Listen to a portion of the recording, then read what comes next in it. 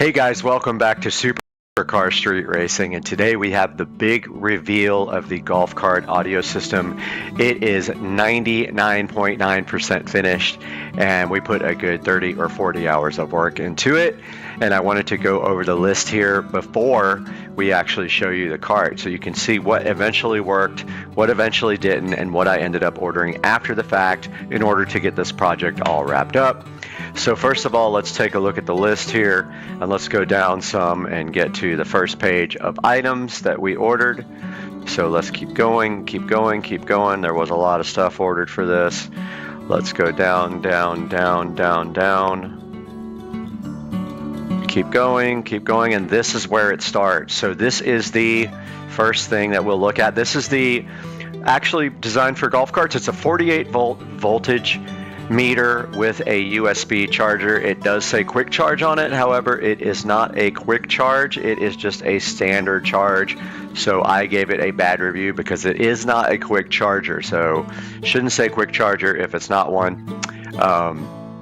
That was mounted in the dash first, and then I realized it wasn't a quick charger, so I bought a couple of them. You'll see here shortly. Next here on the list, we've got the SCAR audio. So this is the SDR12. This is the woofer that I bought for the enclosure, and it's pretty awesome. 2 voice coils, 4 ohms per voice coil, which if you parallel that leads a 2 ohm load. Series would be 8 ohms, parallel would be 2. Next, we got the recoil bus bars, and those went in the front of the cart here, and those were for actually putting 12 volts up front of the cart, so that if I have other things that need 12 volts up there, like lights or anything like that, I could just run directly off of the bus bar, and I don't need to run all the way to the back. Next, we have the tubing. So this is flexible tubing for wiring, and I have to say I don't like the way that the ends fray out, and I tried heating them, and I tried the heat gun, I tried fire, and really the ends are just kind of flared out and frayed when you use this stuff. This middle guy right here is a USB power converter. So what it does is it takes 12 volts, gives you a female type B USB connector, and I use that to actually charge the tablet. And surprisingly enough, it does quick charge. It doesn't super fast charge, it quick charges. Now we got the B-Box single 12-inch woofer enclosure. It is angled. It works perfectly right in the back of the golf cart and fits between the 2 rails of the seat. It's pretty awesome. It's got a single terminal there, and the woofer is mounted in there with some polyfill. Now our Invertec 500 watt car power inverter here, and that takes the 12 volts in the golf cart. So after the voltage reducer, this guy creates 110 volt power, so you can run things like inside your house, like typical everyday plug into the wall type stuff. I got a new crimp tool with some crimp connectors that you also heat shrink, which is great. I've never owned these before, and they are absolutely awesome. Next best thing to soldering and heat shrinking, but they're great. You crimp once, and then you take your heat gun and you shrink. Got some VC-Link RCA splitters. I ended up not using those, but I kept them because I probably will use them in the future. I got some Velcro mounting squares, which I used to mount the Bluetooth adapter on the back of the seat, and then put a screw above it to kind of wedge it in between the amps so it wouldn't go anywhere. This is the voltage reducer. So this guy right here takes 48 volts in your golf cart and makes 12 volts for other accessories like amplifiers, lights, anything 12 volts like a car would use. This guy's awesome because it's 60 amps. It can handle every bit of the amperage of my amplifier, and then other things like lighting and things like that. That was one of the more expensive, but not the most expensive things on the list. It's actually might be the most expensive since I didn't have to buy anything big. I already had the amplifier, which was the Rockville Phenom. I'll show you guys that in a minute. Ended up sending these RCA cables back. I got some locally that were shorter. Got this copper wire terminal connector kit here with heat shrink too. It has the big rings that allow you to go over some battery posts that some of the other things don't have. Perfect for what I was doing. And we got the master disconnect switch. What this switch does is it takes out of the 48 volt voltage reducer, which you saw down here, and it feeds this switch. And from out of the switch, it goes to the, actually back up. Power from the batteries goes into the switch, out of the switch it goes right to the voltage reducer, and so that cuts off everything that's got 12 volts because the voltage reducer feeds it. So that means when I go somewhere and walk inside, I can turn off the master power and nobody can mess with anything on the golf cart. All right, we got our silky polyfill fiber here for inside of the actual enclosure. I forgot to stuff it in the dash. I meant to do that, but honestly, it gets everywhere. I don't know how useful it would be in the dash, but I did buy it for that and did not use it because I had already mounted the speakers and stuff, and I could probably still fit my hand through the dash hole and put it in there, but I think I'm going to hold off because it just gets on everything. It's a mess. Infinity Kappas I ended up returning because they didn't have grills and I had to have grills. Some RCA cables that I ended up using for feeding the epicenter. Here's the actual fuse block that we come out of our 48 volt voltage reducer. We go into this fuse block that feeds all the 12 volts, including the 12 volt blocks up front, and fuses them. Let's go to the next page. Next page here, starting at the bottom. This is a fusible circuit breaker for the amplifier only. So instead of having a fuse that's gonna, maybe bust and you have to put a new fuse in, this is a circuit breaker. So you just reset it. Super easy, super affordable, 11 bucks. You can't go wrong with something like that. This magnetic phone mount thing is for going behind the carbon fiber dash, and the other part goes on the tablet and it's supposed to hold, but since the way I'm using it is not the way it's designed. It's designed to stick onto a dash and you put this on your phone and it sticks right to it. I ended up ordering a second one, which is on there now, and I just ordered 3 and 4 to go on the sides so that hopefully I get a really nice magnetic mount for the tablet and it won't go anywhere when I hit bumps. I ordered these guys here, these 83 watt QC3 multi-port chargers after the first charger wasn't a super fast charger. I did try to charge my phone with this yesterday and it just said fast charging. It didn't say super fast charging or anything like that, so I don't know why that's the case. I don't know if it's my cable or what, but yeah, it didn't ultra charge or ultra fast or super fast. It just was fast charging my phone, which I guess that's fine, but I bought it for super fast charging and it does not do that on my phone. I got one in the back of the cart. Conveniently, you can plug your phone and lay it on the seat right beside you. You can lay a tablet on the seat beside you, charge right behind you, or you can do it in the front on the dash. You will see that in the video soon, guys. Next, I finally upgraded my tools. I've been suffering with this Hitachi tool set that has been a problem for years. It's probably 6 or 7 years old now. I went ahead and found this on sale for $149, and I did buy the combo kit with the drill, the impact driver, 2 batteries, and a charger, and I absolutely love it. It is worth every penny. Pre-workout was not for the golf cart, although it'll pump you up and get you ready for working on the cart. I bought some jigsaw blades because I did buy the DeWalt XR jigsaw separately so that I could use that for the cart install, and I've always needed one. 303 aerospace protectant I used for detailing the golf cart afterwards, so that is part of it. I bought the actual Infinity Kappas with the grill. I ended up returning them because I bought some JBL GTO 620s locally, so I returned these.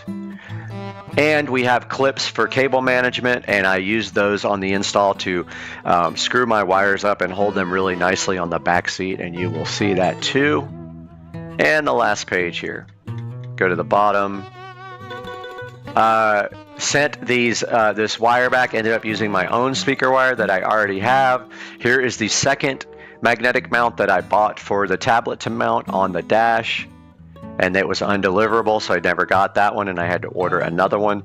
Here is the Bluetooth adapter. The one I had actually had a short in the power, and I ended up dismantling the whole entire back of the cart, and it was just this Bluetooth adapter, but I redid everything very nicely and it looks a lot better now. Screen protector for the tablet I am going to return. I don't want glass. I didn't see that it was tempered glass, so it's going back. I needed some scissors for a lot of things. I broke them and hurt my hand in the process. When they broke, it went right through my hand, so I ordered scissors. This is a 256 megabyte SD card for the tablet, and I needed that for the tablet for the golf cart. Here is a second magnetic phone mount that I put on the bottom of the dash mount, and I have one on the top, and that still may not be enough. I bought some more zip ties for the install. I was completely out. I got a DeWalt bit set, not for the cart, but I needed one anyway, so I bought a whole bit kit. It'll be here tomorrow. I bought a custom engraved nameplate for the epicenter control, which you will see in the video, and it says epicenter and has minimum and maximum. It's going to stick on right below this cool knob that I made in the back, guys. You're going to love that. And then for the left and right behind the dash to hold the tablet better, I bought these two more magnetic mounts that were a way better deal, and they will be here tomorrow, and I will stick them on behind the dash and then put the metal plates on the tablet in the back, and I'll have 4 magnets to hold that to the dash, which you will see out here in a second. So let's get right to it, guys, on Supercar Street Racing.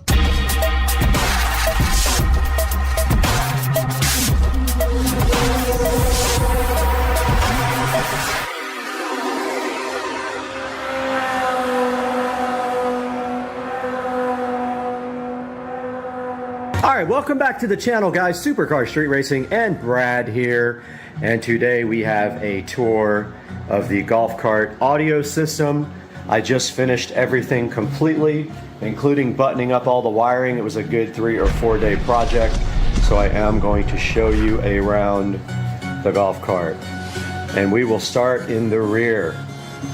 I got a little light here for us. So in the back of the golf cart here, we have a 12-inch woofer in a nice pre-made enclosure there that still needs to be kind of bolted down. And it does have the SCSR 12-inch woofer, dual voice coil, 4 ohm per voice coil. The voice coils are paralleled, yielding a 2 ohm load. We're listening to royalty-free music, by the way, no copyright. We have a quick connect here made out of just a standard plug, wall plug. I put a female and a male on so that can come out and anytime and be easily pulled out. And if we pull out the box here, you can see that plate is open to let the bass go through the cart.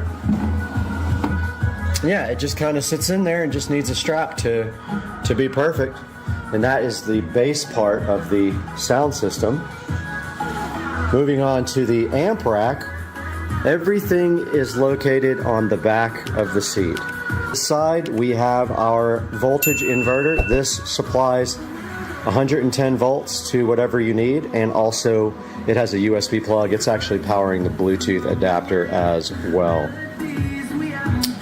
Between that, we have the amplifier, 5-channel Rockville amplifier, and then we have the Bluetooth adapter. All this stuff will be in the description.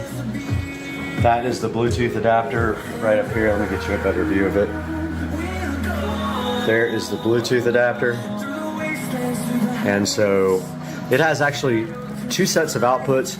The mini output up the top there is actually feeding the subwoofer channels, and the RCA outputs are feeding channels 1, 2, 3, and 4 and are Y adapted to that. Here is the fuse for the amp. It's actually a circuit breaker, as you can see here. Rather than get a fuse that blows, you pay a few dollars more and you can get an actual circuit breaker. Below that, we have our voltage reducer. This guy takes 48 volts and makes it into 12 volts, and it's 60 amps, 720 watts to be able to handle the stereo system.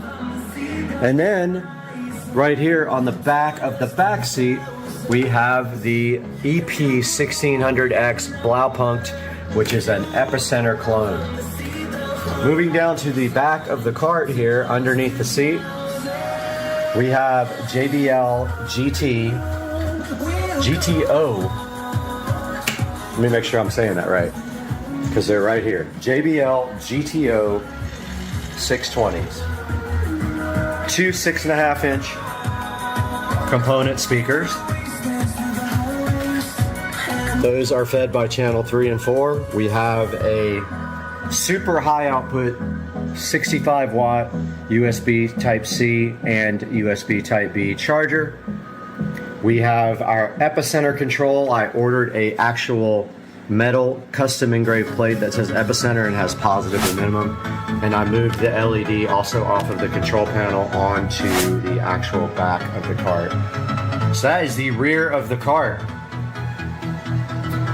Front of the cart, we have another pair of JBL GTO 620s, and they are 6.5 inch two-ways, and they are about $115 a pair. So I bought 2 pairs of those to round out the system. Let's move around to the other side here where we have better access to the dash. We're listening to no copyright music here because we will get copyright strikes. Taking a look at the dash here, this is the carbon fiber dash. Now, of course, it's not real carbon fiber, it's carbon fiber wannabe, and then there's a different pattern carbon fiber on the dash overlay. Moving to the actual dash, we have a Samsung A7 Lite tablet. It is about an 8.5 inch tablet. It does have a SIM card available. I ordered it, so it will have its own internet connection. It actually is being charged by this cable, which runs in behind the dash, and behind the dash there is a block with positives and negatives of 12 volts. There's a USB 12 volt to USB power adapter in the back that's feeding this guy right here. And as you can see, it is charging, and it even, unbelievably, I didn't think it would, it is actually fast charging, which is amazing. Below that, in the dash, a little crooked, but it can be moved. We have our voltmeter. So this shows the voltage going to the 48 volt batteries. Right now, the charger is on and active, so that is why you are seeing the 57 volts. The batteries are charging. That is normal during a charge. Right next to that, we have another super high speed USB charger. This one, the button is kind of jacked up on. I don't know what happened to it, but it's like the button is pushed in. I'm not even showing you on the camera. There it is. The only thing I don't like about these guys is they turn off between power cycles. I wish they would stay on. I looked everywhere for some that would stay on, and they don't exist. So this one, the little button is kind of like mashed in. I don't get it. The other one back here in the back is not. So yeah, that will round off the golf cart audio tour. And then of course down here we have our extreme mat. Now, there are some more things we got to get done to the golf cart. We need to do all the bushings in the front. We have a bushing set laying over here on the top of the lawnmower over there, and Joe is going to help me. Another cool thing about having a tablet, oh, by the way, the tablet is magnetic mounted. There's a magnet stuck to the back of the dash inside, and then this has a magnet plate on the back of it, a metal plate. However, it is not working great, so I ordered a second one for the bottom. If that doesn't work, I'm going to order number 3 and number 4 for the side so that this thing doesn't move, because you can see it comes off fairly easy. I'm hoping another one will prevent that from happening, and if not, a 3rd and 4th will definitely keep it on there. So another thing cool about having the tablet, so I got subscription YouTube, so I can actually minimize YouTube and still hear music. But we can go to the speedometer. And it's supposed to actually spin. Yeah. I don't know why it doesn't stay.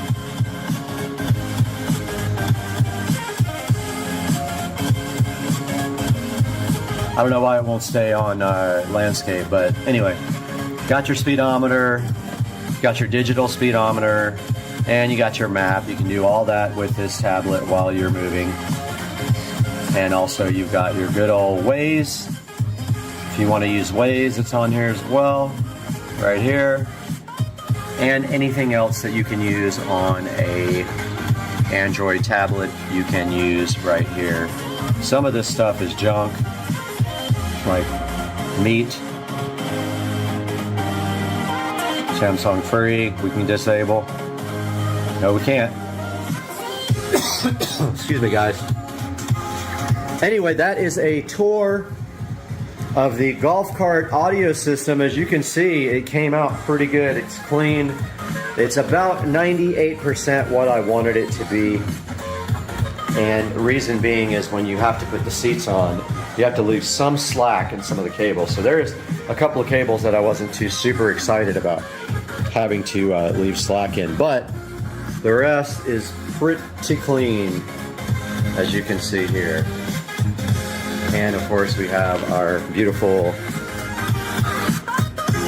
epicenter control. And guys, that's going to do it for the audio system tour on the golf cart. I hope you guys enjoyed it, and we will see you next time on Supercar Street Racing. Okay, I'm here with my friend. He says I don't give a F, but I don't give a F. But here, buddy. Here's an F. Okay. I gave it to you. Thank you very much. You're welcome.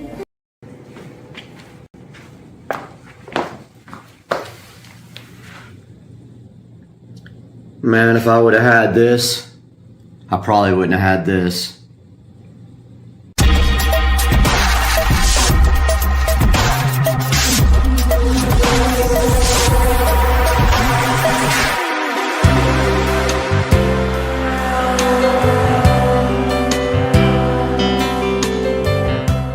Back in the Supercar Street Racing, amazing living room here.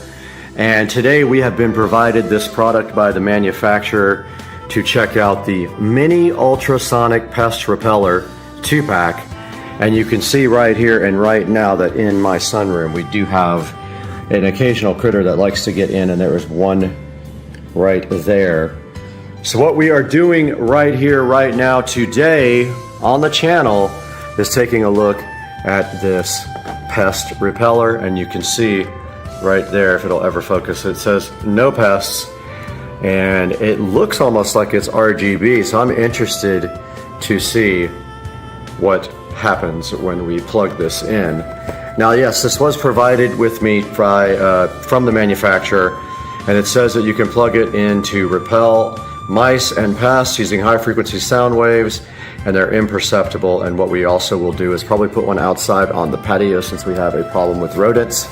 And then I will let you guys know if I honestly think that this guy will do anything. Guys, we are back in the lovely Supercar Street Racing dining room here, where we have the Mini Ultrasonic Pest Repellent unboxed here on the table and out of its cardboard condom and in its plastic condom. And as we can see right here and right now as we remove this from the box, is I'm hoping it has an RGB ring on it, is what it looks like on the picture. And we do have a warranty card right here, and we're not supposed to show you that part up close. So this tells you about their lifetime warranty, premium support, and releases from the giveaway team. And on the other side, it says that you will have to register there to get your lifetime warranty, and it gets you a gift website there also to check out.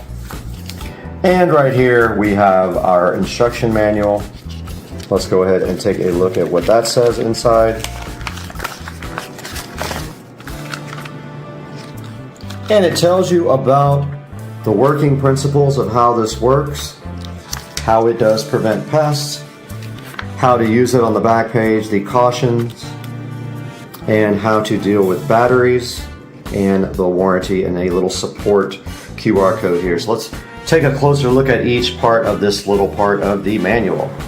Alright guys, we are here live in the Supercar Street Racing 4K production studio, and you might hear the air conditioning on because that is the only way for survival in this hot, ridiculous environment. And the first thing in the manual here, it talks about the working principles of the Mini Pest Repeller here that we have the box for right here. And basically it's saying that the high frequency waves will not cause harm to you or your pets, but will annoy everything else like rodents and other creatures like roaches and things like that. And next in the manual here, it tells you how to use it. Plug it into an AC outlet, press the button on the side to turn off the light, etc., etc. Don't place this product outdoors or in a high temperature or humid place. This is definitely both of those, but we're going to see how it acts in here in a little bit. says install low to the ground and it will take effect within a few days, but the maximum period of time is 2 to 4 weeks. And the next page talks about batteries, which is interesting because it actually just plugs into the wall. We have one plugged right above my head right here, which is coming up in a minute on the video that you can see. And then it comes with a free 12-month warranty, and inside of the manual you have to go register on their website to get this warranty. And then it has a support email address, Thanos Home, and 1-802-200-9062 for support. And that was that for the actual manual itself. And so now let's take a look at installing these things right behind me in the Supercar Street Racing Studio. Guys, back in the Supercar Street Racing 4K production studio, and we have brought out, while all of our systems are firing up here, we have brought out our ultrasonic pest repellers, and we're going to go ahead and plug 2 in here right now. And these have a switch on one side, so I think it would be more convenient if the switch is at the bottom. And so we have outlets up here on the wall ready to go for this installation. And there we have it. We have the pest repellers installed in the 4K studio, and they look so fresh with the RGB ring. And now let's put the other one in place. And we have another outlet way up here, and we will face this light down as well and install this guy in the studio to hopefully block out any bugs. And there we have it. We have both of our pest repellent guys in the studio cycling at different RGB rates now, and the studio is fully fired up so we can start editing this video. And yeah, that's what it looks like in the studio. It looks pretty cool. I dig it. Guys, we're back in the beautiful 4K production studio here at the Supercar Street Racing Ranch. And right in front of me right here right now, we do have the ultrasonic pest repeller indoor pest repellent ultrasonic plug-in 2-pack X-Pest mouse repellent electronic rodent repellent pest control for fly, insect, mice, rat, roach, bug, and spider.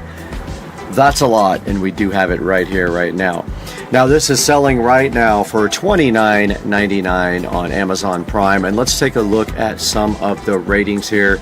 And we can see right here and right now it has a 5-star rating, and it does say amazing right there. But let's go back to the actual product here and take a look at some of the pictures. Now you can see on this main picture here, and we call this up in the Supercar Street Racing Studio, we do have a RGB looking light. Now one thing that is not exactly correct is it does not chase on the RGB mode. It looks on the picture like it does, but actually in reality, right here, right now, where my finger is, that is actually what it does. It just fades between colors. You can see it's blue right now, and it will fade to red and yellow, and then it will fade back again. So it does not chase in a circle like the light right here does. That is a chasing light. Very different up here where it just fades between colors. Kind of not what it does and what it looks like. And this thing says right here that you can repel mosquitoes, flies, and there's another type of fly, and there's a spider and ants, roaches, and then mice with this. So it is yet to be seen if this is capable of doing that. I will have to run it for a few weeks and then get back to you guys to see if I notice a difference in the amount of critterism. And then on this next system here page, it shows you that it affects the nervous system, the auditory system, the reproductive system, and it takes about 1 to 2 weeks where it doesn't do much. 3 to 4 weeks it is the impact period, and then in like later, I love how it calls it the explosive period, like they're just going to explode, which would be hilarious, but I doubt that is the case. And this thing says that it is 100% safe for you and your pets. Safe, non-toxic, and harmless. It shows you like some of the areas you could put this. Now you actually can put this anywhere you have a 110 volt plug. If you are a firm believer that this works, you may put this anywhere. And that again, it does not chase like this. There will never be more than one color on the device at one time. As you can see right here and right now, it is one single color at a time. It fades off and fades back on. And it shows you here the dimensions of the product are 2 inch by 2.4 inch by 2.4 inch. And looking down here further at the ad here, you can see that it has another picture here that calls it the Pest Extermination Expert here. And the invisible pest killer, it is claiming to, in 1 to 2 weeks, decrease the appetite of pets. Pets start getting sick and then they bail, as in this cartoon character here took off and went into hiding. Showing another picture of pets here, acting like it is safe for your pets. And it shows you again a bunch of the things that you can do here for it. And it does have a warranty. And if we click there, it says to contact the seller directly. And if we do a search for other ultrasonic pest repeller indoor, let's see what we can come up with and look at a few of these guys. Alright, so we can see right here we have a variety of choice. With this seller you get 1, 2, 3, 4, 5, 6. It has 4,738 reviews here, mostly 5-star. With this guy you get 6 for 36. We got 2 for 19 with the current seller. We have a big 1 million pound looking device here. We have some right here that look completely different, and another set here that look completely different. So you can see that we have a lot of choices for our pest repeller, but the far from least amount of reviews has got to be this guy with 4,738. Now that doesn't mean the one that is behind you right up here, right here, and right now will not work. It just means that it does not have a lot of reviews yet. And if we go back to our product right here, we can see the brand here is X-Pest. And make sure that you please look into the description for this. I will drop this whole description here into the video description, which then you can click, and what it does is it puts the full description there. And then since I have an affiliate link, I go up here and I go to this and I copy this link, and this is the one that you click for literally anything you want to buy on Amazon. You can click through this link. Even if you don't want to buy the pest repeller, you can click through and buy something from my affiliate link, and you can help out Supercar Street Racing so much if you could just do that for us and give us some income from your buying on Amazon links. But again, hopefully you will be able to go to my affiliate link here and check out the brand X-Pest ultrasonic pet repeller and give that a shot. And then in a couple of months I will do another video and update you guys on exactly how I feel about the product and if I feel like it did anything, and we will put that back on the channel later. Guys, your support is so important to Supercar Street Racing. What does that mean? It means you need to click the like and subscribe button, the little bell icon, so that you get notified when we have new videos out. Support us by buying through our affiliate links. Let us know what you think in the comments section, and we appreciate you guys so much. We wouldn't be here without you. We're doing this without making money, and we just appreciate you so much, and we'll see you next time on Supercar Street Racing. We got the peel sat, we got the garage door keypad, we got the sham board, and we got the garage door keypad, and we got the peel. Let's go with the peel set. That peel set's actually so good with the sham board and the garage door opener. Hey guys, welcome back to Supercar Street Racing, and we are taking a look at my old 15-year-old racing videos. This is part 2 of a I don't know how many things.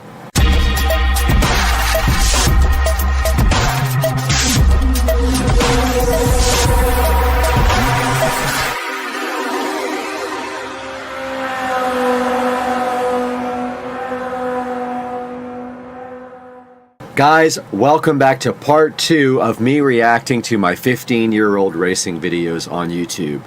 Now, all of these videos were shot with my single turbo Supra, 1993.5 hardtop Supra with a single turbo that made anywhere from 600 to the wheels to almost 815 to the wheels. And I think we got some bangers today because I have a few of them already pulled up for you. So let's start with this one. So this one says Street Racing, Bolt-On, Ford Cobra, and it doesn't even make sense what it says, which is hilarious. It says Bolt-On, Ford Cobra, and even compete with 67mm single turbo Supra. I guess I have to fix that. But let's take a look and see. And actually, this is my buddy Leo's car, and he was the guy on YouTube that had the car sounds with your mouth video that was really famous. But let's see. Oh, actually, no, this is Tony's Cobra. Okay, let's take a look. Oh, I had to replace the music in this one. Let's see what happens here. So there's my old 67mm setup.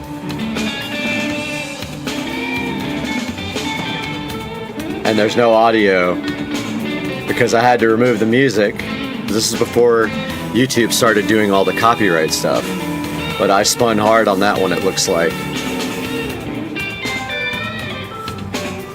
Interesting. Looks like we got a good start on this one against each other. Back in the day, those Cobras were pretty stout with just like pulleys and a tune and all that. Looks like I pulled them on that one pretty good. That's the Dames Point Bridge, I can tell already with those cables.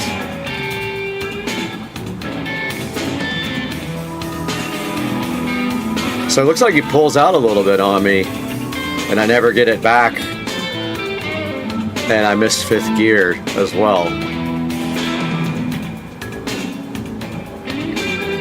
I wish this had the audio. I remember it was really good, but YouTube said something about copyright and I just had to replace everything.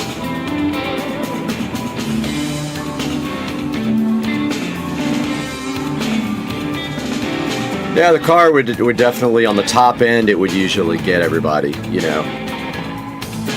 So it looks like I pulled on it pretty good there.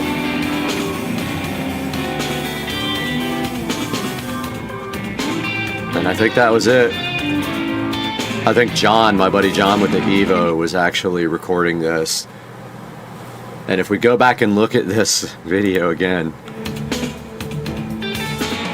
So yeah, this car was making around 490 to 500 wheel horsepower. So not a slouch at all at the time. So I only had about 100 more wheel horsepower. I believe I was on pump gas at that time. But yeah, pretty interesting video. A lot of these Cobras back in the day wanted to run me. Now we have this next one that says old school chromed out Gixxer 750 versus 950 single turbo Supra. And I remember this one. So this bike was a Gixxer 750 SRAD. They're not anything crazy powerful, but I remember this. I actually had someone had a good camera for this race. So let's take a look and see if make sure there's no copyrighted music or anything on this guy. All right, so this next one I remember, and I had to start this over because it has some profanity in it, but this is actually a 750 SRAD, so not anything super fast. And I do remember we had a decent camera for this, but of course, downloading these videos from YouTube, the quality has come down quite a bit. But I just cut out like 30 seconds worth of solid curse words because I know I'll get nicked on the advertising revenue. But let's see what happens here when my 67mm Supra takes on this modded Gixxer 750 SRAD here. Make sure we stop it at the end in case there's profanity. Looks like we got 3 bikes tagging along here too. I don't remember this. There we go.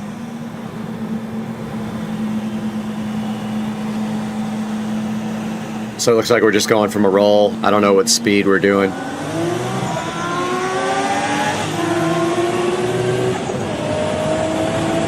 Yeah, it was hard for a bike that wasn't at least a liter,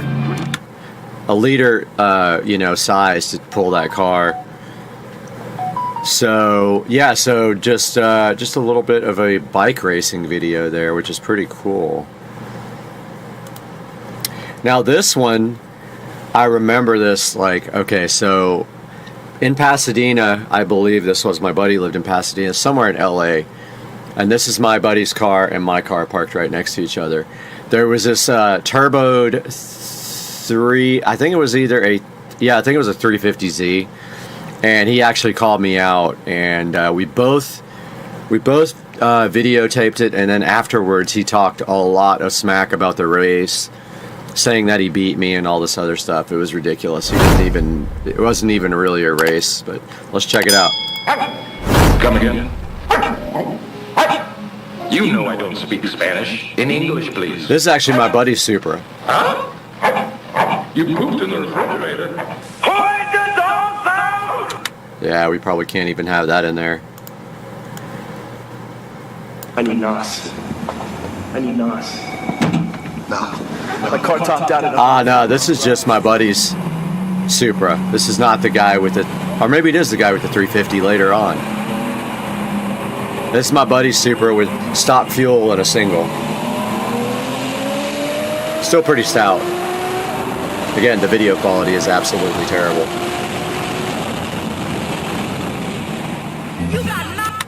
Yeah, there's some cursing in this we're gonna have to go past. It's actually a 350Z. I don't know why I put 300ZX, mistake.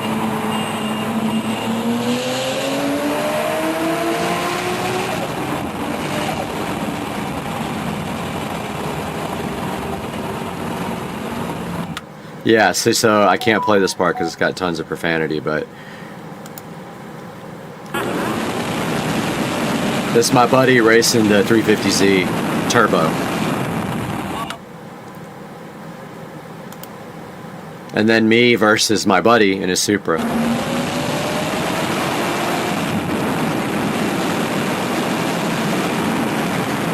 Stock fuel, I think he had like a 67 millimeter. Can't remember. I gave him the hit on this one. I'd say we're about 150 to 200 wheel horsepower difference.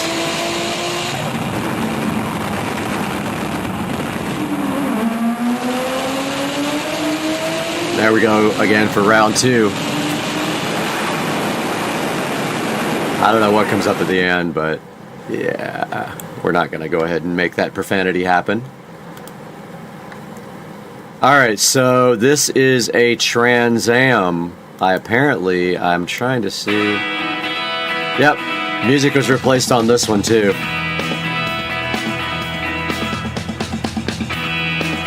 This is a pretty quick Trans Am running 150 shot, so. Yeah, all these videos I had to remove this had Du Hast on it. I remember this specifically, being upset about having to remove the audio.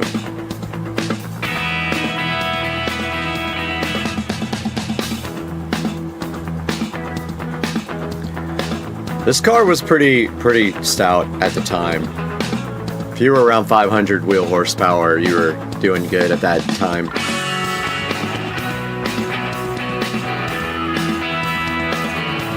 So here I think is the best race out of all of them. And I would pull on him on the top end for sure. I always had terrible tires. Never got good tires on that car. I suffered with just bad tires. I don't know why I did that. Had BF Goodrich, I think, comp TAs. This is my buddy's Evo 8. Me with no boost controller turned on. Probably was about 350 horsepower, the Evo. Not to the wheels, just I think straight up. Alright, so let's take a look at another one here. That was all I queued up, but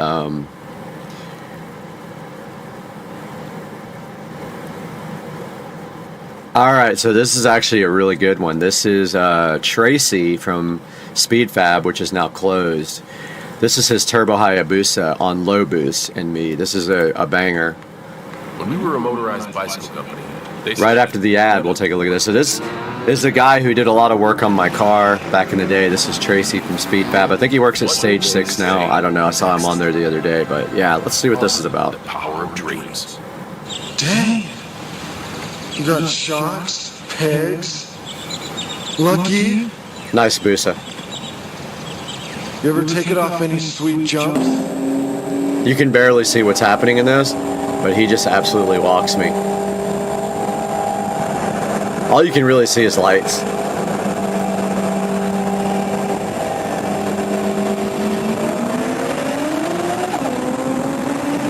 And goodbye. It literally is just a bunch of blocks. You can't see anything. But that's him walking on me. And 170. Absolutely no chance of taking this. You got like 3 feet of air that time. Yeah, that's cool. Alright, I think we have time for one more. Let's see.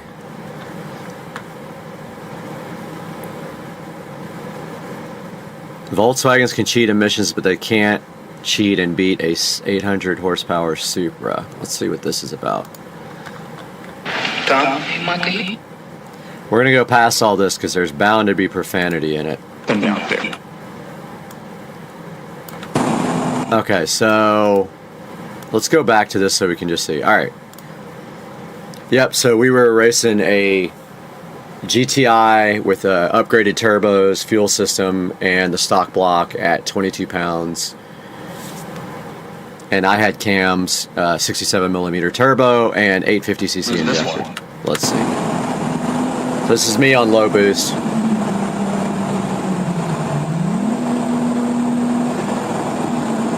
Can barely make out a Volkswagen there, huh?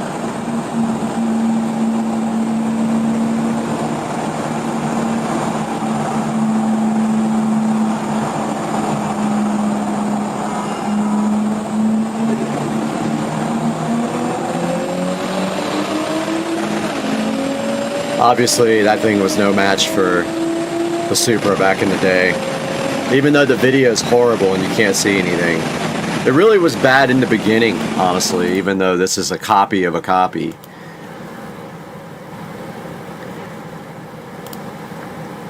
And I think that's going to do it for part 2. Those are some interesting videos. I hope you enjoy watching them as much as I do. And then we're done with this. We'll reflect on my Kings of the Street video, which is actually really good. But guys, thanks so much for watching Supercar Street Racing. We will see you in the next one. What's happening, guys? It's freaking Friday night. I got this bottle of wine right here, which I haven't touched because I saw something that inspired me and had to try it. So the other day, you guys saw me Plastidip my emblems because they're chrome, and I got some black wheels coming. I haven't revealed what yet. That's coming soon in the next video. But tonight, I'm gonna show you how to Plastidip your orange side markers and dark tint them out. Stay tuned, that's coming right now. All right guys, what you're gonna need for this project is some blue painter's tape, some masking material. I just use like regular old newspaper or plastic or whatever you have, and just a regular old black matte Plastidip right here. You can get it at Home Depot or any auto parts store. And this is the light that we're going to be working on. See this orange side marker slash turn signal? So kind of lucky in this case, right here around this light is a tiny little crack. So I'm able to get the tape right inside that crack. If you don't have that, you're going to have to kind of mask it off, or you can try a heavy coat around it and see how it peels. It might peel on that line. Stay tuned for what mine's going to look like when I tape it off. Alright, I got the side marker masked off. Notice I got a good mask all the way around it here. Now, before you ask me in the comments, yes, Plastidip does overspray. I found out when I did the emblems. Came back the next day and there was overspray all over it. So I got it all masked off. I've got my Plastidip here. I need you to do the same thing I did and preheat this can so it's nice and warm. Now if you've used this can before, it might have some Plastidip around the tip here, so just pull that off before you do anything. Then spray a sample there to kind of clear the head. Now I don't have much room here to spray. Try to get this on camera while I do it. I'm gonna do one light coat first. Okay, that's all for now. Nice light coat. I'm gonna let that dry for 15 minutes and then we'll be back. Okay, the timer just went off, so it is time for coat number 2.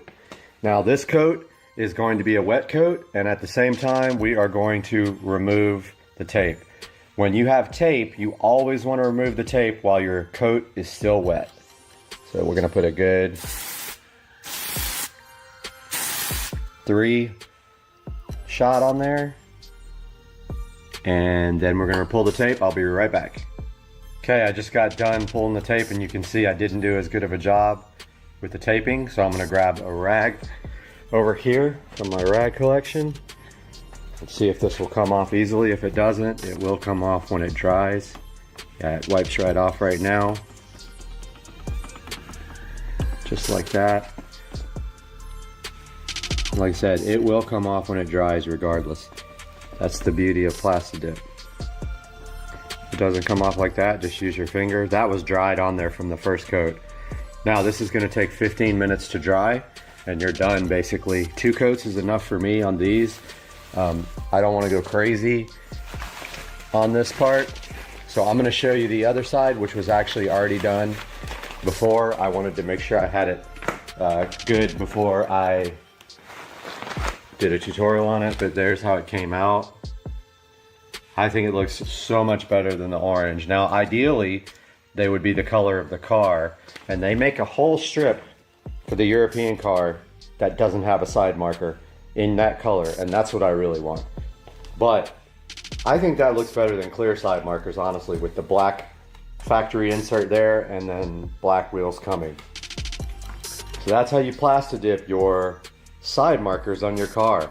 We'll see you guys next time. Bye. Autopilot. Full self-driving. This dude. What's in the cup? How am I doing? Candy. Water. Now turn right. All right, guys, we are out here in the garage, Supercar Street Racing. Brad here, taking a look at the club car Precedent, and yes, the washing machine is on. But yeah, today I've got the wheels sitting right here in the garage, and Rich and I are going to take a trip out to get some tires, and the guy said he would mount the tires, but I kind of don't trust him. I think I'm just gonna buy the tires from him and drop the wheels and tires off at Tire Outlet, which has done my car forever, and I totally trust him. So yeah, that's what we're doing today on Supercar Street Racing.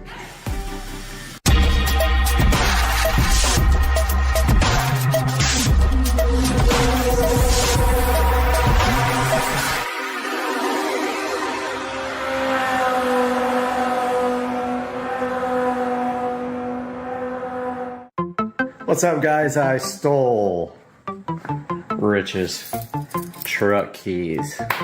Now we gotta go steal his car or truck or whatever it is to go grab these wheels and tires from Tire Outlet. Oh, almost forgot my wallet.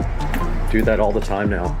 Now that I don't have a car, I don't have a reason to reach here on the counter and get my keys, or my wallet, sorry. I'm all over the place today. Yeah, I got the keys to the Toyota. Go over here and steal Rich's car real quick. Come on. Gotta go get the car. I forgot the sheet to put down on Rich's back seat to keep it from getting all dirty. So I got the sheet here. And now let's go steal Rich's truck. Successful mission, stole Rich's truck. And he don't even know about it. Let's go get some wheels. So I got brand new tires from this dude out in the middle of nowhere, about 12 miles away, for literally 40 bucks each. brand new 205 3014 golf cart tires that the cheapest you could possibly find online is like $48 each plus tax. So we went and picked those up and brought them to Tire Outlet here. So we are almost there. Gonna go ahead and grab the wheels and see how they look. They did tell me that one of the center caps was damaged, but the guy who sold me the wheels went ahead and shipped me a new center cap. So yeah, we are here at Tire Outlet.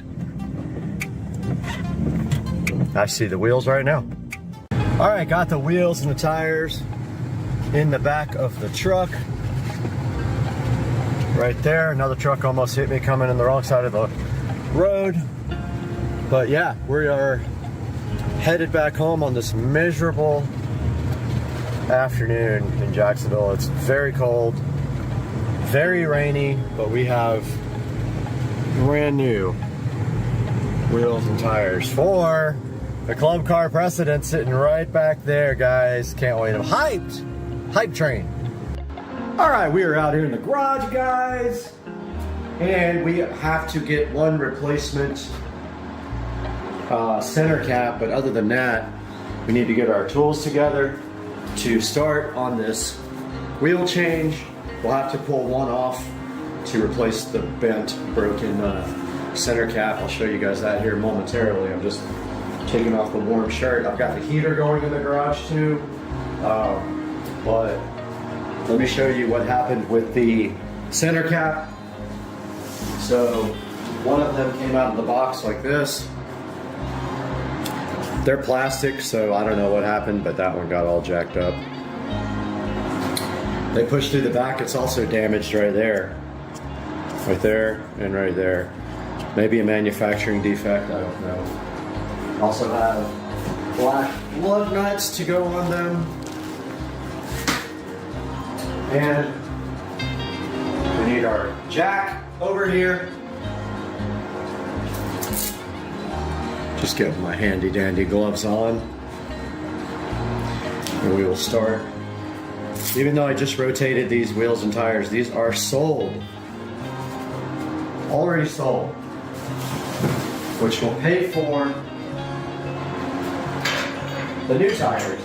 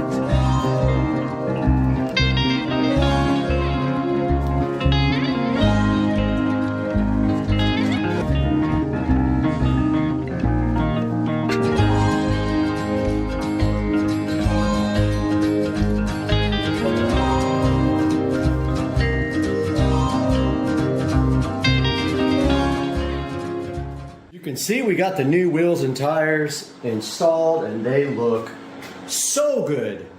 But now we need to get them dressed up.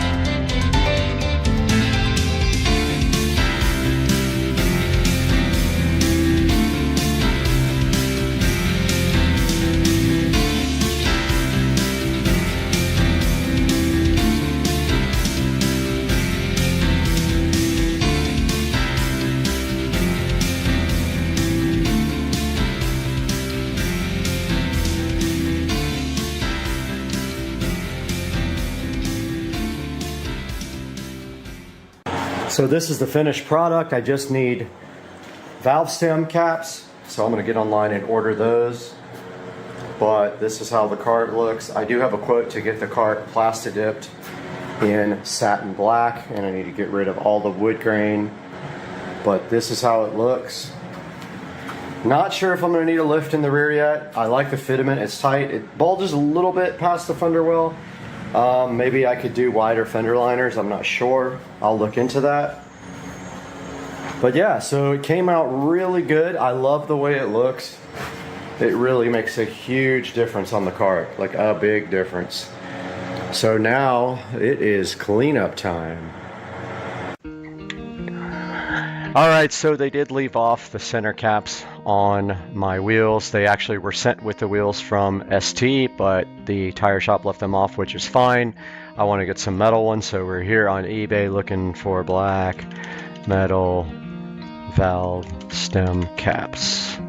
See if we can find any that don't say Ford, don't say Chevy, don't have grenades. And that's probably him messaging me now. Yep, he wants to send me some, but I'm like, no, I got it, man.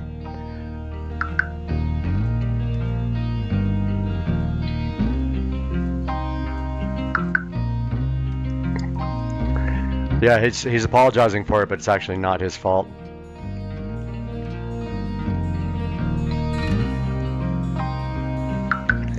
Okay, so here we are, looking for some black center caps. These are $6. All I need is the cheapest ones they have in black. Let's see if there's anything cheaper that's in the US. 50 cents from China, China, China, China, China.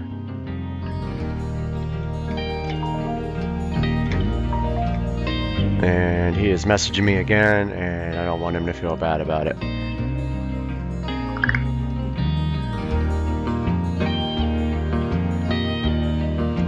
I'm telling him they're in the video. If I could spell video. Alright, so all this is China. Really cheap stuff. I guess we're not going to find anything local for cheap. China, China. Here's one for $4.29. That arrives next week. Let's look at Amazon. Black. Tire. All caps. Oh, $5. Arrives before Christmas, arrives before Christmas. All these say arrive before Christmas. Let's go ahead and order these. We'll be here Friday. I don't need 12, good grief.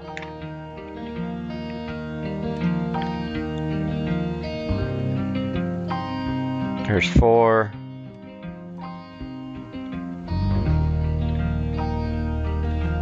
We'll look at the ones with the reflective stuff on them.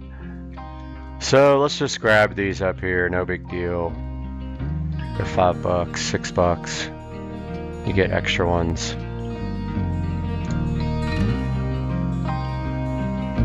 I don't know if I like the plain ones better, like these kind, or if I like these round kind. Right before Christmas, Friday, December. Everything's Friday, 2 days from now.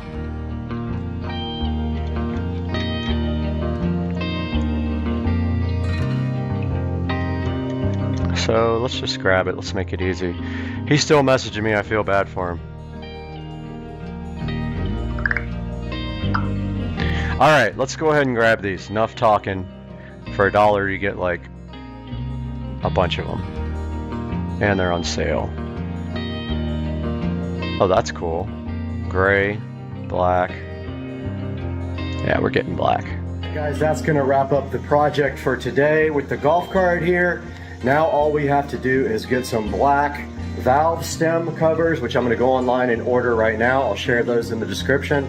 Also, these came from ST Wheels on Facebook. I will have a link in the description, and it will be superimposed down below throughout the video. But for now, that is all from Supercar Street Racing. The dash kit will be here today. The carbon fiber dash kit. I still got to get a carbon fiber steering wheel and deal with this seat problem too, this ugly alligator skin seat. I'm trying to trade it for someone that has black, but I don't know if anyone's going to be willing to do that. But the Supercar Street Racing, I hope you guys have a good day and a great weekend.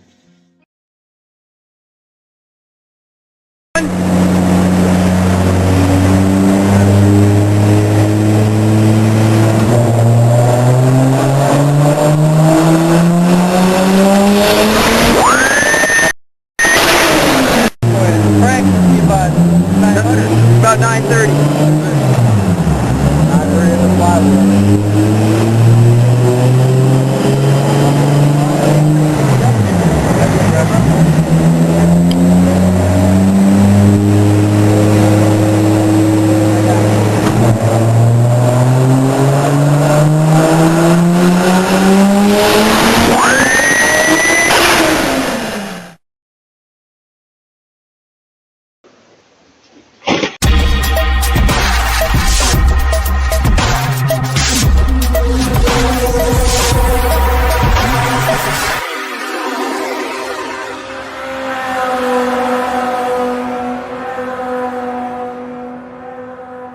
Guys, welcome back to the channel, and as you just saw right there on that video, somebody got super drunk and ran right through my mailbox out there, and I haven't had a chance yet to really figure out what I'm gonna do.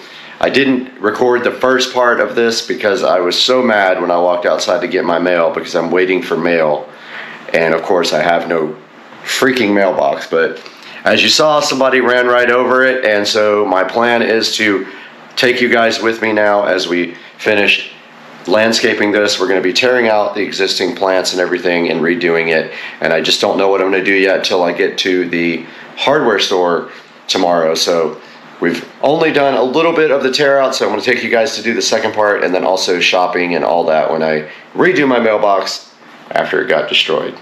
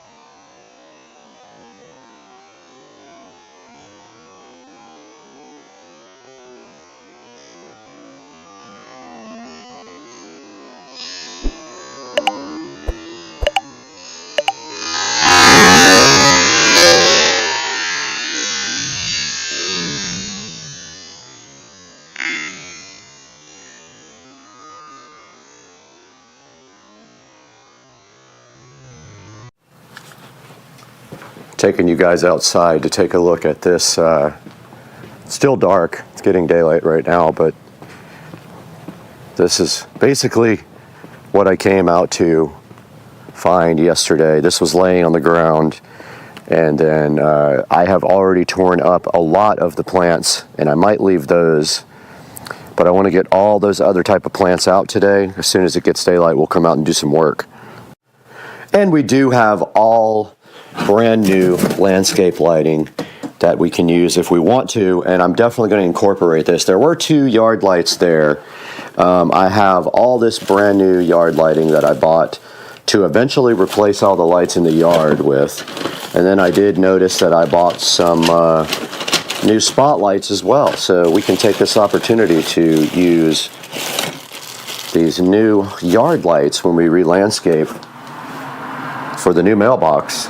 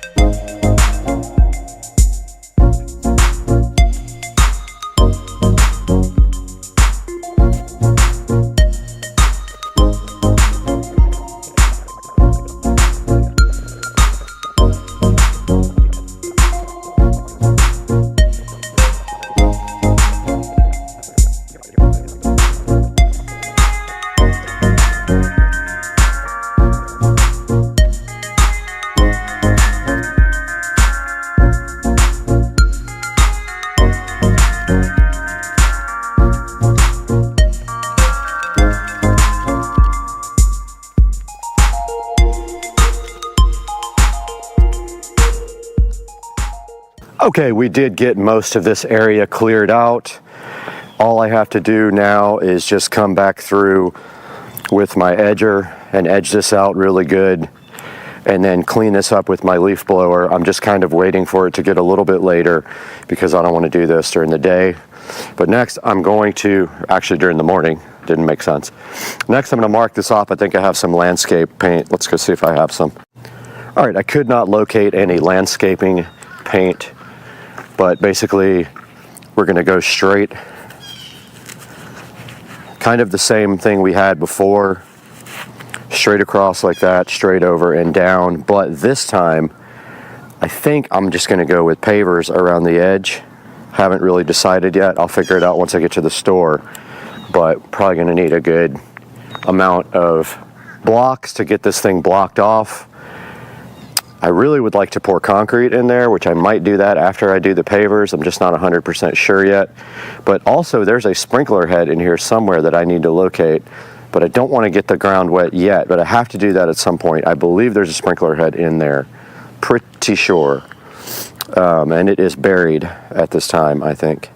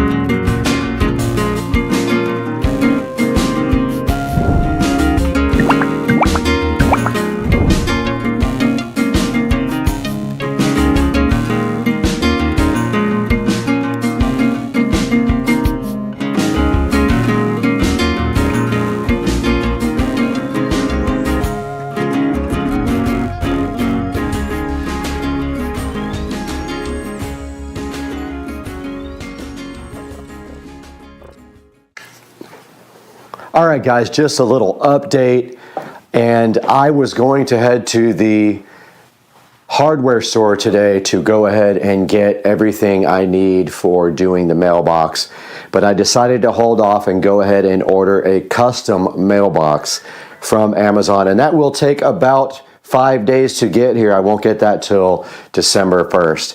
So as of right now, I put the mailbox back in the hole for now, and then we're just waiting on our custom mailbox to get here. And it just posts directly into the ground. You don't need a 4x4 post with it. You take the whole thing and put it in the ground and then concrete around it. So we just need to get some concrete and then some landscaping stuff.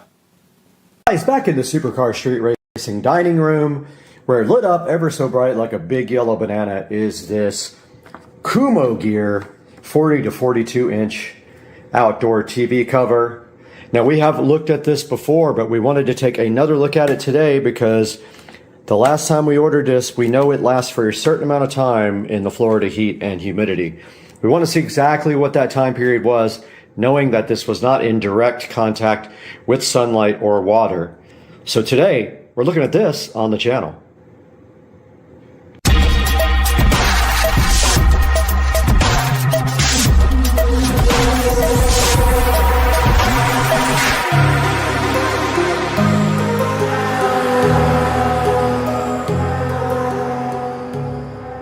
On May 29th, 2022, Supercar Street Racing Studios placed an order for a Kumo Gear 40 to 42 inch outdoor TV cover, and we received one and implemented that guy out on the patio.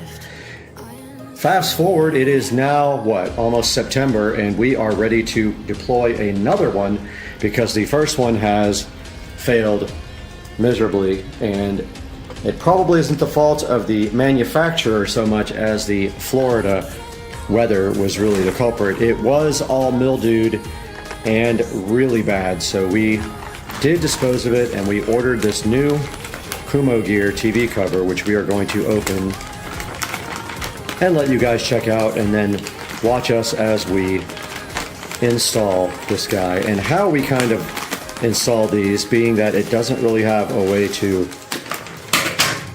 on the bottom, kind of cinch together. Not a good way anyway. And there is the gray Kumo Gear 40 to 42 inch outdoor TV cover, looking so fresh and fly on the Supercar Street Racing table here. And you can see right now, as I open this up, how nice the new canvas looks. And it won't last very long in the Florida heat and weather, but as you can see on the back of this Kumo Gear 40 to 42 inch TV cover, there is a pocket right here to allow the TV mount through, and this also unzips right here, and you slide that directly right down over your TV mount, and that is how you mount it. And then there is some Velcro at the bottom. As you can see right there, there is Velcro at the bottom to cinch together to seal the bottom of the TV so critters do not get in it. And that is how this guy looks fully opened up on the table. And what we can do next is go ahead and go outside and see what this guy is like to install. All right, guys, we are back outside behind the Supercar Street Racing house, out by the pool, and you can see behind the TV right here is a hodgepodge of wires, and that is because we used to have an amplifier outside. We no longer have that. We have everything set up from the inside. It is still very gnarly with mildew and stuff. I would like to clean that, but I'm not sure what I need to use to do that. I guess I could spray everything down with bleach and just let it soak and not turn anything on until it dries out. And we have some speaker wires hanging down from right here that used to be hooked up to the amplifier and that we are no longer using. However, I don't know that I won't use them again, but yeah, they just go up into the soffits and run to each side here to the speakers, so that if you had an amplifier right up here, you could put that in. But for now, right here and right now, all we want to do is get this cover installed and worry about this cleaning later, unless I get so OCD that I can't handle it. I might get OCD about it, but I don't think so. I think today is just a, just a cover the TV kind of thing. And in order to do that, we have to get this TV around the mount, which, as you can see right here, right now, is right here. So the way this is designed is it unzips and goes right around this. But I may get some cleaner and just spray down all the mildew and let it kind of work its magic, but then everything's going to fall on the floor, so I'll probably wait. I did decide to go ahead and clean the TV as much as possible. I did not find a spray bottle to really clean the bleach off the back, so I'll have to do that at another time. But I thought I could at least clean the actual TV here and get off all the weathered dirt from the year. Really not that bad. It was covered most of the time. It's not that dirty. Now the back is a different story. It's very dirty. But the front, as you can see, is not.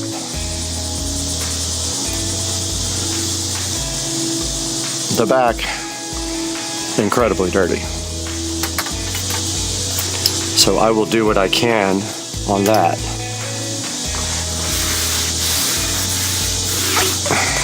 Very dirty.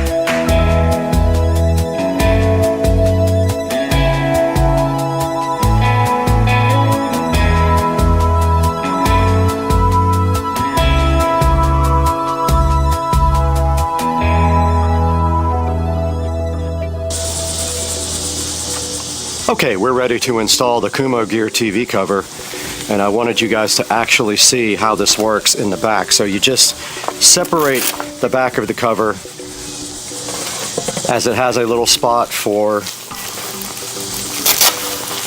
the TV mount to go over, and then place it over like this.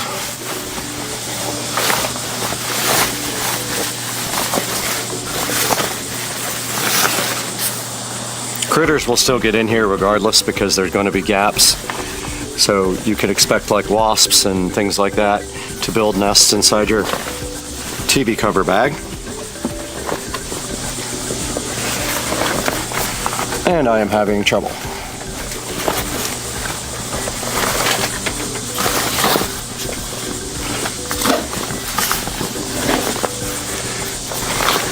This looks like the wrong cover.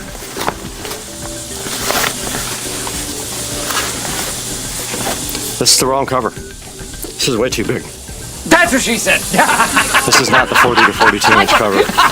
Michael, please.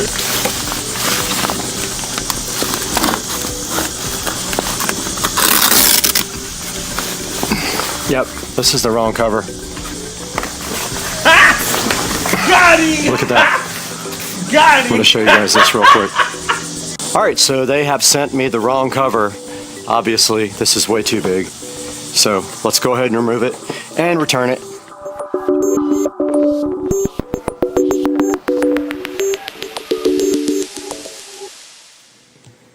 Alright, the doorbell just rang, and I think this might be the replacement for the TV cover. Let's see. Yep. That appears to be it. Let's get this thing inside and see if it actually is the right size now. Now remember, they sent us a much larger version before. So let's get this unpackaged and see what it is. Alright, we got our trusty scissors right here, ready to do some work for you guys. And let's see if they got it right this time. So I noticed a big difference already, and that it's packaged completely different. The other one was in a much bigger package, so this looks like this might be the right Kumo Gear TV cover. And that looks way more like the TV outside. Once again, from the back here, you can see that the TV cover has like strip in the middle for your, and there is Amazon saying that over there. That's where you get your TV mount right through the bottom. There is a remote control holder right here, which makes it very nice for you to store your remote controls. And by gosh, I think that we have scored, and I think this is the right TV holder today. We got lucky. So let's get this thing outside, back out to the TV, and get this thing installed. We are outside the Supercar Street Racing bedroom here, out by the pool. And we have our Kumo Gear cover ready to be installed, and I wanted you guys to see how the back works. So basically, you take this cover and you pull down the center of it to expose the back. There is a place for your TV to go.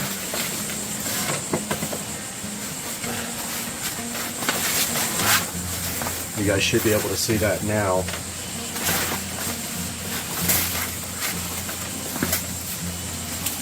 And yes, this is a much smaller cover than the one we received. You can see here, right now, it just slides right over.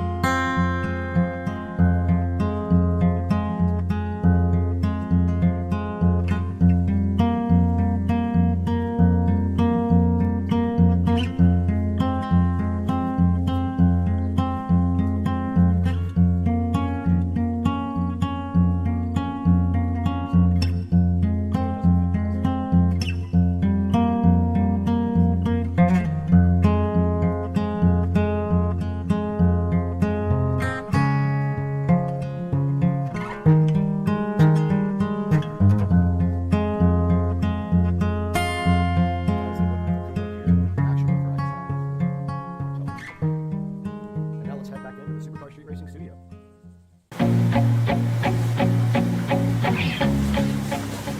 Welcome back to the beautiful 4K production studio here at Supercar Street Racing at the beautiful Supercar Street Racing headquarters and ranch. And today we are revisiting this Como Gear outdoor TV cover after 1 year.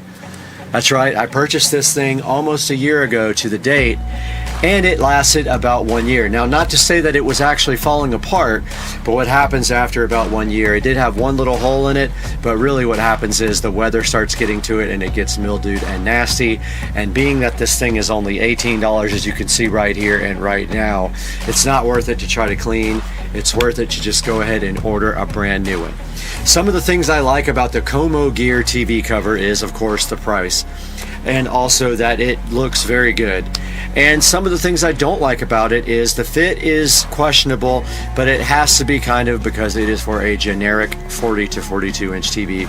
So you can see there where the difficulty might be in getting it to fit perfectly. I also would have appreciated more Velcro on the bottom in the middle so that you can close it up. Now, when you see right here in the picture that it looks all nice and square, it will not actually look like that on the TV. It will kind of be saggy around the edges and stuff. That's just the way it is going to fit. However, it will, the wrinkles and all of that will pull out of it after it sits for a while. So you don't have to worry about that being an issue after a while. Now, if we look through some of the pictures here, it does show you that it gives you like the diagonal measurement of the actual cover. So what you want to do is just make sure that your TV actually will fit with this 40 to 42 inch. If not, you can have to order the other one.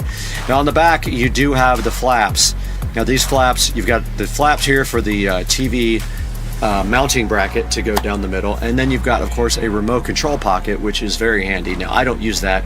I keep my remotes in a glass jar that is waterproof. And you have these flaps over here on the sides as well, and it says the flaps are compatible with most TV wall mounts, which I can confirm. It worked with my swing arm mount that I have back there. And it kind of shows you right here the ideal scenario, which I was not able to close mine up that much. So I was able, you can see by the video on mine, I was only able to get some of the back closed depending on what you have. I have lights, LED lights and things behind my TV, so it just isn't possible all the time. Shows you right here how good it looks on a patio here with a nice fireplace, which I don't have. It is weather resistant, however, it will mildew after a while, and I can confirm that the only way to get the mildew out is with some mildew spray, like outdoor mildew furniture spray, which I have some of that stuff, which works pretty good. But like I said, plan on buying a new one after a year. Don't be cheap, just go ahead and get one and replace the old one. Shows you kind of here how it is waterproof and UV coated and water resistant, and a 500 by 300D density polyester resisting weather conditions. And then it has actually a chart there for you to look up if you want to see which size is going to fit your television. Now, taking a look at the ratings, it does have a 4.6 out of 5 stars here on the website on Amazon. I am going to link this guy directly in the description, but if we look at some of the 5 stars here, we see it lasted 7 years, and that's in an ideal situation, probably in Southern California where there's no humidity. It would last 5 years. It ain't gonna last 5 years.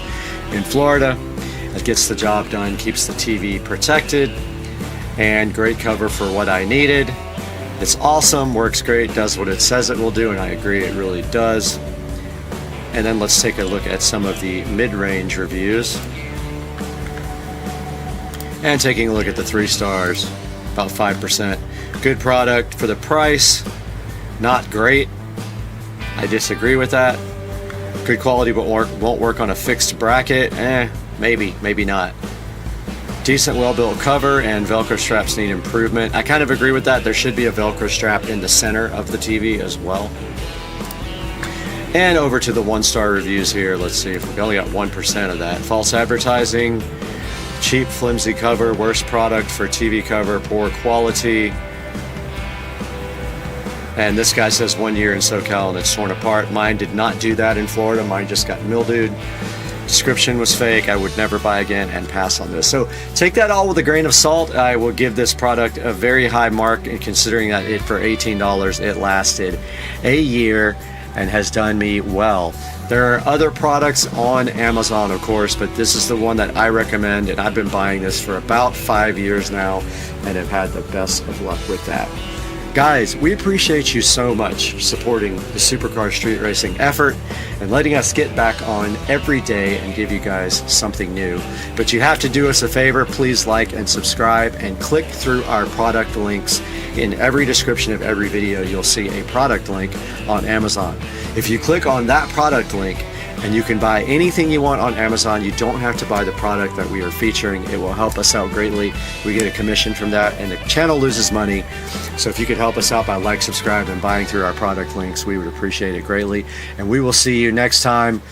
Peace.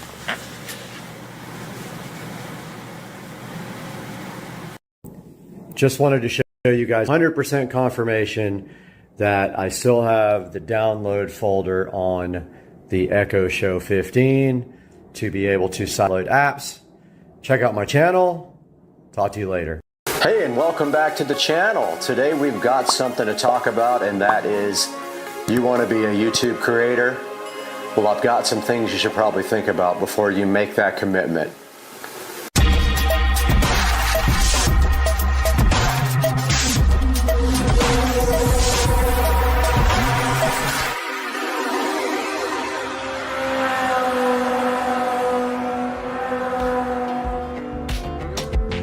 So let's talk about the first thing you're gonna have to be a successful creator on YouTube.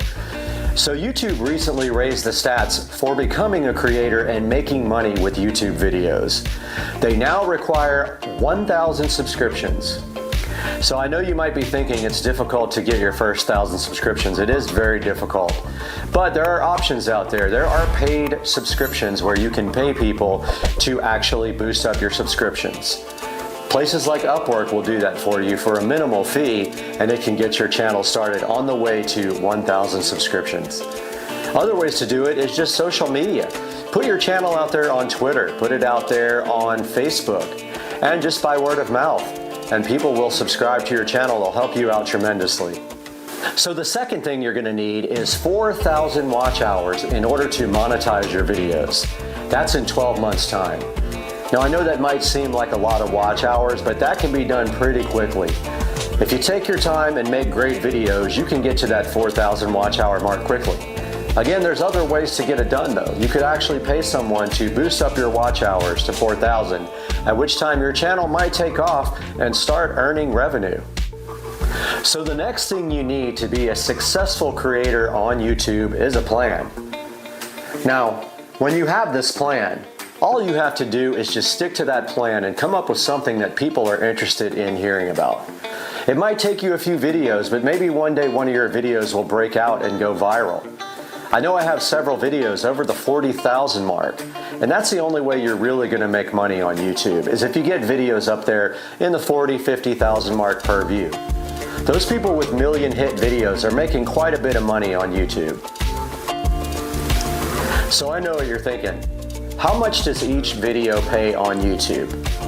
Well, there's a lot of factors that go into getting your videos monetized and how you get paid. And a lot of them have to do with ads. And how many ads you place on your video and how much people watch all the way through your video has a big effect on the amount of money you get paid per video. So as you can see here, planning your ads in your video has a big effect on your pay. So how much does each video make on YouTube? Well, I can tell you from experience that a video that gets over 40,000 hits will probably make you around $120 to $140. Now again, it depends on your mid-roll ads, your primary ads, your secondary ads, if people watch all the way through, the length of your video, and other factors like that. But as you can see here, a video with over 40,000 hits is still not going to make you a lot of money. You're going to need to get into those millions of hit videos if you really want to start thinking about retiring. So your next challenge is going to be coming up with ideas for your videos. To be a successful creator, you don't necessarily need to upload videos every single day. But when you're starting, it certainly helps. The more videos you upload, the more chance you have of becoming a successful creator that makes money on YouTube. Now, all your videos might not strike it rich, but having a lot of videos out there increases your chances of a video going viral, at which time your channel could take off. I have several videos with over 30,000, over 40,000 views, and as soon as I started getting those kinds of views, my revenue increased and my subscriber count increased. So try to make as much content as possible, but also try to make it very, very high quality. So how long does it take a channel to really take off and start making money? Again, that's going to be up to you. First, you've got to get that 1,000 subscriber thing out of the way. Then you got to get that 4,000 watch hour thing out of the way as well. Once those two things are done, you can start monetizing your videos, but you also have to create a Google AdSense account so you can get paid, and YouTube has to approve your account. Now, getting your account approved can be tricky. They have done some things with certain people's accounts saying that they had copyrighted material when they didn't. They have flat out denied some people's accounts, and they can take your monetization away at any time if they feel like it. So go ahead and get these things out of the way, and you're well on your way to being a successful YouTube creator who makes money on their content. So how long did it take me to start making any kind of money on YouTube? Well, I'll tell you right now, I've been at it for years, and I still don't make enough money on YouTube to even pay for the channel. It's a bummer, but you gotta start somewhere. And I have hundreds of videos from years back, some of which were not monetized until recently, and so I haven't made a lot of money on YouTube. I only really ever recently made any money that can even be counted towards anything. So you're gonna take a loss in the beginning, and especially if you have to buy equipment. You need things like cameras. You need lights, you need editing equipment, you need mics. And for that quality to be high, you're gonna have to spend some money. So it's gonna take a while for you to start rolling in the money on YouTube, but take a look at some of the things here that you're gonna have to have in the minimum to make some high quality video productions. So let's go over some of the things you need in the long run, once again, to have a successful YouTube channel and make some money as a creator.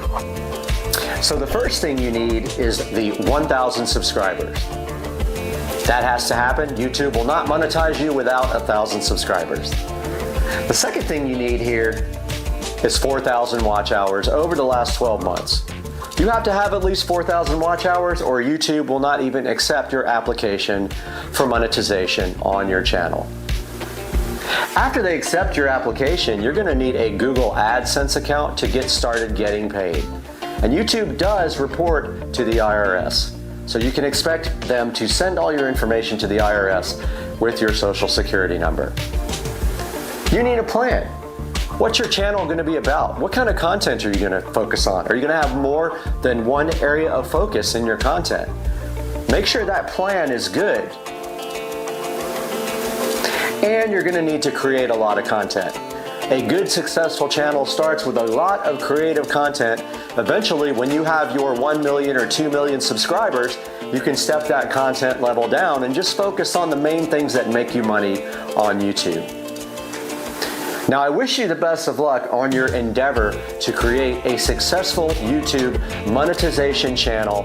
And please let me know down in the comments if you have any suggestions. What's been your experience trying to become a creator on YouTube? Let me know down in the comments, and we'll see you later from Supercar Street Racing.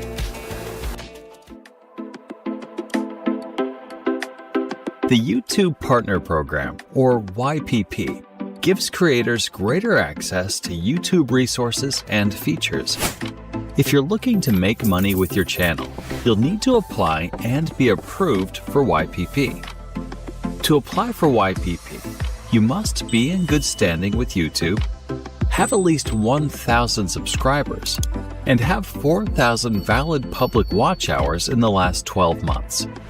We've set these thresholds because we want creators to be good citizens on the platform, and these requirements ensure our teams have enough information to review your channel. You can check your progress towards hitting these thresholds on the monetization page of YouTube Studio. You can also choose to be notified with an email once you're eligible to apply. Once your channel does hit these thresholds, you'll need to sign the Partner Program terms and sign up for a Google AdSense account. After all of these steps are completed, then your channel will be reviewed against our policies. If everything looks good, you can start earning money from ads and from YouTube Premium subscribers watching your content. You can also earn money in other ways, with channel memberships, super chat, or even by selling your own merch, as long as you meet their criteria and they're available in your location. Now, let's walk through some common questions. 1. How long does it take for my channel to be reviewed? If you think your channel qualifies for YPP, but it hasn't been reviewed yet, we'll usually get back to you in about 1 month once you hit the review thresholds. Remember, you can find more about your status on the monetization page in YouTube Studio.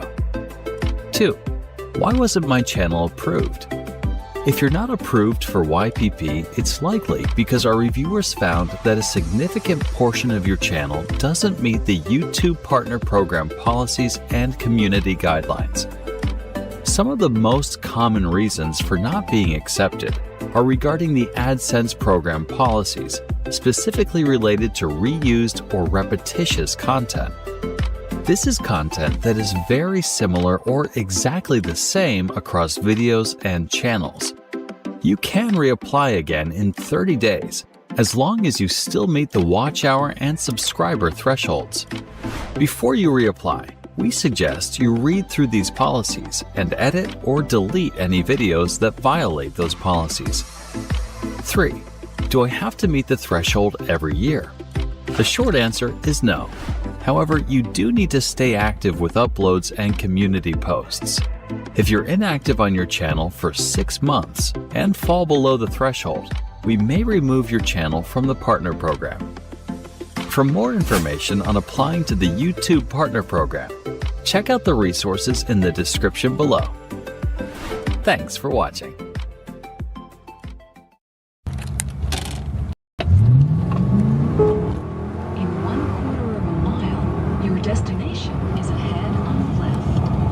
Guys, we are back with another instructional video for the Club Car Precedent, and today we have this Club Car Precedent throttle, pedal, brake, whatever assembly you want to call it. Got this right off of Amazon, so we will hook you guys up with the link for that. But today we're going to be showing you how to install this on Supercar Street Racing.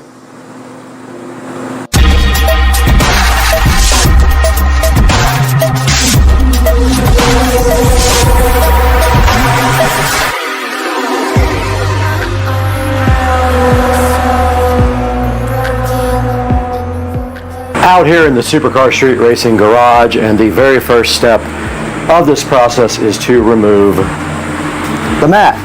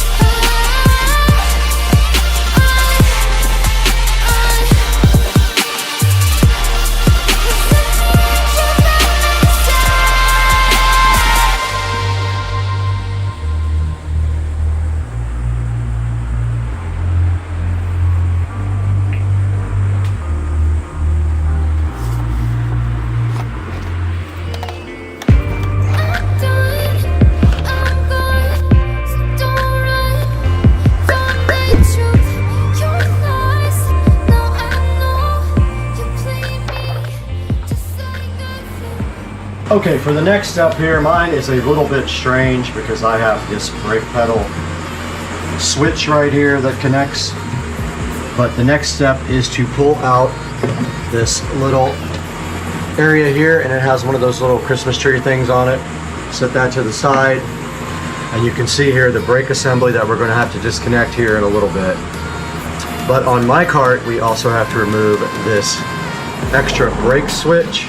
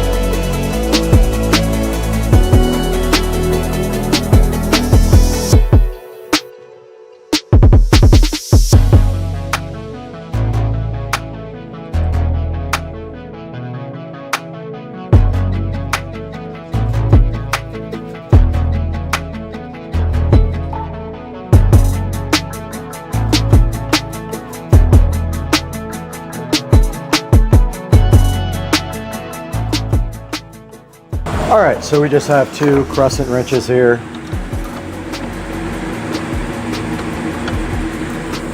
And all we have to do is loosen this guy.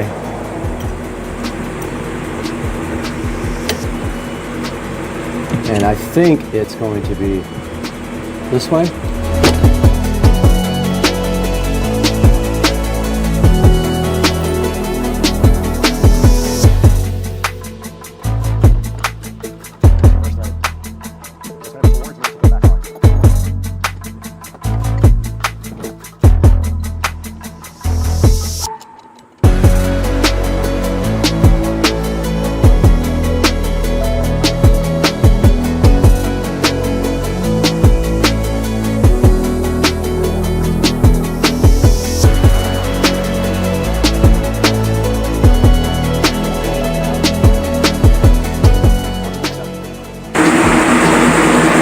Now that we have the brake disconnected, we can go ahead and remove the pedal assembly from the cart. And that is that. It is out. On to the next step. We are back in the nice air conditioning in the Supercar Street Racing kitchen, and as you can see, this guy does not come with another one of these rods. So we have to trade this rod out.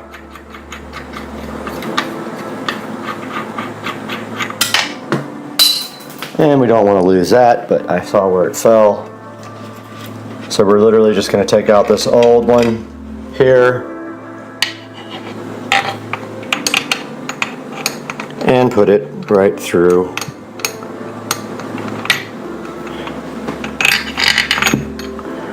Yeah, easier said than done because I dropped the nut.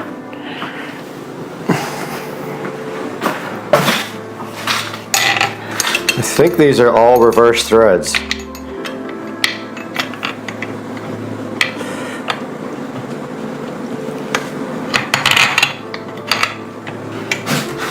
So that would usually be tight. It is reverse threaded.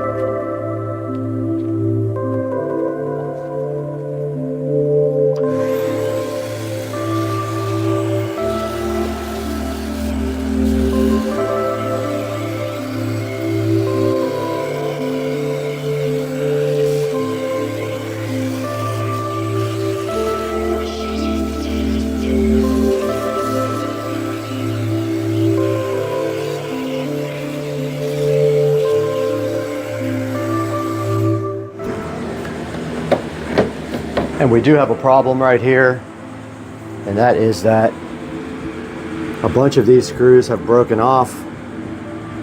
So when we put this back in, we're going to have to actually drill and probably use some self-tapping screws right there to get this thing done. But we are ready to put the new assembly right back in.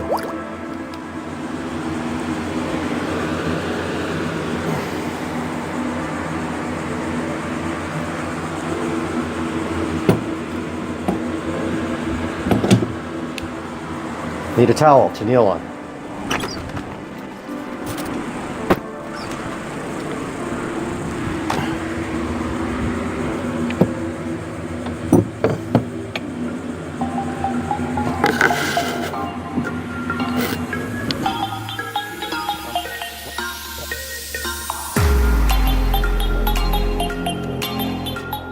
This does not come with a new rheostat, so we have to remove this one with a Torx. Or is it a, oh, forgot to put the Torx head on there. That would help, huh?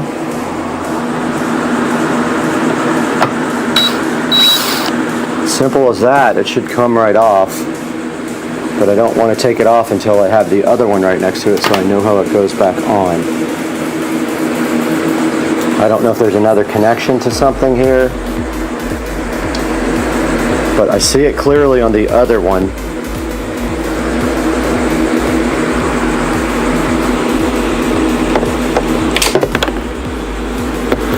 Oh, I just lost the only Torx bolt I have left.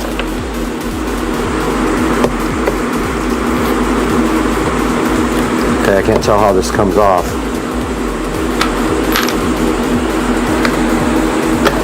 Okay, it just literally slides right out. Pretty dirty. I'm going to go ahead and wash this all up and degrease it. It just slides right out, literally. There's no way to get it wrong. Got the old rheostat cleaned up. Get that out of the way. Got the new part, just like the old part was oriented.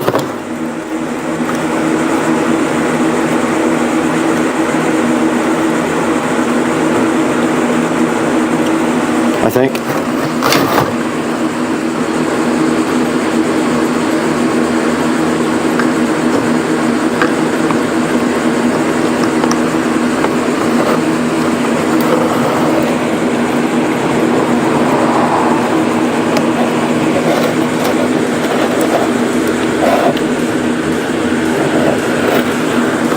Okay, this is harder than I thought to get back on.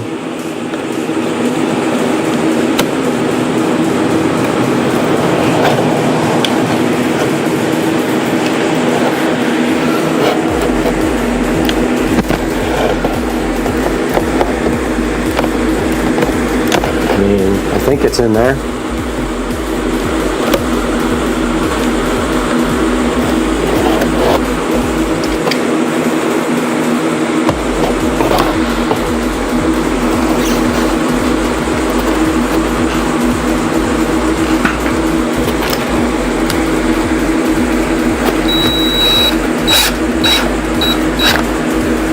Looks right.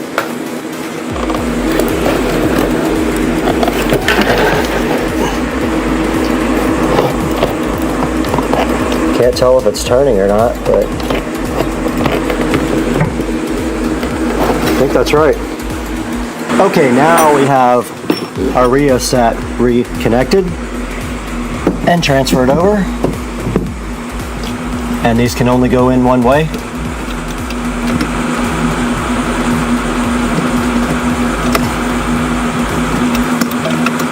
So you can't mess them up. And they have those anti-water dealies.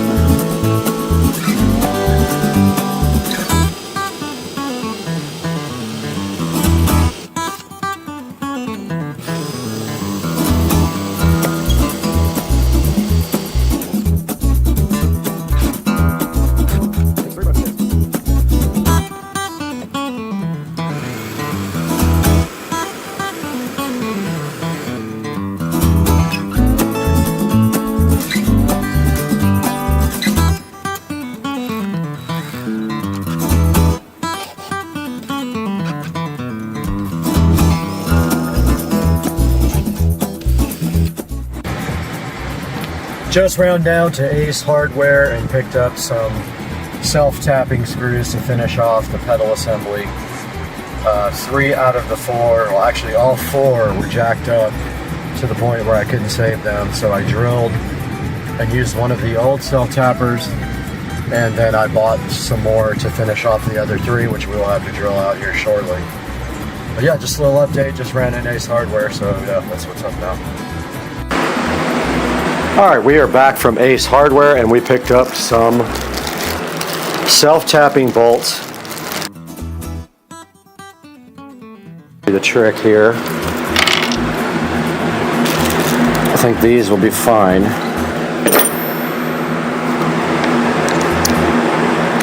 They have the same head as the other ones. Let's see if those will go in.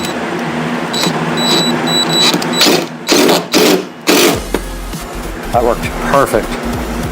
I have to drill out this other side though.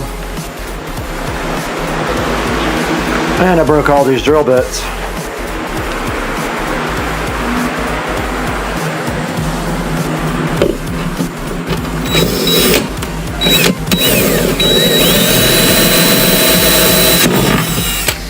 Oh, it's just plastic.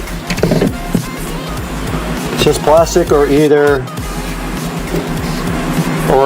there is metal down below there. Yeah, I think there's metal below it. If not, we'll use the bigger ones. Yeah, didn't do anything. That one won't either. We might have to use the big ones on this. Oh. They sold me one of the wrong one.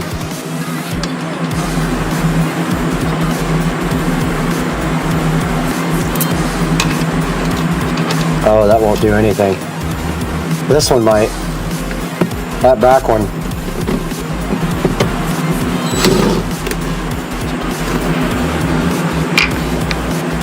This one might go in. That back one is not going in. It's a way bigger hole.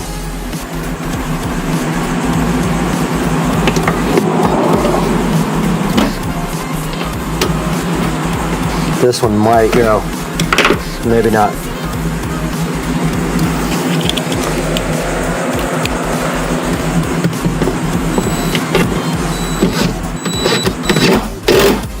That one went. That back one's not going in. It's way too stripped out. But that's not going anywhere.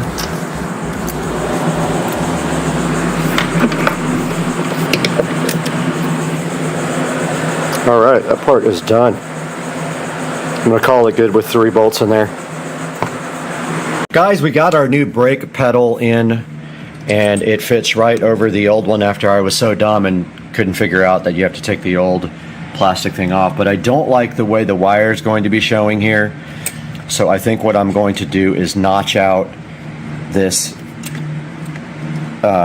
little cover plate here, so that the wire can run under that and down through. And of course my light goes off every time I come out here. Ugh! What I was saying is I don't want my wire showing here, so I think this little plastic plate under here, if I just pull it off and notch it out, the wire can run behind it because there's a space back there, I think. Yeah, there is a space back there. So I'm gonna just take this off real quick and notch it out, and hopefully it can go back on and the wire will run behind it instead of like over the top here. You guys will see once I get a better idea of how I'm gonna do this. Okay, I think what I'm gonna do is drill a hole right through there, literally right where my finger is, and pass the wire right through and behind, if I can. Yeah, and then underneath it. I think that's what I'm gonna do. I'm gonna work on getting that done now. Okay, I did find a way to route the cable behind the pedal and underneath. I will have to extend it though, I'm pretty sure. So I am gonna go ahead and mark off right here and drill a hole right there. And I'm gonna have to go through both the plastic and the metal. So let's see if I can actually get, sorry, I wasn't even on it. Let's see if I can actually get a drill bit to go through there, and it is gonna have to accommodate the wiring. And on the end, it will either have to accommodate this. I think I can get these through there one at a time, hopefully. Yeah, it looks like I can. So it's got to be at least that wide to get through there. So let's grab a drill bit and get to drilling.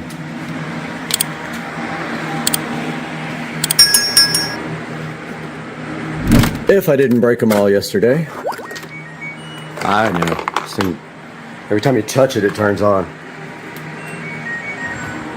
All right, let's see what we got in here that matches. And I think maybe this one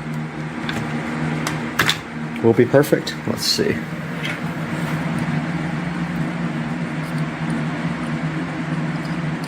Either that or we just cut the wire and put new ends on it. Probably the best thing to do is just cut it and re-solder and heat shrink ends on it afterwards. Like go ahead and extend it right now, probably the best thing to do. And then we don't have to really put a super thick wire through the hole. We can drill it out smaller. So let me see what I got for wiring. All right, my plan right here and right now is to just cut off the ends of this and then extend it with this cheap little speaker wire that I have. The problem being the speaker wire is very thin, so I'm going to probably have to double up the ends in order to get our T-Con shrink wrap, not shrink wrap, solder connectors on it. I brought everything I need in here to do this connection. So what I'm going to do from the very beginning is cut off these worthless. You don't need bullet connectors. You're not going to be taking off your brake pedal. I don't know why they do it like that. I guess if you ever have to service it, I don't know.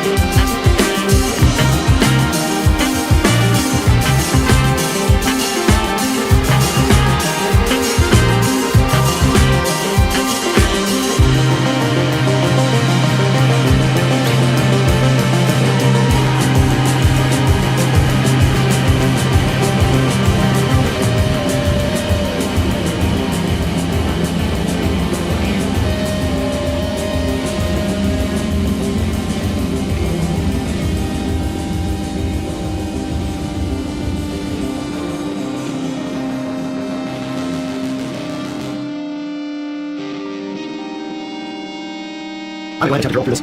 Wait, come. See that right back? Oh, I can't do that. Nope. That's right, it's plastic. Okay, that's not gonna work. Okay, that's not work. That's any break. Somewhere back there. Yeah, no. Shoot, it's like right on the edge of it. That sucks.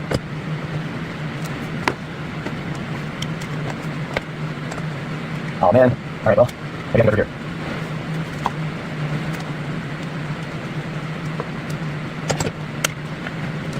We'll break this thing.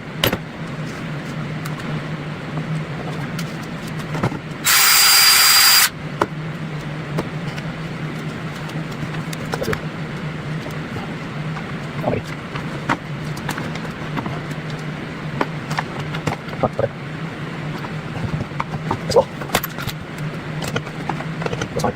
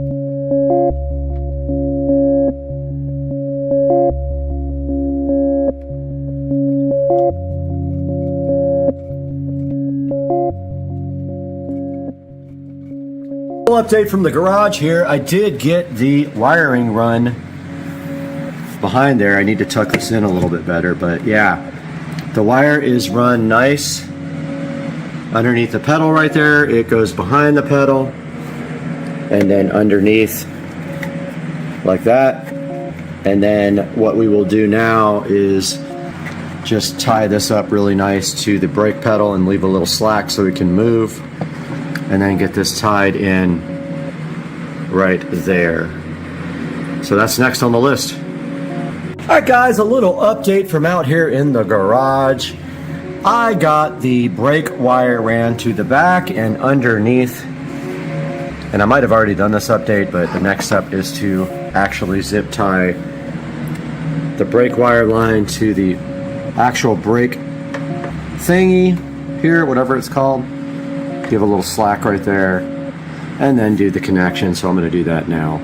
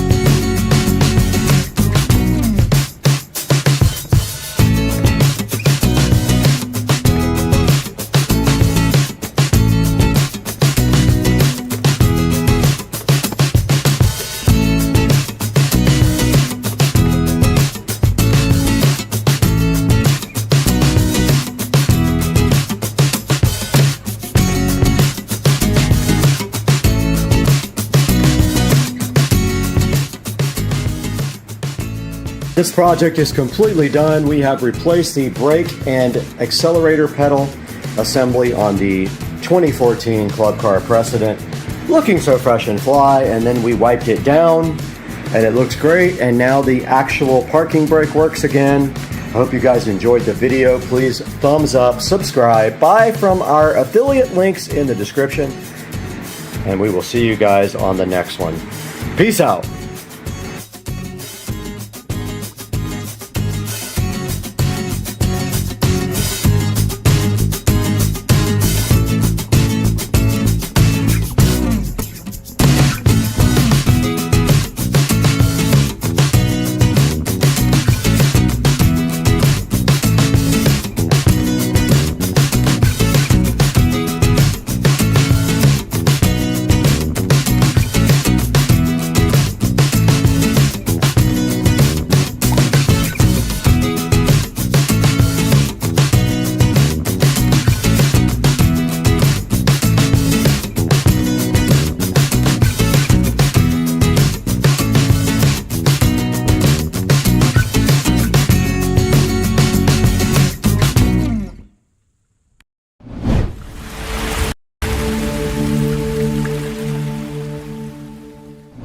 Might have to move all this stuff out to the shed.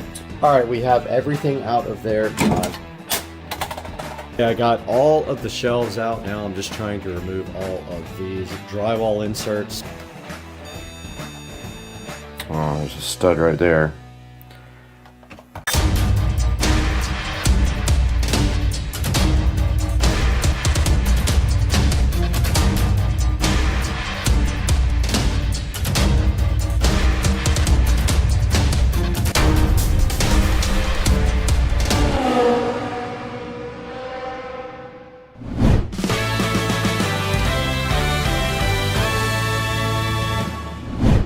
Guys, as part of the home theater install project, we are going to be ripping this entire closet out and redoing everything. We don't have much storage in the house, so this is kind of a bummer that we have our brooms and stuff in here. We might have to move all this stuff out to the shed in order to have some space in here.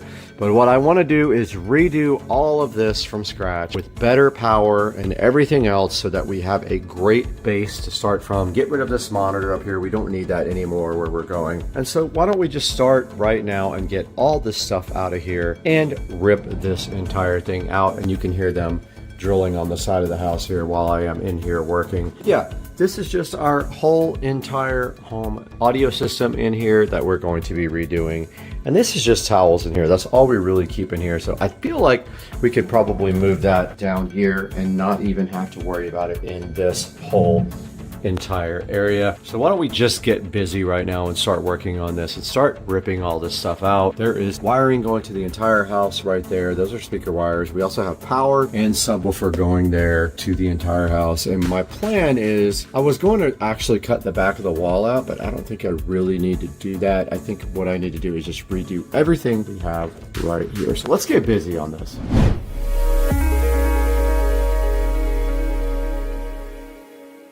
The first step in clearing out this closet is getting all these towels out and relocating them to a different area, or a lot of this stuff I'm going to throw away and get new towels anyway. It's a good time to purge and get new towels. This stuff doesn't need to be in here anyway. It was a temporary solution, but now I have housekeepers that bring their own stuff over.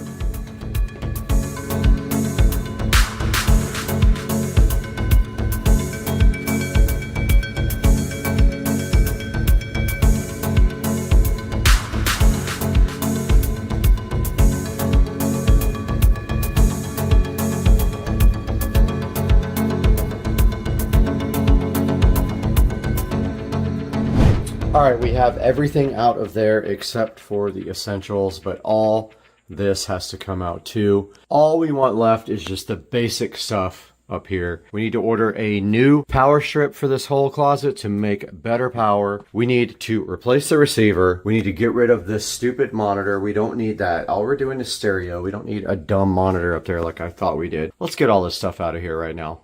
The heart of this entire system is this house audio player. It is an Echo Dot right here, and we are going to get rid of that. These are the remotes for the TV and our Pioneer. That is coming out as well. We are not using this Pioneer anymore. In fact, we are going to throw it directly into the trash bin and replace it with this newer Pioneer system. So let's get busy in here getting this stuff out. Let's get this Echo Dot directly out. Let's get all the rest of this stuff out. Basically, this feeds the house and also this sub down here. We're getting all that stuff out. We're gonna clean all this, paint it, fix it up, do all that. Let's go.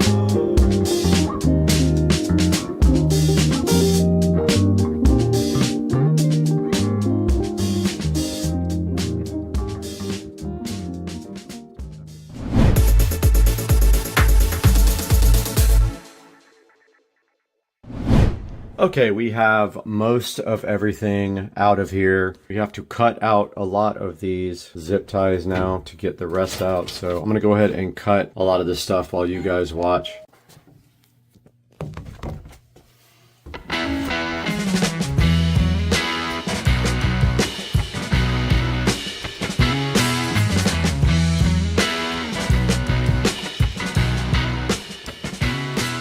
We no longer need this because the new receiver has Wi-Fi. The old one did not. Ha! Got him! Ha! Got him! So we have all of our power wires out. We have all of our speaker wires out. The receiver is going bye-bye, actually into the garbage dump. I'm not reusing any old RCA cables either.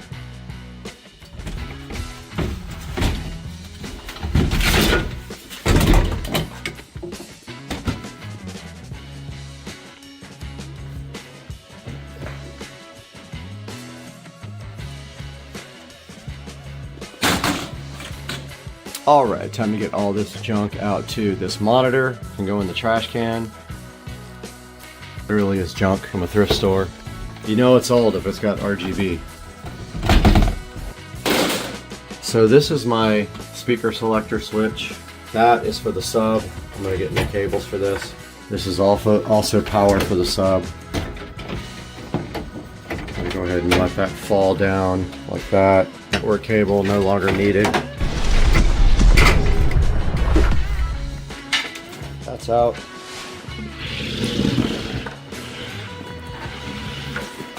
So let's get this power out of here as well. We're going to lose light.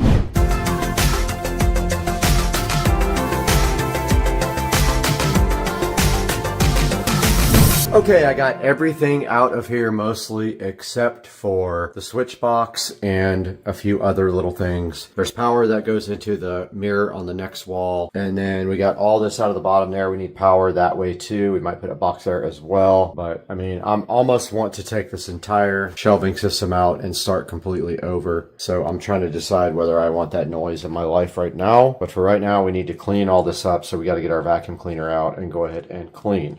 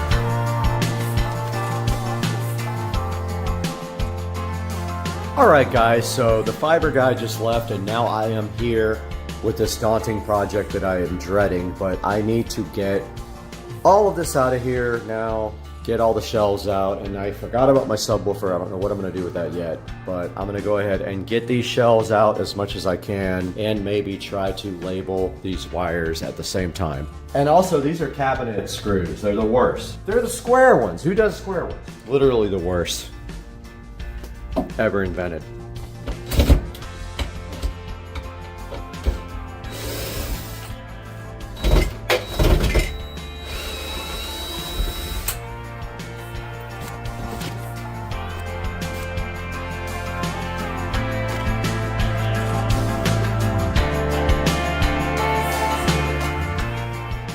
Okay, I got all of the shelves out now. I'm just trying to remove all of these drywall inserts so I can fill later. No shelves are going in here now.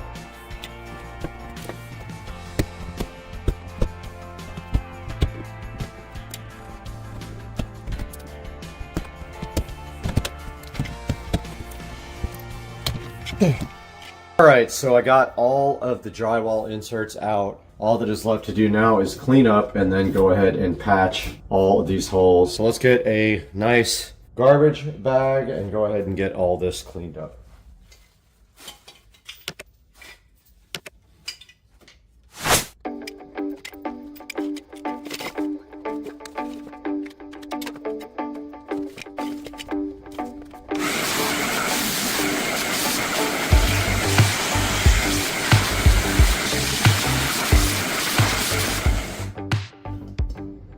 All right, we vacuumed everything up. Now we just have to clean up the rest with a cloth.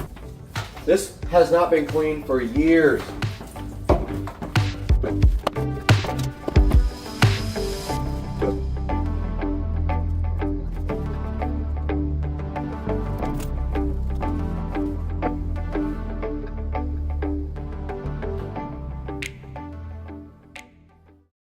Guys, welcome to Supercar Street Racing, and once again we have something to take a look at here. This is the Logitech LitraGlow. We bought 2 of these for the studio, and today we're going to be opening these up and taking a look at them on the channel. Hang out with us, it's going to be fun.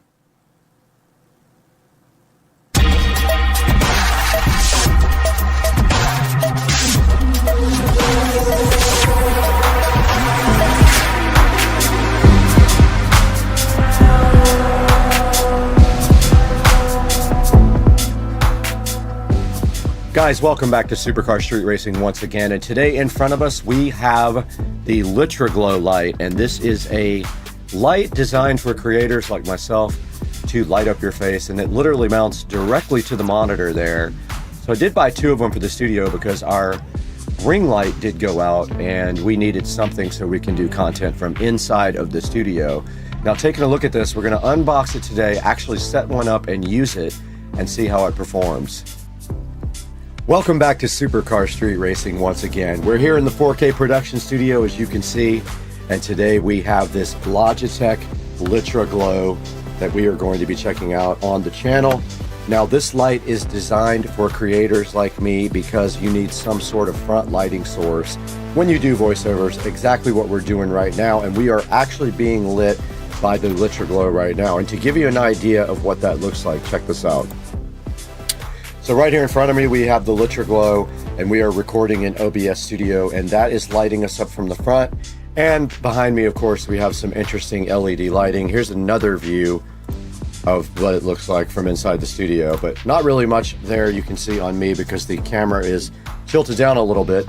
This is kind of the environment that the studio has, so that's what we are dealing with. Now, the light that we were using before, the ring light, did die, so we went ahead and got the LitraGlow. We actually ordered 2 of these. We are currently being lit by one. There will be one on this other monitor here. If I go ahead and show you one more time the view here, we're going to put the other monitor the other light right on this monitor here, so we have 2 of them. We're back here again in the front camera, and we have the LitraGlow in front of me, and we have not opened this one yet, so I wanted to go ahead and open it with you guys. Let's do that now. Right in front of me, we have the Logitech LitraGlow, as you can see right here. We haven't opened this one. I wanted to do it on camera with you guys so you can get a look at the packaging and everything. And on the back of the packaging, it just says it has an adjustable mount, TrueSoft technology, and adjustable brightness and color temperature on the back as well. There are controls on the back for all of that. You can make it either warm or cool light by pressing buttons on the back of the actual LitraGlow by Logitech. This is how the packaging looks. This is how it comes right from the factory. There is the LitraGlow looking so fly inside the box. And when you pull it out right here, you can see that it does have a long stand to keep it pressed up against your monitor. And then this part is like draped over the top. It does have a USB Type-C connector here for power. So when you guys power this up, you can power it up with any 5-volt USB adapter, that as long as it has a USB Type-C. And they do give you a USB Type-C cable here in the package as well. And to use this, you simply do like you use any other USB device. You can plug it in any USB outlet that provides power. And then on the back of the light here, there is the USB Type-C. You just plug that in. And this is a look at the Logitech LitraGlow and how it attaches to the monitors.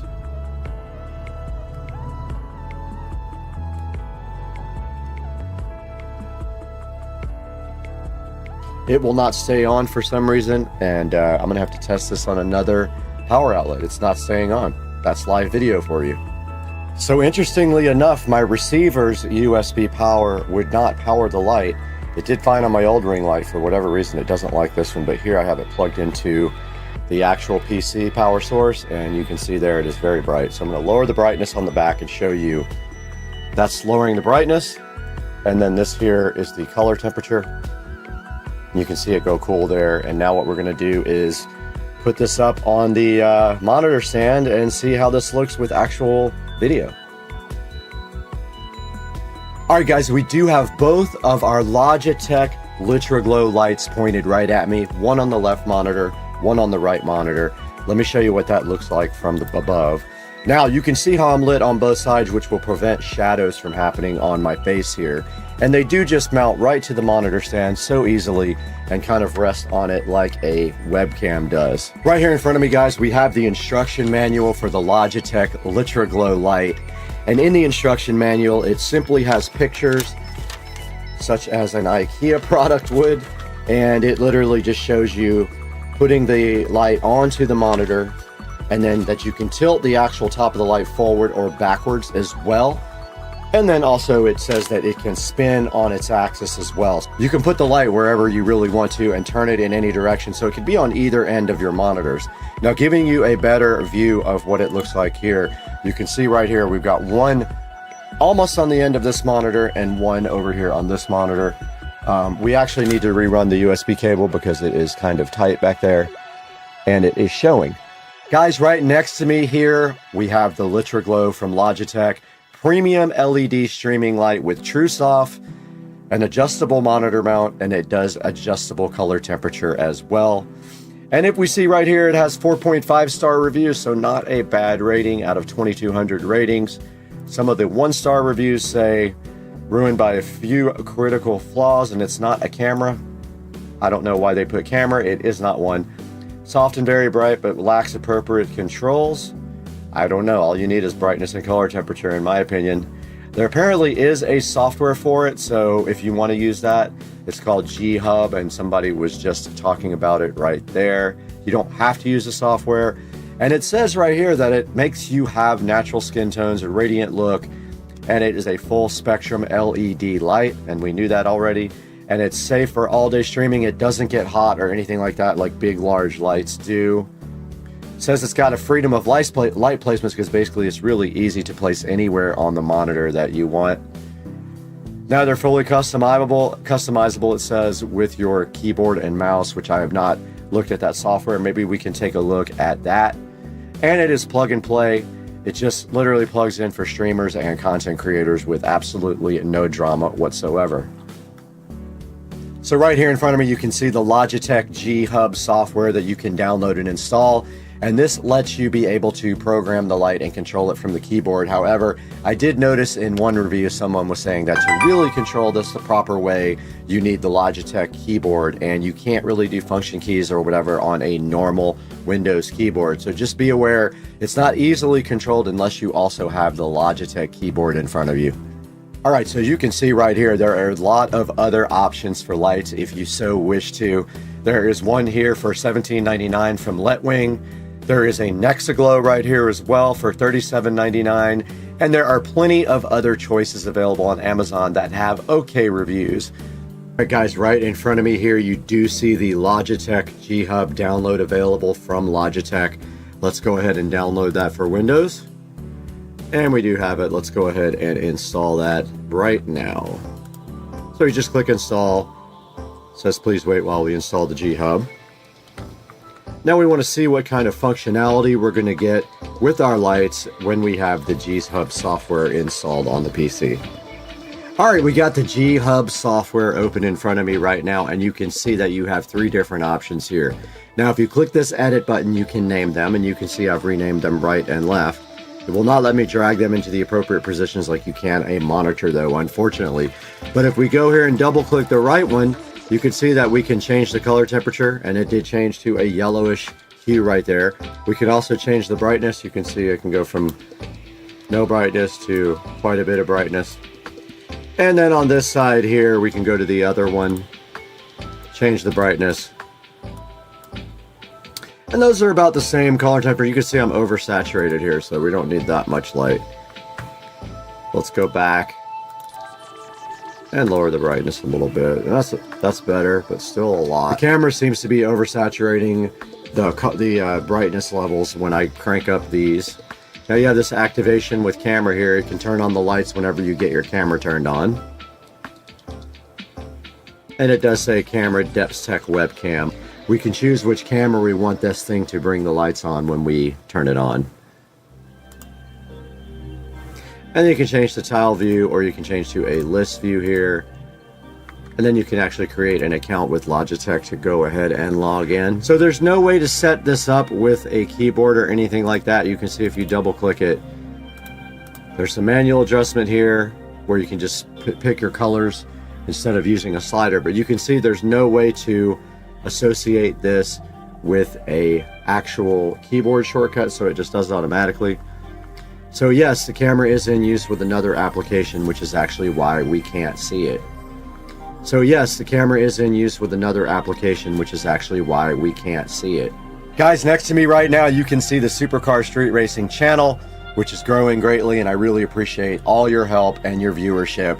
But I just want to ask you for one thing, if you could please like and subscribe and click the bell icon so you get notified when I put out a new video. I do try to do daily videos. It doesn't always happen. Sometimes there's not enough content, but I really strive to do daily videos. And do me a favor, when I give you an Amazon link, go ahead and click through it. Let's give you an example. So if we go into YouTube Studio here, and we just go to one of my videos, and inside of my video link here, there will be a link to something like these Hexaglow lights. Now you don't have to necessarily buy the Hexaglow lights. Buy anything through that link, and it does hook me up with just a tiny amount of money to keep the channel going and to keep bringing you guys great content from Supercar Street Racing. I'm really happy you guys joined us today, and we will see you next time. We got to get out of here and go find something to do on Christmas.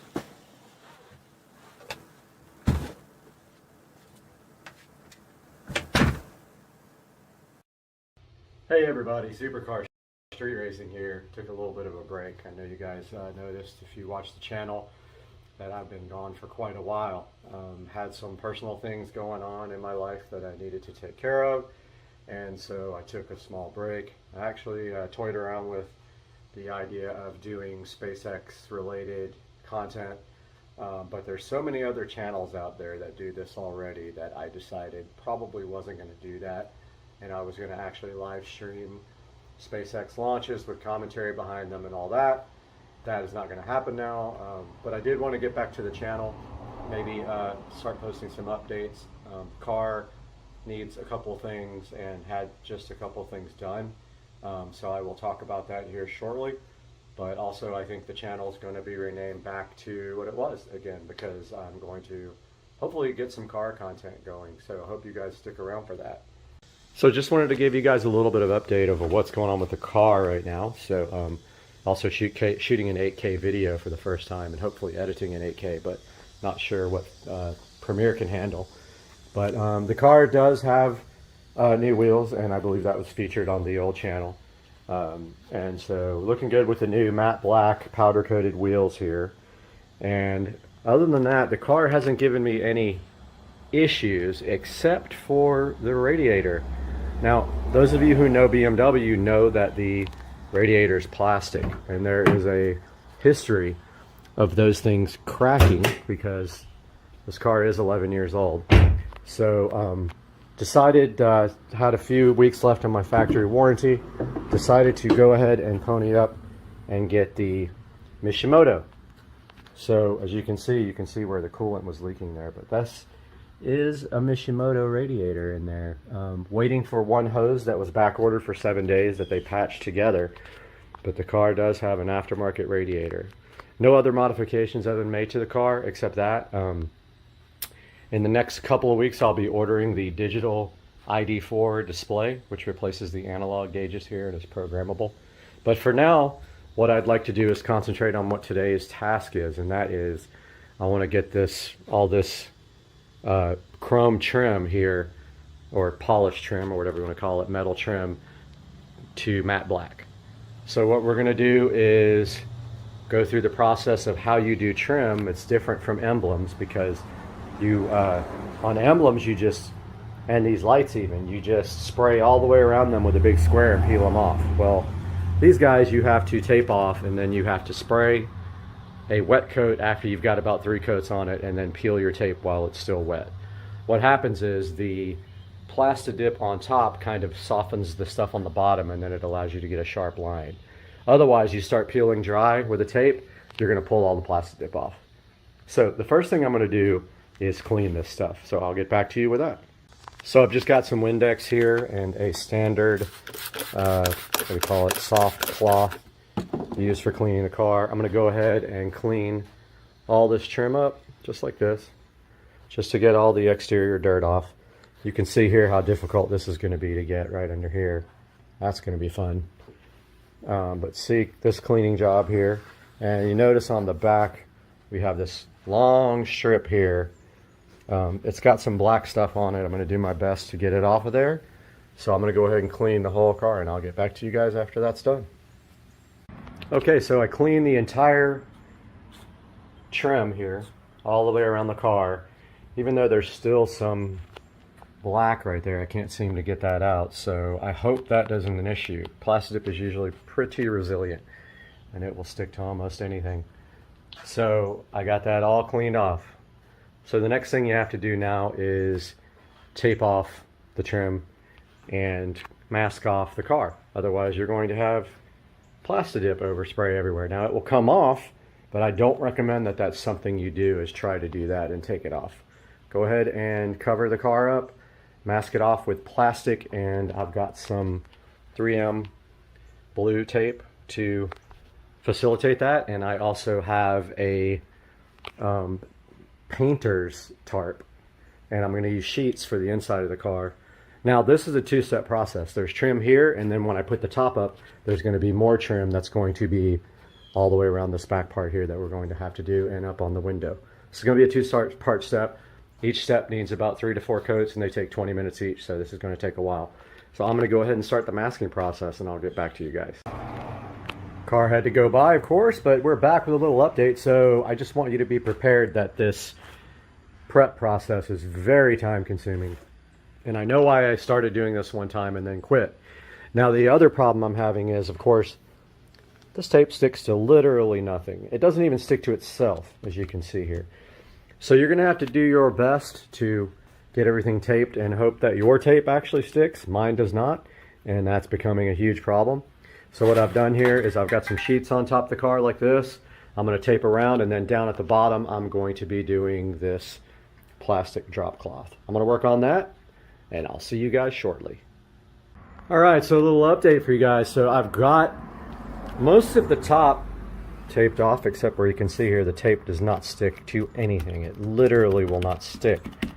It sucks. But I wanted to give you an update on how I see this happening. And you notice here, again, the tape is not sticking to anything. So before I hit that coat, I'm going to have to go around and push everything back. But here's what I did. On this side, I tried doing it without rolling the windows up. And I wanted to do a little experiment on this side and see if I should roll the windows up. And then I figured out it's hard to get in these seams where the trim rubber is. But then I had this idea to take my little trim removal tool here and just kind of push it into the cracks. It works so much better than trying to, like, originally I was trying to get the tape into that seam. This just absolutely destroys that. So I use this little trim removal tool and I just push it down in the edges there. And anywhere it's like extra, if you can just like push it in there. Now don't forget, this is all going to be in view. If you have tape lines, you're going to see them right here, and then actually you probably can go up this way too to tuck it under. It works awesome. Can't believe I didn't think of this beforehand. But you see, like right here where the edges go in there, I mean, there's a little bit of a gap right there. Hopefully you don't see that. I'm really trying to get that fixed. But now the issue I have is that the tape is all coming up, and hopefully it sticks right here where it matters most. But yeah, you see here like where the edges are? If I run this up, it should tuck the tape underneath there. This is a hard area right here. It's not sticking to anything like up here. Hoping that this just will stick long enough for me to spray the car, but I still have to do the bottom masking, and I've got the plastic ready for that. So I'm going to first finish this side up here and around this mirror, and then I'm going to start masking off with plastic. All right, no, yeah, I agree. This is the most cluster FS I've ever seen in my L. I mean, life isn't even a curse word, but so this stuff here, you want to shake it for like 1 minute straight. Get some practice on other stuff. And then I'm going to show you guys how to start this process. Get all your tools out of the way like I didn't. Those over here. Oh, oops. Well, I guess I just lost some scissors because they fell into the tray. So shake that for like 60 seconds and then I'll get back to you.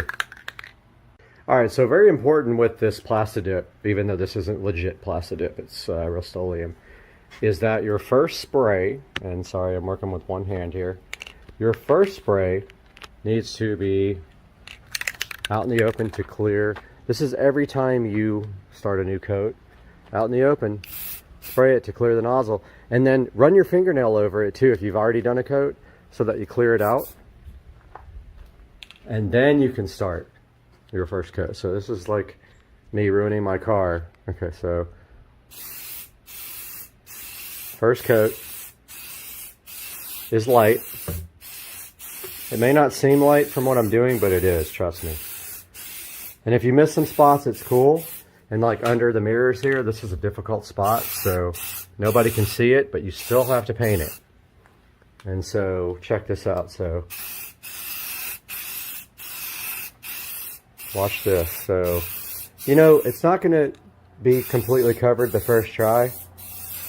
And don't forget, you're going on an angle, so you got to do the angles too.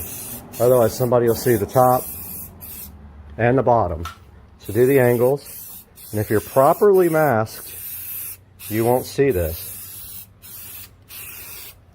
And so just, you know, I mean, you're on kind of a flat surface, so it's not going to run, hopefully. But you got to remember that first coat is just, and look, the tape is coming up as I speak. That first coat is just that, first coat. So if you don't cover everything, don't worry about it. Just be like, go easy on it.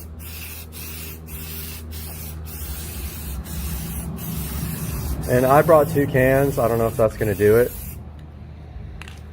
But notice how I'm like accepting the fact that it might not get covered. Now you have like a little bit of leeway on flat areas because it's not going to run. So this, you can probably get a little bit more generous on your coatage.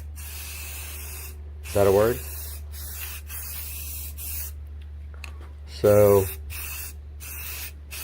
this is how I'm going to do the rest of this coat. and it's really hard with one hand, so I'm about to stop the video, but you guys get the idea. Make sure you're going on all the angles. Remember, can be seen from every angle, so you need to be like thorough on your, see how I'm cutting at this from every angle?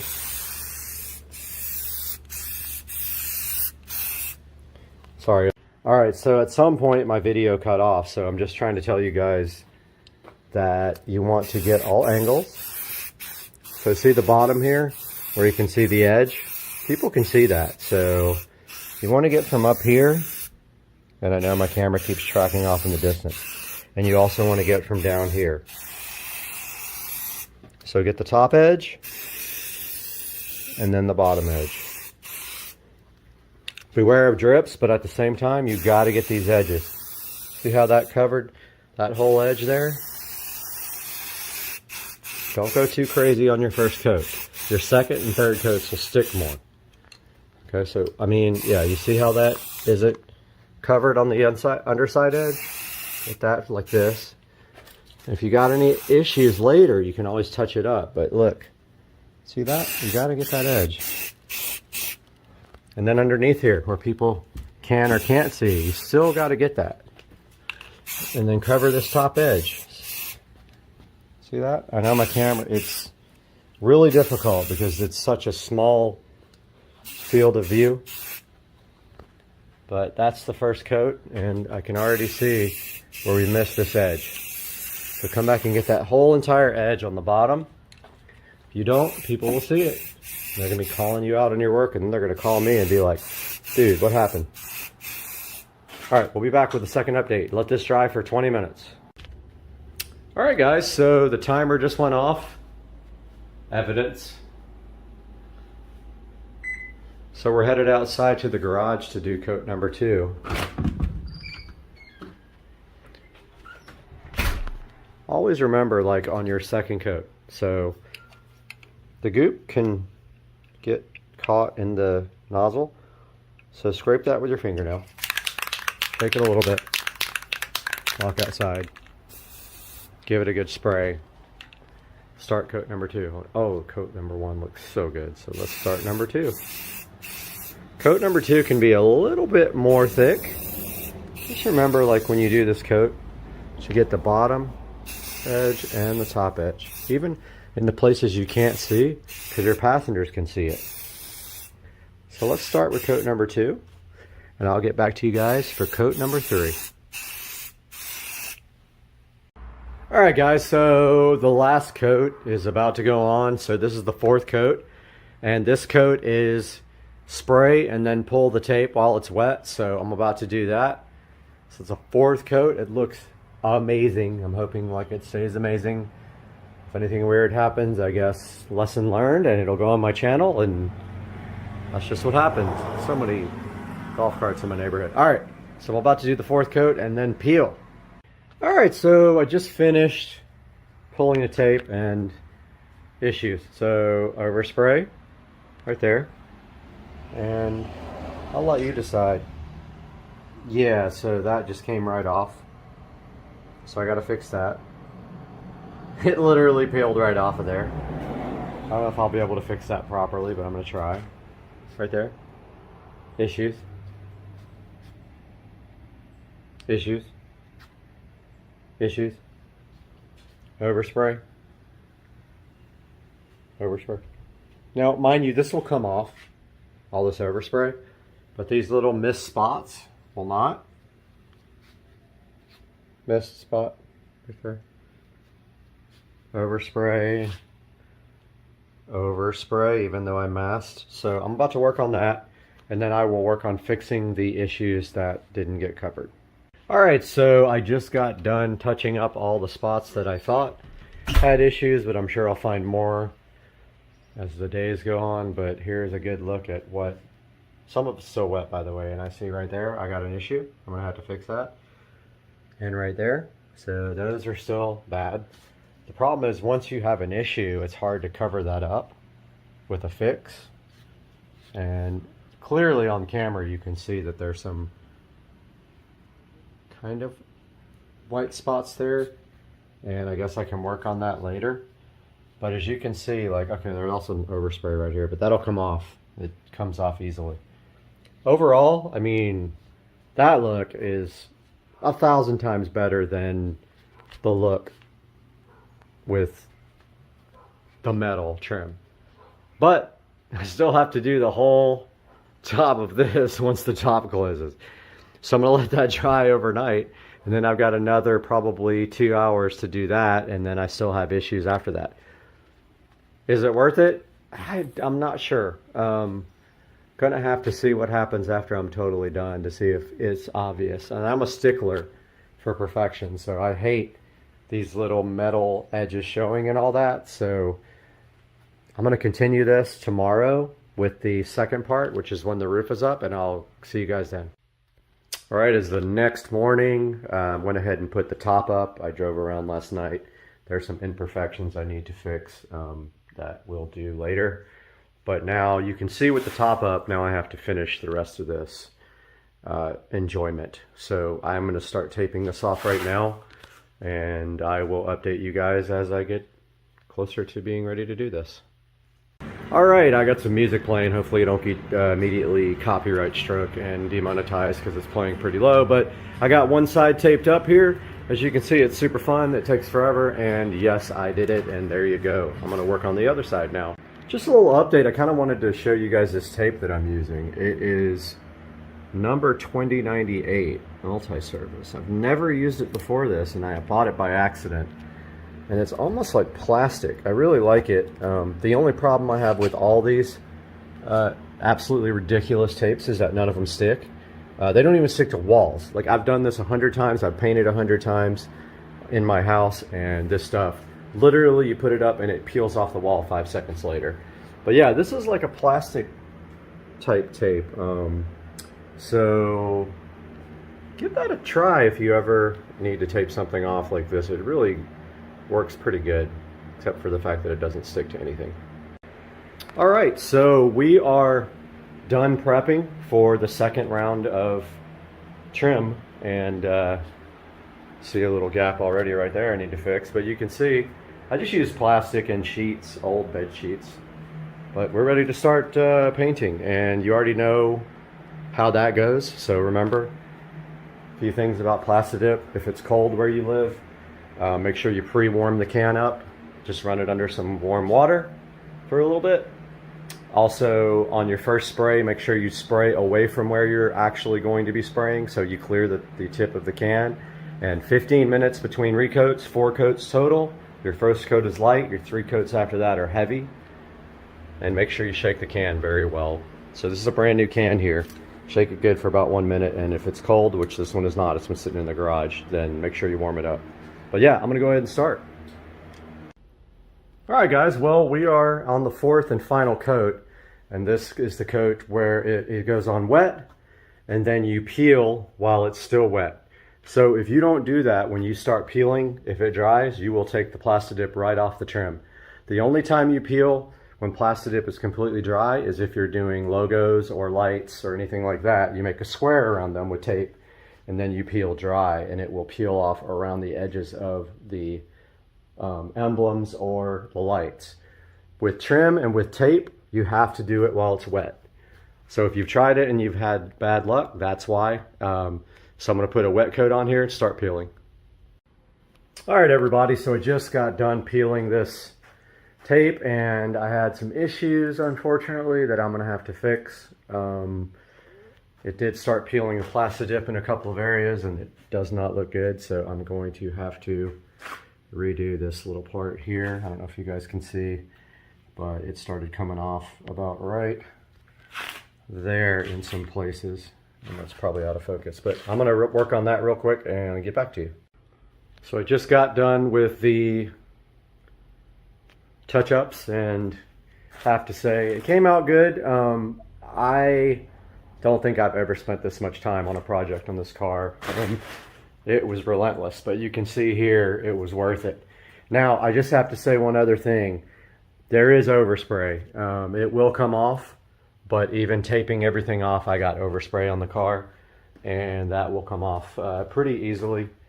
and it'll wear off over time, but you just get like a soft cloth and some you know, some detail spray, it will come right off. But just in the process of peeling the tape off, just remember when you do your touch-ups here, you want to peel your tape wet on your touch-ups. So any place you missed, tape it off, spray it, and the second you're done spraying it, peel your tape off. Now I didn't have to do that up here because this has a real big edge underneath the trim here, so the tape doesn't actually touch the Plastidip.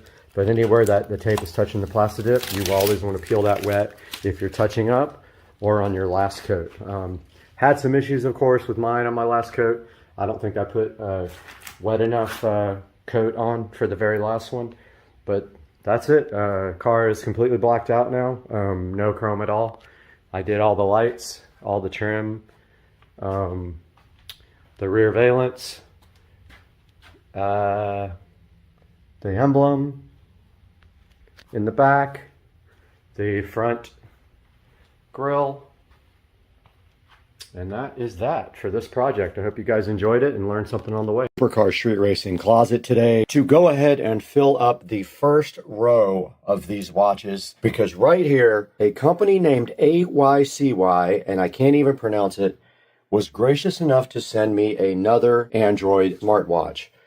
Now, I am going to be taking this Android smartwatch today and opening it up, looking at some of the menus with you guys, and then we're just going to go ahead and put it right in this watch holder to add to this nice watch collection right here. So hang out and let's have some fun.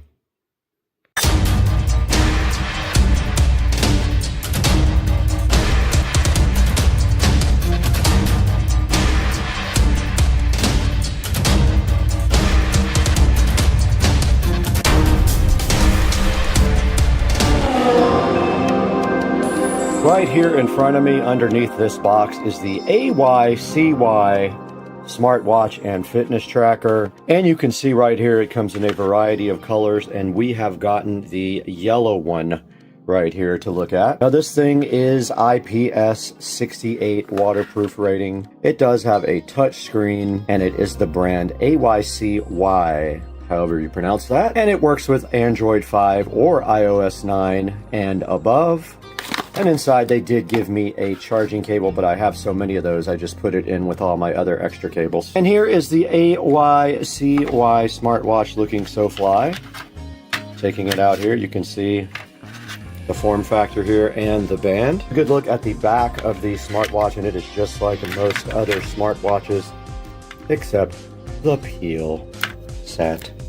Go ahead and change the menu to a car because I really like that one. As you can see here, you can swipe down for some of the menus.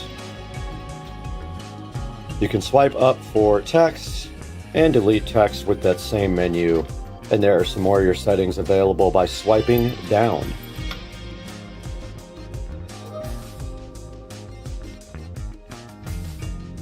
Now, being that this is a fitness watch, of course it does keep track of all your fitness stats. It does do music and weather for your area. It can be an alarm clock. It does training, voice assistant, SOS, and you can go into the settings here and set the watch time, the brightness, the sounds, the vibration, the password, and it raises to wake when you lift up your arm. Now you can change the front screen to any number of screens that they have available, presets. Now here's a look at the themes here, and you can see that I have the car on, but you can also set it to any one of these, and you can also do it inside of the app. Now you do require this app called GloryFit to use with the smartwatches. I'm going to show you guys that now.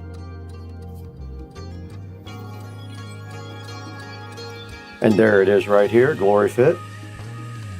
And down here at the bottom where it says device, if you just hit that, you can see that it is linked up with a device right here. You can unbind with that device and bind with a new device. And if you click watch faces here and custom dial, you can see that that device only offers one custom. And there is the dial center. You can add any of these to the front of the watch, and you can see where I have added the car dial to my watch. And right here you can see me changing it to this purple moon sun looking thing. When I did it last time, it just said transferring or something like that, and it came right up on the phone. There it goes. It says sync on the phone now. You guys can't see that, but it looks like it is downloading the new screen for the phone. Now going back into the GloryFit app here, it says that the call's Bluetooth connection is down, and if you want to use this with a Bluetooth phone, you have to turn that on, but all of these are your options for monitoring your heart rate, your SMS messages, and things like that. And then on this front page is where you would actually get your heart rate recording and your steps that are recorded for your fitness part of the watch. And right here, you can do running, cycling, jumping rope, or swimming, and it will record that data as well. And then right here is my account, and you can set up things like a training plan, some goals, and other things like that, and your just default system settings. And it shows you your firmware right here. Everything is up to date.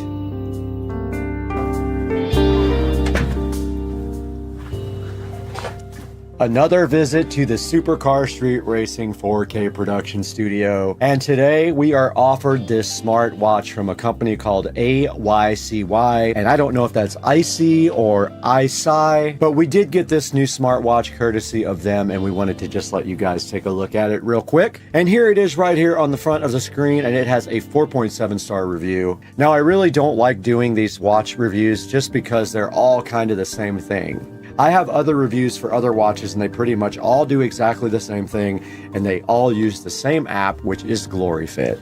Now this watch will show you SMS messages on your wrist, it can make phone calls, it can control your Bluetooth music, and it will track your fitness all day long and tell you how many steps you've done. Now taking a look at this thing online, it does have 4.7 stars.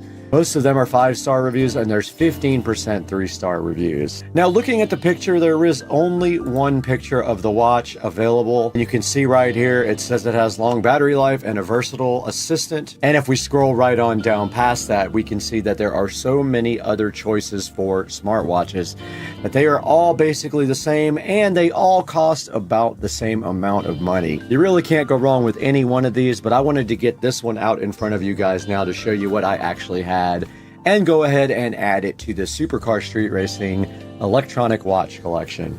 And I did play around with this smartwatch. This is it right here, and you can see I was able to change the face on it. And if you click into it, you can actually go into the settings and change a lot of other things. But you guys saw in the app on the phone, it's called GloryFit, and that is where most everything is controlled for the watch, and it makes it a lot easier. Now, if you do get this watch, bear in mind that these have different looking bands on them. This is one of my least favorite bands, but yeah, that's what just came with this one. But checking out some other watches down here, they all have pretty good reviews, so you can't really go wrong with any of these that you pick. Now, I just wanted to briefly thank you guys for the channel support and joining us today on Supercar Street Racing. Like I said, I don't enjoy the watch reviews that much, but I wanted to get something out there for you in case you like the yellow band on this watch. It gives you a choice for that particular style. And it means so much to us when you click through our links and order products through our links. It gives us a little bit of cash, and it doesn't matter if you order the exact product, order anything you want through any of my links. It'll help the Supercar Street Racing channel out greatly. And the channel is growing, and we've noticed a big uptick in traffic here in the last month or so, and that's all because of your support. So guys, go ahead and like and subscribe to this video. But I gotta get out of here right now. I gotta go buy 10,000 new smartwatches, every color on earth.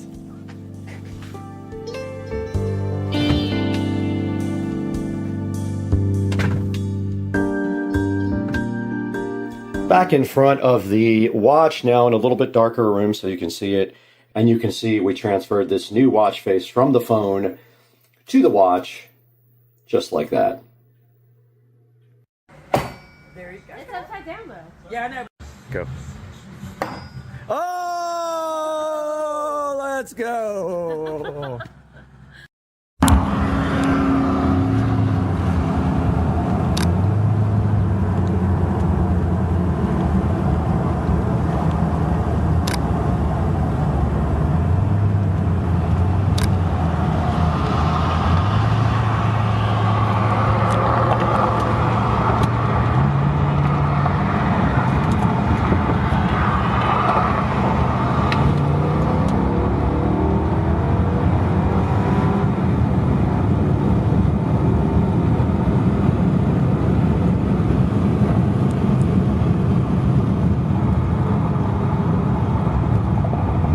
Guys, today on the channel we have this generic wireless and Wi-Fi repeater. We're going to be taking a look at this, unboxing it, setting it up, all that on Supercar Street Racing today.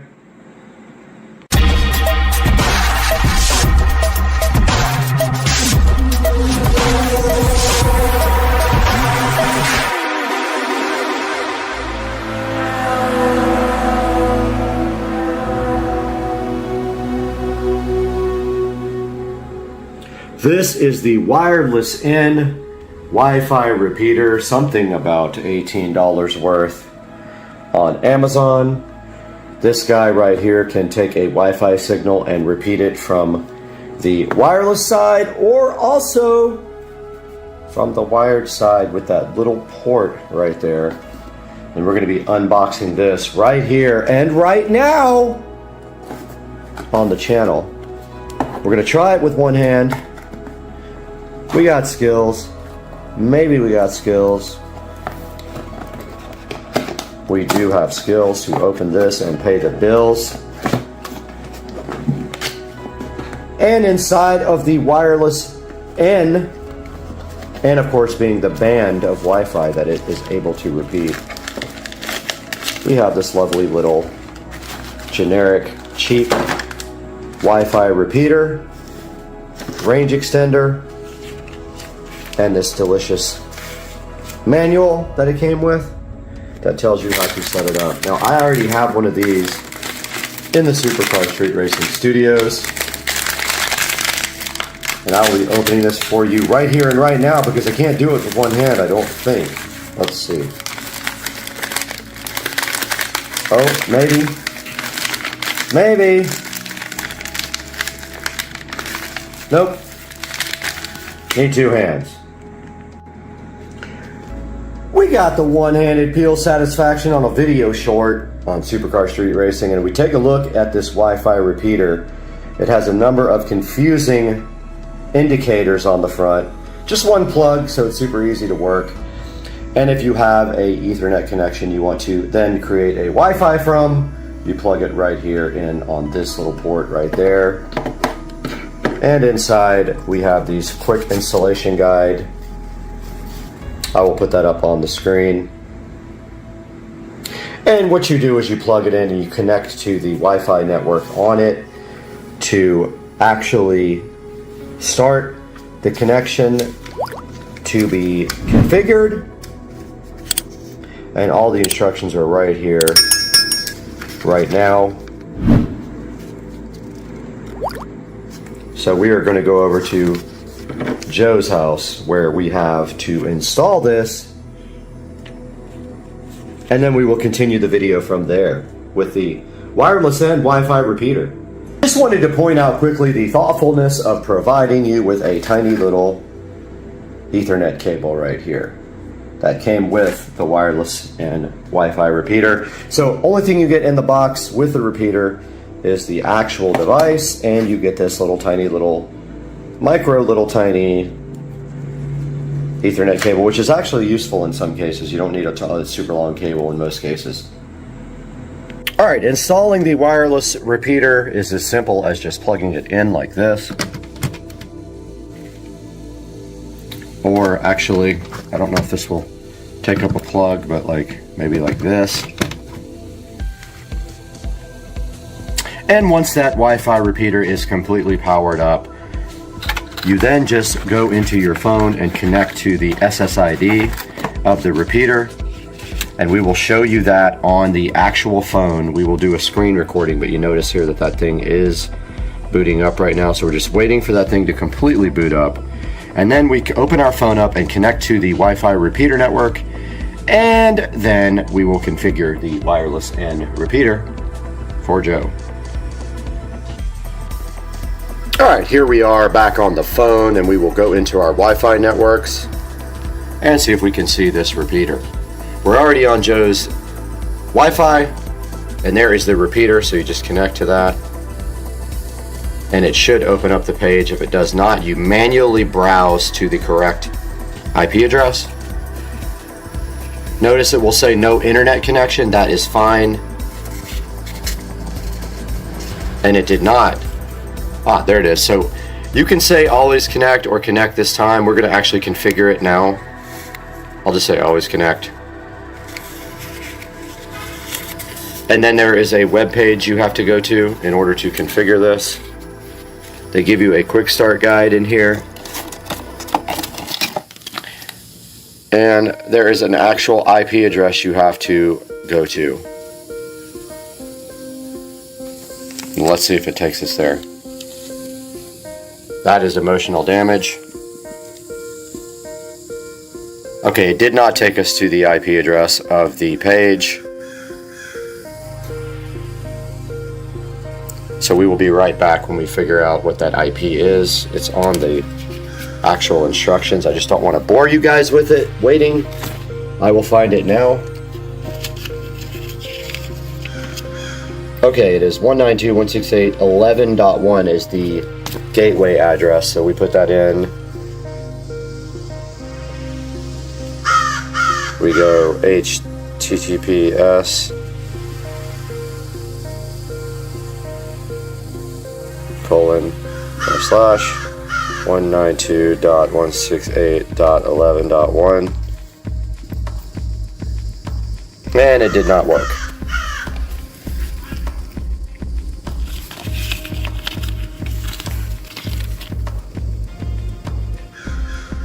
Try that again.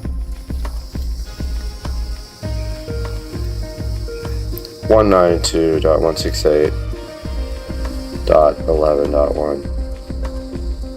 186. Okay, try that again. 68.11.1. Wi-Fi repeater. There we go. Alright, so then you just click login. So you see on the picture, the top one is for Wi-Fi, the bottom one is for wired. We are doing Wi-Fi. It will scan for your available Wi-Fi. You will connect it, and at this point you guys cannot see this part, so we have to go away for the password. We'll be right back. Alright, so we are back, and I modified the name of the Wi-Fi extender to Trap2. Let's see if it will connect. I don't remember the router, and I might have it wrong. Let's see if it will connect here. We will check here momentarily and let you guys know. Okay, we are successfully connected to the Wi-Fi extender. You can see there, Joe's Crab Shack Trap 2. And if we go to our browser, we can go anywhere like this. We can go to nasa.com.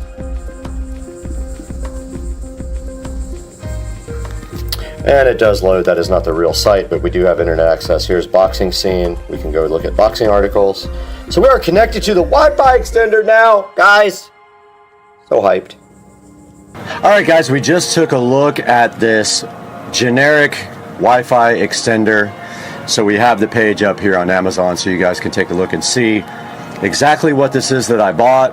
And you can see right here that this is a 3,000 square foot and 30 device extender. And what that means is you can only connect 30 devices to this. So if you have 300 like at my house, you're probably going to be in trouble with this 30 device Wi-Fi extender. And you can look, it has 3.4 stars. I don't know why. I have a few of these. I actually have one right here behind me in the 4K production studio, and it works absolutely perfect. So I'm not sure why the reviews are so low. We could probably take a look at that as well and see what some of the reviews say. So a lot of people having trouble connecting, a lot of people having trouble with the range, saying it's junk, couldn't set it up and things like that. I had the opposite experience with this. Had a little trouble at the first in the first try, but after that I was able to get it set up with no problem. And you can see right here that it is $18.88 right now. And it has a 10% coupon as well, so not a bad deal for a Wi-Fi extender for your house. And if we go back here and we go search for other Wi-Fi extenders, you can actually spend quite a bit on Wi-Fi extenders. If you really want to spend more and get a better product, you can definitely do that. For example, the TP-Link here, and there's a few of these right here about the same price, but there's the TP link right at the top. Looks like it's sponsored, so always be aware that people pay for their products to be at the top on Amazon. So if they're at the very top, they're usually sponsored, so they get more hits.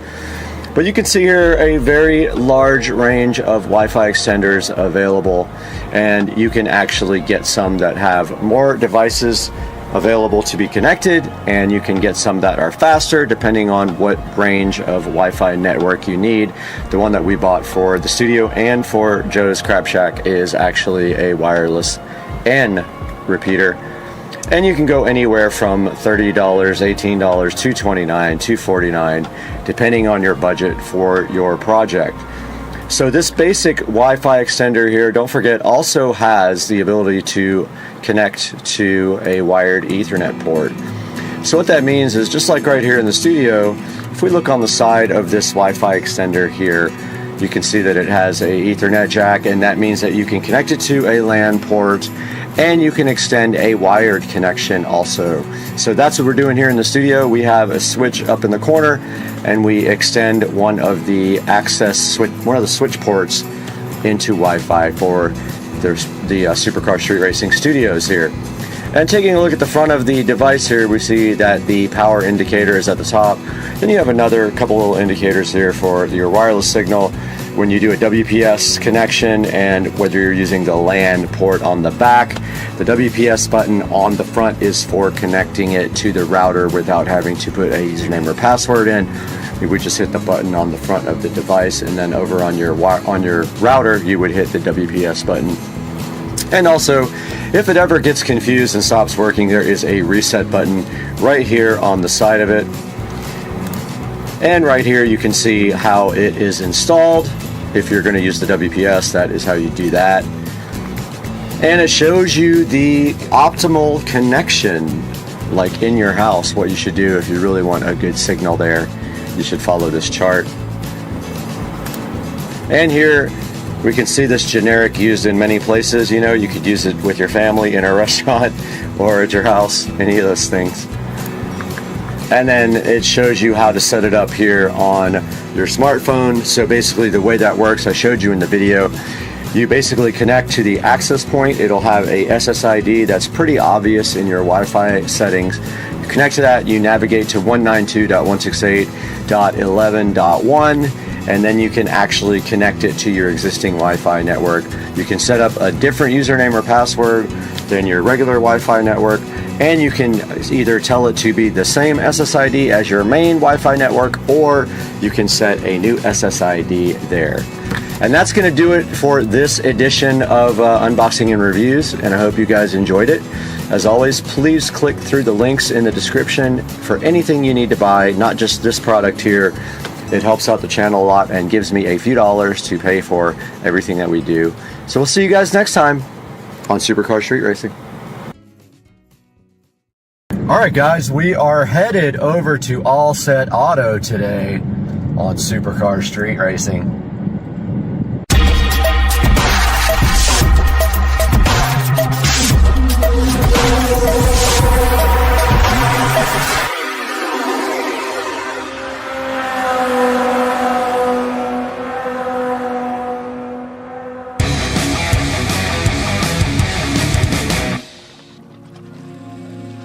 Guys, today we are taking the car to All Set Auto to start the wrapping process. Those guys are going to do a bunch of video while the car is there. So once that's all done, we'll have this all posted up for you on Supercar Street Racing. Feet, turn right onto Fulton Road. So that's where we're headed right now. Let's get there. Alright guys, we are here at All Set Auto, as you can see, and we are waiting for them to actually get here right now. I'm a little early. So we're going to sit here, wait for them. We have some carbon fiber goodies in the back seat here, and we're going to show them how we want them to record the videos. We have the GoPro here as well. So as soon as they get here, we'll update you guys. All right, we are here at All Set Auto, and it looks like they might be open. So let's go on in and see what's happening in here. Hey, good morning. How's it going? Very well. Good to see you again. Yes, sir. So we're kind of ready to start the process on the car. What do you think? I'm excited. It's going to be an awesome project. It's going to come out looking great. I'm kind of looking back there, checking it out, just getting an idea of what it's going to look like. So with those wheels on there. Yeah, those new wheels, man. The BC Forge, the pretty expensive, but I think worth it. And so Tesla did some paint work on the car, and they messed up one little part of it, refused to fix it, and we're going to make sure that gets on video. Yep. So what exactly are we going to be doing to the car? How long is it going to take? And what are the advantages of what you're going to be doing? So we're going to be doing a couple different things. The big project is we're going to be doing a satin conversion, full PPF wrap on the entire car. Okay, perfect. So we're going to be using Lumar satin matte cap, right? What it's called. And every single painted panel on this car is going to be wrapped. It's going to go around every edge. It's going to be a full color change. The way you should look at that is a color change on the car. Right. That's 8mm thick material. It's going to protect your car. You're going to be rock chip proof from here on out. Okay, and so after you do the PPF on the full car, then what's the next step of that protection level? The next step is we do a ceramic coating. Okay. So we're going to go over every bit of PPF. We're going to go over your windshield. We're going to go over the leather on the interior. We're going to ceramic coat those forged wheels you just got on there. Everything on this car is now going to have a hydrophobic coating. It's kind of like a candy shell, if you could think of it that way. Right, okay. And so nothing's going to want to cling to the car. You're not going to need to clean it nearly as often, and when you do, it's going to be a breeze. All right, so a lot of people just don't understand ceramic coat, and the market's kind of flooded with cheap ceramic coating. Internet's a big place. Right, and on Amazon you can buy your own ceramic coating. Why is that not the way to do it? So it does take a little bit of expertise when it comes to applying it. Right. It is a liquid that's applied, so as far as actually installing it on there, it's not that difficult, but there's a lot that you need to take into consideration before you just go put ceramic coating on your car. Understood. We're talking about a product that if you're looking for something quality, something comparable to what we do here, it should be about a 5-year protection on there. Right. It's not something you want to just smear on there and then hope it's going to be okay, because what you might end up with is potentially a high spot. What that's going to look like is, if you could imagine, like a handprint on your car that will not wipe off. Gotcha. Okay, so you guys are professionally trained to do the ceramic coating, and is there any kind of guarantee with the film or the coating or anything like that? We have a lifetime warranty on all of the film we do here. The ceramic coating should be good for 5 years. Okay, perfect. And the wheels are going to get coated too, which is great for like brake dust and all that. Yep, and we're right in the middle of going into summer right now, like in the heat of it, and it's raining like crazy right now.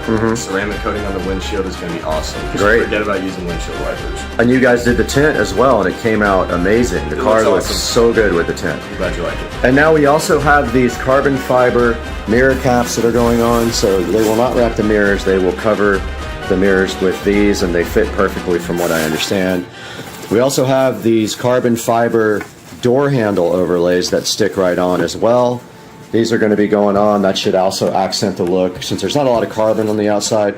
It's all matte carbon to match the spoiler that comes with the Tesla from the factory.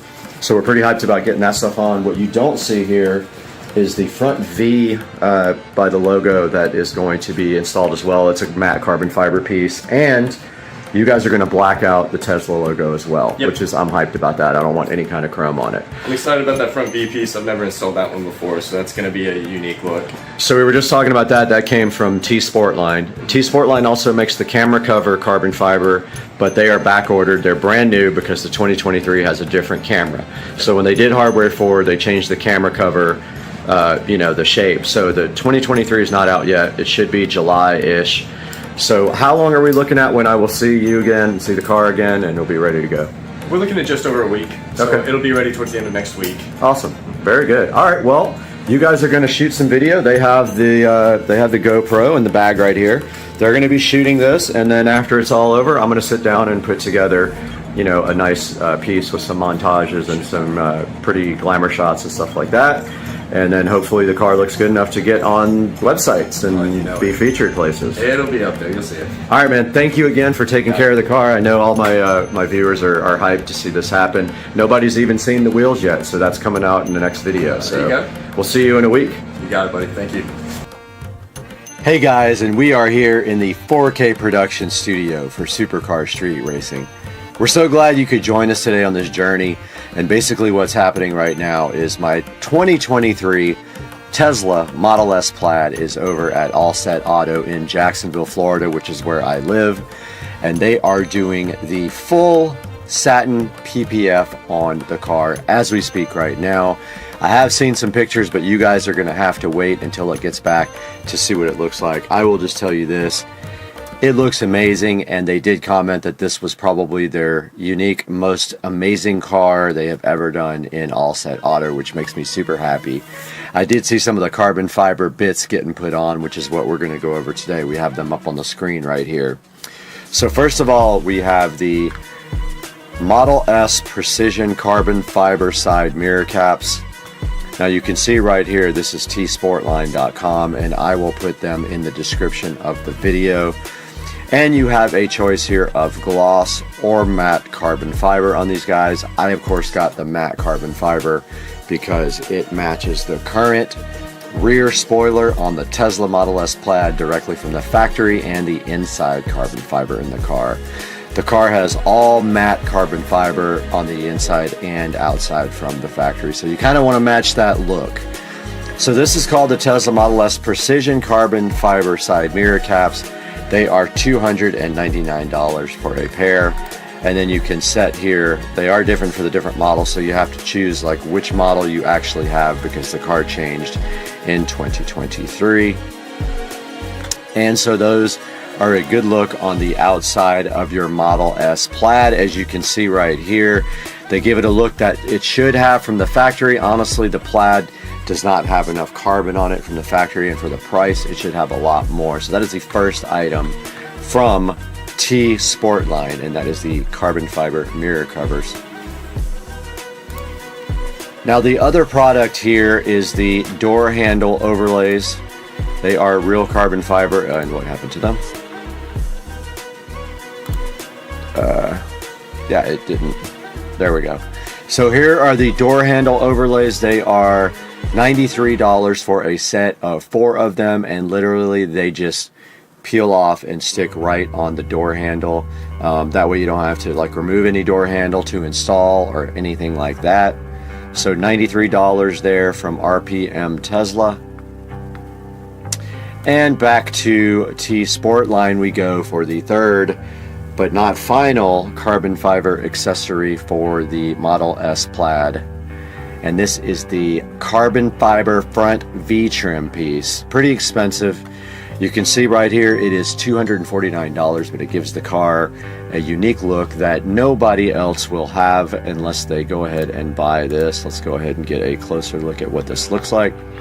So check out the V-trim here on the Model S Plaid. Looks so awesome. I don't have any close-up pictures of it on the car, so I am super hyped to see what that looks like in person.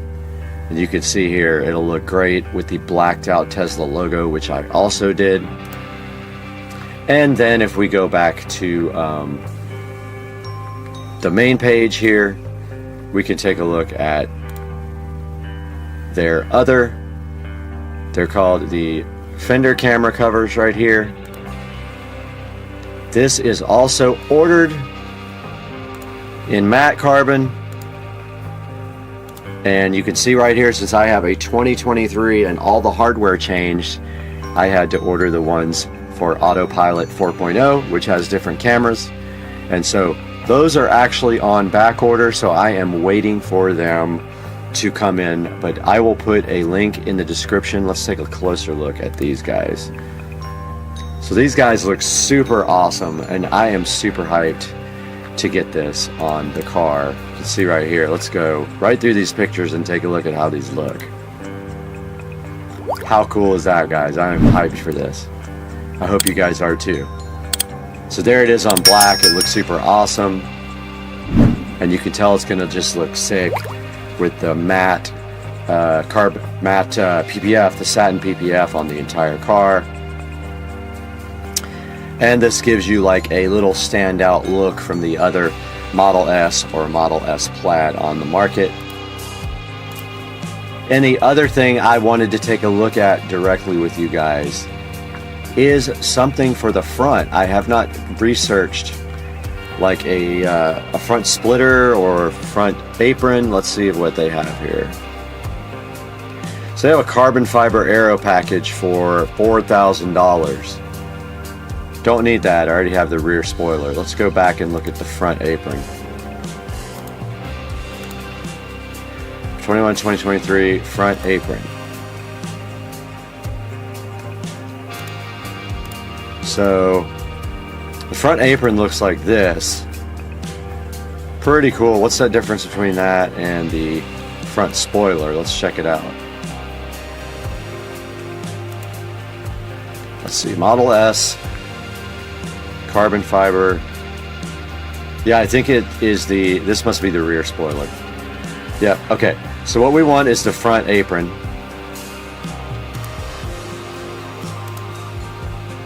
And it is $1,495. Let's take a look at that up close here on Supercar Street Racing. There we have it. Not sure if that fits on my car or not, but if it does, it'll give it a little more of a sporty look. Let's see what they say.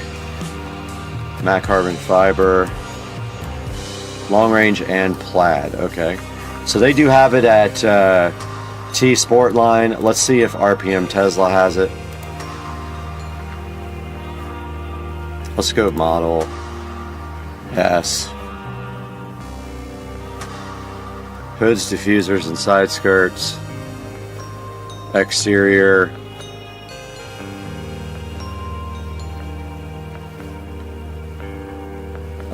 Let's see. Not finding it here. Spoilers. Let's see if it's there. There we go. That's not carbon fiber.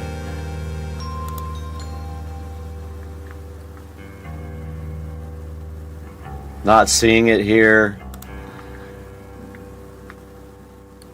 So I do have a carbon fiber hood for the Model Y. That's kind of cool.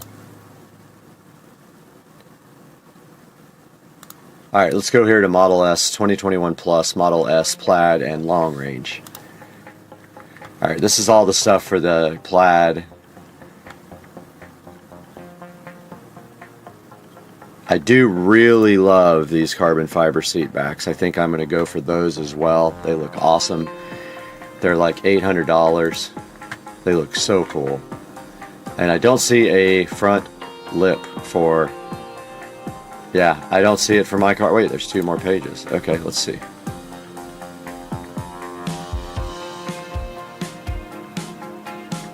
I don't see the carbon fiber apron here, so they may not make one for the car. We'll keep looking though. Yeah, I don't see it. So the only other thing that I see an immediate purchase coming for are their amazing carbon fiber back seat covers, which look so crazy.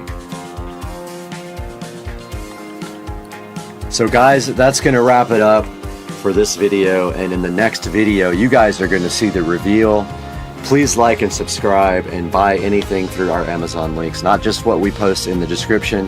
Click on any of our links in the description and make a purchase through Amazon, and we get a small commission to help keeping the channel going. We love you guys. We'll see you on the next one. Supercar Street Racing.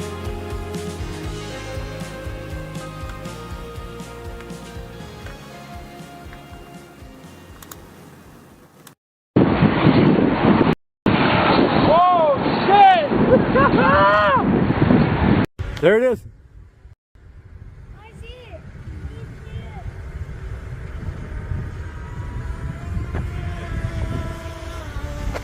It's right there. Straight down.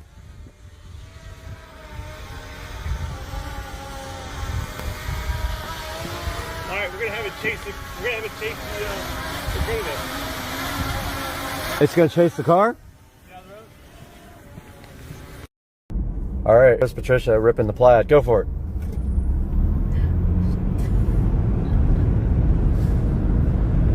That wasn't to the floor, was it? No.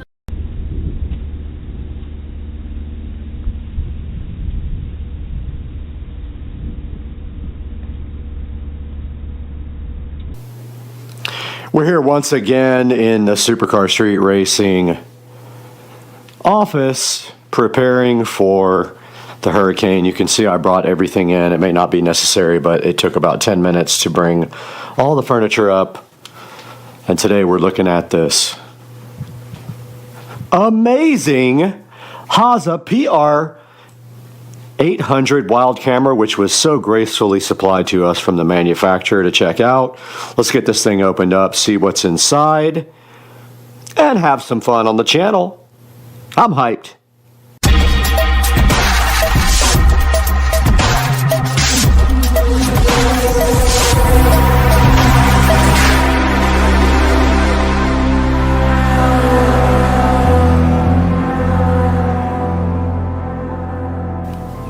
We are back in Hurricane prep mode now at Supercar Street Racing, and we got a Hurricane coming tomorrow, and we're hoping we don't get too much of it. There's a little bit of wind out there right now, but nothing major.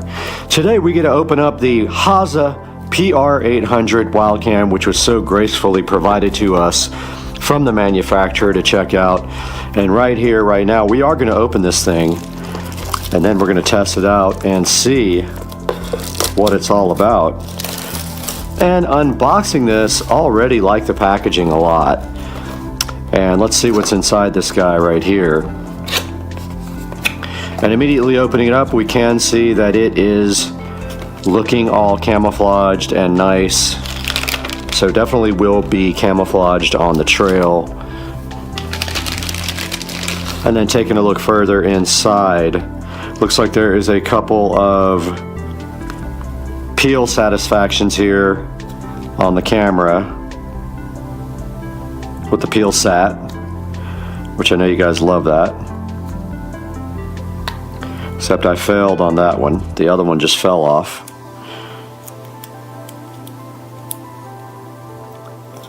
And there's your peel sat.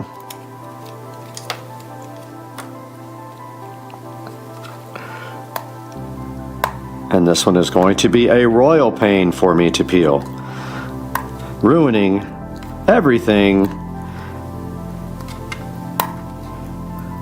And we finally got off the peel satisfaction there. And looking further into this thing, it looks like it's got 2 clamps here. Now keep in mind, oh, there's some more peel. I love it when they do that. They don't even tell you to remove this one, but there it is, guys, the peel sat for you. And opening up this trail cam, it looks like, oh wow, nice. It's got an LCD display right here. And I'm checking out, all right, down here it looks like there is a 6-volt power adapter hole there. Very nice. It's got a little LCD screen with some peel sat. That peel sat, oh, I messed it all up for you guys. That peel sat is so good. All right, we got everything peeled on this guy, and you can see right here, right now, it closes like that and clamps shut, weatherproof, just like that. Looking further into the package as we dig deeper into the trail cam, the PR 800 looks like we have some kind of strap right there. Maybe it's to carry it around your neck. I'm not sure. Be pretty cool. And then digging deeper here, we have a USB, and I forgot what type of USB that's called. It's not USB-C. It's like micro USB or something like that. And even further here, it looks like we might have a charger right here for a USB. And inside here is the hunting and trail manual with kind of an overview of everything. And it says use the 6-volt power cable in the camera. Since there's no built-in battery, the camera will power off when unplugged. Okay, so it looks like here it has to be powered all the time. Ah, or it has batteries, I see. So it looks like maybe we could use a battery bank on this, or we can just throw batteries into it and use it that way. And I guess it opens up in order for you to install the batteries right here, looks like. And there is the 8 AA battery slot there. I'm more interested in trying a battery bank.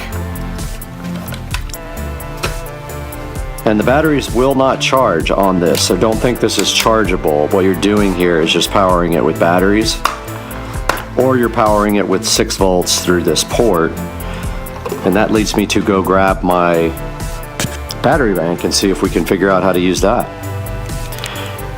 And we have returned with my generic battery bank here, and I'm really curious to see if this guy, oh, that's looking neat in the display. I'm curious to see if this guy will power via the power plug here, the battery bank. So let's get that power wire undone here.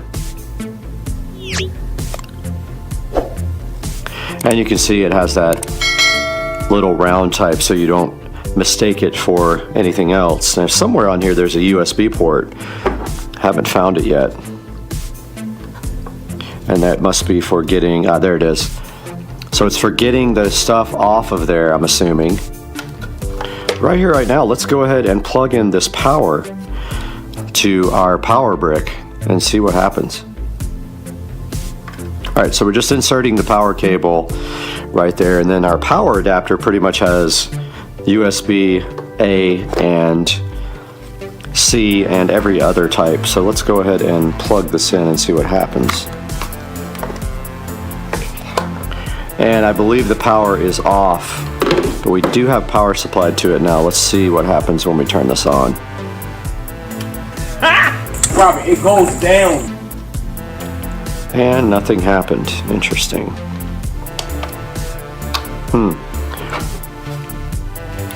Curious if I have to power my power bank on.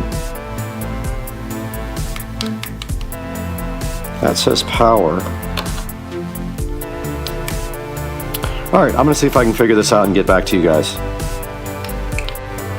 Alright, I did some experimenting here, and interestingly enough, when I plugged it into my Samsung charger, it did come on. Aha! It comes on here now with my battery bank. Alright. So yeah, it didn't power up the first time with either the power on my nightstand or with my battery bank, but now it is on, and you can clearly see on the screen there is something on the screen there, and that is the front of the camera, what you're seeing. And notably, there is a SD card in here, 32 gigabyte SD card that came with it. It says it doesn't come with it, but it absolutely did come with one. So that is interesting that it wouldn't power up before. I'm going to try now in the nightstand power bank and see what happens. And it does power up there as well, so not sure what was going on before, but it absolutely works now. So digging a little bit, it just gave a low battery indicator as if the cable came disconnected, so I'm wondering if there is a short in this cable somewhere. But this does not charge. There are no batteries in here from what I can tell. So we're just running off the cable right now. But we are going to set this up with the battery pack outside and go ahead and play with it and see what it will do. And then we'll go from there, because this does not charge, and I'm not going to load it up with AA batteries at this point. Now just quickly going through the menu here on the PR800 Wild camera, we can see here that we can set up things like the mode, which you can switch between photo, video, and photo and video. Photo pixel, so you can change the resolution. I'm going to go ahead and put it on the highest resolution, 42 megapixels. You can put on continuous shooting, and you can make it shoot 1, 2, 3, 4, or 5 photos.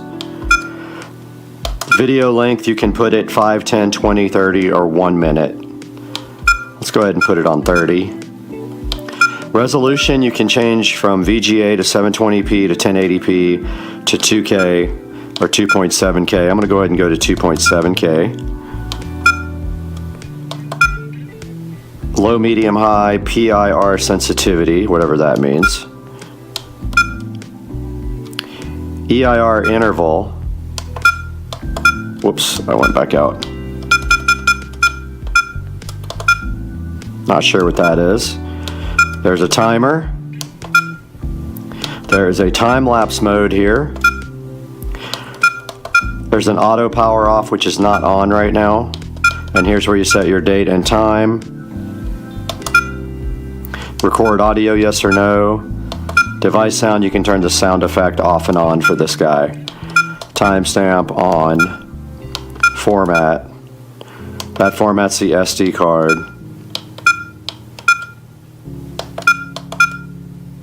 And there's the software version. Let's go ahead and set the date and time if it's not set already. So it's set to 1/1/2023, when in fact it is August 29th, 2023.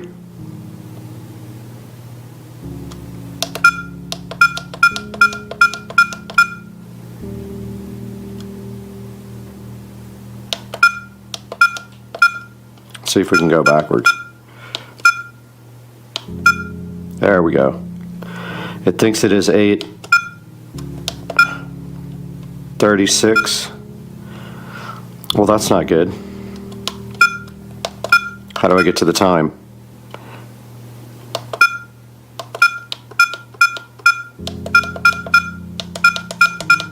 Okay. So it is officially 4:58 p.m. 16:58.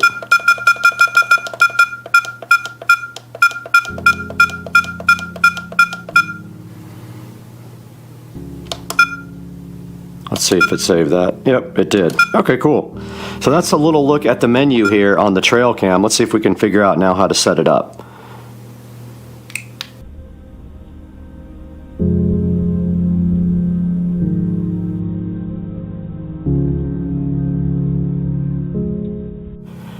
All right, I've been trying out the trail cam for a minute, the PR800, and now I'm pretty confident I understand how this guy works. So the power switch right here has two modes. One is setup and one is on.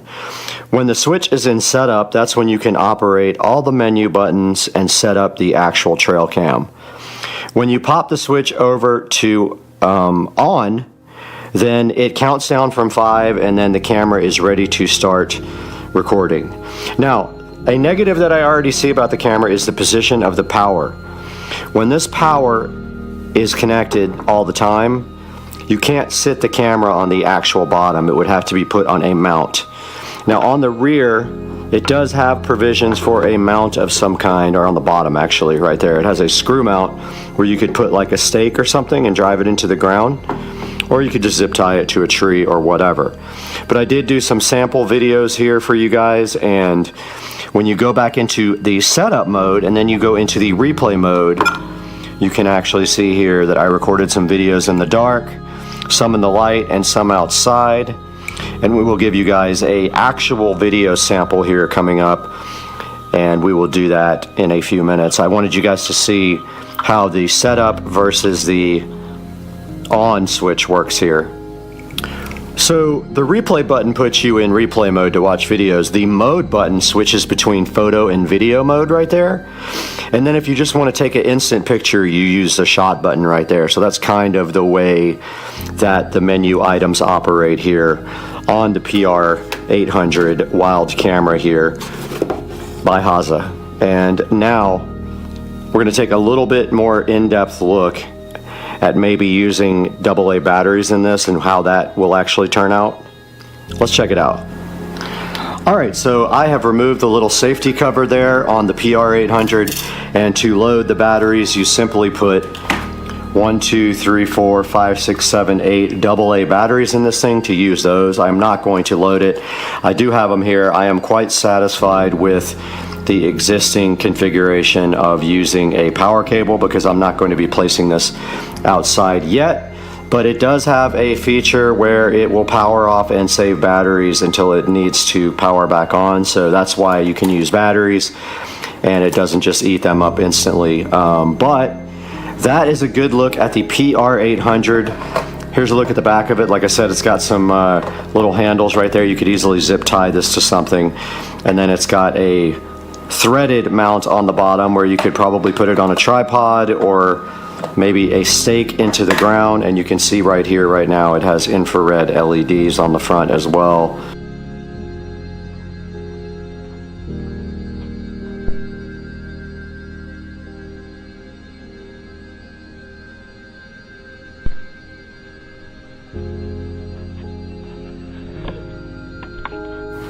Alright, so I have been playing with the trail cam for a few minutes now, and I actually left it out here to play with the wildlife.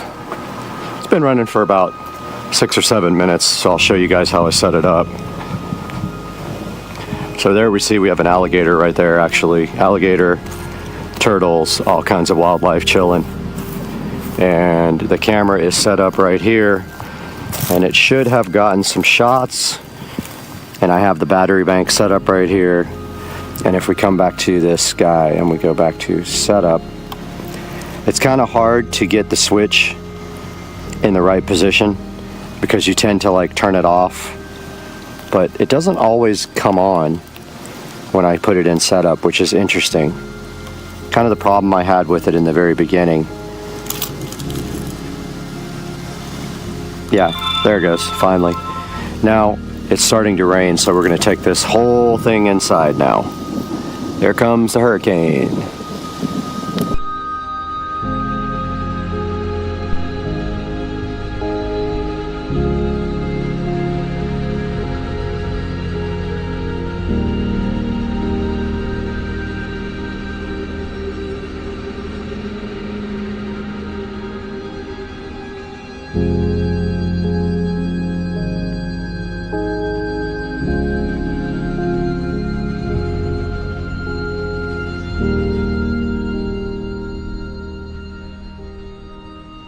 And yeah, so that is a nice look at the trail cam and what it can do. And now we will take it back into the Supercar Street Racing Studios to take a in-depth look at the actual ad for this trail cam.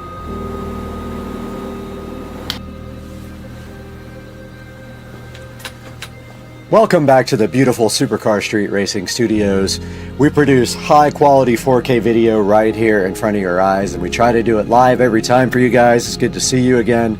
And today, as you can see up behind me right here, we are prepping for Hurricane Idalia, or however you want to pronounce it, but it is on the way to somewhere in Florida, around the Big Bend or whatever they call it. Looks like we won't get a whole lot in Jacksonville. I'm hoping it's going to swing up and around, but we are prepping for that right now. But we are here not to talk about weather. We're here to talk about the HASA trail camera, and we just showed you that in the wild and how it operates and some actual footage of it. Now right here it says it's a 58 megapixel screen, a 2-inch, I don't know about huge screen, it is a screen. But yeah, so it's a game hunting camera with night vision, and we went through the whole setup and everything on it. The only thing I can really say about the camera that was a negative was that it was kind of flaky with powering off and on. I don't know what that was about. I'll probably have to play with it a little bit more. The night vision works really well, and the detection settings work really well, so I was pleased with that. It has 4.8 stars, so that's great, and here is an actual picture of it and some of the pictures online that they are highlighting of the camera. It does come with a 32 gigabyte SD card, and I didn't use much of that, but again, I didn't record a whole ton of video, and that's going to of course depend on your quality settings and what you're going to put those on. But yeah, I did like the way the pictures looked. It does come with a charging cable, which is awesome, but it does not charge. It's kind of misleading. You can either power it off of batteries or off of a hard power. Now, the disappointing thing about the power cable is it sits right underneath the device, making it impossible to sit on the ground and plug in at the same time unless you can kind of dig out a little hole for the power cable, which is what I did. It does come with a data USB cable too, but obviously the best way to actually get stuff off of the card is to use one of these USB SD card readers here, like I use for the GoPro, which is going to be way faster than using the cable. And so I'm going to give this guy an overall good rating. I mean, I think it's worth the $50. It's 10% off right now, so you can save another $5 on this thing. And I encourage you guys to please buy through my link I'll have a link for this guy right in the description down here. Please purchase the camera through my link or anything else you need from Amazon. You don't have to find the actual product. You can click my link for the camera and you can buy anything you want, and it helps us out so much. It gives us just a little bit of money, a tiny bit of money to keep supporting supercar street racing. Wish me luck with the Hurricane, guys. We'll check in with you. We are also live on Supercar Street Racing with our Hurricane Idalia cam. If you just look on the channel, you'll see that right now. Please tune in and give me some comments and suggestions in the Hurricane cam and tell me what you think. And we'll see you guys next time. I'm out of here.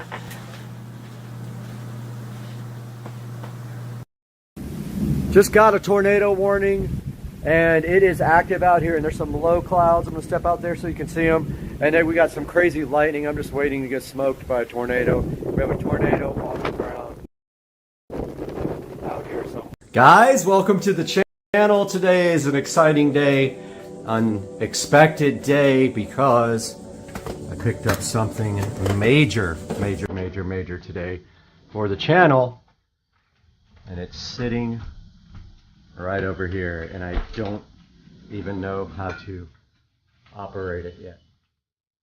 Check this out, guys. Brand new, used, of course. Editing rig, gaming rig for Supercar Street Racing channel. And this is the Ryzen 12 core processor, water cooled. Got the RTX 3080, 64 gigs of RAM. Just a sweet setup. I'm actually trying to figure out how to open the case. It's a Leon Lee case, and I'm going to open it up and blow it out with air before I even start. I don't know if you guys can see in there because of the reflection, but yeah. Finally got a computer. I'll explain. My old computer was terrible. You guys can sit here and watch me struggle trying to figure out how to open this case now. I managed to get the front off of the case, and then I messaged the seller, and he told me something about the mesh. Sealed. Oh. That's good enough for us to blow this out, but I need hearing protection, guys, because my hearing is already shot from loud music my whole life.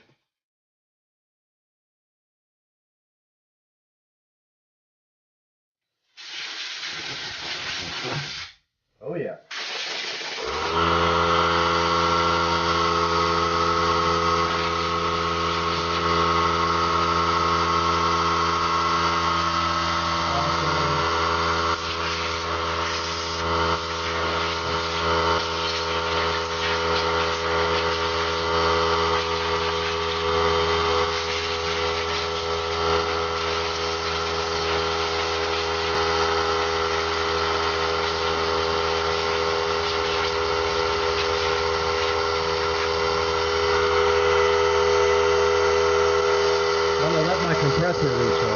Takes the compressor about 5 minutes to recharge, so it's recharged again. Let's go ahead and do this.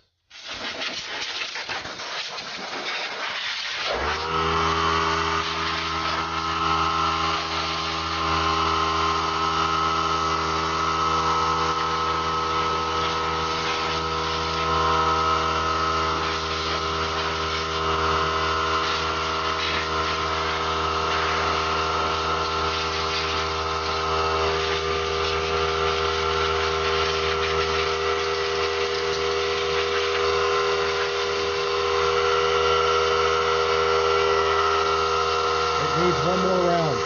Round 3 of blowing out my new computer.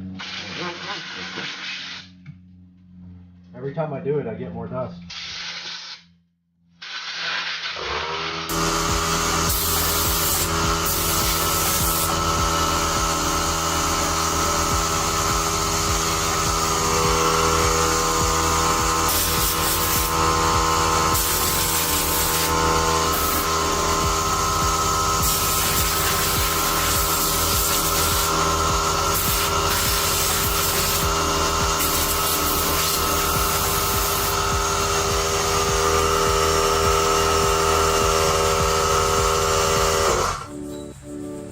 Good enough. Here's a good look at the MSI motherboard. and the RTX 3080 Tough graphics card, and the SSD here, 1 terabyte SSD. Looks like I can put another one at the bottom down there. So I'm going to order that today. Get that installed. I need it for editing. I need a second SSD for editing. But yeah, guys. So far, so freaking good, huh? So we'll see you guys inside when we hook this up. I lied because I didn't clean the glass yet. Go ahead and give this glass once over. And then once I get it in its spot, I can clean it again. So this just closes like that, just kind of magnetically. Like that. Got all my fingerprints all over it, which it will again because I'm about to carry it inside. This is cool, man. I'm so hyped. I think this is my first, believe it or not, even though I'm an IT security engineer, this is my first real PC. And it looks like the front case just kind of, actually it needs to be blown off too. Good grief. Now that's good as well. The Leon Lee case.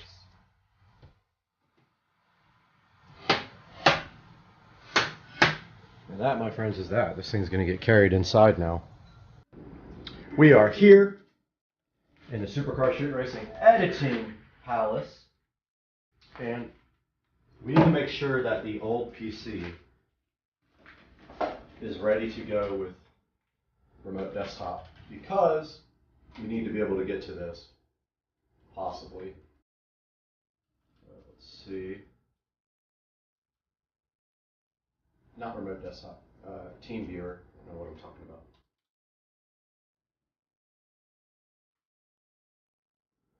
Okay.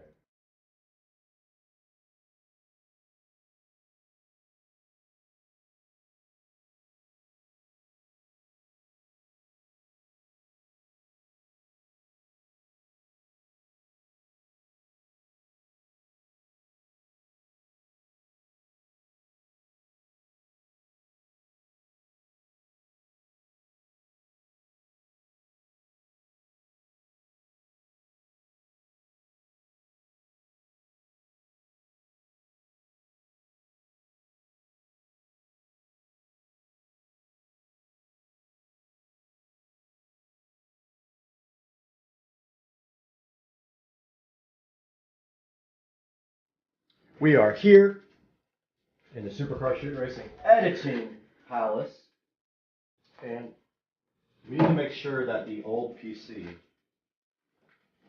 is ready to go with remote desktop, because we need to be able to get to this, possibly.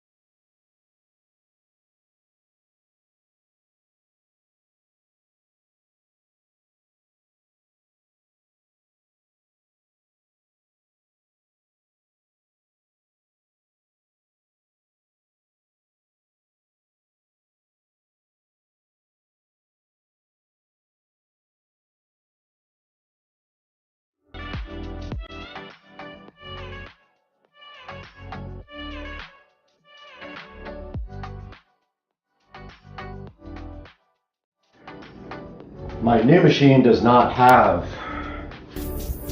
SATA ports, so there's not going to be any hooking up my existing drive unless it's just a USB adapter, which I do have a USB 3 adapter, so I'm going to do it that way for now. Order another SSD to edit on. I just thought about one thing that might be an issue also, because I didn't turn on Wi-Fi on this computer before I shut it off. I think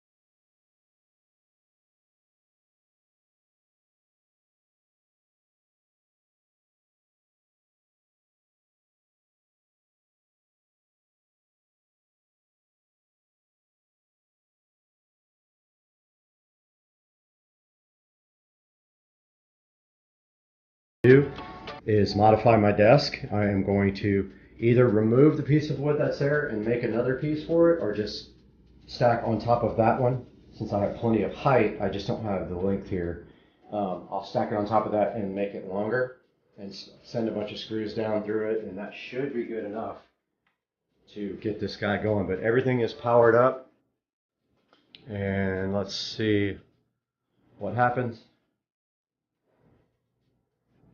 after we get logged back in over here to work.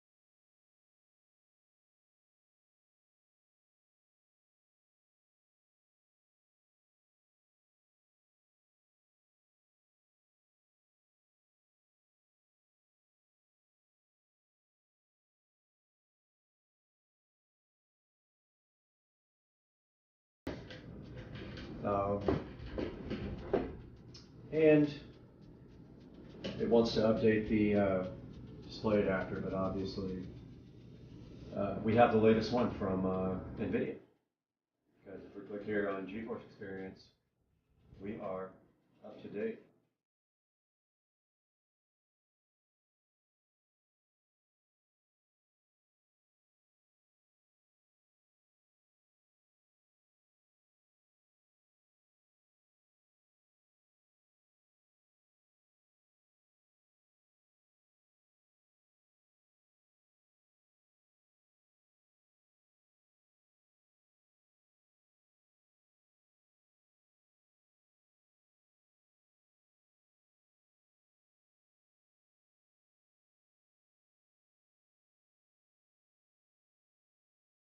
Guys, we have gone through a little bit of a pain point with our rendering drive until we get our new SSD in tomorrow.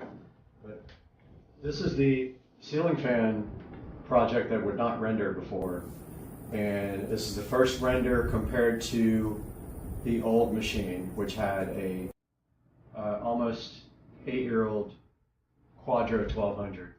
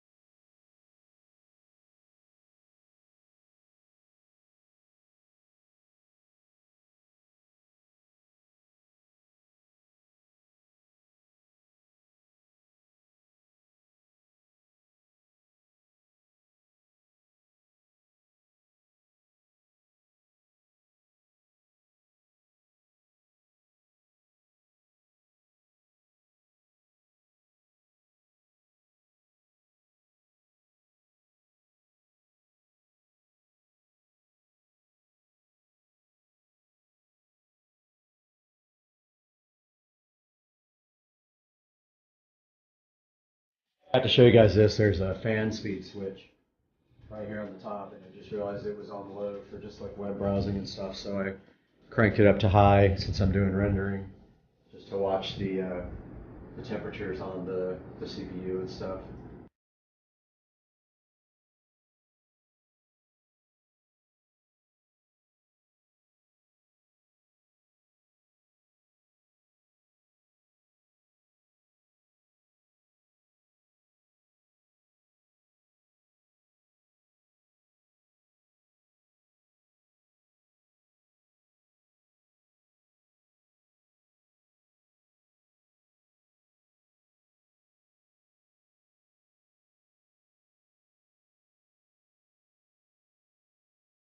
I meant to tell you guys also, Premiere Pro seems to be way faster than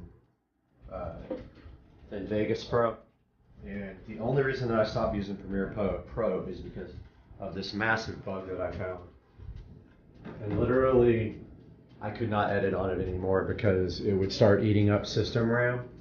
And then it would eventually use up all 16 gigs of my system RAM, and then it would crash the computer. The whole computer would crash.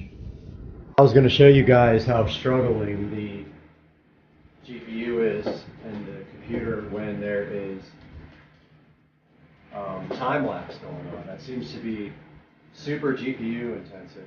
Alright guys, I've been playing with the computer all day long. Did eventually get my one video edited about the ceiling fan. Took forever because there's some kind of issue with the actual project that wouldn't get past a certain point.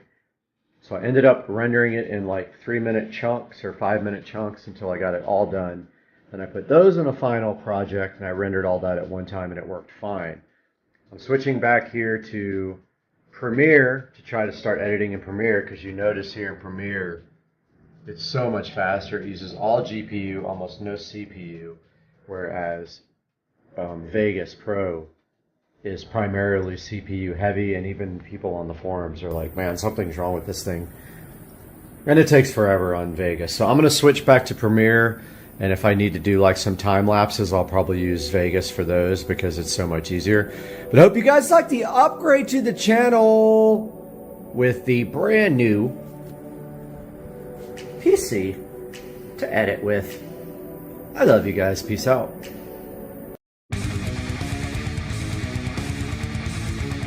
Hey, what's going on, guys? It is Monday, and besides having a bunch of back problems, some other things developing, is looks like I sold my car. I know, I just bought a car. Right. Well, did not sell the SL65. Looks like I sold the 335i. So, this beautiful car right here, and I am so disappointed that I'm selling it. This is one of my favorite cars of all time. And I am taking a beating on it. But this car looks like it is sold. A gentleman in Kentucky is coming to pick it up, and we will be driving away with this car on Friday. Which leads us to this car. So what's next for this car? And most immediately, the stereo. We're going to be finishing that up in the next week or so. I will keep you guys posted about that. But meanwhile, this car is sold. No more double car garage. And I believe, I'm not even going to tell you guys what might be going in this place next, but it's going to be pretty sick. Sold right here. Sold, sold, sold. I will give you guys an update soon. That's all for right now. Subscribe for more.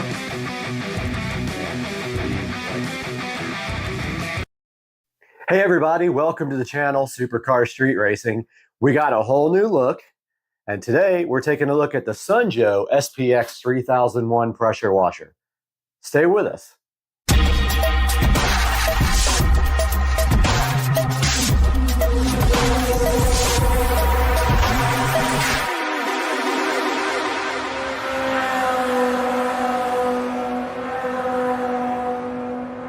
Welcome back to the channel, and today we have the Sunjoe SPX 3001 electric pressure washer.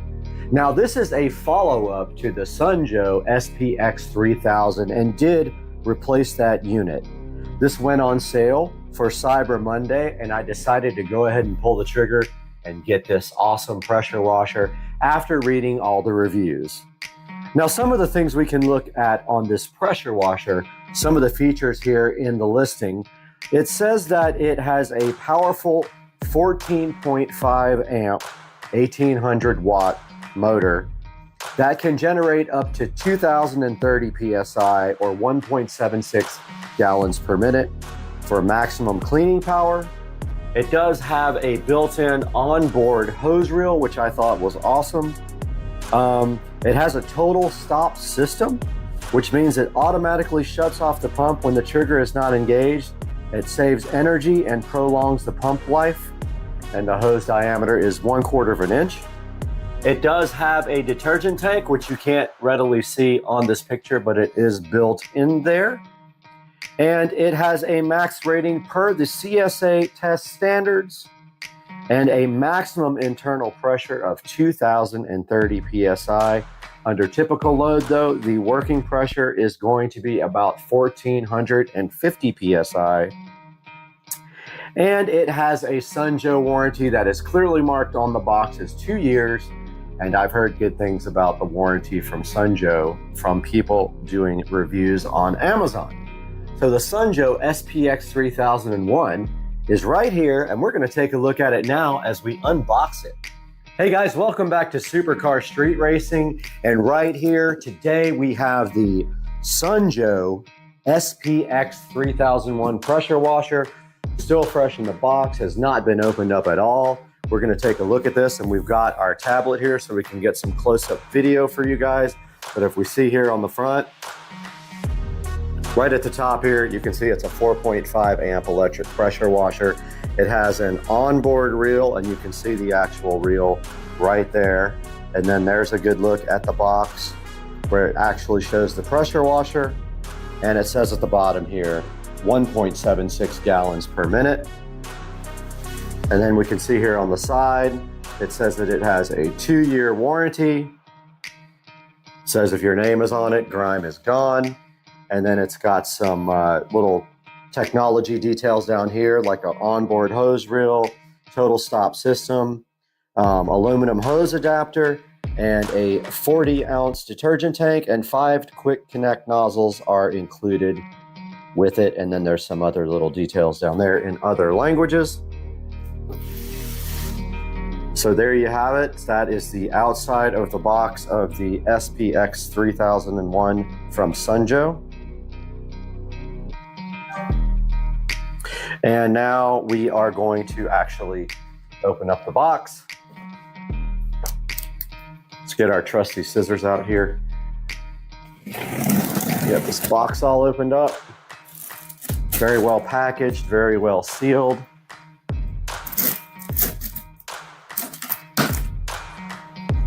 And on the top of the box here, it says if you register today, you can get a 2-year warranty, 90-day bonus coverage, and it has the URL here to register, and I will throw that up on the screen.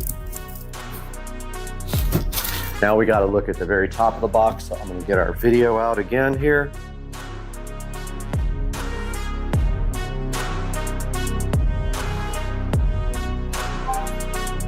Here we are on the top of the box of the Sunjo.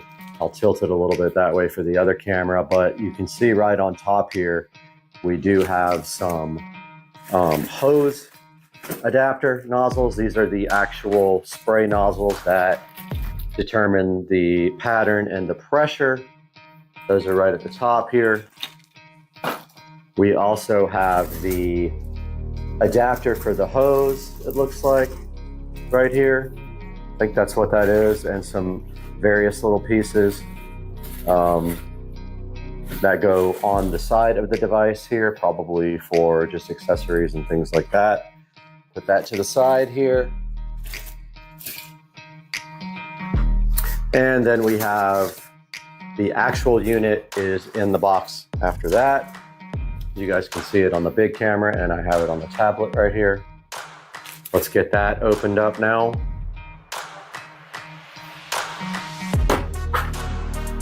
So here we are opening the top, and there's a little cardboard separator in the top. And directly after that, we have the Sunjo actual pressure washer. So I'm going to put this down on the ground here to get out the device. Now this is pretty heavy. So yeah, you're probably going to struggle a little bit, just like I did.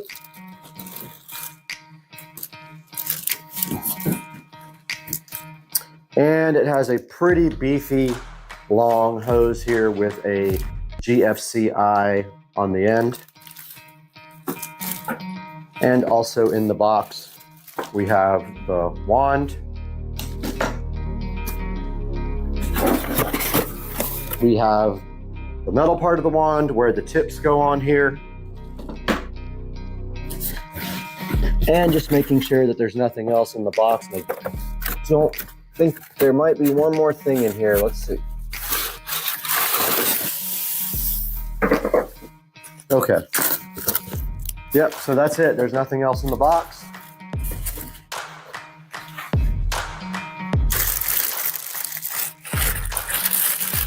Covered in plastic here.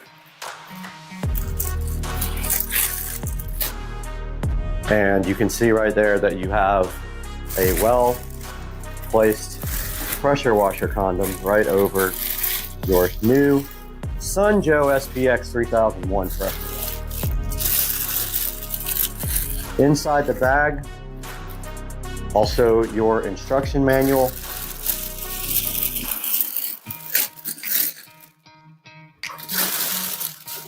Pretty cool. The detergent bottle is on the back. Let me get out the actual tablet so we can take a look at this.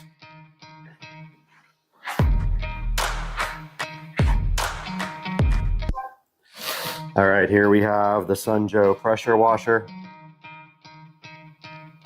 Good look up at close up of it. And the hose reel here. And the other side, which has your switches. And I believe a flow rate. I'm not sure, we'll have to look at the instructions. And then on the back, there is a look at the back and your detergent tank.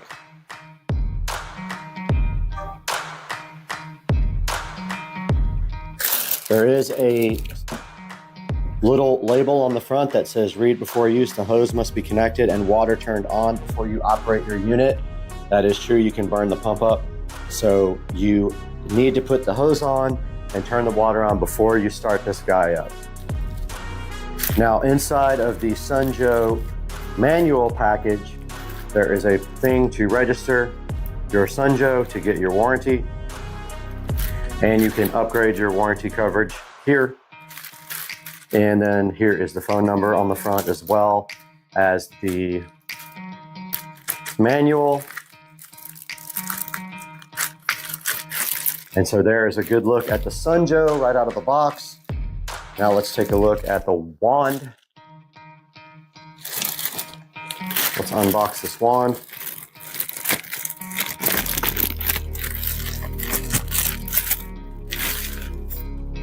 And here's a good look at the wand that comes with the Sunjo SPX 3001 pressure washer. Feels kind of plasticky, but it does have good reviews. And then the hose actually screws on to the end of the wand right here. So that would be this hose. You literally just screw it on right there. And then you take your tip here. Your tip actually, you pull this little condom off the end. And then that actually screws on to the end of this wand, like so. And then your different pressure nozzles actually go here. They're the quick connects there. But I actually have a surface cleaner for this as well. So what you do is get any of your different tips, and there will be a mark on the end of the tip to show you exactly what the degree is. Like one of these says soap, this says 40 degrees. There is a 0 degree, a 15 degree, a 25 degree, a 40 degree, and a soap. And this is what your nozzles look like that go on the end of this wand. And to get them on the wand, you simply push them on like that. You just literally push them on. And then to get them off, you pull back, and it looks like they fly off and go out of camera. So when you take them off, go ahead and put your hand on there so they don't fly off like they did with me. But yeah, to get this on the end of the wand itself, you remove this white thing, and it literally screws right onto the end there. So that is a look at the Sunjo electric pressure washer right out of the box with this nifty hose reel, and also have these little accessories that came with it. Not sure what these are yet. I haven't gotten into the manual, but these look like they go onto the actual device somewhere to store the hose and things like that. So we will break into that next. And it looks like this might be where you actually put the hose. So I don't see that yet, but here it is. So that goes right here at the bottom. Let's grab our tablet so we can get some video of that. Here at the bottom of the Sunjo, they give you this little adapter here. And basically what you do is you screw that onto here, and then your hose will go onto the other end of the adapter. And there's a little filter inside there to keep goop out of the device. But yeah, you just screw this on here like so. And then you tighten it up and put your hose on the other end.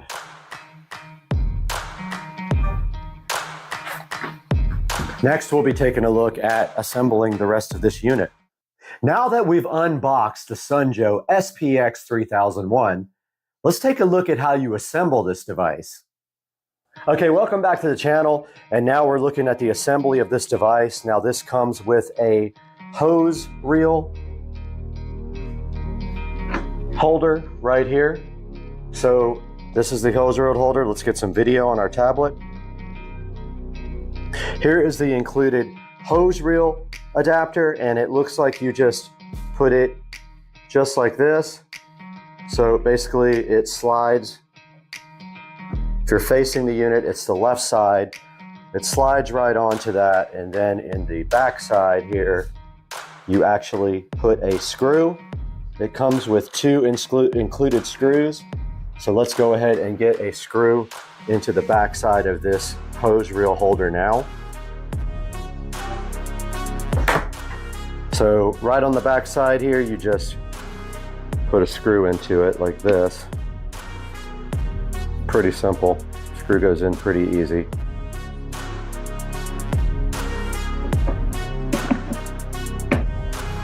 Might take a second to get it lined up.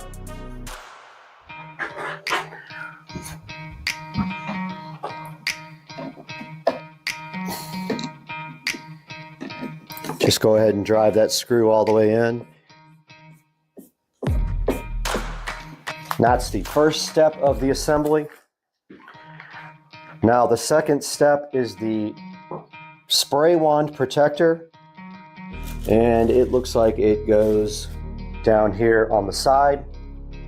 There are two little marks, little like square holes. Well, they're not holes, they're squares, but they are on, if you're facing the unit, it is the left side down at the bottom. And let's go ahead and get some video of that now.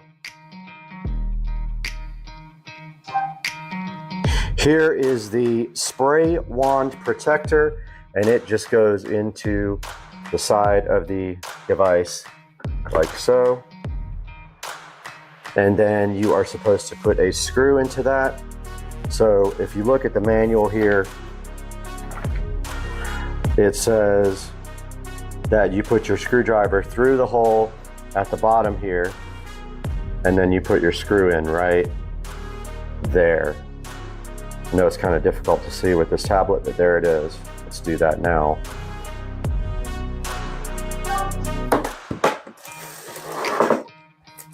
So right here, we put our screwdriver through.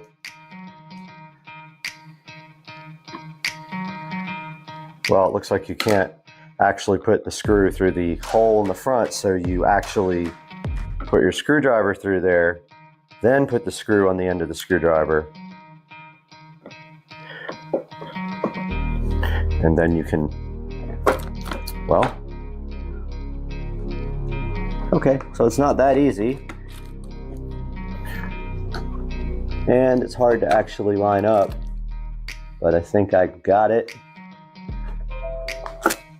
Yeah, they don't make that part easy, but it does go eventually.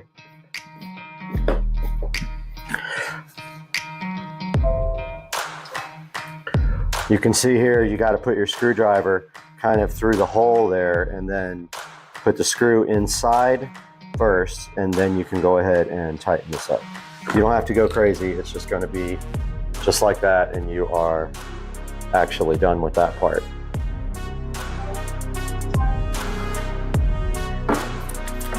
Now, it says for the next part of the assembly, you want to fit the stainless steel lance into the trigger gun and rotate the collar until the two parts are completely locked. So the stainless steel lance is actually right here. And you have to take off this end cap. You can just screw it off right here. Okay. Now it says rotate the collar until the two parts are completely locked. So here's your gun here, and you literally just screw this in like so. There is an O-ring inside there,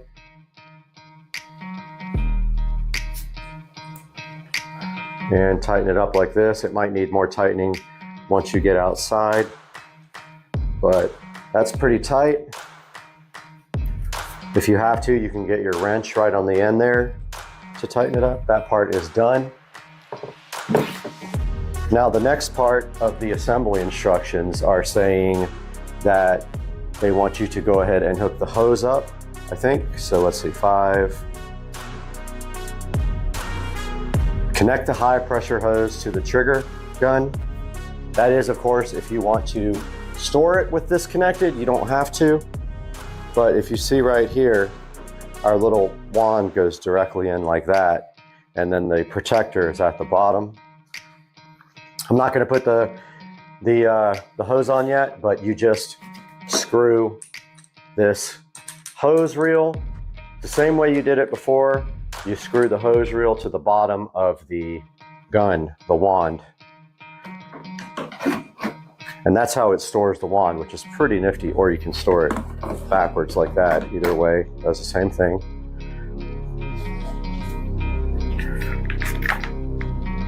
And then it's got some information about how to use the wand. We'll go over that when we go outside. Now it has also a place for you to store your nozzles. Let's take a look at that with the tablet.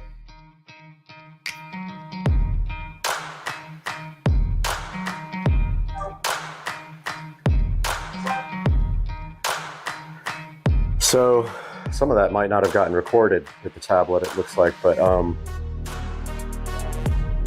first you take your nozzles here, and I'm trying to figure out how they actually, yeah, they just clip right on like that. And it's a good storage spot for your nozzles.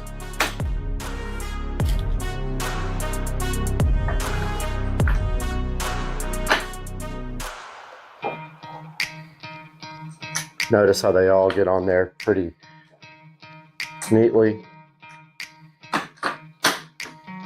Yeah, and basically you are ready now to move outside and start pressure washing once you put the wand on. All right, guys, we are finally back out here after I had lip surgery. Sorry about that. If you see my lip is kind of jacked up, it's because I had lip surgery. But now what we're going to do is prep this driveway to get pressure washed here. And as you can also see, the rust stains there and there from my well. We're going to be dealing with that a little bit later as well. But for right now, we are going to get these leaves off of the driveway and get that garbage can out of the way.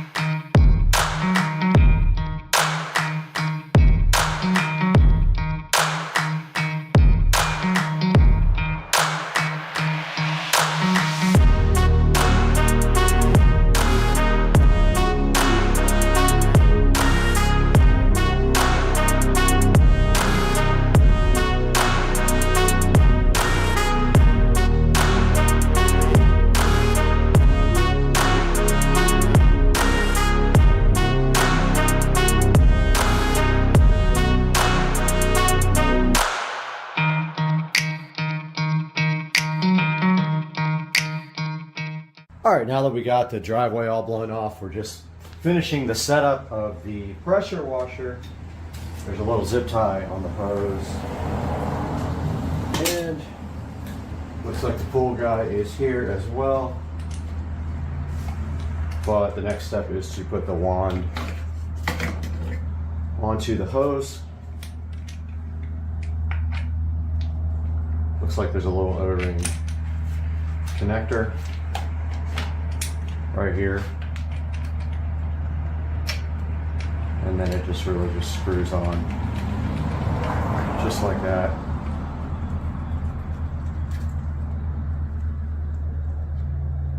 And that is that. Got a little tag here.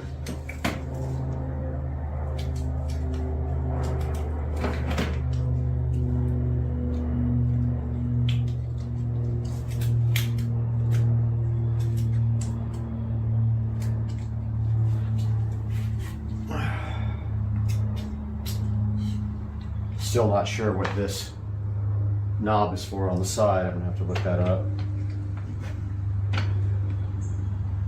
All right, that part's done. I'm gonna break out the manual.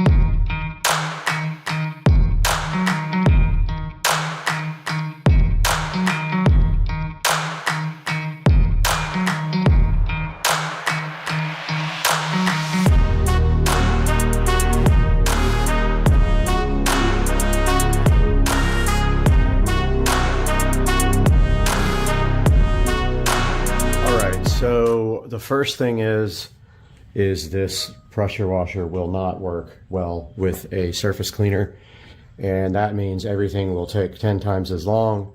So I'm going to grab the gas pressure washer from the neighbor's house and give that a shot.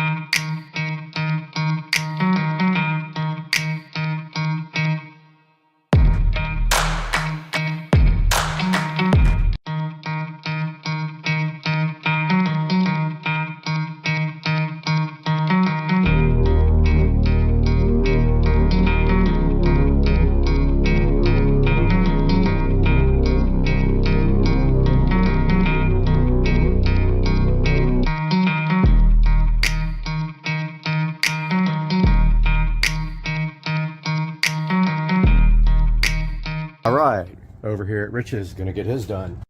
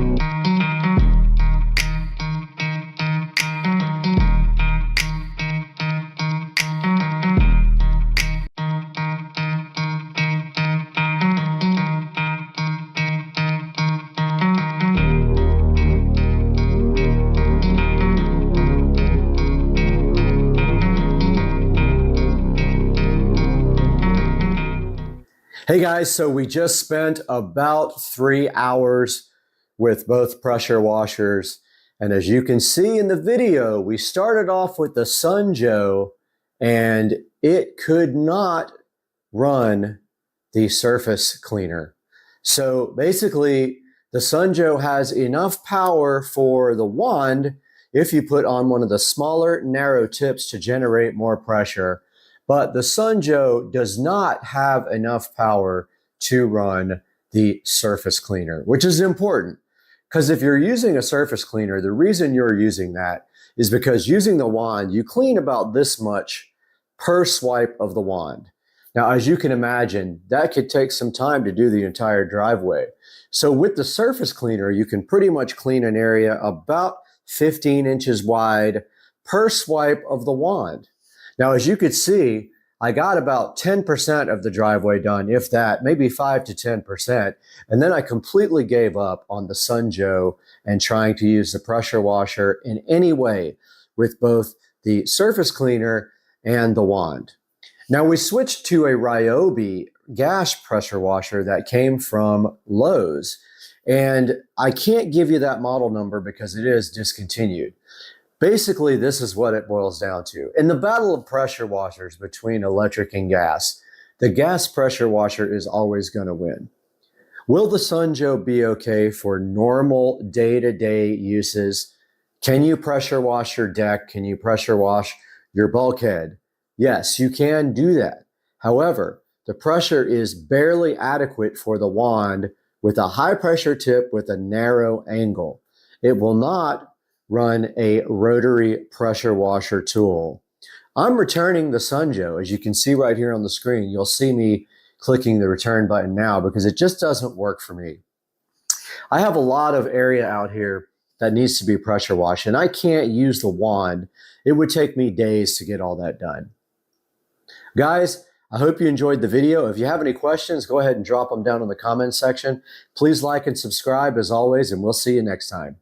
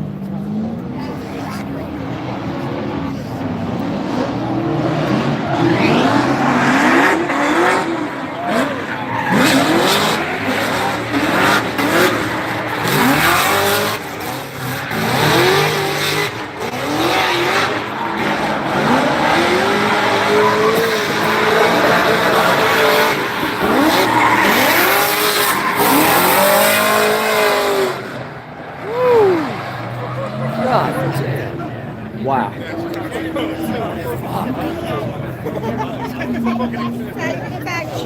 Crazy. Here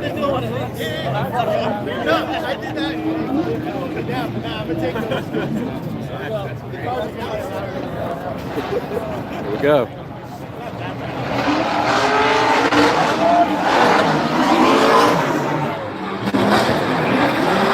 Look at the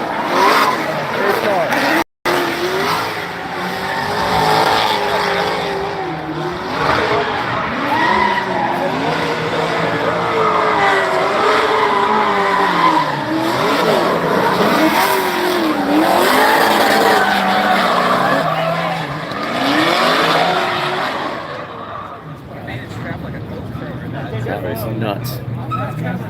Hi, Randy.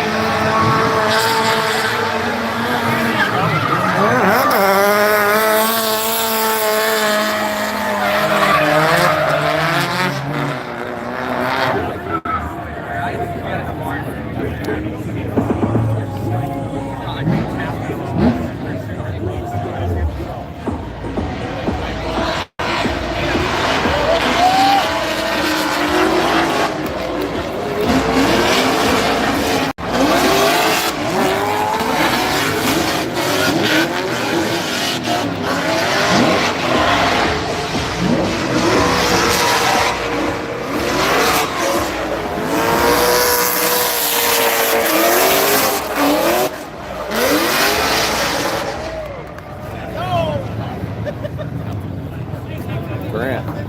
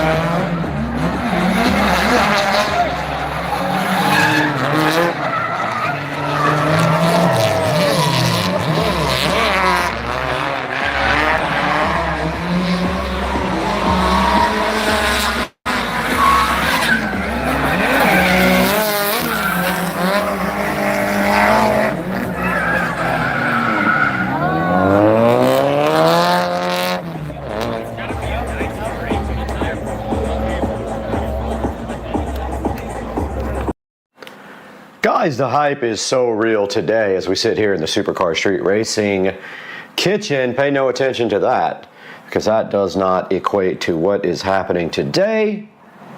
Because today, although we have the window open because the temperature is fantastic today in the 70s in Jacksonville, we have a package here from On that was dropped off, and we're going to be unboxing that today on the station. Stay with us. I'm hyped.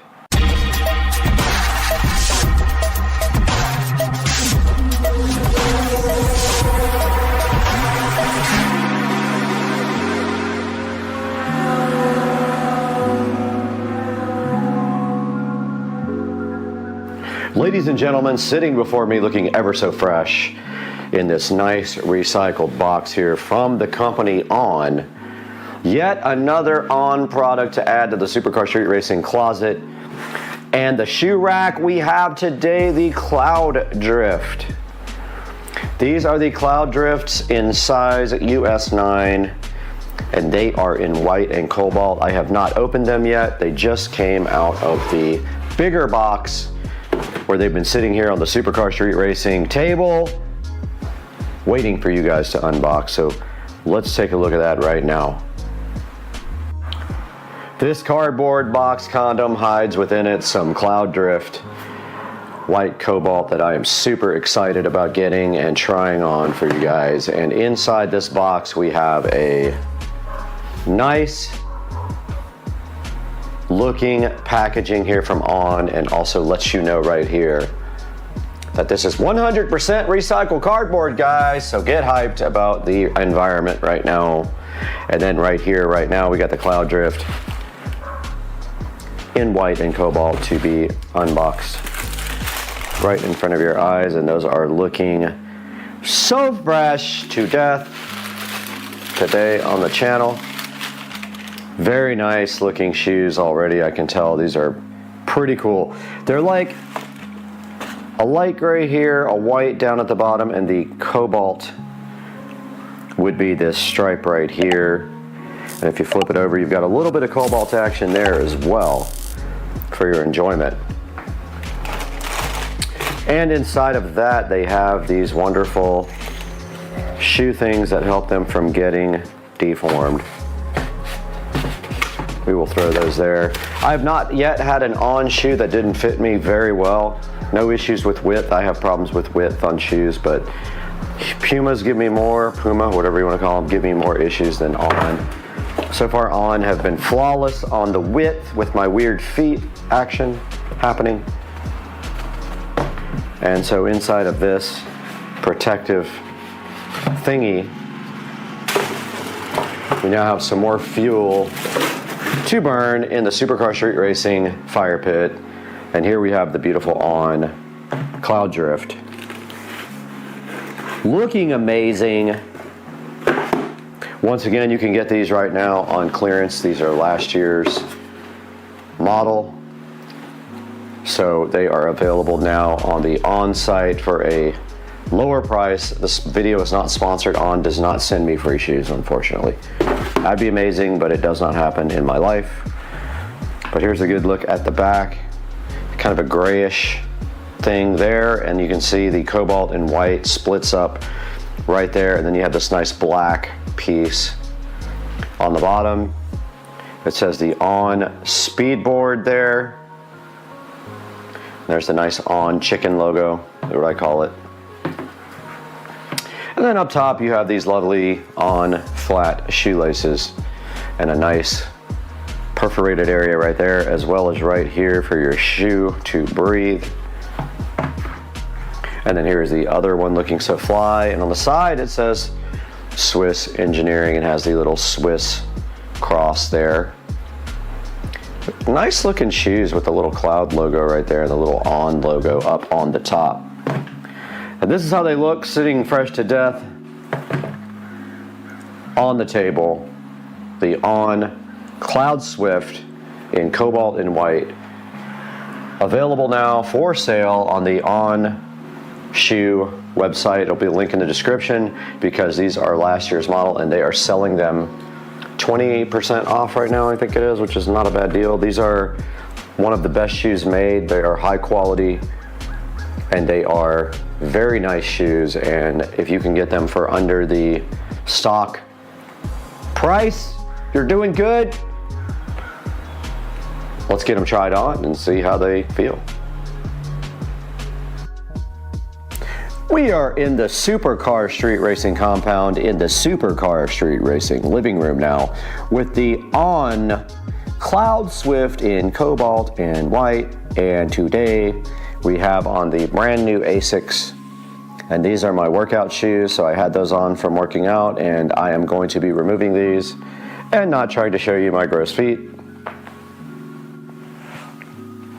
But at the same time, we are going to be trying on these On Cloud Swift, and already they feel a lot lighter than the ones I had before. And putting them on with one hand will be fun and challenging. And they go on really easily. They are definitely unlaced, which I like that. I leave them like that. My feet are very weird. I have bunions and issues, so anything I can do to relieve the pressure on my feet makes me happy. And we have on the Cloud Swift, and wow, they feel great. So comfortable. Let's get up and take a walk with these guys in the Supercar Street Racing compound. Yes, these are amazing. On just has the best shoes I think I've ever bought in my life, and they look great, they feel great. I don't use them for exercising, although I'm thinking about buying one of their top-end running shoes so that when I do, I have the best available. The ASICs are cheap, $50 shoes. These are upwards of $150 when you get them on sale. More than that when they are brand new. And since this is last year's model, you can get them now cheaper. If they have your size, you've got to go on there and get your correct size because they sell out very quickly. A little bit of squeak from them, but that's because they're loose right now. They're not laced up. And if they're not laced up, that tends to make the squeaking noise, which you're hearing underneath my feet. But yeah, these are awesome. They feel really good. They're super comfortable. Got no issues at all with these. I love them.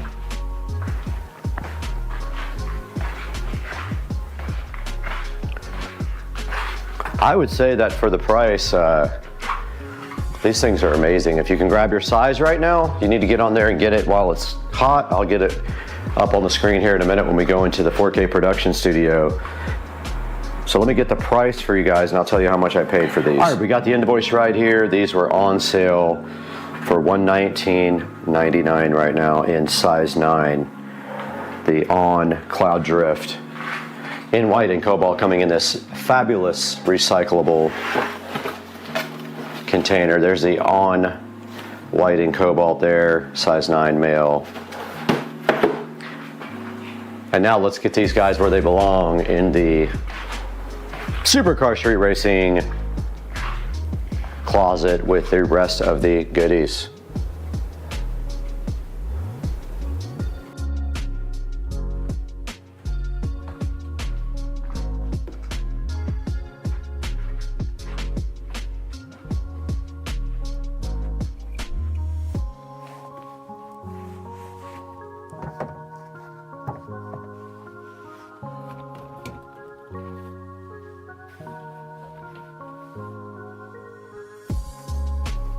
Back in the supercar street racing compound closet, and you can see we have deposited the On Cloud Swifts to their final resting place here on the shelf. And I love the way, compared to the other shoes, they have this black strip right here. Notice the other ones do not have that at all. These guys are looking so fly. I really like that design. Compare that to the Roger here, and you can see this little black stripe with the Swiss engineering thing there. Not all of them have that, as you can see. Only the right shoe has it on all of them. The left shoe does not. There's another set of Rogers right there, another set of Rogers there. But yeah, guys, this shoe rack is looking hot with over $1,000 worth of On shoes there. And then over here we have the Puma rack looking so fly. And so I have a choice now of what I want to wear. If I want to go with the On shoes, I go here. If I want to go with the Puma shoes, I rotate this way, and then we have that looking so fly. And we will now go to Supercar Street Racing Studios with Brad.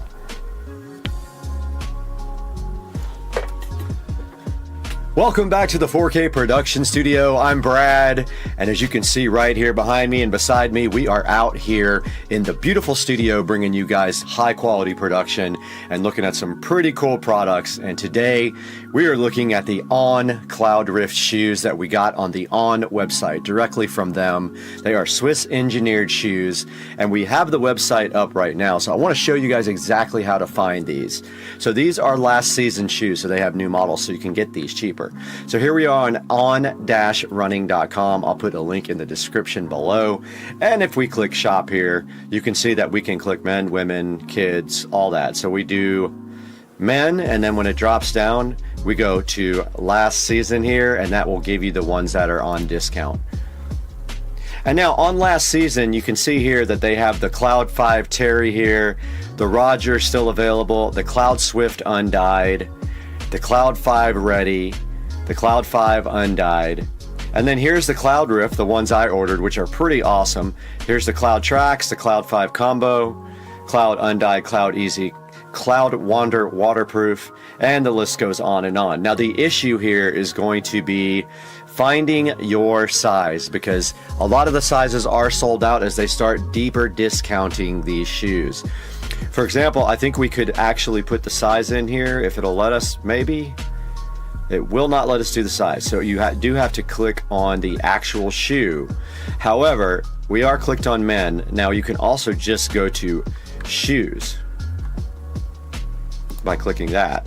All right, now we're only looking at choosing. Let's go to the Cloudfire Terry and see if they have our size. And so if we click it right there, they do have the Cloud 5 Terry in my size, and you would want to log in and then shop. But going back to something like the Roger, some of these shoes you're going to find that they don't have the colors that you might want. I'll show you, for example, if we go to the Roger. So that's the Roger Clubhouse Mid. Let's see if they have any more Rogers.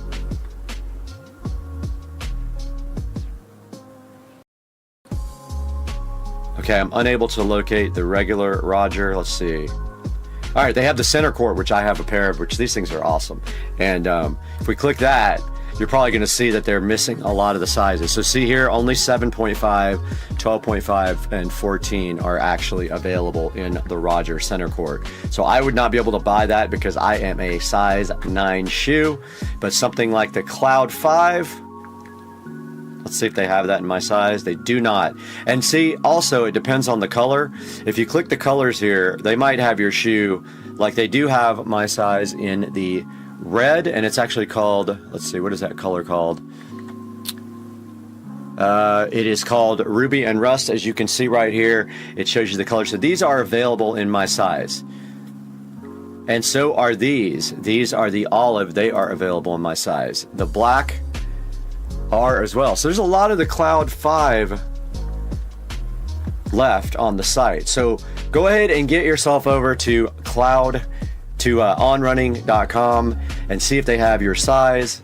And guys, we really appreciate you hanging out with us in the 4K production studio. Make sure when you buy from Amazon, you click through our links. If you buy On Running shoes, use my link in Amazon. If you buy anything on Amazon, click through any of my links. It doesn't have to be the product that we featured or the product in the link. If you click through my link, it gives me a very small commission and allows me to keep the channel going. Guys, we appreciate you so much, and we will see you next time. I am peace out of her. Today we are starting on the garage door project, and the first step of this is we have to have power run over to the new garage door opener area before Monday. So we're going to go ahead and do that now on Supercar Street Racing, and here's the parts we're going to use. All we're basically going to do today is start off by prepping these parts.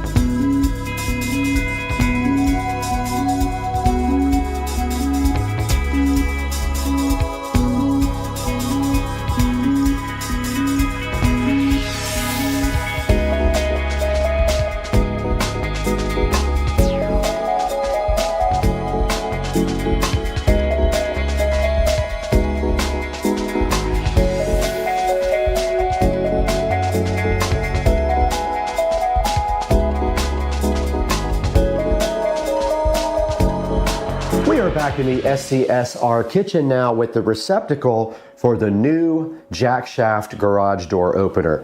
Now, as you can see, yesterday we did get the receptacle and the cover plate painted black. It does have a little tiny little white spot, no big deal. You won't be able to see that. But these are going up on the ceiling where we cut the hole yesterday and got super lucky, and we're like a billionth of a millimeter from the joist up in the ceiling. So first things first, all we have to do right here and right now is to get this pre-wired. And so to do that, we're going to go ahead and open up the back of the receptacle, whatever this is called, the wall box. And this is a type that screws in from like that. And then the tab goes around and holds it to the drywall. It's for just cutting a hole in the drywall. And now we just simply feed our brand new Romex wire. We got 25 feet of 14/2, which is 14 gauge Romex. We feed it right through the box like that, and the rest of which will go in the ceiling before we seal the hole up with the receptacle box. But first, we need to pre-wire this receptacle. Remember, when you do these receptacles, the white wire, the neutral wire, always goes to the left. You see the larger of the two slots on this receptacle, the neutral wire goes to the left when you're facing the receptacle. And now we need a razor knife, which I will go get. Take this Romex wire and strip off enough. Strip off the Romex, strip the paper off the ground. Ground wire is the bare copper wire. Take your scissors. Now let's see if our wire strippers still work. These have been giving me fits lately, probably because I don't know how to operate them.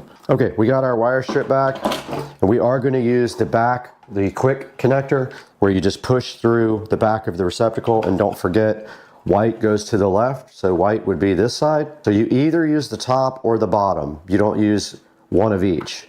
So the top, left side here, you just push the wire in and it locks in place. Same with the black wire, push the wire in and it'll lock, supposedly. Oh, wrong hole. That's what she said. That's what she said. All right, that is in there. And it doesn't look like I stripped back the ground enough, but we'll make it work. Now remember, when you are doing your ground, any screw actually, when you make your loop, if you're gonna do the screw, your loop always goes in the direction to tighten the screw. You put the loop in like this, the direction of the tighten. Does that make sense?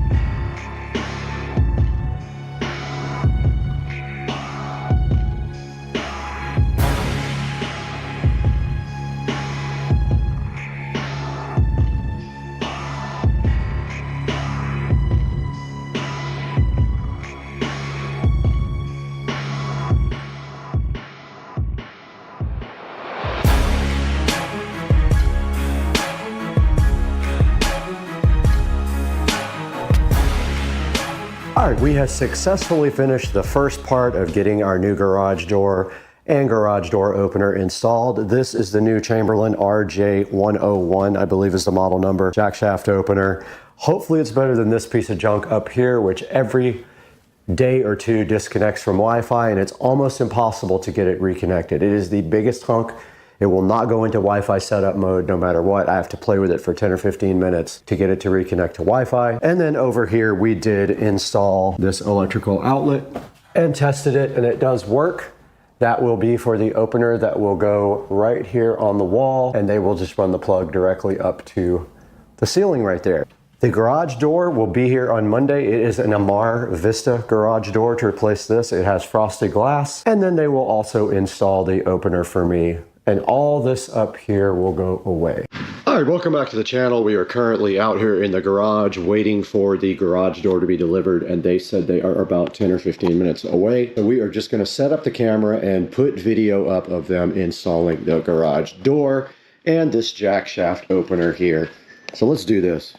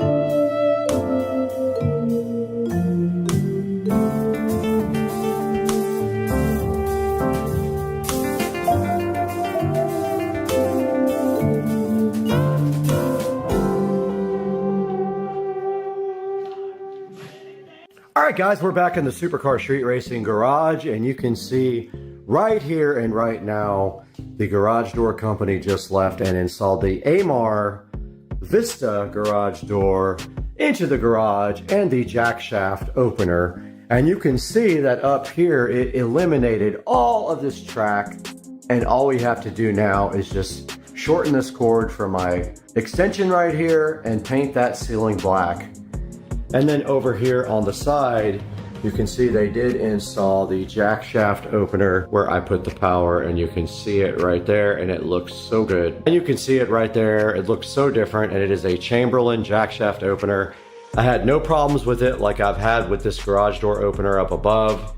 It joined straight to Wi-Fi and was fine. I just have to tie up the wiring right there. And if you see right here and right now, This garage door looks awesome. Let's take it outside now where we can see the outside. All right, we are outside Supercar Street Racing compound, and you can see the AMAR Vista garage door installed from the outside with the frosted glass. And of course you cannot see through this, but it is letting some light through, and you can see the hexagon lights here looking so fly and so fresh. And the sprinklers are going off, and I did tie the sprinklers into the city water so that it would not ruin my pavers with the rust. But stepping back, the house looks absolutely cool now with the new driveway and the new AMAR garage door with frosted glass. It's a Vista. I'll put a link in the description to this right now, but I'll step back here now. That is how the house looks from the street now.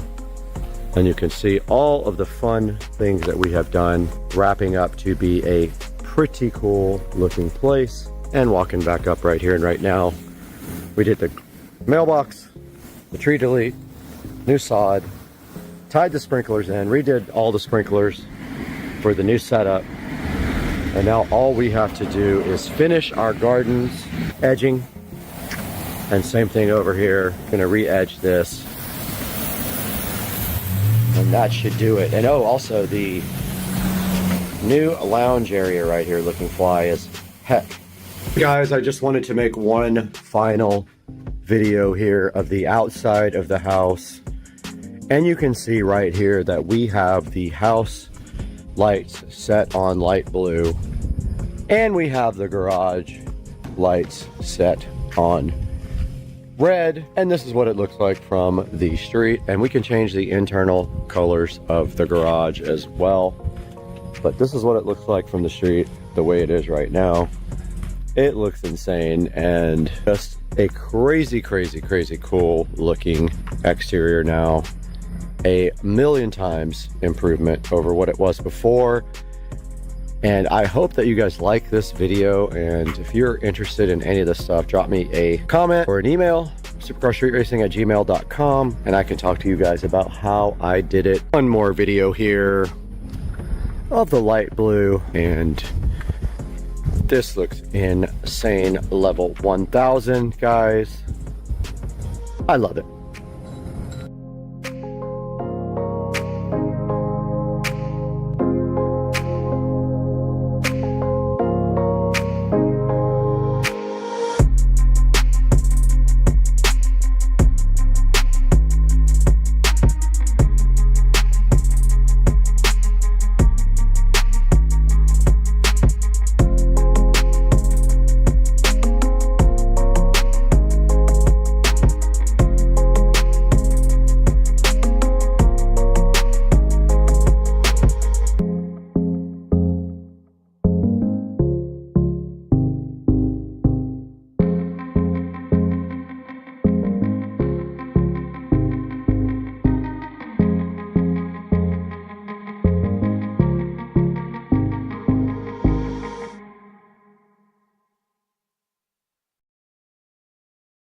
This thing does 8K video. Whoa. What? Oh, so where you scrolling out of the attic? I thought we was going in there. Got him! Got him! Oh! Whoa! Whoa! All right. Today we are going to be installing a subwoofer in the kitchen, but in order to do that, we have to prep and get some things ready, but the sub is going to go in here with the garbage can and replace where this bag is right here. And so in order to connect this sub, we have to do some things first. And one of them is power. So power is coming from over here. So we are going to just drill a hole right down in the corner there and take this power wire here, cut that, feed it through the hole, splice it back together, power the subwoofer. Then we're going to run speaker wire up to the ceiling and into the attic. All that's going to happen today on the next project on Supercar Street Racing.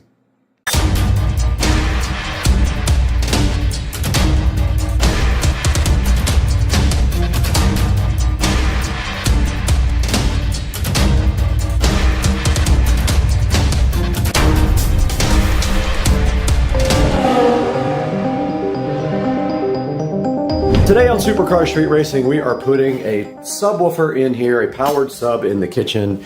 We have an extra one, why not use it? And in order to do that, we have to get a audio supply cable to it. So basically we're doing speaker, high level in, and we also have to get a power wire to it.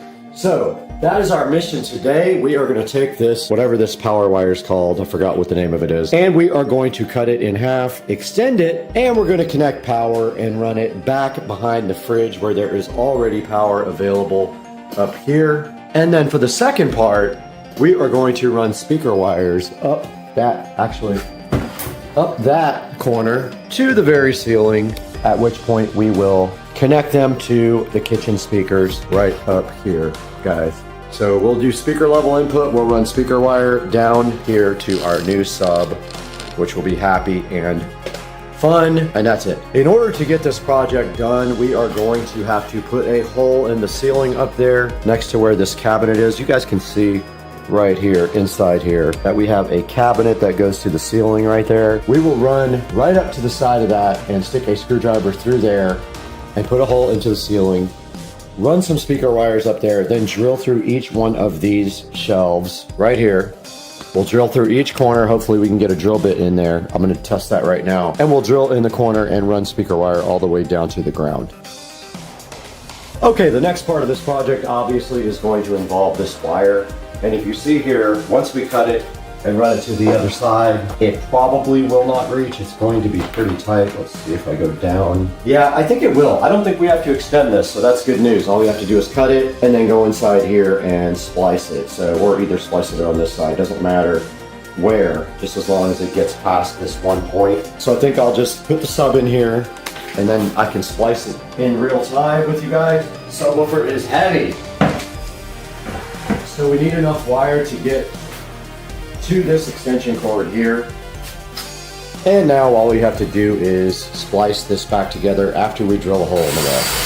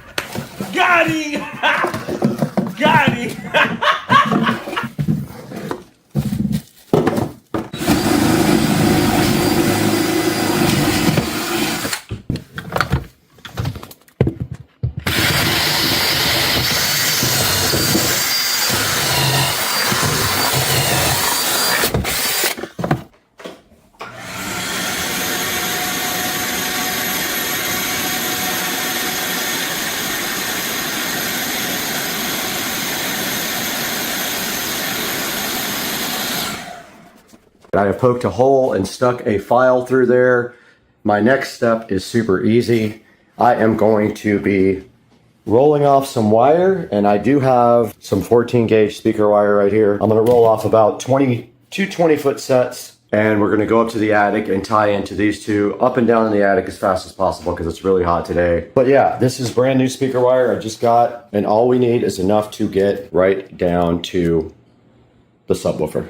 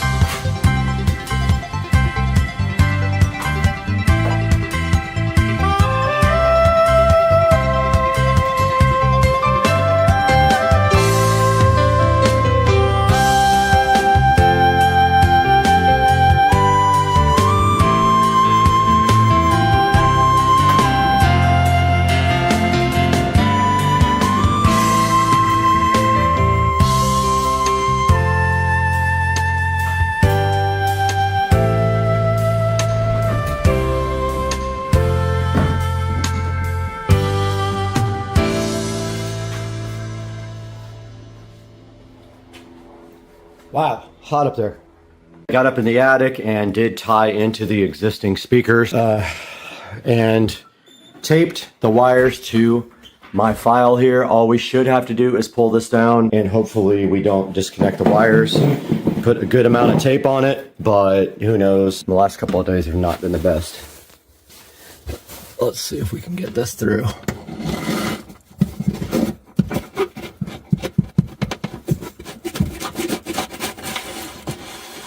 All right, now all we have to do is feed the wires through the holes in the shelves, connect to the subwoofer, and the project will be over.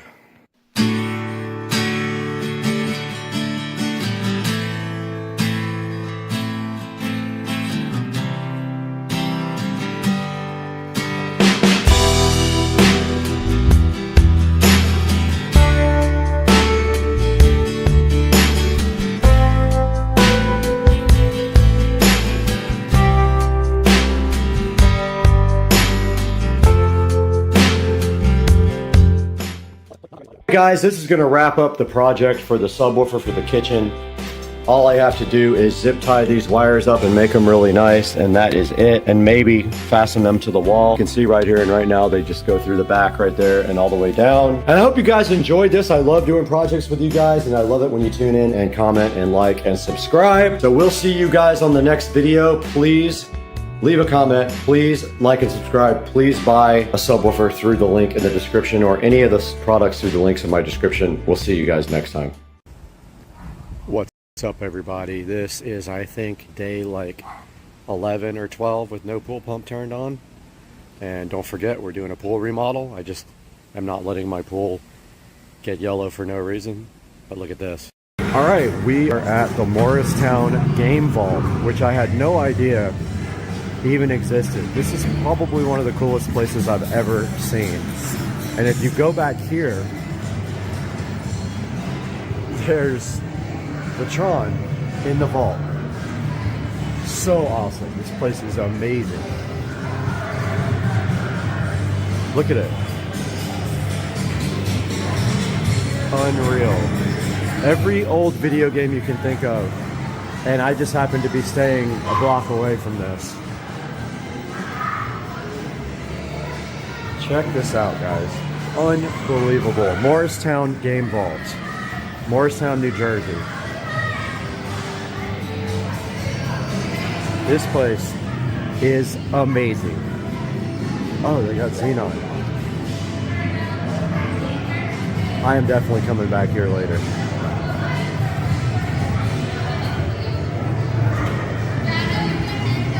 Absolutely insane. The Morristown Game Vault. A good look at it. Unreal. Alright guys, so we are on February 8th here, doing our weigh-in. Let's see what happens. Don't look at my weird feet, please. Alright, we're at 151. I actually said 150 earlier today, but I did drink some water. So we're at 151 on day 38. Why?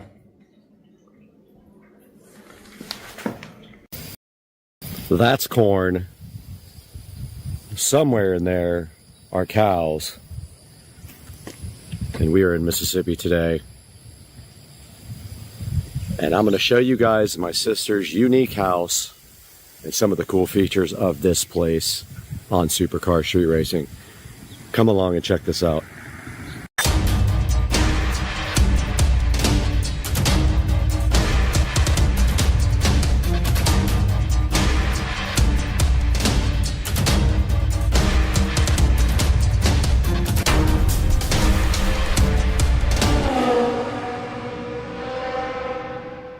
Now you can tell already stepping on the porch of my sister's house that she has some unique things out here. Very unique taste in art and furniture, and she collects some really cool things. But I've spent some time on this porch playing guitar with the corn right across the street and the beautiful plants. And you can see here, this is just the beginning of some of the coolest things you'll probably see at a house. Now let's go inside. Hey dude! What are you doing, dude? All right, we step inside the house, and of course, there's some really cool, older, vintage pictures here. I don't know exactly what they are. That says Guadalupe, so that's Mexico. So yeah, some really interesting old photography here. And then of course we are from New Orleans, so down here we have some very cool Mardi Gras stuff there, and we have Bo the cat. And then moving up here, there's some very cool antique lamps here. A very old antique, it looks like an armoire, or I guess you would call it a dresser, more like, and not an armoire. And then on top of that, some vintage photography, and I don't know the significance of this, probably isn't one. The cat is trying to open the door. You're not getting out, dude. Some interesting palm leaves here, a candle, and then some shawls adorning this, and some more old photography back here. But a very cool old dresser here as you enter the front door, and some older looking ornate lights. And then on my right here, some pretty cool artwork. As you can see, it's multi-leveled. Might be hard to tell on camera, but this is levels of paper or some kind of material. This is one of my friend's artwork, Andre. So he painted this of a local artist.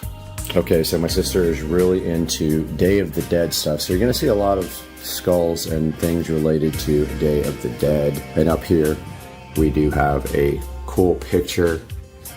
Looks like painted by Anthony Hart, and then a picture of my sis and her boyfriend there. And then down to some interesting artwork here. There's a diver's bell here. There is some kind of old, I think that's a trombone.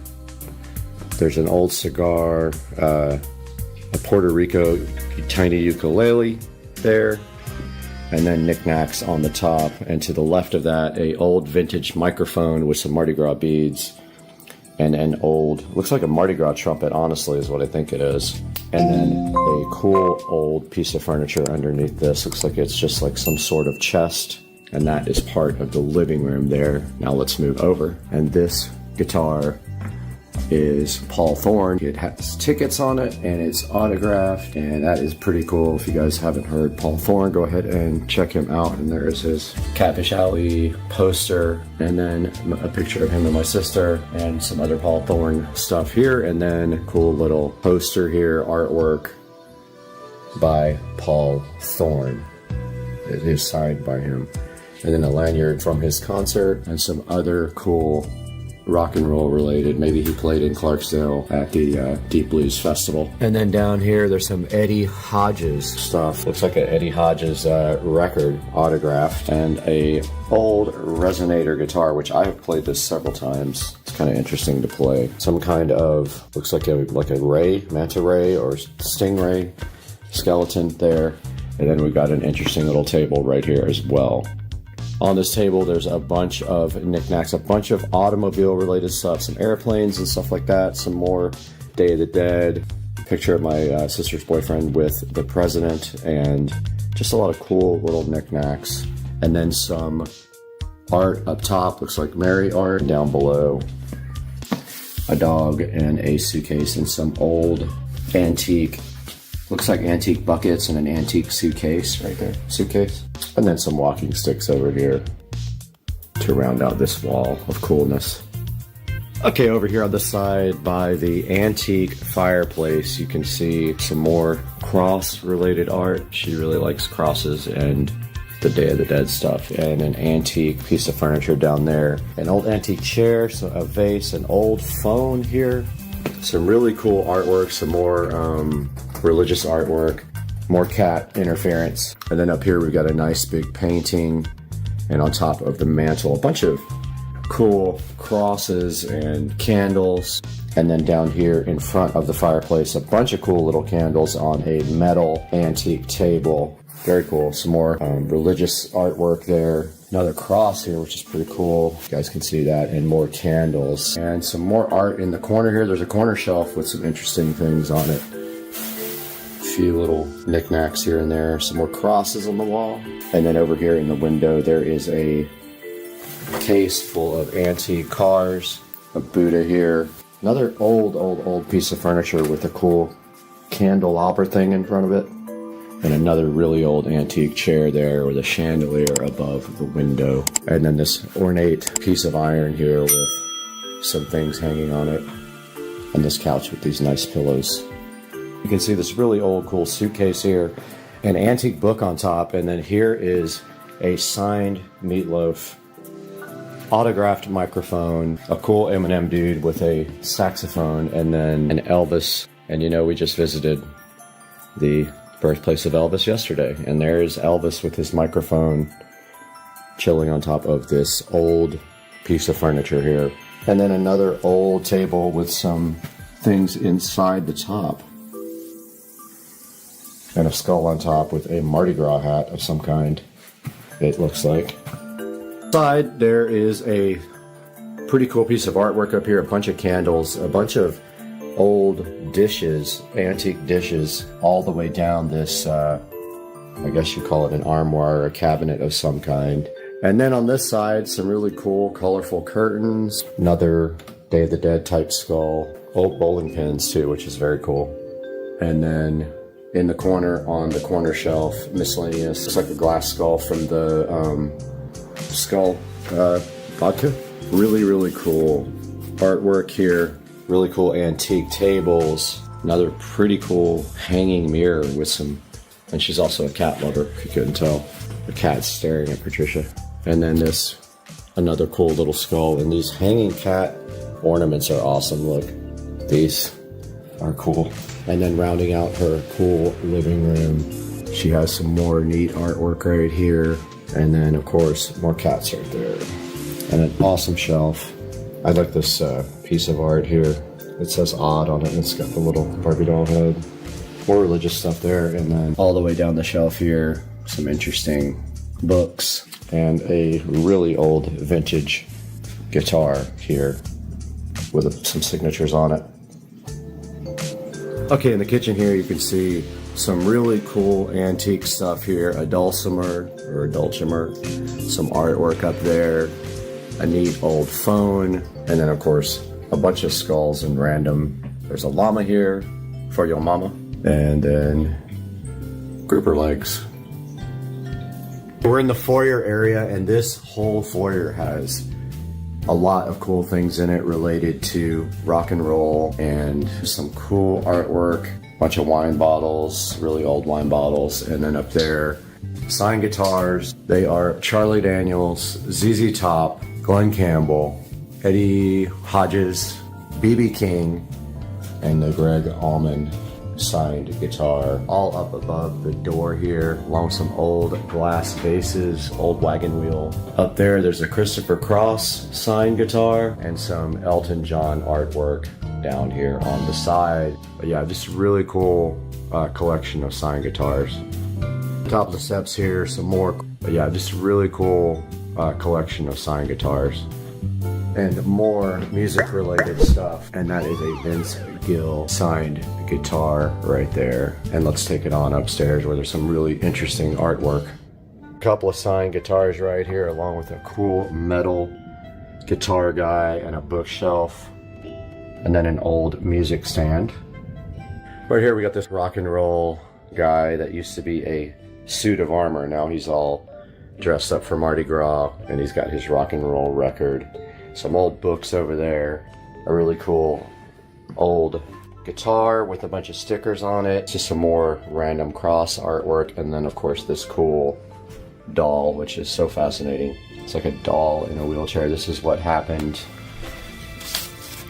to baby Jane. I like it. I think it's awesome. And then here in the chair, nice old metal chair with an old helmet in it and another skull.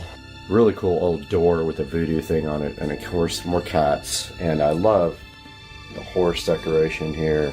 This is 11 Spoonfuls signed guitar here. This one is Reba, James Taylor here, and then next to my mess over here, because we have taken over the upstairs.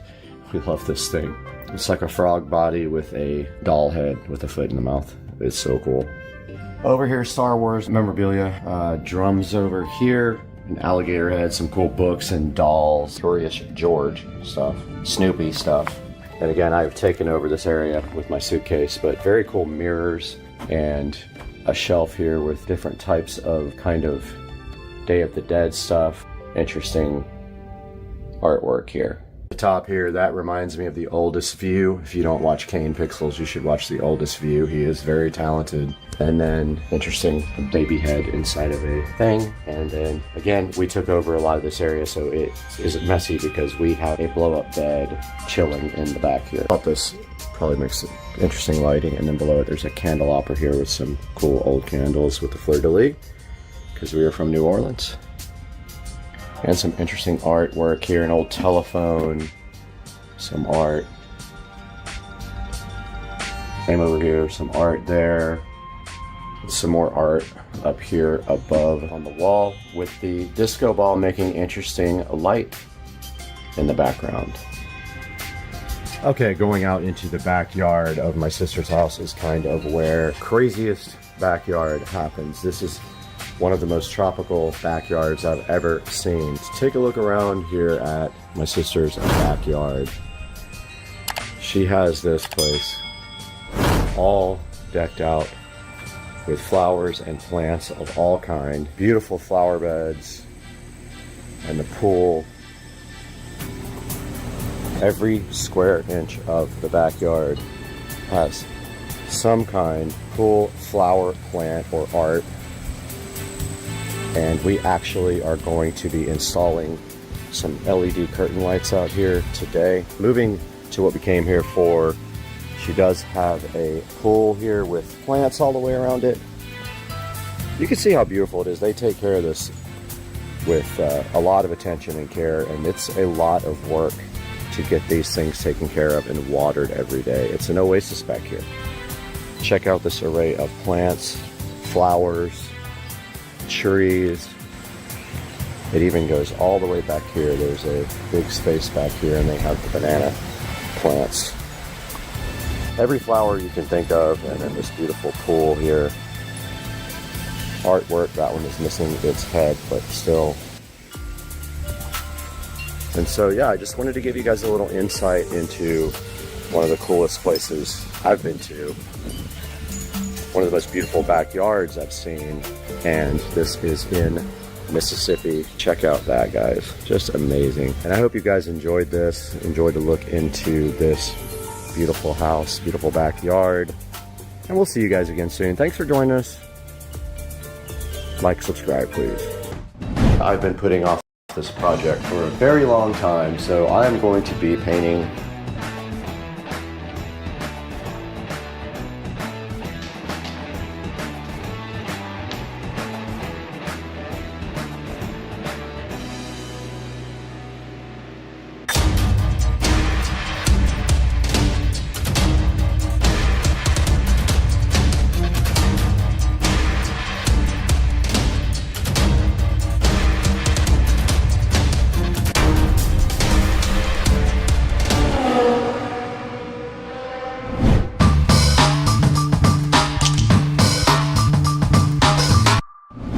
Alright, we're in the Supercar Street Racing kitchen this morning, and I've been putting off this project for a very long time, so I am going to be painting the inside and the outside of this door today. I have the kitchen paint for the outside to touch up around the sides here where they messed it up when they put the new trim in. I also have to caulk this part in right here. They left some caulk for me, so I got to do that as well before I paint the trim itself. But I figured I would touch up the outside first, then go to the trim second. Okay, on the outside of the garage here, we can either paint this black or red. So I got to figure out what I want to do. I do have the red white here. Yeah, I'm going to need the black as well to touch up the black part of the wall.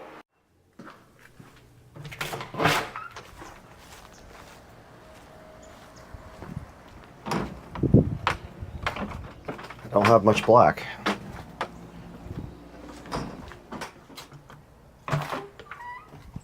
It's gonna be red.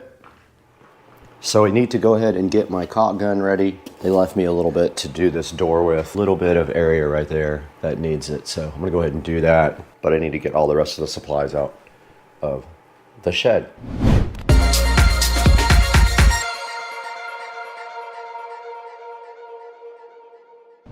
All right, the first thing we're gonna do here is fill a bowl up with cold water. This is for when I am caulking around the door and using my finger. I can wipe my finger off after I just run it down. I'm gonna do a smooth, small line, just like what he did right here. He was showing me how to do it. So just gonna get that done right now. That's all the water you need, really. You don't need a whole lot. Yeah, I'm gonna go ahead and load up. I got the caulk gun loaded right here and go ahead and start around this door.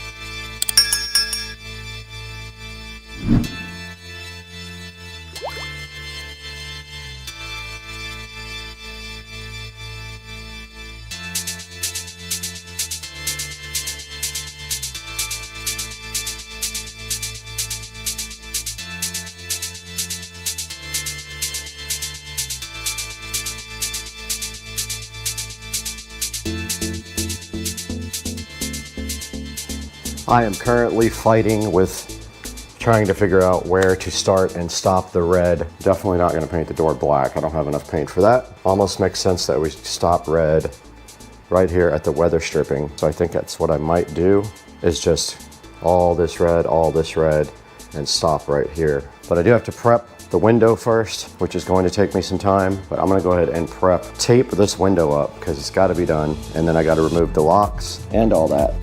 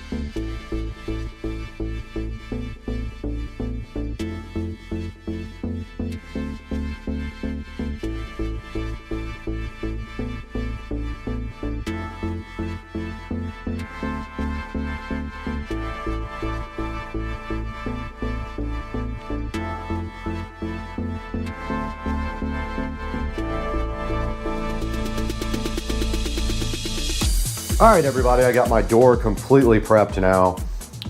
It was a royal pain. I had to do all the hinges. I could have probably just taken one hinge off at a time and painted that. But I decided just to go ahead and try for the first time in my life to prep it, and it worked. I used a razor knife to get around the hinges, and then I also prepped the glass on the door, put some paper towels in here so paint can't go in here. And now all I have to do is paint. I'm gonna tape those up as well before I start painting. Tape around this one and this one so I don't have to pull the screws out, because these get weak every time you pull them out. I might pull this one. This one I'm definitely taping up.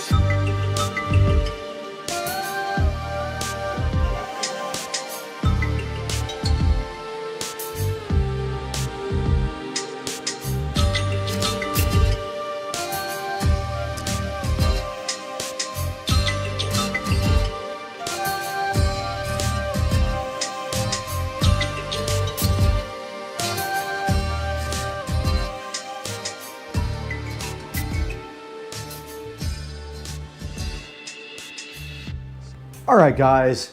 That was a crazy long day. I spent the entire day from about 9:30 until now. It is 4:30, 7 hours to paint this door and the trim, but I just got finished with it and it came out. I give it an 8 out of 10. Some of the lines aren't perfect where the red meets the white, but nobody will ever notice it. Someone already told me it's fine, but you know, I'm a perfectionist. So I got the locks put back on. I got the window cleaned. I got the window paint scraped off. There's a little bit left right there that I need to take care of, but pretty much not bad for doing a glass door, if I may say so myself. This is my first time to ever do it, and you can see out here, I do need to clean the hinges off just a little bit. There's some red or whatever you want to call it, but that is the red door going into the house right there. See, one touch-up area I need to touch up, but other than that, guys, what a project. That was more than I wanted to do for sure. But yeah, I got the locks back on. So yeah, guys, I hope you enjoyed it. I'm gonna leave the door open so the paint doesn't stick when it closes to the weather stripping, and that's gonna do it for this project. There's a lot of video to edit. I shot 8 hours worth of video for this. I'm gonna go dump this all on the computer, and I'll see you guys on the next one. Thanks for stopping by. Thanks for liking and subscribing, and we'll see you next time, guys, on Supercar Street Racing. Let's go. Welcome back, guys. Some time has passed since I just recorded, and now it's time to mount the solenoid. And so we can see here that we have the solenoid ready. However, one of the holes doesn't line up and it does not come with a mounting adapter, so we have to fix that.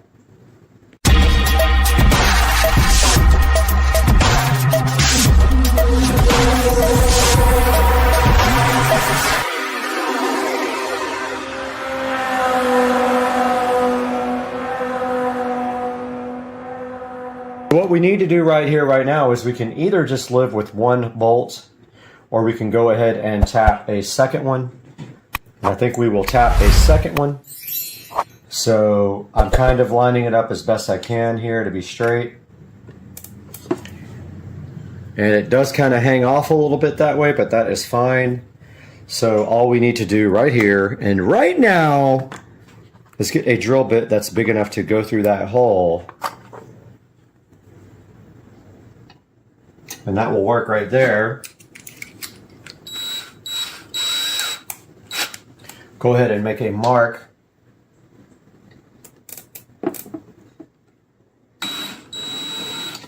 Well, it moved a little bit, actually, so I think I'm going to go ahead and bolt this down. I'm going to find a bolt that will work. All right, I dug around through the drawer and I found some screws that will fit, so I'm going to go ahead and tighten down one side.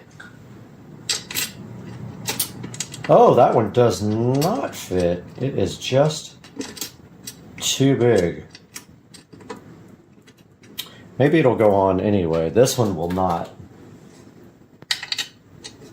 Might have to drill that out. Let's see if I can get that driven through there.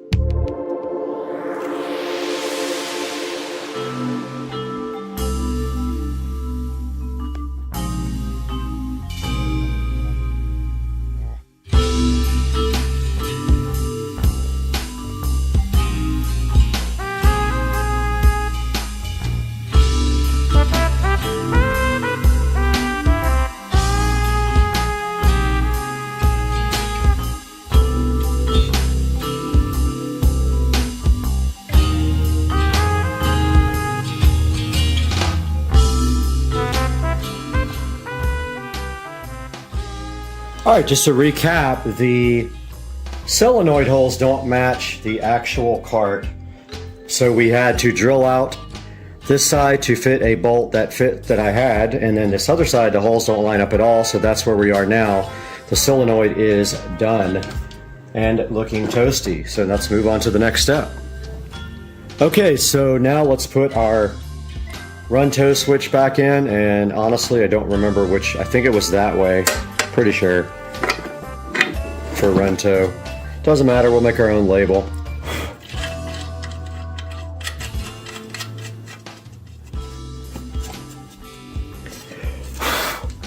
And I took off the rubber coating from it. And so there is our run tow switch reinstalled. And now we need to move on to the mounting the controller plate. Alright, we're getting all the existing bolts out.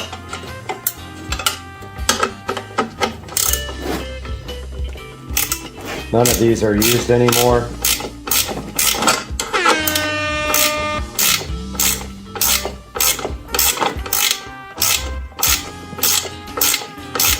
These are ridiculously tight. Should have got the drill out for these guys.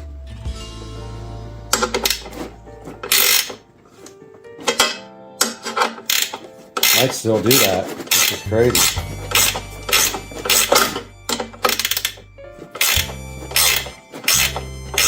These guys are like in there.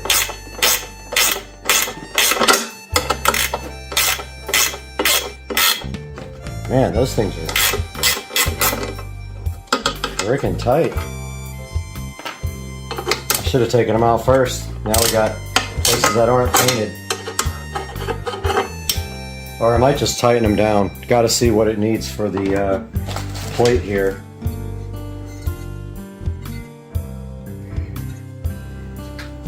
Alright, we'll be right back. I'm going to figure this out. Alright, we're going to go ahead and put the controller plate on, and it's basically just these tapered screws. And it can really only go one way. There's a screw hole there, a screw hole there, and a screw hole there, and none of the other ones line up. Has to be them. Let's go ahead and tighten those down.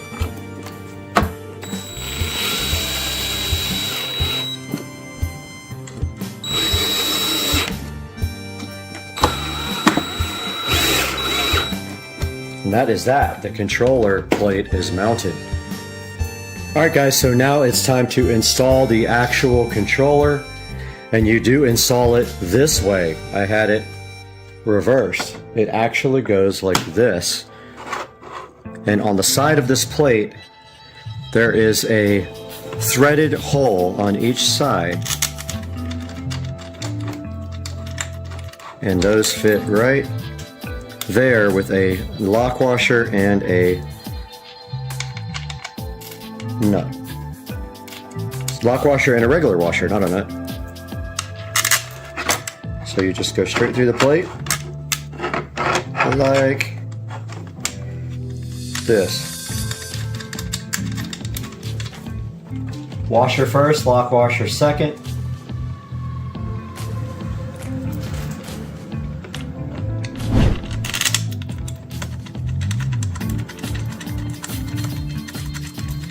And there are 4 of them. Washer first, onto the bolt, lock washer second. So lock washer will be the bottom thing that goes on.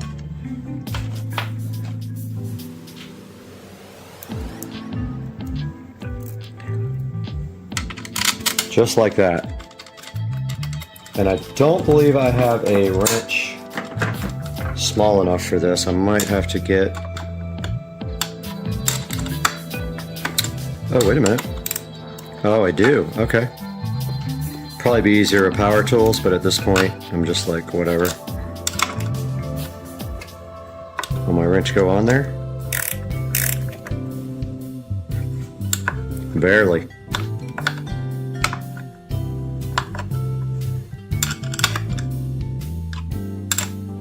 Snug that up nice and tight. It's aluminum, don't strip it. Once it's tight, give it a quarter turn. Remember, there's a lot of vibrating going on.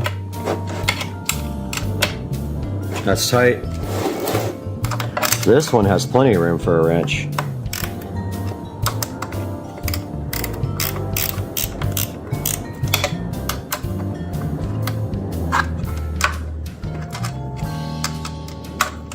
That one's just way loose.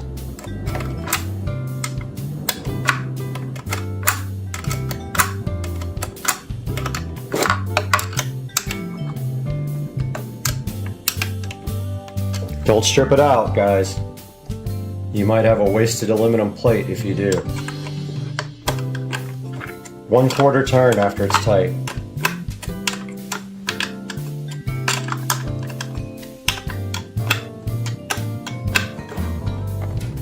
That thing's not going anywhere. The controller's done. Alright, the next thing we need to do now is connect the battery plus to the solenoid. And if you notice, from Golf Carts Modified, they did pre-drill this wire for us so we know which way it goes. So that's what we're going to do next. Alright, we're ready to attach our battery plus. Now this is a 5/16 here. So I got my 5/16 ratchet wrench. I went ahead and undid it. Just remember, there's more things that got to go here. So, you know, you can just put this. This is just a mock-up for now. So if you put it on there, don't tighten it up all the way. Just run it down like that. And then here you have your other side, which is a 10mm, which I've already loosened with this 10mm ratchet wrench. This side can be tightened down.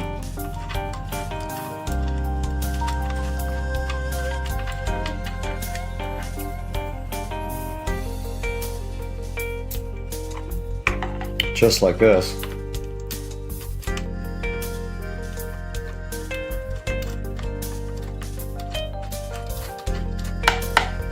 Don't over tighten it.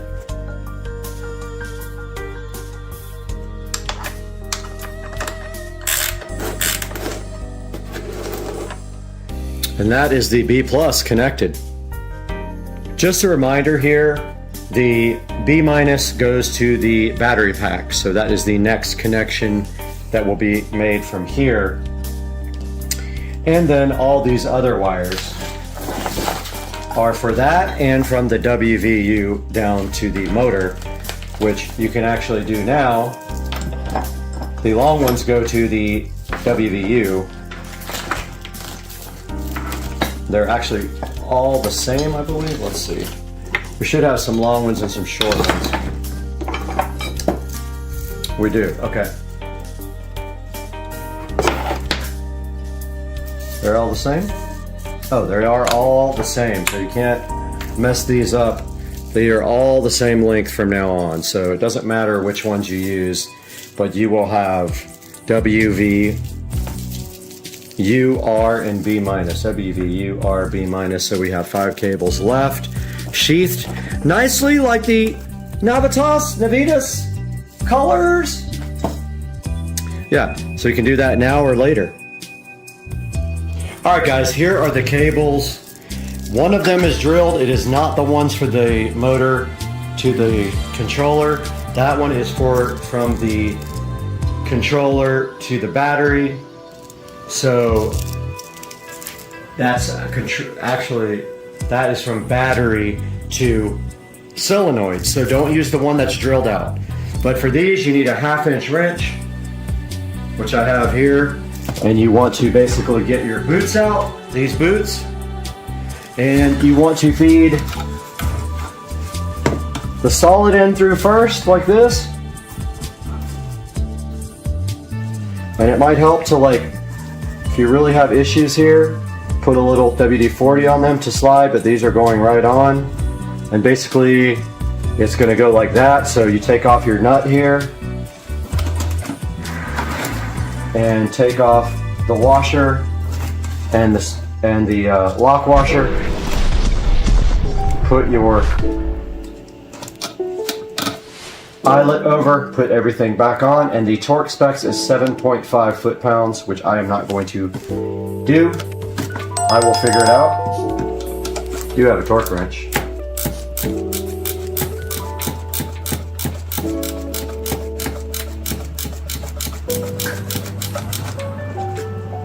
Not tight. Guess I could break my torque wrench out, huh?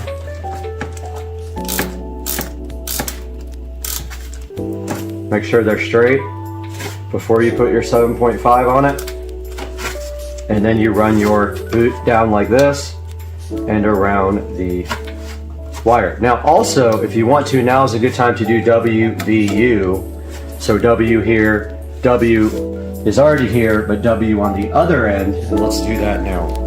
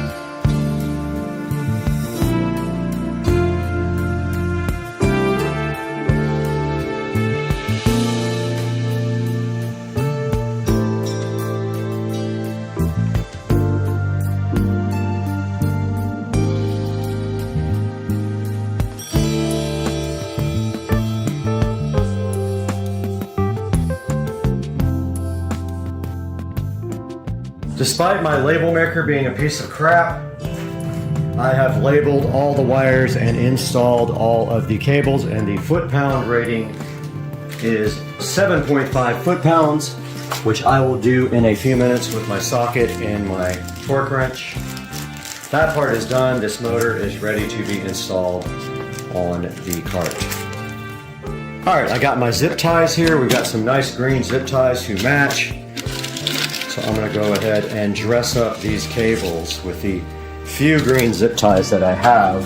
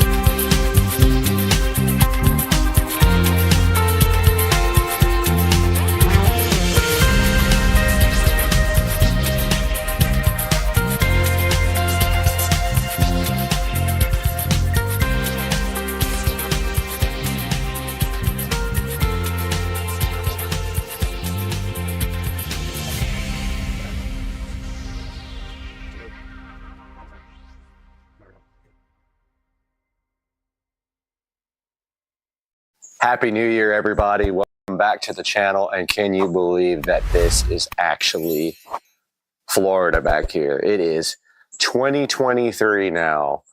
It literally turned 2023 last night. Happy New Year, guys. And this past week, this happened to all the plants. We had 20 to 25 degree weather in Jacksonville, which is very, very weird for the native plants. And a lot of them took a beating. We're going to see if those will come back. But check out the fog back here. And today we got something special because we have a whole box of goodies sitting in here on the counter that we're about to unbox. Welcome back to the channel, guys.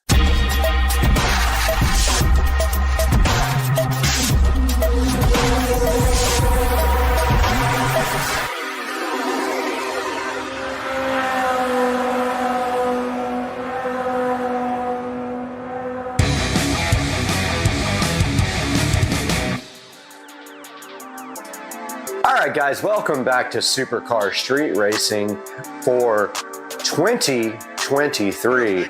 As you guys can see right here, we have a whole bunch of goodies starting to come in for the car audio project for the golf cart. I know I call it car audio, but it's actually golf cart audio. And here we have the first bag. Let's go ahead and open this. Let's see. Pull to open. Okay, save this resealable bag for returns. Okay, here's the first one.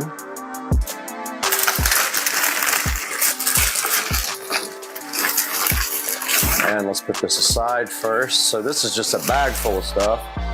And the first thing we have here is the Inverter Tech power inverter. Sorry guys, I just woke up. Here's the power inverter, everybody. It is pretty cool looking. It's pretty small, but it weighs a good pound or two. So yeah, definitely adding some weight to the cart with this stereo system, but at the expense of a nice sound system. You can see right here, this guy has a USB port right there. It's got two 110 volt, got a little fan, and then we can hardwire. It says do connect converter red terminal with the red rig terminal cigarette plug cable. Okay, so this is basically if you want to use the cigarette plug cable, or they have little jumper cables here.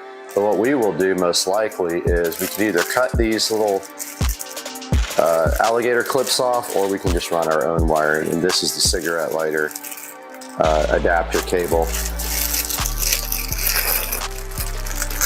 Yeah, so that is the Invertec 500 watt power inverter for the cart. Comes with a couple of fuses, a little owner's manual, and two types of cables and some instructions on the side there connected to the terminals. Got good reviews on Amazon, so wasn't scared to buy it. Invertec power inverter. Don't know why they tell you it's 35 by 35. I guess that's the size of the packaging. That's the first thing we got here. Perfect. Next on the list, we have some Velcro strips. Needed these to stick the Bluetooth adapter to the epicenter where it is actually going to be installed.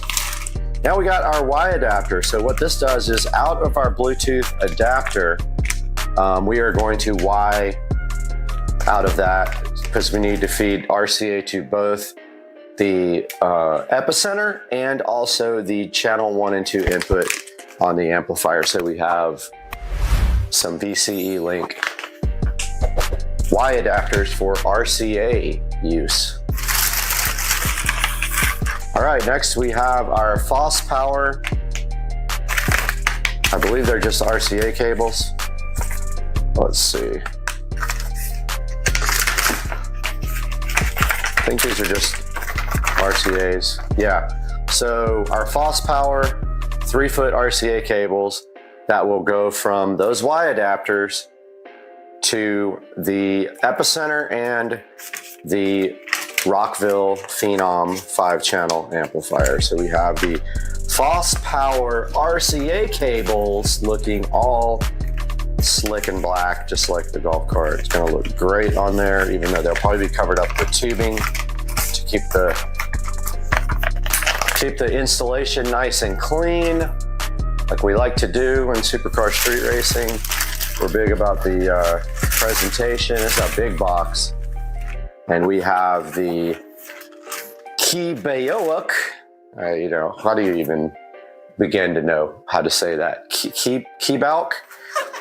So this is a crimping tool with heat shrinking connectors. I've been wanting these for a while because my crimp tool sucks, and also it's not heat shrink either. So this comes with a whole kit, a whole bunch of little connectors. So a bunch of different types of connectors, including round ones and spade connectors. And then you have the ability to heat shrink them, but you first crimp them with this beautiful crimp tool right here. So we will put this to the side. And that is it for the first package. And we have a couple more packages of loveliness to go through. Here is the second package. Oh, okay. I probably should open it the same way, huh? Yeah, I messed this one all up. It's still good for returns. Okay, so let's see what's in this package, everybody. This is cool. Okay, so this is just the tubing to dress up the wiring after we get done. There's two different sizes, and it's got good reviews. And basically you heat the end of it to keep it from fraying, but it's just dress tubing. So there is two different sizes here. There's a 1/2 inch and a 1 inch tubing. And that feels like that is it. Nope, see, I almost messed up. We have another package in here. Let's get this to the side first.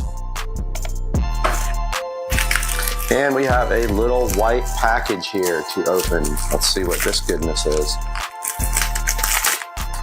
Okay, this is a USB power for 12 volts. So what you do is you wire this guy to 12 volts and it provides you with a USB to power things. And I have a Bluetooth adapter that needs USB power. So I'll just use this little adapter and feed the USB to the Bluetooth adapter. That is all for that one. Now we have this big, lovely, massive box to open here. And let's use our brand new Christmas gift. Get this box opened up so you can check it out.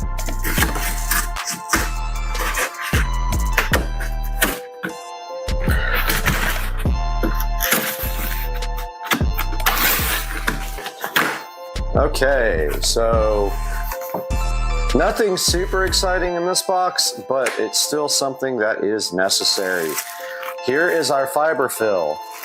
So fiber fill is used in car audio and home audio to dampen enclosures, basically to make smaller enclosures seem bigger is the effect it has on the audio. And here are our two fiber fill packages. Oh, there's one other goodness in here. Right here. I don't know what this is. Let's get this knife out and take a look at this goodness. I'm not going to look at the label because I want to be surprised with you guys. Let's get this opened up. Aha! So this is actually the master on-off switch. Comes with a few screws here. It is going to be hooked up to 48 volts. Oh, it's a big old thick daddy. Yeah, I don't know how I'm going to wire that up yet and hook that up, but basically somewhere under here there is you just put one positive on one side and You basically run it out of one of these little side thing. You just put positive through it. So this will have 48 volts from the golf cart, and this will actually go feed the 12 volt voltage reducer to power everything on the cart that's going to be 12 volts. So yeah, it's just a master on-off switch. That's on, that's off. We will mount it underneath the seat, close to the batteries, and we still haven't determined all our other mounting locations yet. So now that we have all this stuff unboxed, we can take a look at maybe kind of a mock-up of how this might be connected. So we are back here on Supercar Street Racing, and on my table, we have the Rockville Phenom. This is a 5-channel amplifier. The 5th channel does provide for mono for the subwoofer output, and we have our Blaupunk EP1600X, which is a Epicenter clone. Does exactly the same thing as an Epicenter, but it is about $35 compared to $150. We have our Y adapters here, we have our RCA cables, and we have our USB power. This is our Bluetooth adapter. This will actually feed the audio system from the tablet or the phone, but most likely we're getting the Samsung tablet. Notice the Bluetooth adapter here has RCA outputs, and it has a power, which is USB. All right, so here's how we do it. We take our Y adapters here, if we can open them. Our VCE Y adapters. Here is our Bluetooth. Let's unplug the power for now, but we will come out of the Bluetooth. That's left, that's right. Now we have a set of stereo outputs. We will need our RCA cables after that.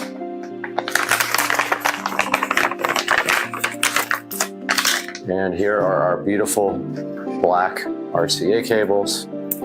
Now what we do is we're not even going to have to take these out of the wrap off of them, because we're just doing a mock-up here, but we got one pair. Let's make sure we get the color right so we don't have backwards audio, reversed audio. And then we have our other pair here. Now if we flip this around for the close-up camera, as you can see here, we have some inputs on the side. We have channel 1, 2, 3, 4, and 5. 1, 2, 3, 4, and 5, 5 being mono. So we will come out of one of set of these guys and feed channel 1 and 2, red to right, white to left. Just like that. That's exactly how it's going to be on the cart. And then we feed our Blaupunk here, input. And I just realized I forgot a third set of RCA cables. We do have another set here in my garage.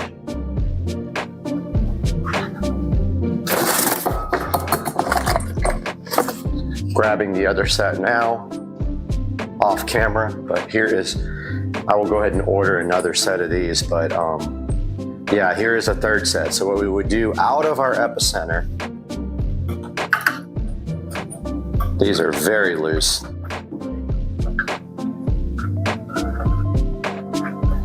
And then we come into channel 5 over here of the amplifier. So there is the mock-up of how this will be connected when we go for our final run. We will have to figure out how to clean the wiring up, of course. Now, the outputs here, channel 1 and 2, we still have a channel 5 connected here with some tiny speaker wire, but channel 1 and 2 out of the Phenom will feed the Infinity Kappa two-way speakers going into the dashboard. Channel 5 out will feed the Scar Audio 12-inch woofer going into the footwell for bass, and we'll take a look at where that stuff is going to go now. Okay, we are back, and here is the area where the enclosure is going to go. Now, it is wider than that indention part there, so it will actually hang over about maybe an inch or two there. Sorry for my throat issues, but I just woke up. But yeah, the enclosure goes there. It is narrower than where these rails sit, so it'll fit right in there, and I don't have to disassemble anything. Also, my hope is that we have room for mounting things on the back there, even if we have to remove this panel, which we probably will do. That just literally feeds underneath here. This part right here, it feeds. It's just actually no, that goes to the engine compartment. Sorry, this part goes down to where the amplifiers and everything will be mounted. So yeah, we're gonna hopefully mount the inverter back here somewhere. We're going to mount maybe some other little things back there, and then put the enclosure right up against it to hide it, and then we'll permanently wire the inverter to a actual outlet somewhere on the cart. And I'm thinking the best place might be up here somewhere, but I don't know yet. I gotta kind of think that over. I don't want it in plain view, even though it'll be cut off when we don't use it. So that is the current plan for the golf cart. And we're going to take a look now at that diagram that we created the other day using technology based from Minority Report. And you can see that on the screen. That has all the connections and the design plan and everything for the cart. Once we get everything in, it'll be a few days, probably another week before we get everything in. We can continue, and I hope you guys enjoyed the video. And I hope that you will have a great new year. And please like and subscribe to Supercar Street Racing.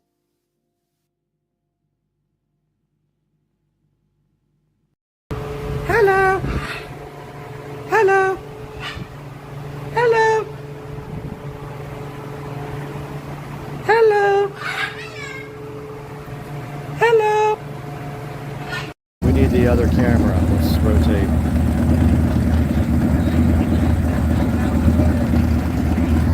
And that is Chris Rudnick's booth.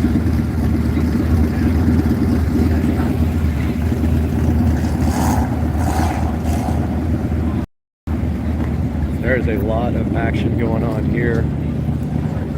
There's Motion Auto. There's everybody else in the world is here.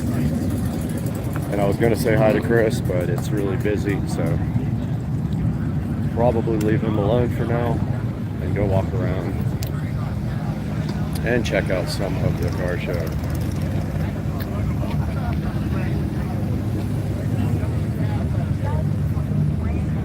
Nice looking GTR and an Evo.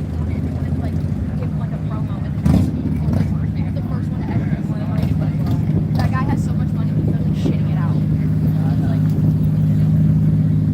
Cool GTR.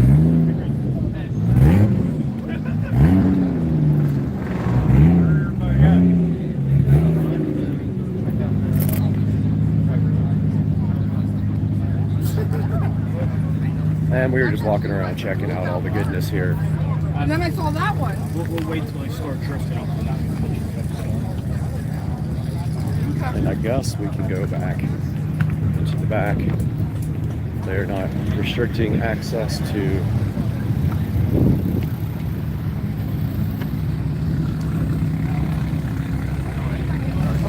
there's Samet and Chris.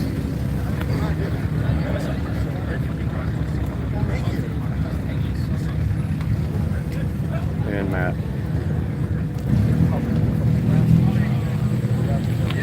Doing photo ops, not going to bother them.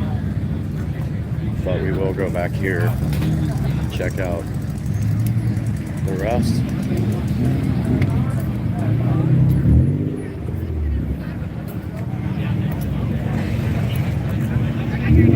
Trevor's drift car.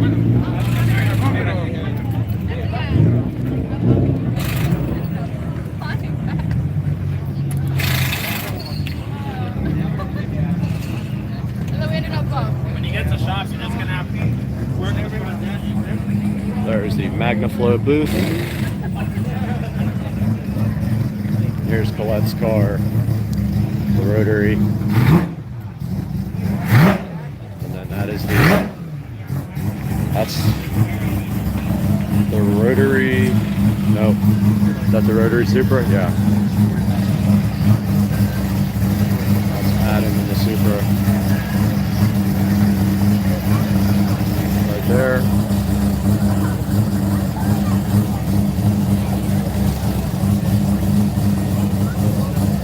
Doing a little bit of texting and tuning.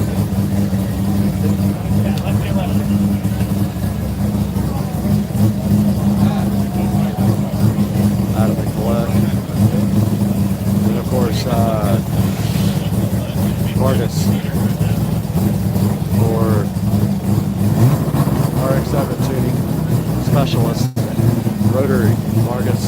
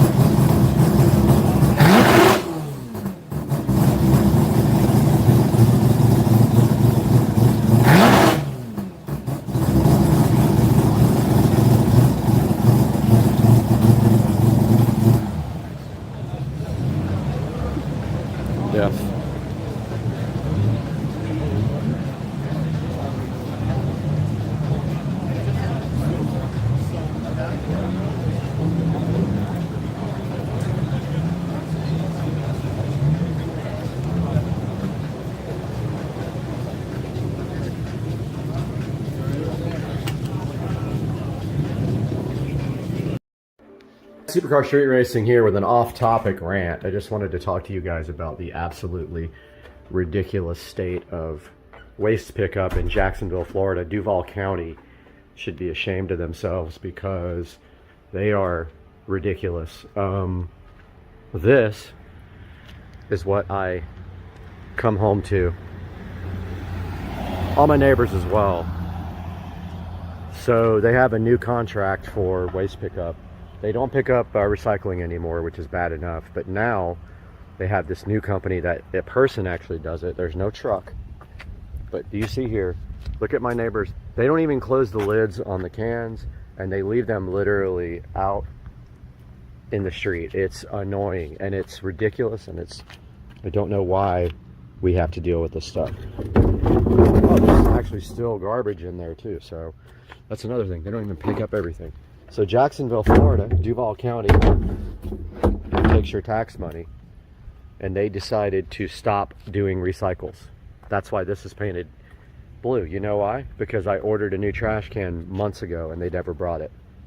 And that's another thing. That trash can has been ordered for probably 4 months now, and the lid is broken and everything else. But look at the neighbors. Theirs is all in the street, like opened. And Duval County does not care. They're not doing anything about this. It's only getting worse. We got this new company. I forgot the name of it. I wish I knew off the top of my head. They're absolutely terrible. Look at this.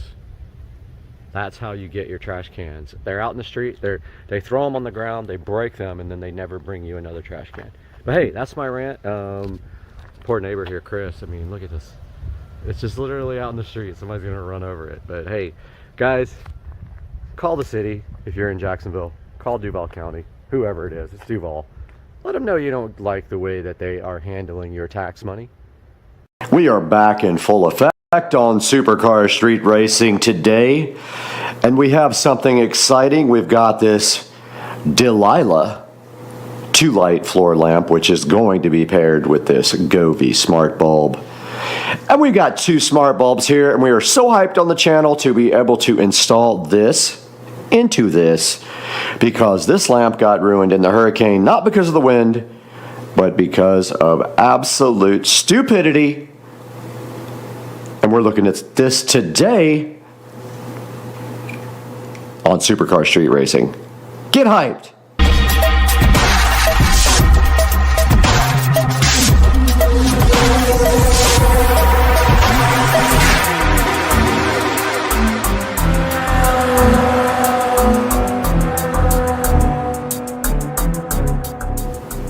Guys, right in front of me right here and right now, not later, but right this second, we have 2 Govee smart LED bulbs. These are standard Edison-based bulbs that will plug into any receptacle, and in fact, I'm saying receptacle, but any bulb hole is what I like to call it. And there is one right there on that lamp. And then right here, we have the Delilah 2-bulb lamp.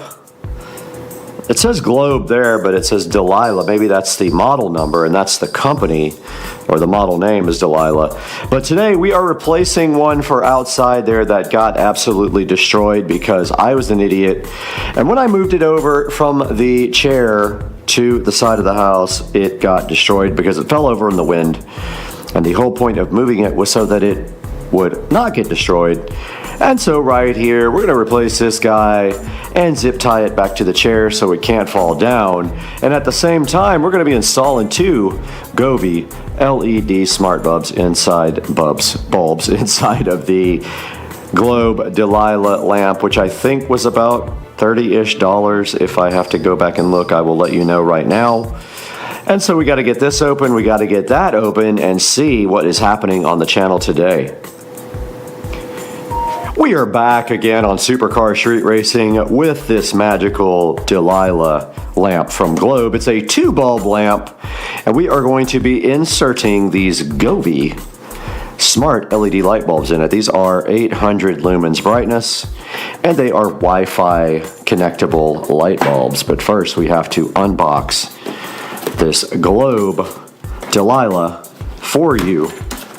And of course, they are going to make it extra difficult to unbox and make it difficult for the presentation level on supercar street racing. And as soon as you get into the box, it says that it's made with respect. Edward Weinstein, the CEO of Globe, is hoping that you will enjoy his product. Now, I'm wondering if this is actually the same as the Globe light bulbs, because that is a pretty big company. And inside of the box here for the Delilah Globe lamp, we can see, and that was a weird sound that probably we will save for a sound effect. Inside there we have this lovely lamp, and it is cardboard secured. And when we take the cardboard off on that side, we have the base right here.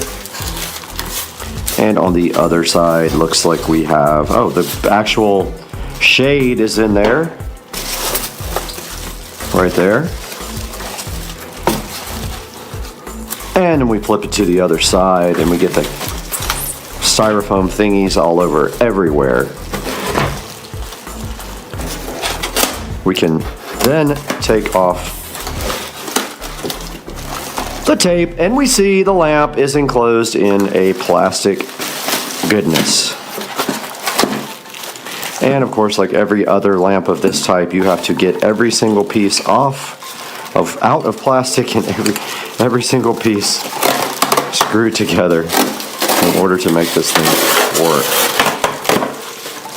And so begins the process of plastic removal, like this. And then the fun part of assembly.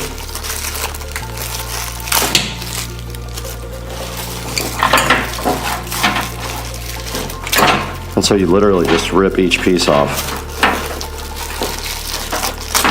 Anyone who's ever had a lamp has done this before, so I don't feel like this is even necessary to explain.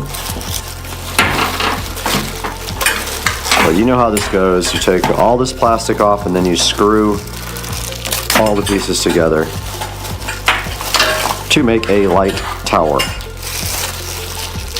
And then this other part just screws to the side. This part. Actually it doesn't.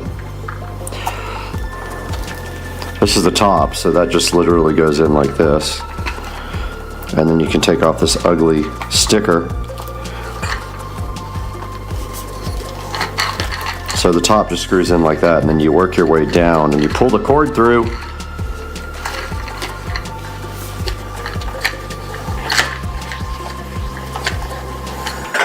And it is twisting the cord like that. Then you just take the next piece and run it down like that. Work your way to the bottom.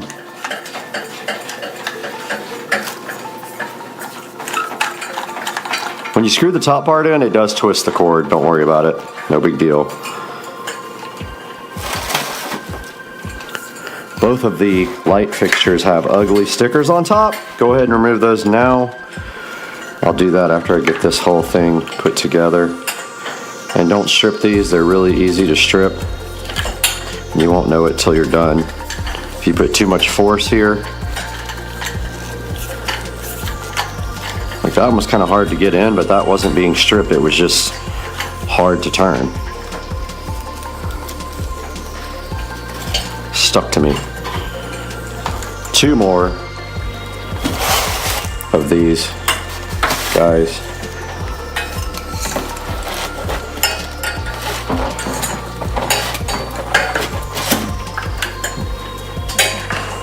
Like the last one felt stripped, but in fact it wasn't. It was just difficult. And this one is similar.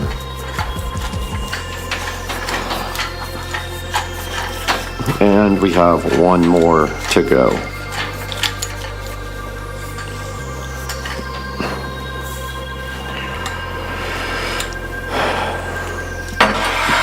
We are down to one and the base.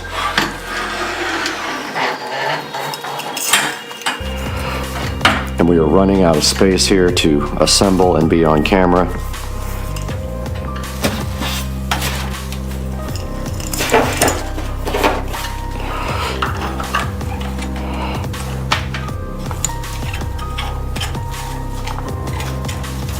Oh, that looks crooked.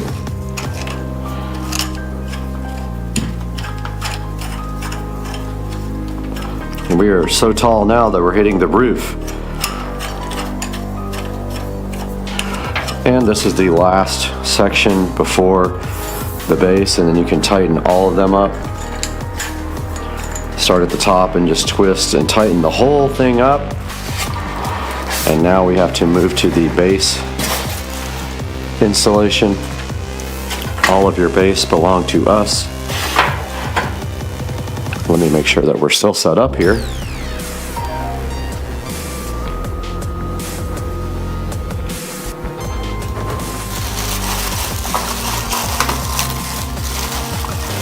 And we are. All right, so the base is right here. So you have to remove this cumbersome plastic, and you could actually just cut it if you have scissors like me, or you can be dumb and fight with it forever.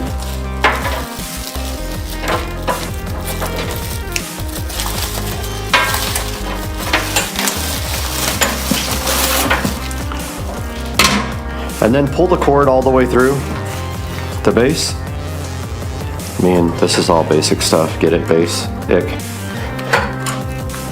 Push the cord through the top. You're gonna have extra cord that's gonna be available once you screw in all of the pieces. But you're gonna push that through like so, till there's no more cord. And then you're going to screw the base on like this. Hit yourself in the face like I did. It's awesome. Pull the cord through the other side of the base. And that is going to make it so there is no slack at the bottom.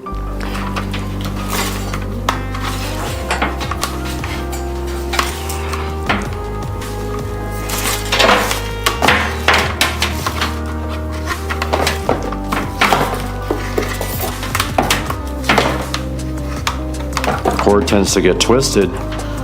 Don't get it twisted, and that is it. The lamp is assembled, brother. Here we go. Let's go.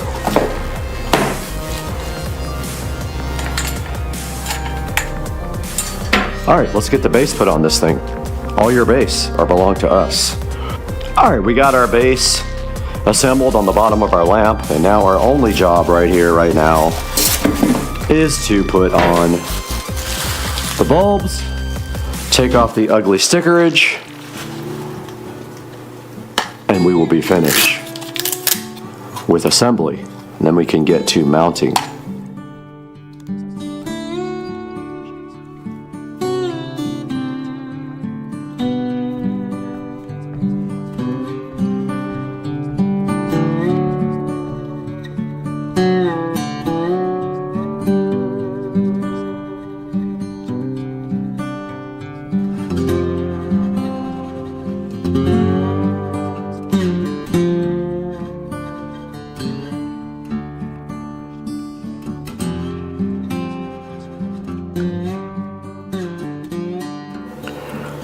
We have worked in the past with Govee, and we have some Govees here right now.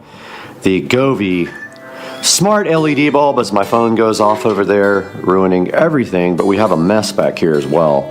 So today we have two Govee smart bulbs. Now, the last Govee bulb did not survive outside, but that is not the fault of Govee. These are not outdoor bulbs.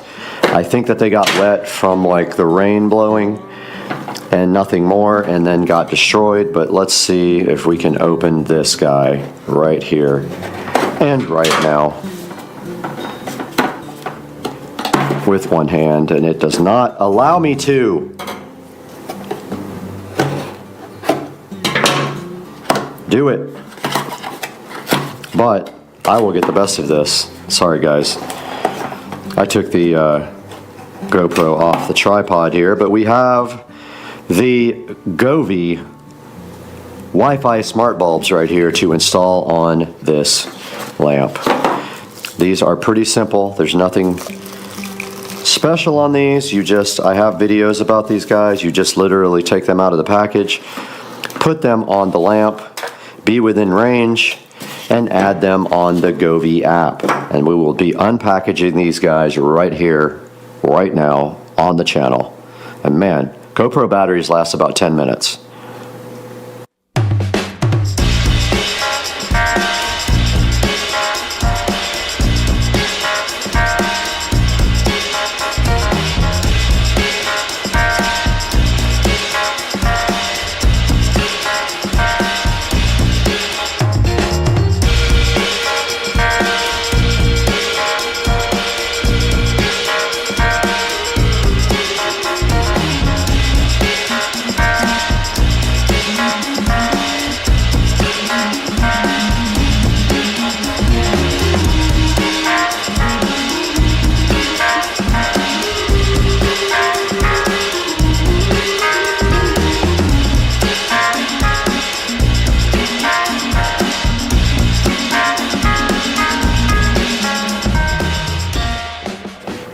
Outdoor patio, there they are. Scene. And now they are both set to the same, well, they are supposed to be. There is profound, so yeah, so we have them in the same device control, and we can put the same scene on either one now, and that's how you control them at the same time in the Govee app. And the battery is dying. Turn on the patio.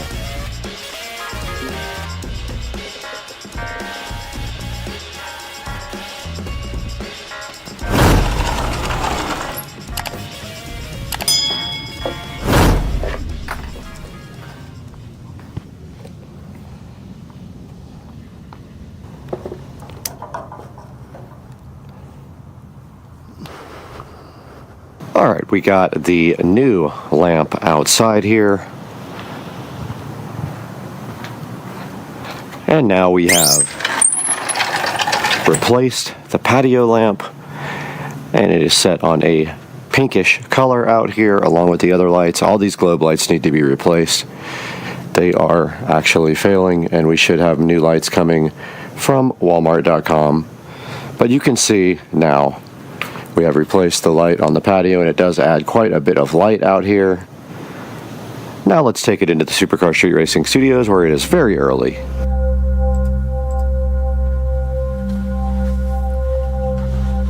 We're back once again in Supercar Street Racing, and we are in the 4K production studio out behind the Supercar Street Racing compound. And today we're taking a look at the Globe Electric Torchiere floor lamp, an adjustable reading light, and also the Govee smart bulbs. Now what we did here today is we bought a new floor lamp for outside on our patio, our outdoor patio here in the back, because the one that I have was destroyed in the hurricane because I left it out and did not secure it. So that was totally my fault. The bulb was already burned out though, the Govee smart bulb. So we bought two brand new Govee smart bulbs for this guy here, and we are installing it right back in the patio area. Now taking a look at this on Amazon, and there will be links in the description for you to buy this. It is a adjustable reading light silver floor lamp, and you can get this in about 4 different colors. We chose for the silver color for our floor lamp, and as you can see right here on the screen, and you can see the base here, this actually does have a very weighty base, which was one thing I was concerned about because the wind does tend to blow things down in the back here. However, what I do is I have a chair right next to it, and I take a zip tie and I wrap the zip tie around the chair, and that way the lamp will not fly over in the wind. So you can see right here, this thing has 4.4 stars, and that's pretty good because it's hard to get good ratings on Amazon. So many people are all over the place. It's really hard to tell. You can see it's $26.78, which is about as good of a deal as you're going to find for one with 2 bulbs on it. And I wanted to, so that I could have it brighter, and I could aim one at the floor down on the patio and aim one at the ceiling, and then make them same type of device on the Govee app. These two are tied together on the Govee app, and you control them with one button, and you can do a scene or color or any number of things on that inside of the Govee app. Then taking a look at the Govee smart light bulbs here, this is what we ordered, the 2-pack, and we had a coupon for it. It was $23, and then a coupon untied on top of that with a 30% off So not a bad deal. And these guys, you have seen them on my channel before. I have reviews pointing to those guys, and basically they are Wi-Fi enabled smart bulbs that can be controlled with Alexa. They do any number of things that the Govee app will control, like different scenes, different colors, and also they can be music controlled. And you can see right here, right now, they have a 4.7 star review out of 3,164. Very, very high review level. You can get 2 for $23 or 6 for $59.99 right here on the store on Amazon. Now guys, when we put these links in our description, please click through them to buy anything from Amazon. You don't have to be buying the product that is in the link. You can buy anything, and it helps my channel out so greatly because we get a tiny bit of money and we already lose money on the channel. So today we would appreciate it if you would go down in the link in the description and buy something, or buy these smart bulbs and this lamp and tell them that Supercar Street Racing sent you by clicking through our affiliate links. And please like and subscribe if you aren't already, and we will see you next time on the channel with another awesome review or something car related. You never know. But for right now, peace, I'm out.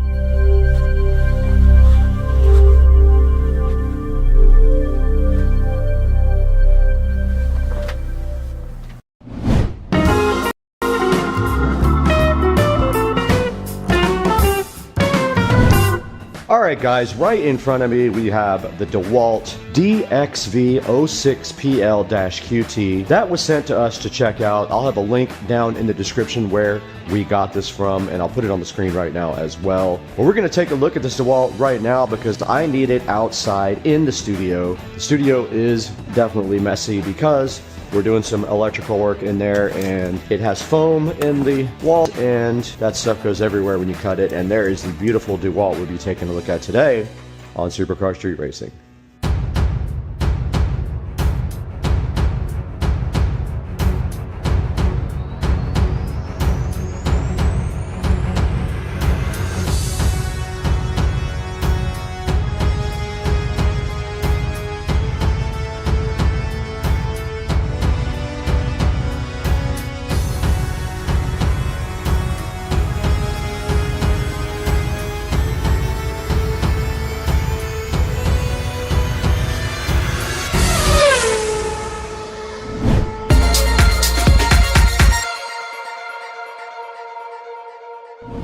Inside of the DeWalt box, we can see some cool things right on top. There is an attachment here, just like that.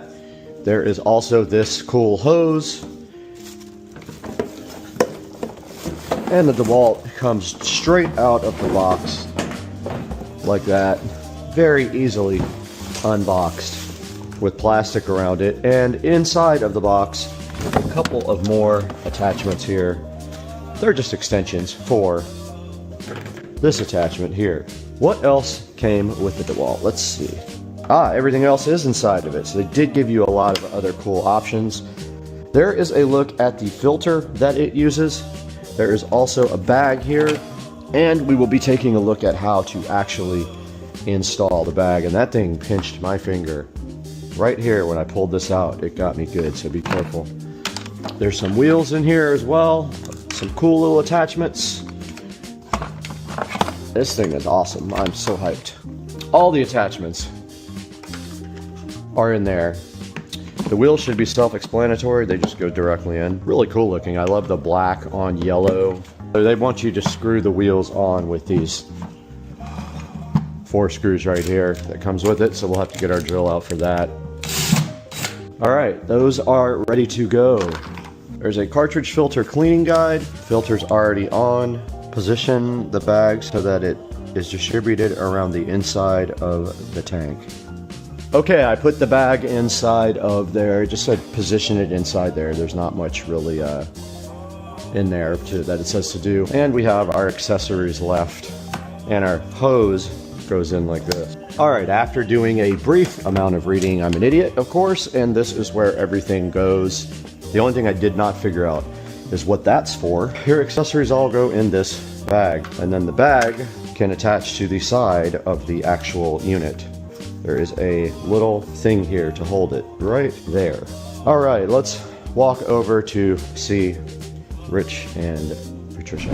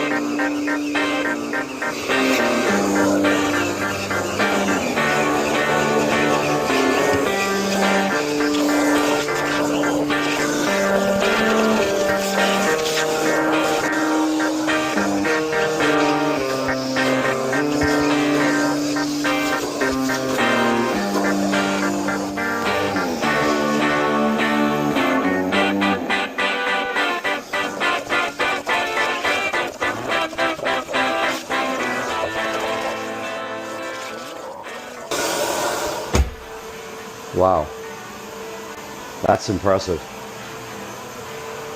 You can't hear this vacuum cleaner at all, only from the suction. Nuts. I love this thing. Dude, the other vacuum cleaner will deafen you.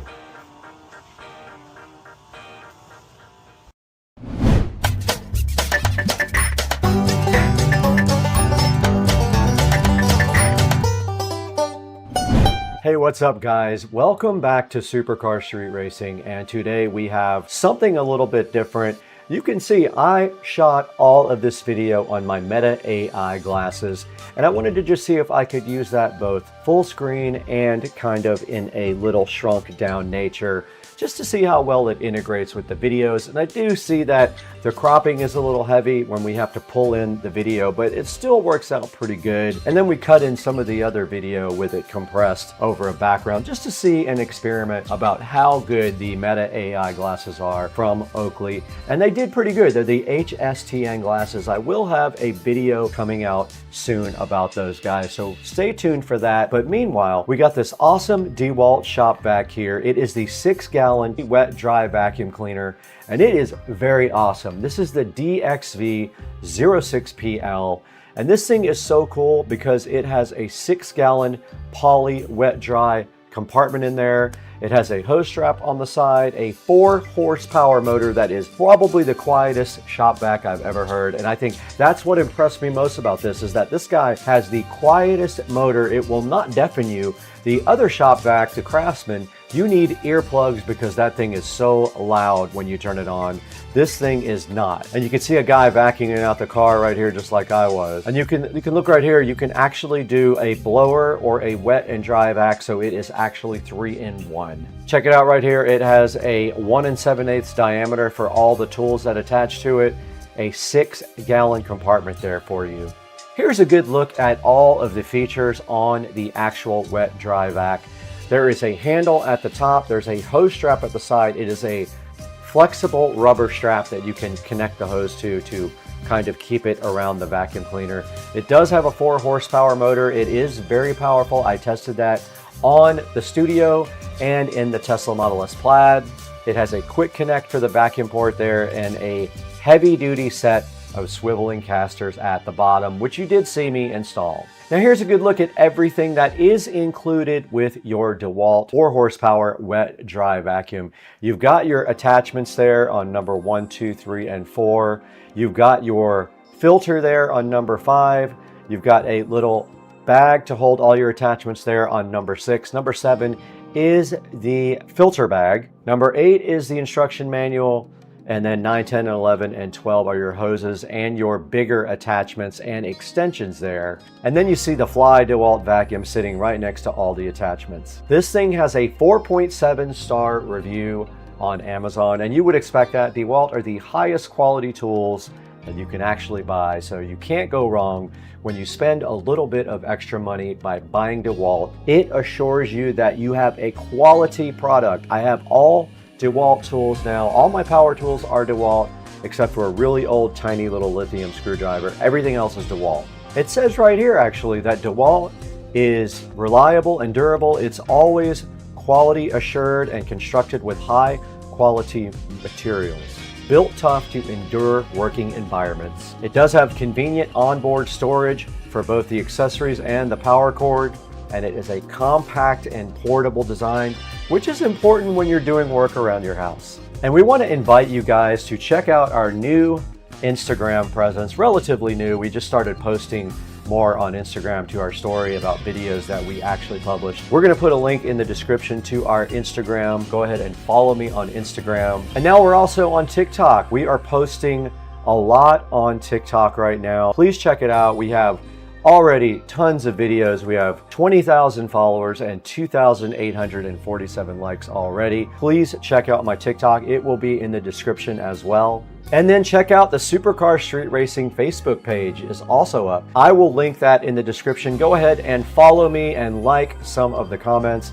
I will put everything that we do on the channel on all of our social media outlets for you guys. And we want to thank you guys, of course, for 214,000 subscribers. We couldn't have done it without you. Please like and subscribe if you have not, and buy all of your Amazon products through our links in the description. It helps the channel out greatly. It gives us a few dollars here and there to stay in business because we don't make any money off the channel really.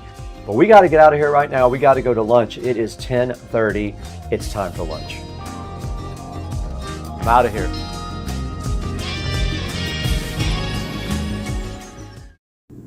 All right, back at Joe Dukes of Duval here with the Savannah Banana shirt, and he made trigger tacos with the cream of sauce and the slaw, and these things look awesome. Are you hyped? I'm hyped. Let's eat. It's gonna be so good. Good morning, guys. Setting up here to get up on the roof and try to fix this leak on my patio. My plan is just literally to throw as much spray foam at it as possible. It is in a little area where it's kind of a pocket. I'll show you guys when we get up on the roof. Yeah, I'm gonna take you guys with me. We're gonna check out this leak on the patio and hopefully get it fixed right now.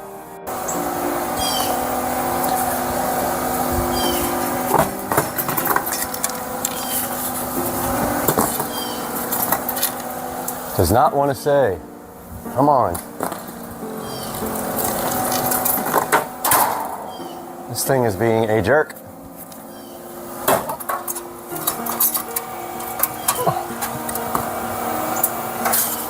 Got some supplies to bring up.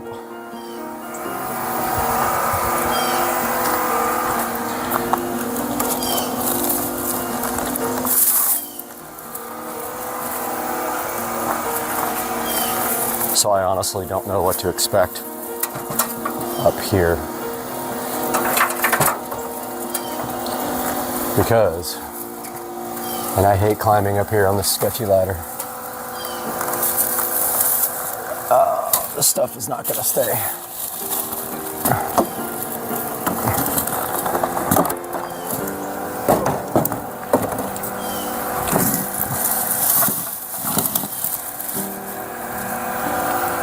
I gotta figure out a better way to get up here. This is gonna kill me, literally.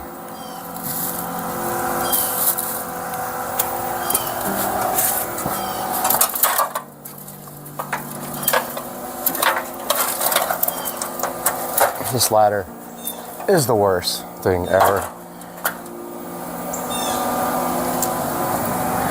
It has issues. But I'm gonna try to do this. It's a lot more sketch than it looks, I promise. No fun. I think this will work, or either this is gonna be the video, or I bust my ass on YouTube. My roof really needs to be bleached out. That's my next project. But that's where we're going over there, the patio. Okay guys, I think I figured out what's going on here. Looks like water might be going in right here around this flashing. You can clearly see where the water can go underneath that. I think it's dripping down through there, so I'm going to give this all a good foam right here, and I will show you guys once I have my foam spray open and ready to go. Put a nice coat right along the edge of the roof there. So here's a little illustration of what was going on the roof. Basically, what was happening is water was flowing down the flashing in the corner of the roof. Now normally it flows over the top of the flashing and then follows gravity down to the gutters where it will drain. Unfortunately, as you can see here in this picture, water was flowing straight under the flashing and dripping out underneath my patio. And that could be caused by a number of things.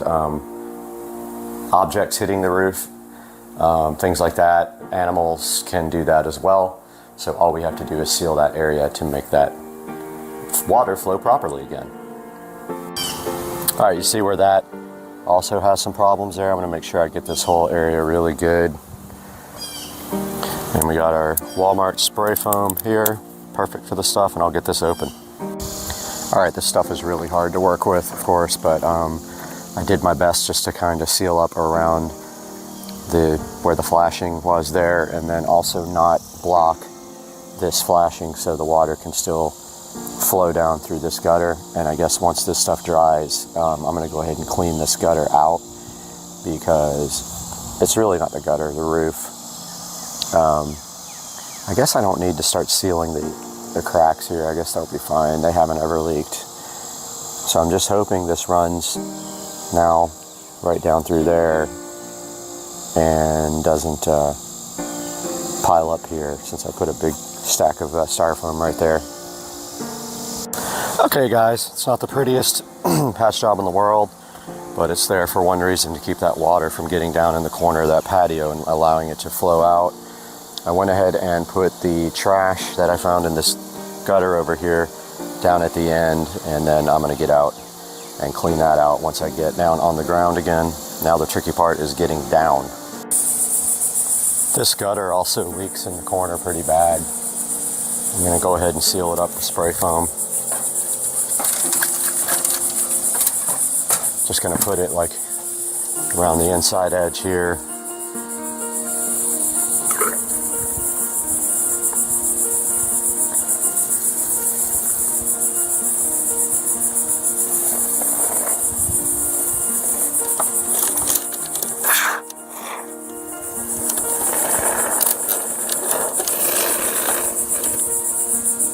Hopefully this does the trick. This one always leaks pretty bad right here.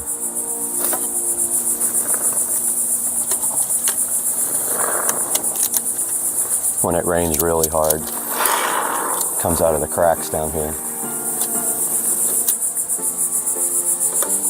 where the gutter's split.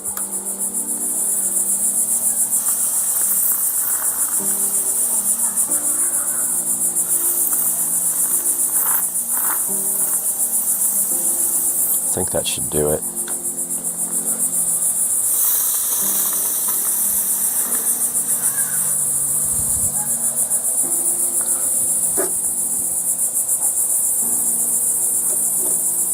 That should be good enough.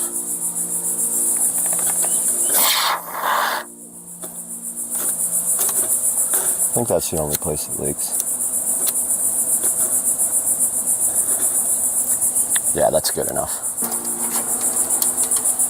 It leaks right out of the corners here, the cracks, even though it's been sealed up several times.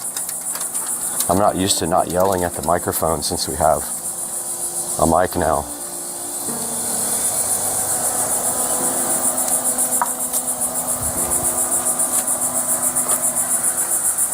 All right, now we just got to clean up. Made a bit of a mess.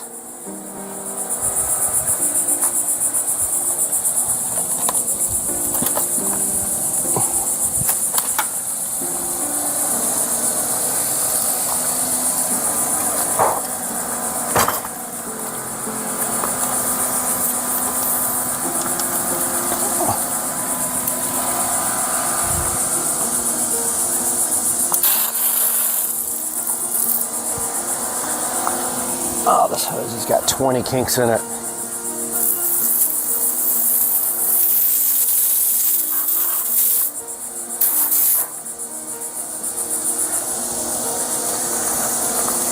Yeah, this hose sucks.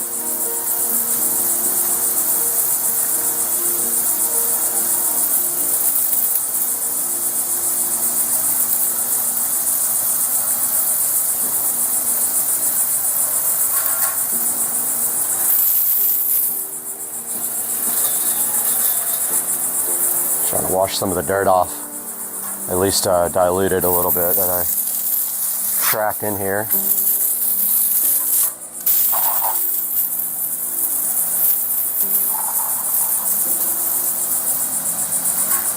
It's going to rain today anyway. I just want to get most of it off the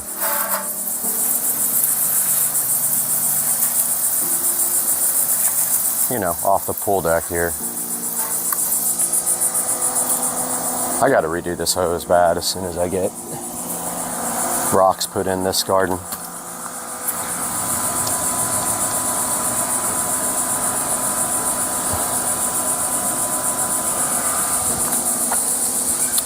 And now we got to get our ladder and stuff out of here.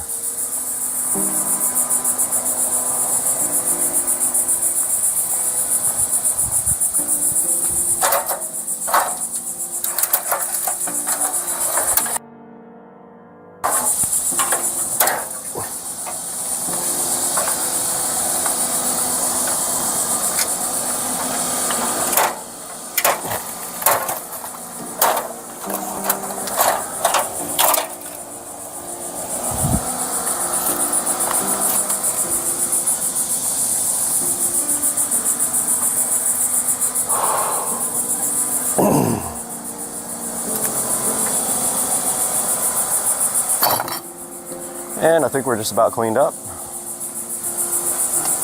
Just got to put this stuff back in its place. Unpack this, or pack up this foam stuff. It's pretty worthless after you use it once. I'm going to toss it.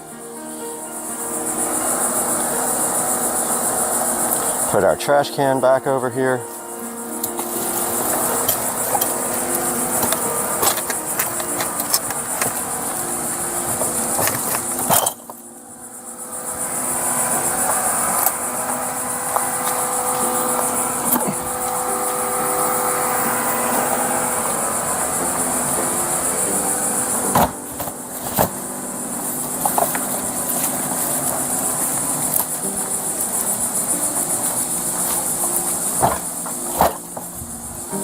All these guys got to go out on Monday.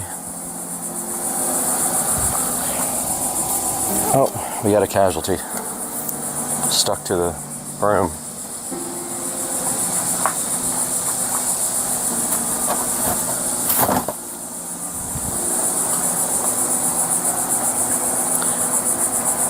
Now heading back to the garage.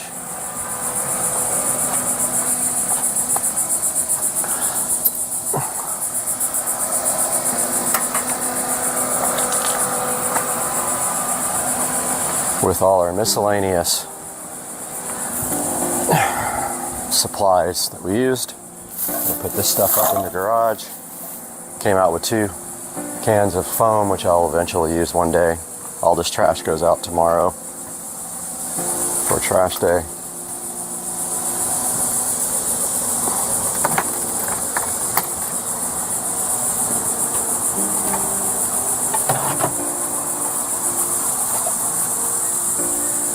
And we're almost done. Until it rains, when we can give it a good test. There's Mr. Binks, waiting for me to come back so he can come inside.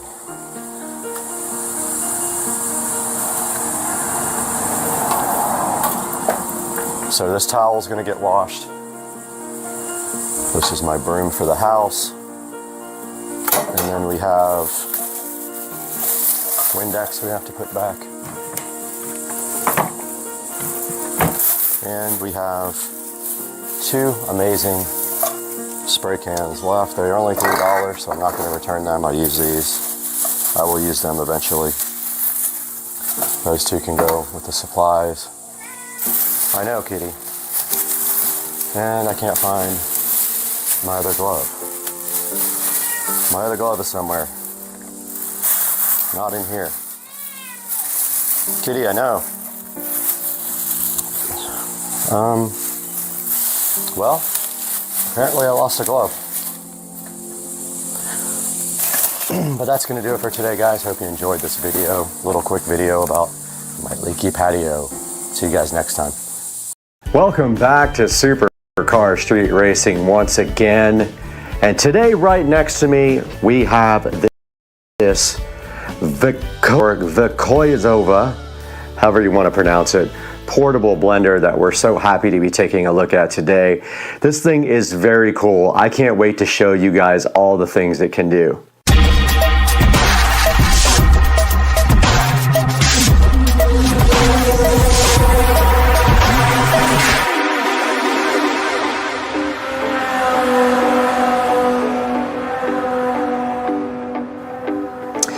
Here's the outside of the box of the Vykoizova before we go ahead and take a look at it unboxing. It's very cool looking. It's got like a crystal top looking thing. It's got a power button and a USB Type-C charging port on the front right here, as you can see. It's got a lid on the top that you just press a little button, it pops up. And then this whole thing comes unscrewed from the base and it becomes a cup. And they give you some cool little straws to work with as well when it converts into a cup. Now this is the model A9. You can find it on the Amazon link in the description below, so please order it from there. And also anything else you want to order from Amazon, click through any of my links. It doesn't have to be the one for the actual product, and it helps the channel out greatly. This thing does use 5 volts. It charges off of a 5 volt little charging adapter. You can use anything, a computer or a little USB plug, and it does come with a short little cable to charge it. And it does have an 18,000 RPM motor as indicated right here on this beautiful green box. Guys, we are right here in front of the Vykoizova portable blender, which was graciously provided to us from the manufacturer. And if we look at the front here, it is a 21.2 ounce blender. Comes in a really nice shade of green here, packaging. And on the top there's the label that we see. This is made in China. And it does say portable blender, kitchen, office, gym, etc. And then on the side, here's a good look at the packaging. You can see it's got a USB power charger inlet right there and a power button right there. On the back, there's the model number. It is an A3, 600 milliliter bottle capacity. It's a 7.4 volt blender.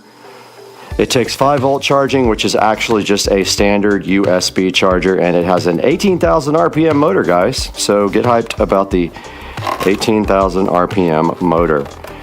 And right here and right now, I don't have the SCSR scissors because I'm still PTSD from when they cut my finger wide open.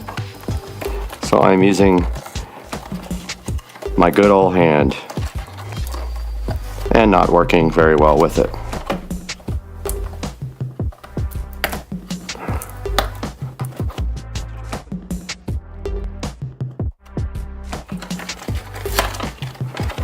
Yep.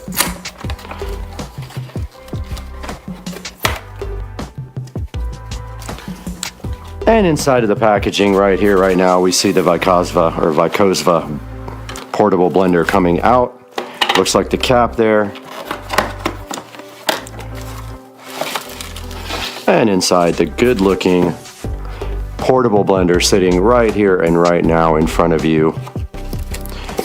And they also give you these 2 beautifully colored straws. And here is the instruction manual. And that is all that is inside the box of the Vykoizova blender. Okay, we just took a good unboxing look at the Vykoizova portable blender. And inside the blender box, we did have this instruction manual that has some procedures on it. Tells you how to put the fruit in, liquid, tighten the lid, and go ahead and blend. And then it's some instructions here for your first blend. Make sure your blender is fully charged. We have not done that yet.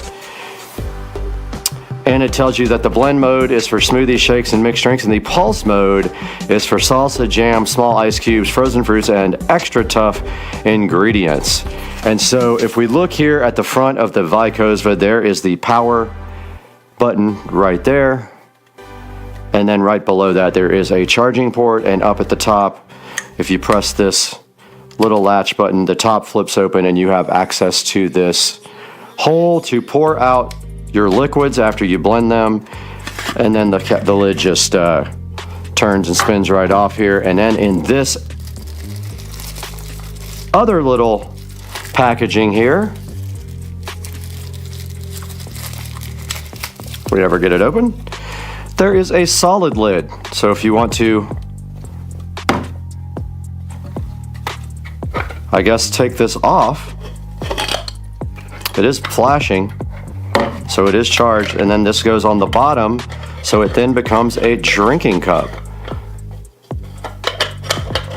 Very cool. Very, very cool feature. And then this just simply screws right back on. You can see it is somewhat charged. So let's get this thing on the charger now. Okay, the Vikozva, or Vikozva, however you want to pronounce that, does come with a little small USB-C charging cable, probably about 4 inches long.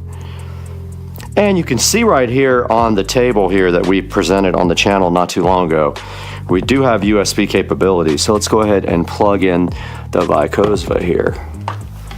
So see, we just plug in USB type A right here on our table, plug in the Vikozva so gently right there, and it does light up and starts charging. I love the way it has green lights around the top and then 2 red ones indicating that it is still charging.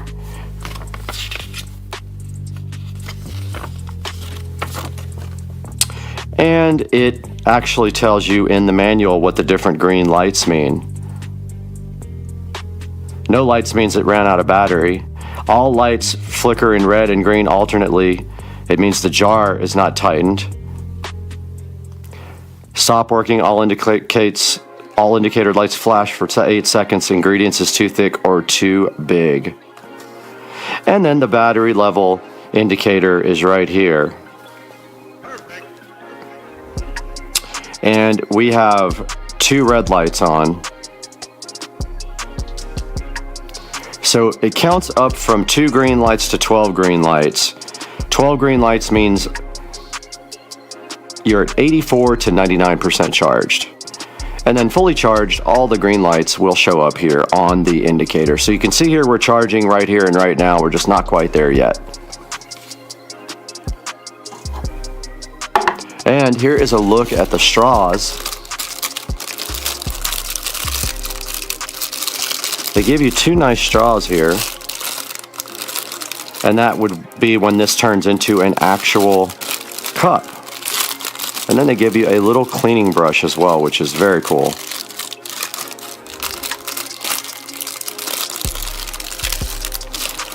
There's the 2 straws and the cleaning brush that come with the device. We do have the Vikozva portable blender right here, completely charged. It did come with somewhat of a charge. And these little green indicator rings down at the bottom is what lets you know if the blender is charged or not. And you can see right here and right now, all the green LED lights are on now after about 15 minutes of charging, and the thing is ready to go. So now all we have to do is test it with food. Guys, we are here in the Supercar Street Racing kitchen. Get hyped for making a smoothie. Now, we're not going to do any protein powder. I don't eat this stuff anyway because it's full of carbs, but I will show you with this fresh fruit how to make a smoothie with this electric blender from Vikozva. So the first thing we need to do is put some fruit in.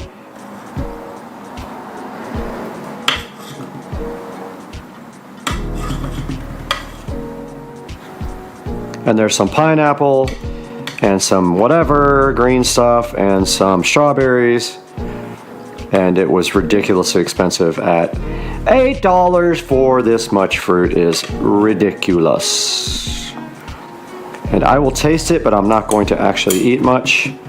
I am on keto and none of this stuff is keto friendly, guys. So sorry, I'm not going to be eating this deliciousness, but if you're going to do this, go ahead and get yourself some protein powder. Get some crushed ice from your fridge. So let's go to crushed here.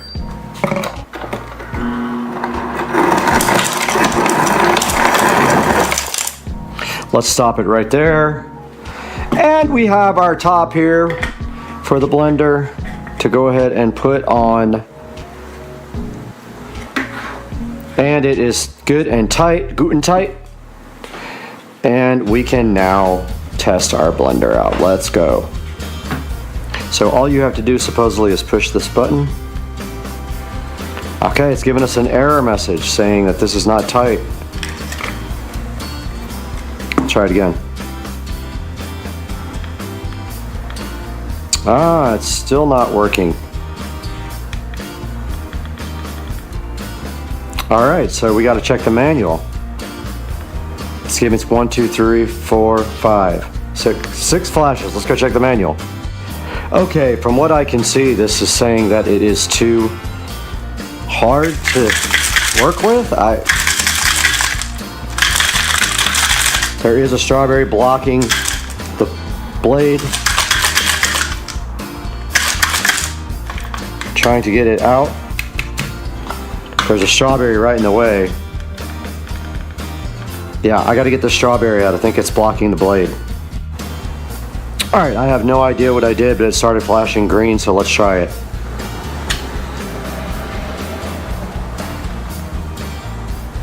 Wow.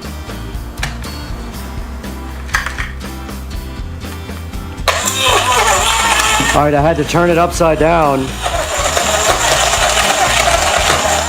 Now it's ripping. So if you have issues, turn it upside down and it'll start ripping.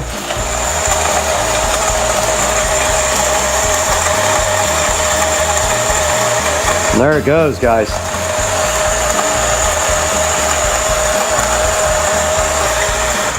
So 1 press is regular, 2 is pulse.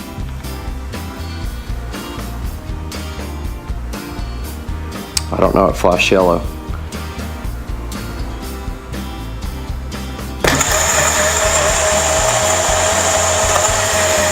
Alright, I heard some ice at the bottom.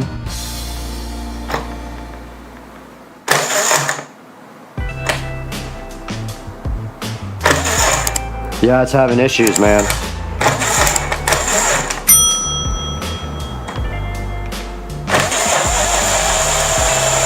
It goes into overload a lot, but it is working.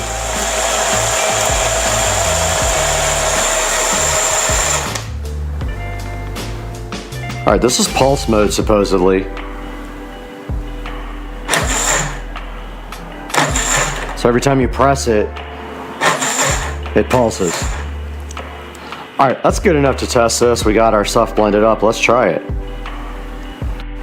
Now that our liquid is all blended up in the blender, let's go. We gotta press this little button to get it open. It pops open and we have our straw to test our smoothie with. Let's test this.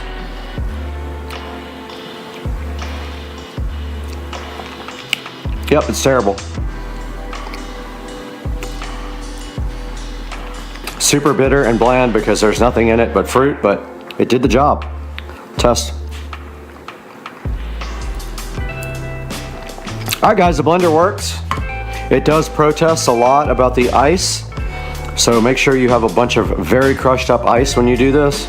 Other than that, the thing does its job. It blended. Now that we've taken a good look at the VESA blender and what it can do, let's throw it back to Brad in the Supercar Street Racing 4K production studios.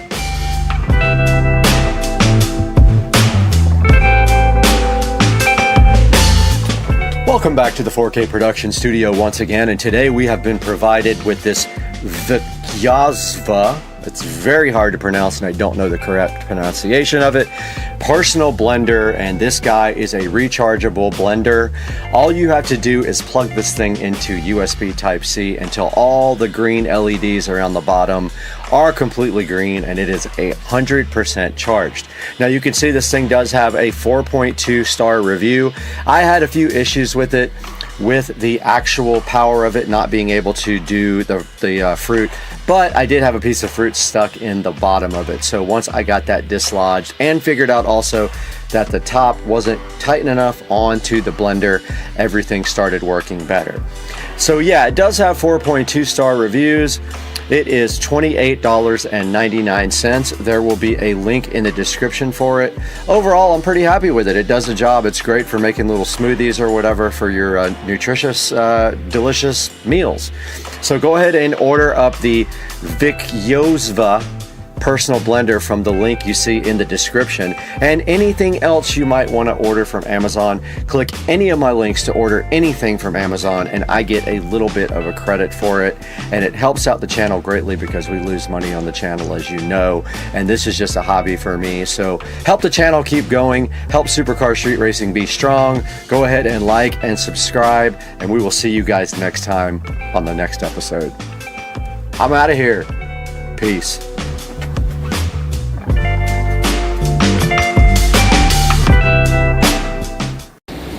All right, so remember the video I posted earlier about it's about to, yeah, it is freaking pouring right now. Florida life confirmed. All right, you ready? Yep. All right, so we've never even felt this before, so let's see what's up. You ready? Yep. Let's do it. Okay, we're gonna hit it from just a roll. Ready? Yep. Here we go. Jesus Christ. Oh my God. Holy fuck. Holy shit. Wow. It's not real. I told you, you feel it in your stomach? Like, oh, wow. It's not real. Is that crazy? Dude, is that the craziest thing you've ever felt in your life? Was I really seeing 119? Yes. Wow. Now you see why this is the fastest production car made? My God. It's There's like, nothing that even comes close it to was this. seriously like taking off in an airplane. More. I think it pulls more. Gee, and that's a roll. I mean, that was a slight little roll, but I've never launched it. Dude, was that cool? That's the first time I ever felt it. So the brakes are a little sketchy in this thing. They're not the best in the world, so you got to be careful about being on 120 and then like trying to brake really Yeah, I noticed fast. that just then. I didn't get on them really hard, but they're not great. Everybody does like carbon ceramic brakes, but yeah, so that's a roll. There's 100 right there. Jesus, that's insane. What do you think, Joe? Damn. Ridiculous. You see why this thing's fun, right? So ridiculous. Wow. Don't get in trouble. That's all I can say. Well, the good thing is nobody will hear you. It doesn't even look like you're going fast. You know? Right. You're just... Guys, welcome to Supercar Street Racing. You are back again on the channel, and we are so happy to have you here. And yes, we have some more of these junky mainstays lights because we are going to return the ones that broke and replace them with these because they broke after a couple of weeks in the warranty period. So yeah, let's get these things replaced tonight.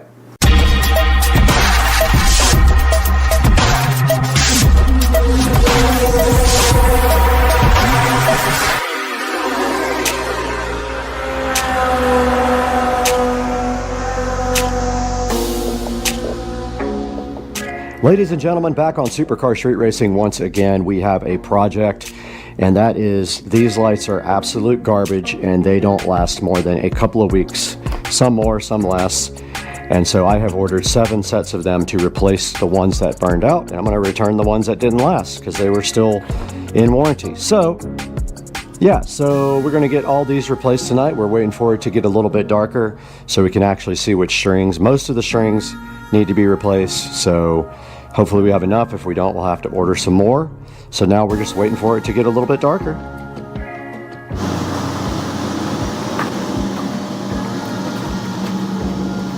All right, we're out here in the Supercar Street Racing backyard with one mission tonight, and we're actually waiting for Dukes of Duval to come over and help. But we're going to be replacing all the light strings that are bad.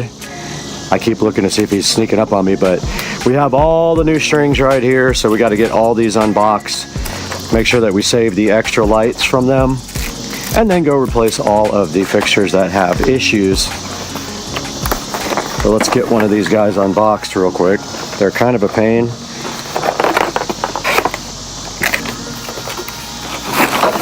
They come like, and we have to save the boxes because we are returning all the bad ones.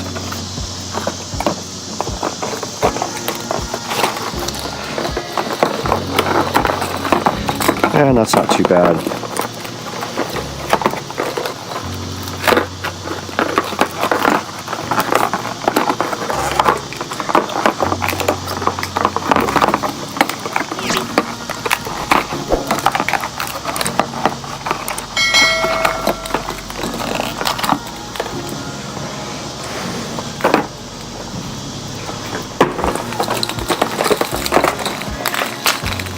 All right, we've got one unboxed. And right here next to the Supercar Street Racing studio, we have our first set that we might be able to fix. We'll try new bulbs first on this guy right here and this guy. See if that does it. If not, we will have to replace the whole string. And they do come with spares. They come with 2 spare bulbs. This one's got several out, so that whole strip is out. Which it could be the fuse.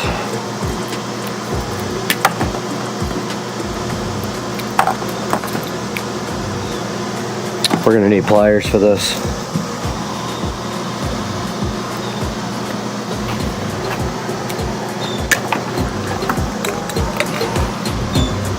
Yep, grab some pliers.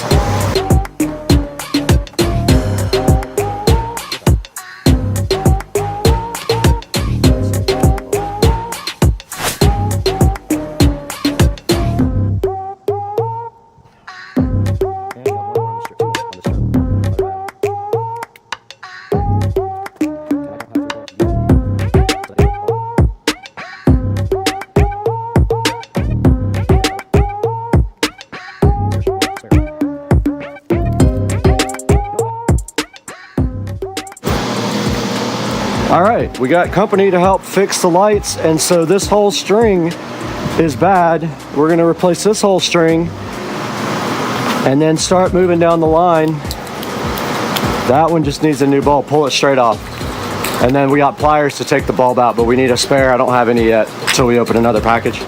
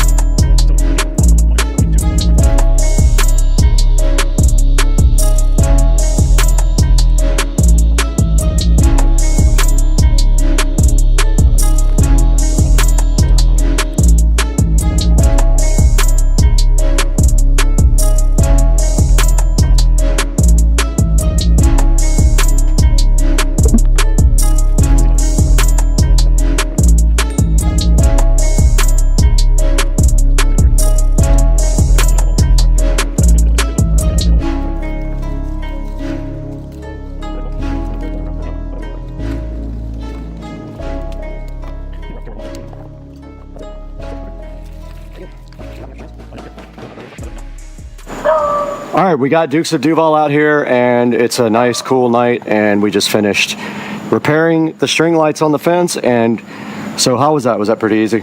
Easy. Easy peasy. We just real quick knocked it out in about 15 or 20 minutes, and as you can see, we were able to repair 2 sets of lights with spare bulbs, and we replaced 7 whole pairs of lights, and that's what we are left with right now. And now later I have a light down there on the dock that got hit by a tree limb that I have to replace, so I have a spare for that. And that's going to be it for this one. That's all this was just getting the backyard lighting all back into shape, and we got that done. So all right, I just wanted to give you guys one last look at the night shot here. Now we are on the GoPro mic.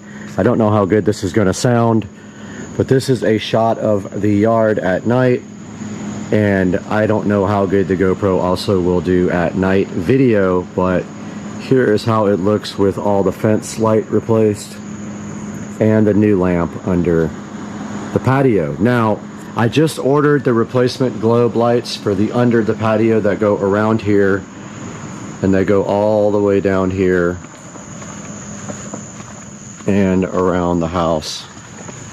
So we will be putting those up here, and they go literally all the way to that side. So those are on order, and I hope you guys enjoyed the video, and I hope you enjoyed our beautiful night backyard shot here, and we'll see you guys next time on the channel very soon. Oh yeah, that ain't gonna work.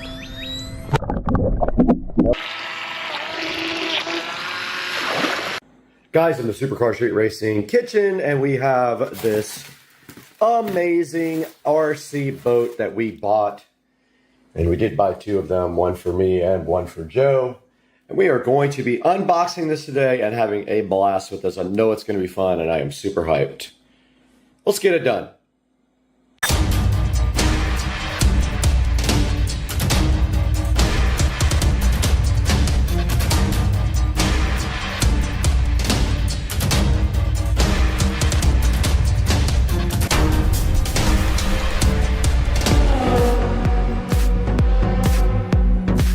We got the Joy Spot HJ808, I believe is what the number is, and I love that it says Joy Spot. Just the best name ever. I love the Amazon names, but here on Supercar Street Racing today, we're gonna have to get this Joy Spot open. Check out the Joy Spot, but to do that, we need a knife. Let's get it done. We have unboxed the Joy Spot here in the Supercar Street Racing kitchen, and we open it up, and this thing is fly and cool. And I love it already. Check it out, guys. The 2.4 gigahertz remote control transformer here should have 2 batteries. Has something right there. I don't know what that is. The charger. It does not have a camera or an SD card, but I am going to mount the GoPro to the top of it and rip this thing in the pond. As much as it sucks, it's going to happen to not have a camera. But I looked everywhere. They don't have cameras on these things. But that is the Joy Spot boat ready to be charged. Let's get the batteries on the charger. Deeper into the package for the Joy Spot boat, and we did find the boat stand. We got a boat stand, guys. I'm hyped. And we got the battery plugged in. And I don't know why this indicator light's on the bottom of the USB, but it is. And there is the battery looking so fly plugged in, and the boat stand. And now you take your boat and you simply place it onto the stand, and it looks bad to the bone. Guys, check that out, man. This thing's cool. Look at the propeller on the back and the rudder. Thing looks awesome. I wanted red, but they are out of red at this point. Now this boat also came with an instruction manual right here. It came with something to remove the propeller and a replaceable propeller, and then here is the remote control, and I'm assuming it just uses regular batteries, and it does use AA's, it looks like. So we will get some batteries and go ahead and get this guy loaded up right now.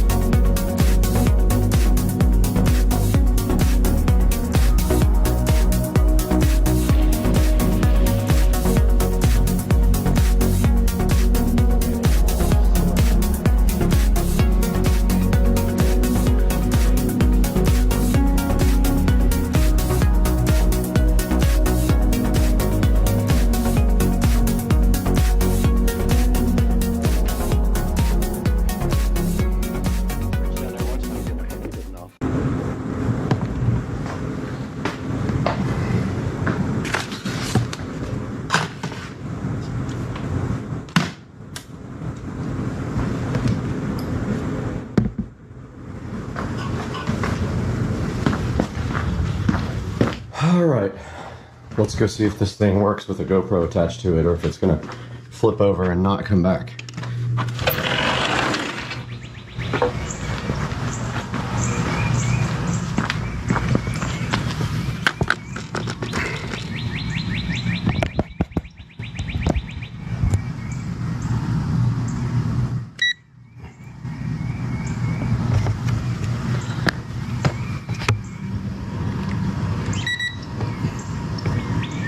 Oh yeah, that ain't gonna work. Nope. Got him! It's not gonna work, it's too heavy. Too top heavy. I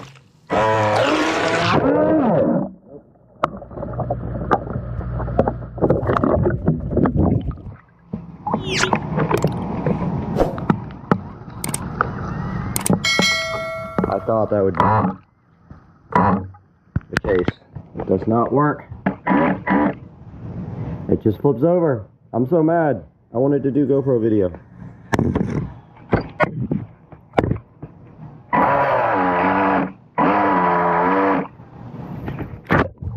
Yeah, this isn't gonna work.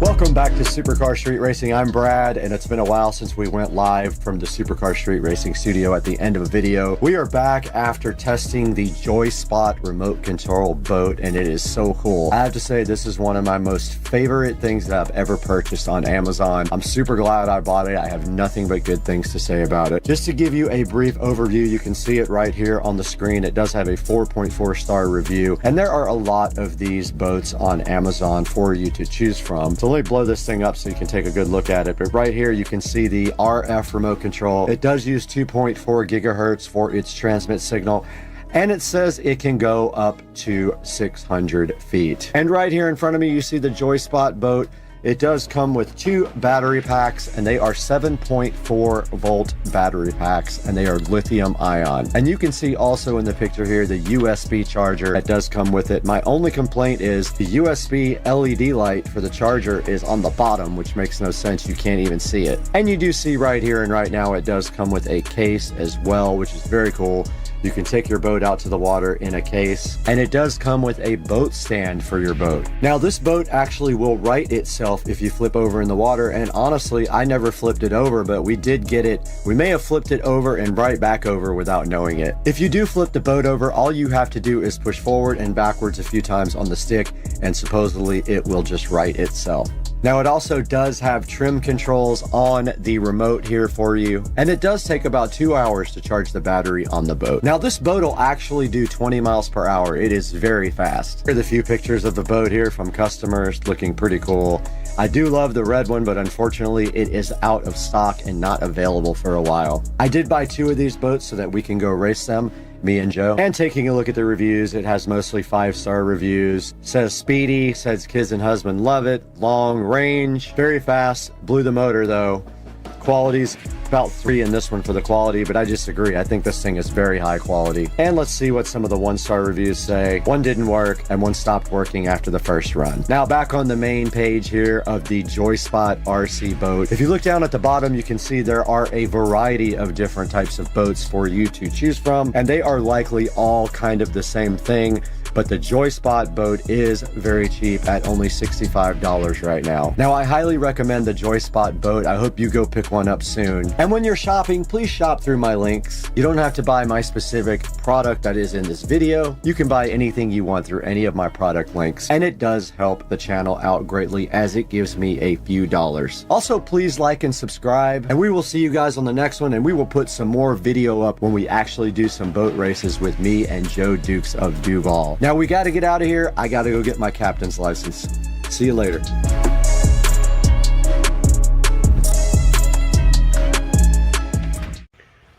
What's up, everybody? Supercar Street Racing, and today we want to take a little bit of time to point out some stuff about the 335 that is about to change. So the first thing being that I'd like to tell you guys about the ID4 digital display for this guy. So there's a company called ID4 that makes a complete drop-in replacement for this instrument cluster. So it's pretty cool. It's completely programmable, customizable digital display. And the only downside with the whole unit is that you have to cut part of the vent out in the back, but that's not a big deal. They give you a plate to cover it. You just use the Dremel or whatever, and it drops right in. And I'll put some pictures up here while I'm talking about it, but basically they have some optional things that I want to buy, like the race display. So there's themes and things like that. I want to make sure I get all of it because why not? You know, you only live once. As you guys remember, I already have the Android head unit here replacing the factory, or augmenting the factory navigation system. But this is going to be awesome because it's going to completely replace this. I'm sure you've seen other videos of it on the internet, but about to order that here in the next couple of weeks. I was just waiting to pay off some other things, like my radiator had to get replaced, and of course now I've got these other codes that they're showing that say lean mixture, so I'm wondering if the high pressure fuel pump is about to fail. But one thing at a time. With a 11-year-old car, things are going to happen. So took some time today to touch up a couple spots on the wheels. Powder coating is supposed to be really versatile and get through anything tough, but unfortunately there's a little spot right here that's going to need a touch up. And I have some matte black paint and a little paintbrush, and I think I'll try to touch that up, or maybe I can use the BMW paint that's sort of a pearl. So I think I'll stick with the matte or the satin black spray paints that I have over there on the wall. So yeah, so the next thing coming up for this guy is the digital display by ID4. I'm gonna put links in the description for that, and hopefully you guys like it. I am super excited. You can spend about $1,200 if you want to, but I'm going to go ahead and spend $1,800 and get the full-blown display here pretty quickly. So I'm going to update you guys when that comes, but I just want to do a quick little update and throw this back and see if I can actually get a video to work now without crappy video quality. We have a bunch of goodies sitting here, this not being one of them. This is, though, for the new 5.1 surround sound setup for the living room. And part of the goodies are right here in this box. We got a lot to open up. Let's get busy.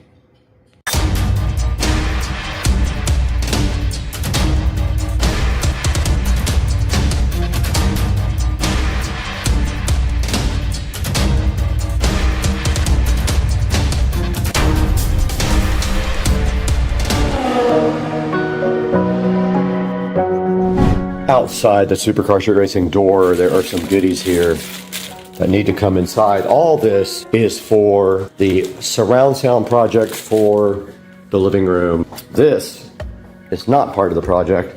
This is for a return. This thing died within a couple of weeks. And this big box out here is most likely speakers, which I cannot carry while you guys watch. Overnight, the other speakers and stuff came in from Mika. We have now 4 of the 8-inch Mikas and 1 of the center channel. Now we'll show you the plan for this. We're here in front of the entertainment center from IKEA, and the current plan is to mount the television. It's a 75-inch Omni 4K television from Amazon. And the plan is to mount that right there on the wall with this mounting dream mount right here. And then right below it in the center, we're going to be doing right there in the center, we're going to be doing the center channel speaker, and it is right here. And it is an in-wall center channel with dual 5¼ woofers. We will pull that out right now and take a look at it and measure it. All right, I wasn't sure if I was supposed to use this part or this part for the cutout template, but I mean, this works. Just to tape to the wall and trace out. So it's going to go about right there and right next to the stud, right between the 2 studs there, hopefully. So only thing we got to be careful of is there might be wires inside the wall. So when we cut, we got to be careful. Here's an inside view of the Mika with the 2 5¼ woofers and the single tweeter, and a look at the side at the mounting depth on the actual speaker. All right, I have measured the wall. It is 78 inches. I found the edges of the studs are on this side of the tape and this side of the tape. The center channel speaker mounts right between it. That is the center. And then we have our cutout template somewhere. Here is our cutout template. So all we have to do now is center that right there and level it. Let me grab the tripod. So I'm going to hold off on doing this part because basically I don't know where the speaker is going to go yet. And I don't know if the amplifier is going to go on top of this or under till I get it, and it hasn't even shipped, and I bought it 2 days ago. So I messaged the seller on eBay and said, where's my amplifier? And I'm just waiting to hear back when they're going to ship it. If they don't ship it by the end of the day today, I'm going to go ahead and cancel the order because I need that sooner than they feel like they're going to ship it to me. And it is Friday, but yeah, I'm not exactly sure about the placement of the center channel yet. This is kind of a rough estimate of where it's going to go. Even if the amplifier sits on top, this will not interfere with the amp, but I don't know how low the TV is going to hang because I don't have the television yet. I got to do some measuring with the TV before. All right, I completely forgot we already have one of these so we can measure it. This is the order that I placed for the Cinema 70S. So yeah. We can go ahead and measure this now and see if it's going to fit in the entertainment center. So this is 17.5 wide by 4¼ tall. So let's go measure the space. All right, here is the space available. It is very, very slim. No way. No way. It is probably an 1/8 of an inch from being able to fit. We have 4 exactly here, and the receiver is taller. It's going to have to go on top.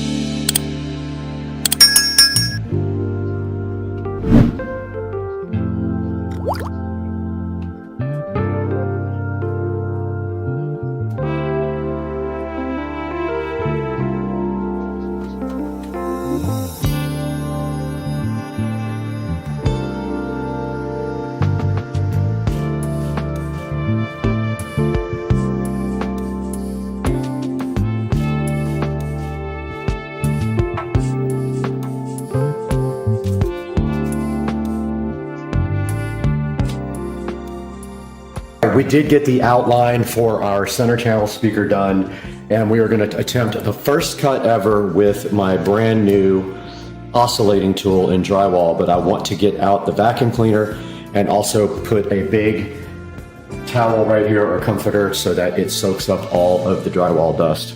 All right, we got our brand new oscillating tool here, and Joe the other day put this on upside down. It goes like this. He had it on the opposite way and it got caught right here. I actually changed my mind. I'm gonna use this circle bit. I think it'll be better. It's kind of an experiment though, so just wanna see what works the best.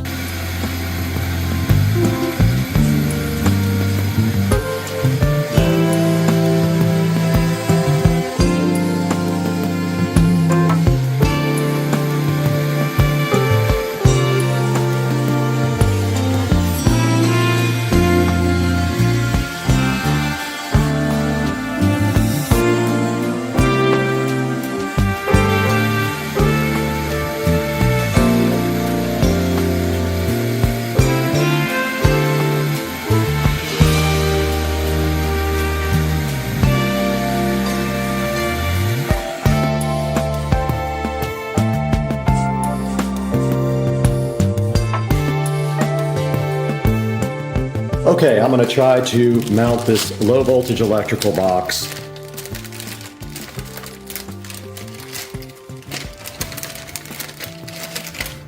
Right in the center of those two outlets. I'm gonna level it, mark it, and then cut it with the oscillating saw, but I need to make sure it's at the correct level.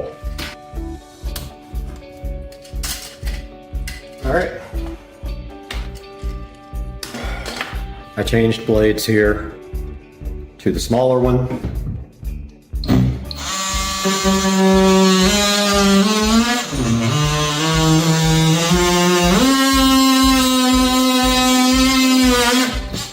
That's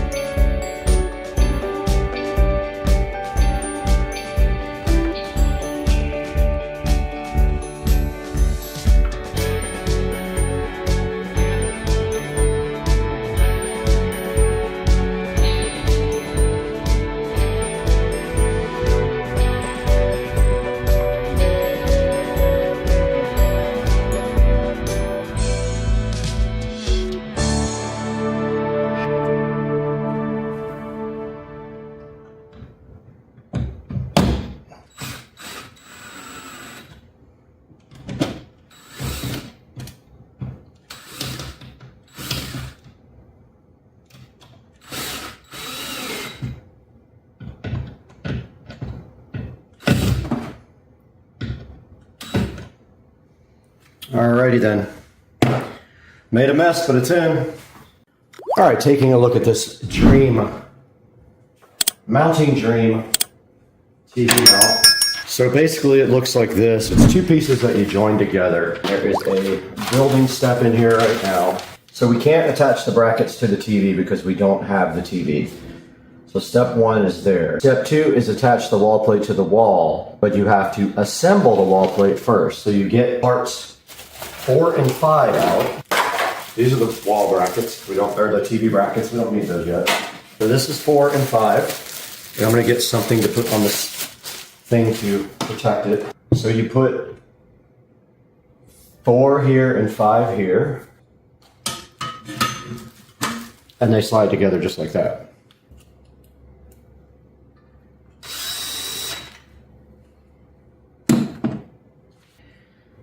And that's pretty much all we can do to this. Now, we will have a box going in. That box is going to sit as far over as we can, maybe even on the outside, but maybe just like that in between the mounting bracket there. So we can actually cut that hole once we get the TV where we think we're going to get it. But the whole point of this is to make sure that we can get wiring dropped through here. So I'm not mounting a center channel speaker yet because I think it will get right in the way of dropping the speaker wires and the HDMI and everything from the TV. So now we just need to see where the TV is going to mount. We want to make sure the bottom of the TV doesn't cover the center channel speaker, so we're going to try to hit that close. So we can't do anything until Monday when the TV gets in, and today's Friday, so we're kind of stuck on this. Yeah, so we got to put the mounts on the back of the TV, measure from where the mount sits on this to the bottom of the television, take that distance and go up, and then that's where we mount the actual wall mount. So we'll see you guys on Monday. How come you won't look at me?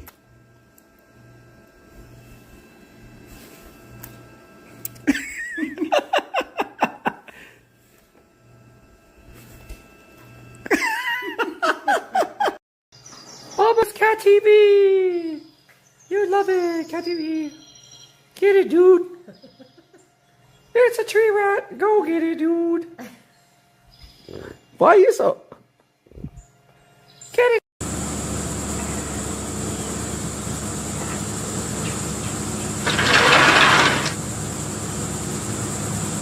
Hey guys, welcome back to the channel, and today we're going to be taking a look at this Sane Logic mini chainsaw. That's right, it's not the Insane Logic, it's the Sane Logic mini chainsaw we have right here. And this is actually a gift for Mr. Dukes of Duval. We have the Sane Logic mini chainsaw. Sane Logic was kind enough to send me this chainsaw in order to take it out, take a look at what's included in it, and show you guys how good this chainsaw can be. And once we look inside the box here, we do see the main brushless Sane Logic chainsaw here, looking so fresh and beautiful. I like the color blue. And it looks like on top, I don't know what that little, oh, that's chainsaw oil right there on top. And right here, right now, we have the off,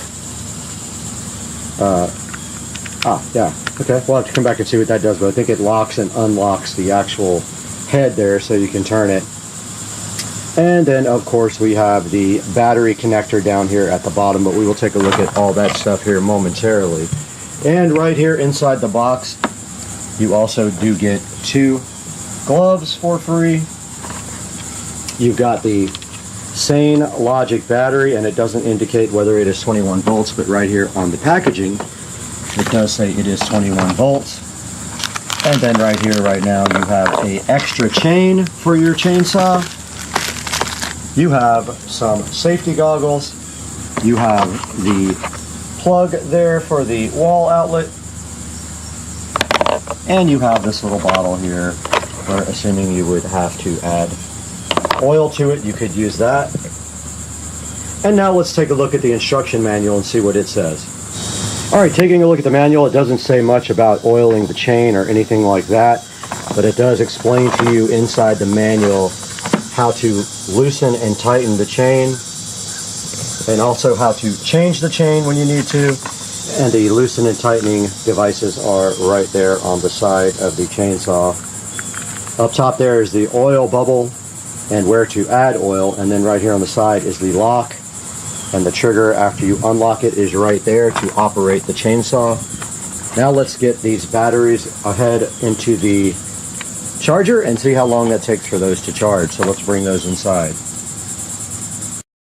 We are inside now with the chainsaw charging station, is what we'll call this. And we can just plug it in here just like this and see how long it takes to charge the batteries. The other chainsaw that I reviewed did not take that long, but it plugs right into the back of the battery like this. And the light has turned red, so we will see how long it takes now to charge. We're back with the Sane Logic chainsaw here, and while this battery charges, we're going to go ahead and load this battery onto the Sane Logic and go do some testing. And so the battery goes on just like this. And it's hard to snap it in with one hand, but there it goes. And then the Sane Logic lock mechanism is pressed. And the chainsaw works just like that. Now we will go test this thing and see what it can do.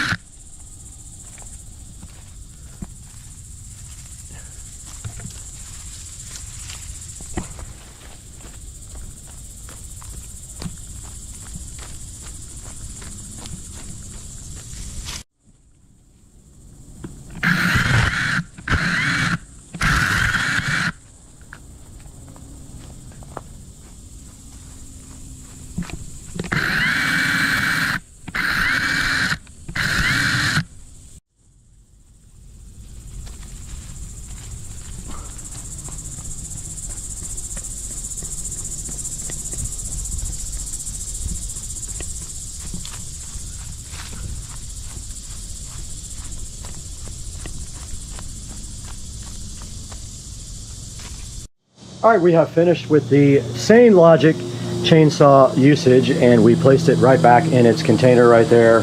And now we are just waiting for both the batteries to charge. Actually, we'll put this battery inside with the other one. Sorry, today is an airplane day for whatever reason. And we have one battery on the charger now, and this one waiting to be charged. It looks crazy out here, dude. The camera does not do it justice at all. This is post-hurricane Florida life.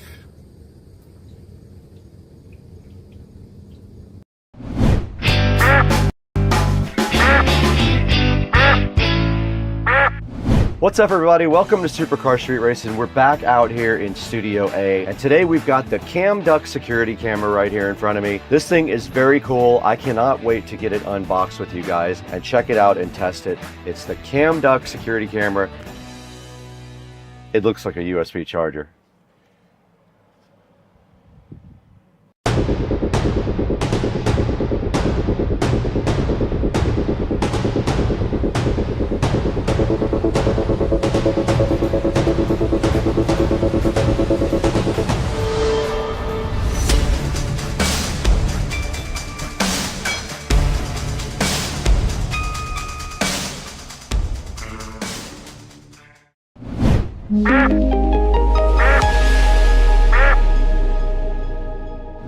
Hey, what's up, everybody? We're back in the 4K production studio for Supercar Street Racing. We're here today to talk about Cam Duck wireless security camera that's sitting right here in front of me. This thing is pretty cool. It's completely hidden. It looks exactly like a USB charger. So you can put it anywhere. Nobody is aware at all. You can call it up on your app and you can check out what's going on anywhere in your house. So this is it. This is the Cam Duck wireless security camera right here we're going to be looking at. Let's throw it inside and get it unboxed.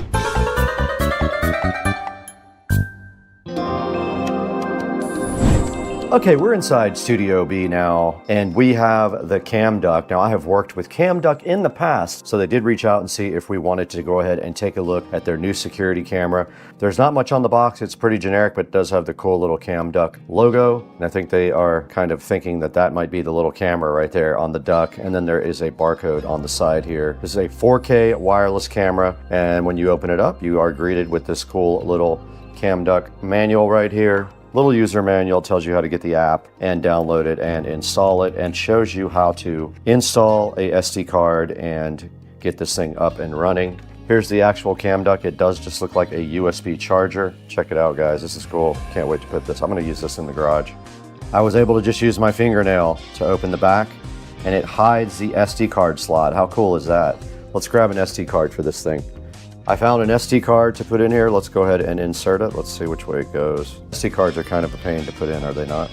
All right, I did put the SD card in, and then all you have to do is slide the plate over it to hide it. And there is a little warning label on the front and a reset button right there, but this is cool. It just looks like a power brick, right? But what you don't see is there is a camera right there on it, and also allows you to charge your USB Type A or USB Type C devices. Now here is how you download the app. It's right here in the instruction manual. There's a Android app. I already have it because I already have another device. All right, that's it. It's kind of an easy unboxing because there's not really much to see here. Let's put this back in the box there, and then let's go see how this thing actually works.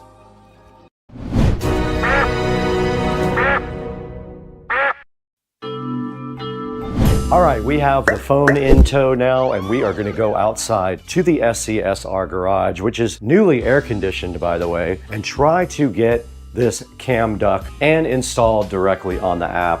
Let's head out to the SCSR garage, which is air conditioned now, which is amazing. Putting out some serious AC right now, and we're gonna be putting the Cam Duck right here in the garage. Only thing I have right here right now is this Eero device, and we already have the app installed because we have another Cam Duck. That is it. It looks like a USB charger. Okay, I am trying again to connect to Wi-Fi. I finally got the camera to be recognized again by resetting it. I had to stick a little needle into the front reset hole. Looks like it might have worked. I see camera now. Yep, there I am. I did select 4K on it. I am up on the screen right now. you guys actually can see me right there. This is a whole view of the kitchen. Now my thing is, can we take this outside now and connect it to the garage and get it to connect to Wi-Fi? Let's see, let's pull the plug and take it directly outside. Pretty wide angle, I like that. I could pull the golf cart up a little bit, but let's see what we get in the app. Okay, we are back out in the garage and the device is booting up. I believe it takes about 1 minute for it to boot up, and we're just waiting to see if it is going to be able to connect to Wi-Fi or not. Okay, I do see something in the app. Let's hit play. All right, it does work. Look at that. You can see on the app me sitting in the garage. Let's see if it is in 4K. It is in 4K supposedly. This is kind of perfect for garage security. I love this. The cam duct did come through in that case, and it is working perfectly. So that's how you actually set it up. It was kind of a pain, but I figured it out eventually. And then down at the bottom, of course, you can take pictures and things like that. But I'm gonna pull the SD card out, and then we'll take that inside and see exactly how that looks on the actual computer. But that is footage of me. And we'll take a look at that footage from the SD card, directly out of the SD card on that. It has motion detection recording and loop recording, so that should be recording now.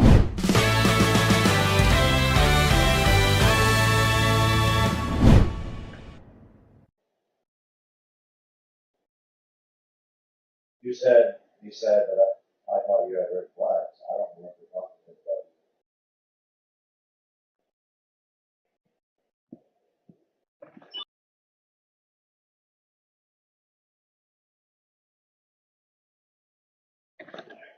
Let's go. You headed home? No, not yet. I get off at 7. As soon as I get home, I'll fucking get home and take a quick shower and just run somewhere. You do that? Yeah, I'm gonna head up to close and get a drink, and I'll just be up there. And then, yeah, just so you mess up. Huh? Yeah. All right, I'll see you later.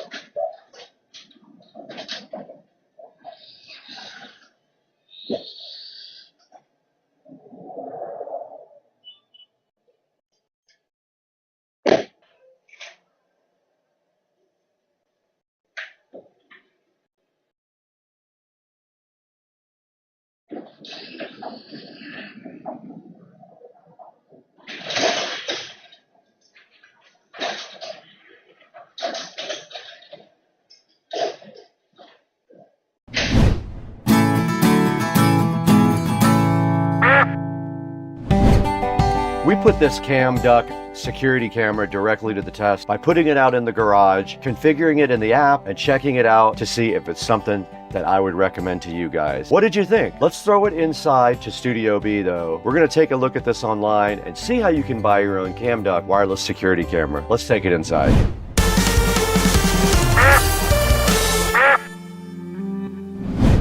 Hey guys, welcome back to Supercar Street Racing Studio B. We are out here every day doing hard work for you guys and showing you the latest cool product. And this is a company that had reached out to us before, and they said, do you guys want to work together again? And I was like, of course I do. I want to show you guys this very awesome security camera.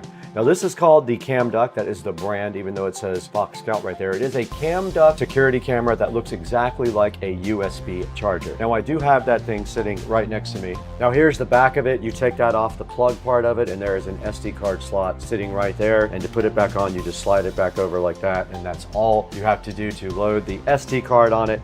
And then on the front, you can see it has charging ports. And when you do go to start to set it up, you will see lights inside there indicating what is actually going on with the unit. There'll be like a red and a blue light inside there. I showed you guys the app. All you have to do is get into the app and add the camera, and then also connect it to Wi-Fi, and it does the rest for you. Now this guy does do 4K. It does loop recording, or it can do motion detection. We put some video up of it in real time there that it recorded onto the SD card. I will also upload that to YouTube and have that available as a link that you guys can check out as well. But this thing is 99 bucks, and it has 4 5-star ratings. I like the thing personally. I'm gonna put it back in the garage, reload the SD card in it, and go from there. But I really like the way it looked. Its night footage is okay, pretty good. It's a little noisy, but there's hardly any light in the garage at that time. It is very dim, so there's almost no light for the camera to even operate on.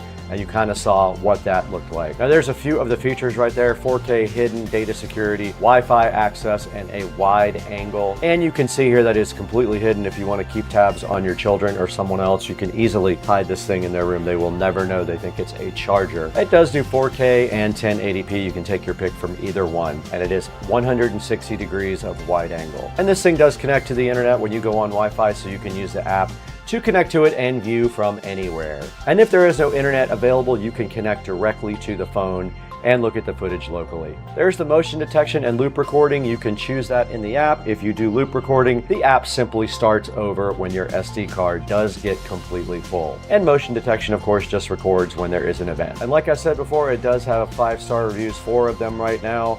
I have worked with CamDuck before. Now I have 2 of their devices in the house, so that is super exciting. Go ahead and get your CamDuck. I will put a link in the description. Please always click through the affiliate links that I provide, because it really is helpful to Supercar Street Racing. That is the only way we make any money for the channel, and the channel does lose money. You don't have to buy the CamDuck here even. If you want something else from Amazon and you click on that link, you can go ahead and buy anything you want, and I'll get an affiliate share of that revenue, and I would be so grateful to you guys for that. And this is the Supercar Street Racing dashboard. You can see we have 214,654 subscribers. We couldn't have done it without you. The channel is built on you guys. You are the main part of the channel, not me. So thank you so much for all your help and support and watching and liking all of the videos. I got to get out of here though. I have to go to happy hour.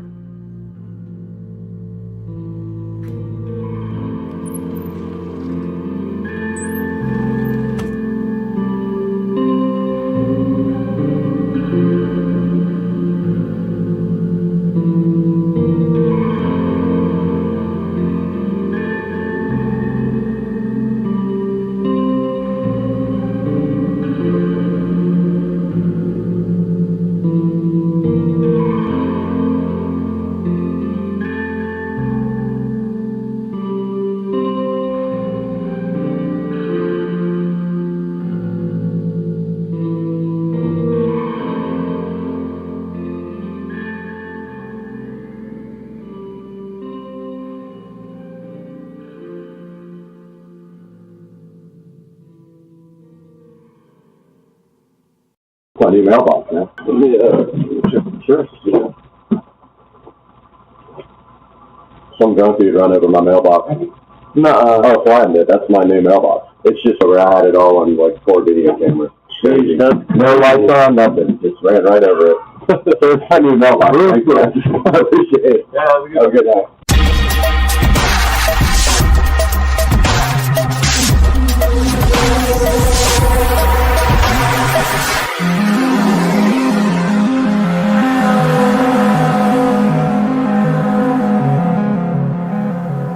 We're back here in the SCSR compound, and as you guys just saw, the FedEx guy saved my life and delivered this lovely package to us so we can get a new mailbox put in. So this is the customizable mailbox from Amazon. There'll be a link in the description to this guy. Looks like it kind of halfway is opened up, but I'm sure it's fine. Now we're gonna take a look at this today, guys, on Supercar Street Racing, because this is going to have to go in as my new mailbox since the other one got destroyed by a drunk person. That video is available, and I will put a link to that also in the description, but let's get started with this guy right now. This mailbox is over $200 on Amazon, so the reason that it is so much is because it is customizable, and it does have supposedly my address on it. And I'll go ahead and dox myself, but it does have my address on it somewhere. Unfortunately, it's not there. Can't put the address on the screen, but it's probably going to end up there anyway because I can't actually hide it the entire time we're doing the project. So this is the Elite from Architectural Mailboxes, and it is black galvanized steel, and I think that's going to look cool. And somewhere there is a sign that hangs on the bottom of this nice post that is going to have the address on it. If you guys want to stalk me, feel free. Honestly, don't care at this point, but yeah, maybe it'll be a welcome addition. So this is the architectural mailbox that is going outside to replace the old one. We will have to figure out getting some concrete in this thing, and I have kind of a little project teaser planned here for this guy that I'm thinking will be a cool video. But yeah, the next step is to get this guy out. This box has the architectural mailboxes elite galvanized steel mailbox inside of it. And I had a plan to open it right in front of you, but of course, I've got the selfie stick here. So there is the mailbox itself, looking so fly. And that just mounts right on top of the post here. And I'm assuming screws right into the post. You can see this has the screw holes in it already. I already gave up my address there on the screen, so I'm not that worried about it. But here is the mailbox. And I'm sure it has all of the accessories needed to mount it. Trying to get it out of the actual box here so you guys can look at it.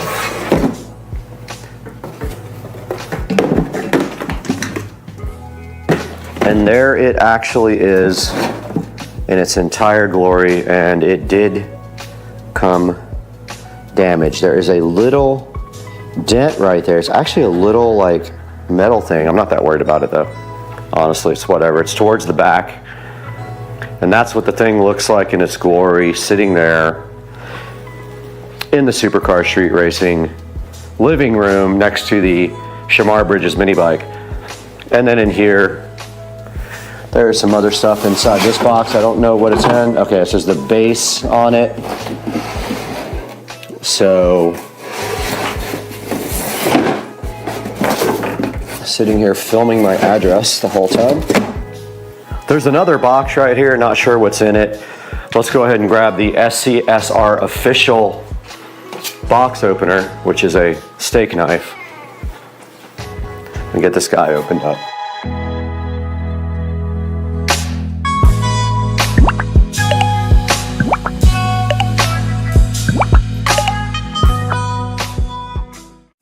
Took a look at the instruction manual here. This mailbox has to be 41 to 45 inches off the ground. So think about that. That is 4 feet maximum off the ground, and this post has got to be, well actually let's grab our tape measure and measure it. All right guys, how long is this post? All right, it's only 6 feet. So if we put the mailbox 4 feet off the ground, we have to go 2 feet deep or chop the post. So we'll figure that out once we get outside. We'll go ahead and see how deep our hole is. Our hole is probably 2 feet, which would put this 4 feet off the ground, which is not bad. We could dig a little more out without chopping the post, but I'm really hyped about being able to fill the post up with concrete because people keep running over my mailbox and it sucks.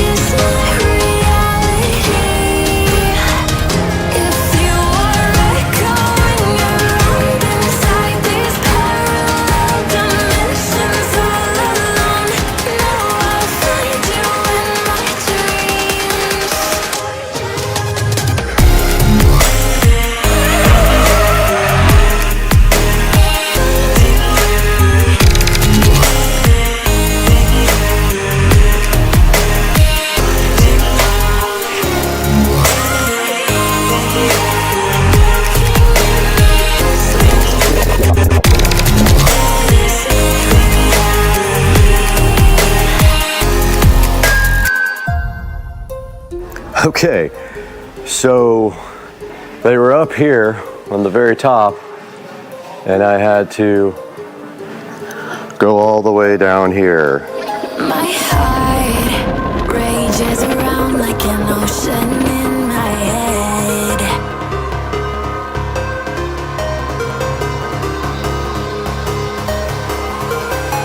I can almost feel you walking in the distance, but I know that it's not reality. If you are echoing around inside these parallel dimensions all alone, know I'll find you in my dreams.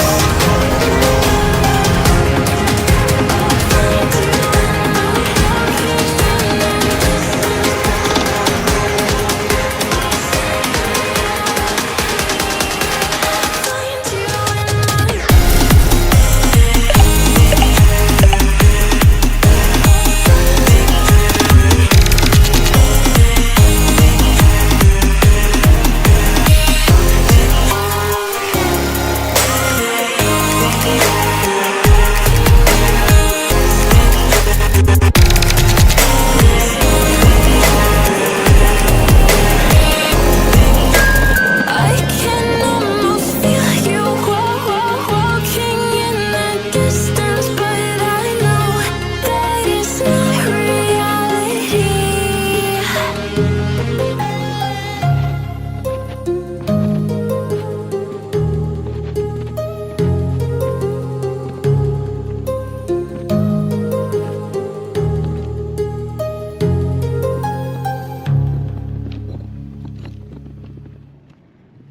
All right, guys, we have our new mailbox here.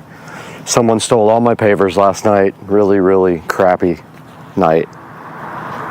So I'm gonna be looking for somebody with a intent to cause harm.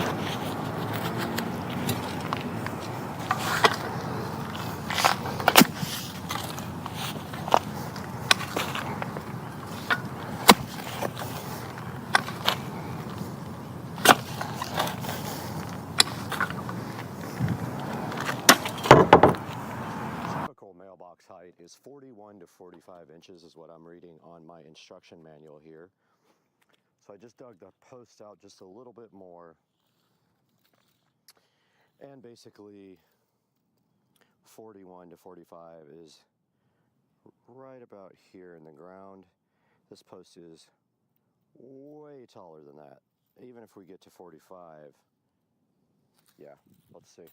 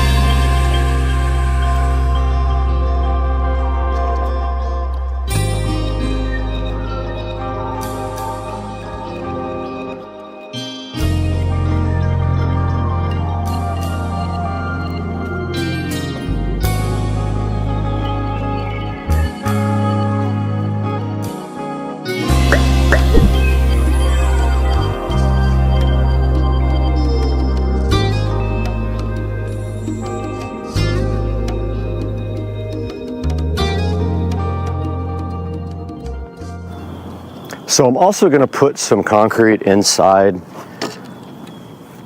of the post to strengthen it up. So I've got a Dixie cup here, and I'm just going to put concrete in, test the level, put a little water in, put more concrete in, test the level, etc., etc.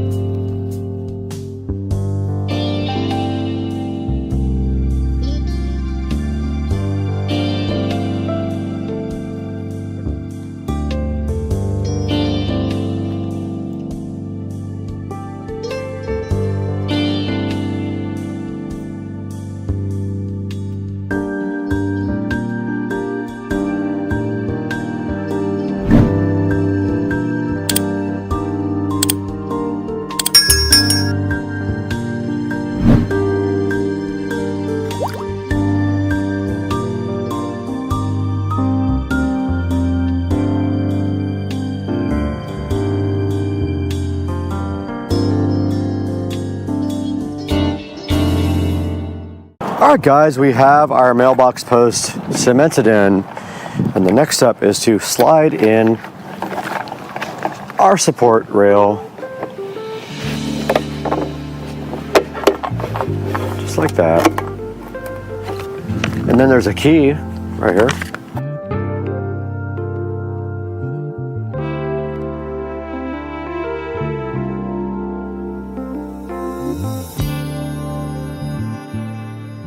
All right, the next step here is to screw the mounting plate onto the mailbox. So it says that they provide screws, and they are supposed to be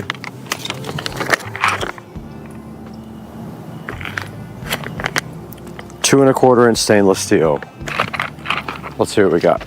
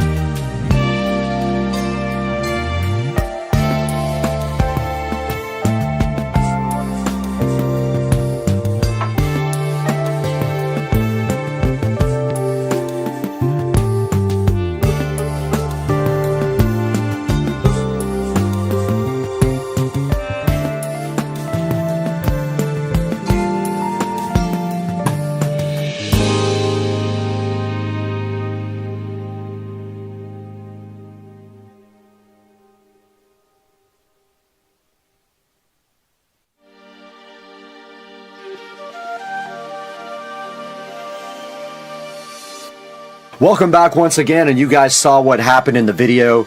We ordered a new custom mailbox from Amazon. We went and got a lot of stuff for that project and the next project, and then we replaced our mailbox. And what you're looking at right here on the screen is that replacement from the Forever Products company. And you saw on the video, like I'll put it in the description, someone ran directly over my mailbox with no headlights on. They swung wide, hit my mailbox, and then took off. And in this video, I went and bought a bunch of pavers to re-landscape the area, and those got stolen on video night before last. So anyway, this is the Forever Products customizable mailbox. It is $209 on Amazon. And what you do is you order it based on your preference for a custom plate, and you can get your number on there, and also if you want your name, you can get that and your actual street. So I got just my street and my number on mine. Now my only complaint about this mailbox is that it has an issue with the sign hooks. The hooks that hold on the sign are too big for the actual holes in the sign, so I bent my sign. I put my hooks in and I bent my sign down to make this thing work. You could probably just drill the sign out a little bit more, but it does not come ready to go. That is my only complaint. Other than that, it looks awesome. It's super easy to install, and you can see we did get the concrete going in there. We concreted into the ground, and then we concreted also in the post. And if you really want to, you can put a 4x4 post inside of the vinyl post, but the concrete is just as good. Guys, this thing has a 4.7 star rating. Go ahead and pick one up, and please click through my link in the description when you order anything from Amazon. Not just this, click any of my links in any of my videos when you order products, and that gives me a little bit of money for the channel, because we do lose money on the channel. Now, I'm so happy you joined us today. We got another big project coming up, and I will be editing that also today for hours. So please like, subscribe, and we'll see you next time on the channel. What's going on, everybody? It's Tuesday, beautiful day outside in Jacksonville. Walking around downtown. My work is back there, one of those really tall buildings, but I like to get some exercise on my lunch break. But I wanted to let you guys know the Mercedes did sell on Saturday. The transport truck came and picked it up and took it to St. Petersburg, Florida, where the new owner has let me know that they are ecstatic about the car. They absolutely love it. They gave me a big thank you, saying it was everything that I told them it was. Of course, that car was immaculate. Had very few problems at all. So a little bit of a hint about what's coming up next. So I did buy another car. Not going to give too many clues, but I will just say that it is an import.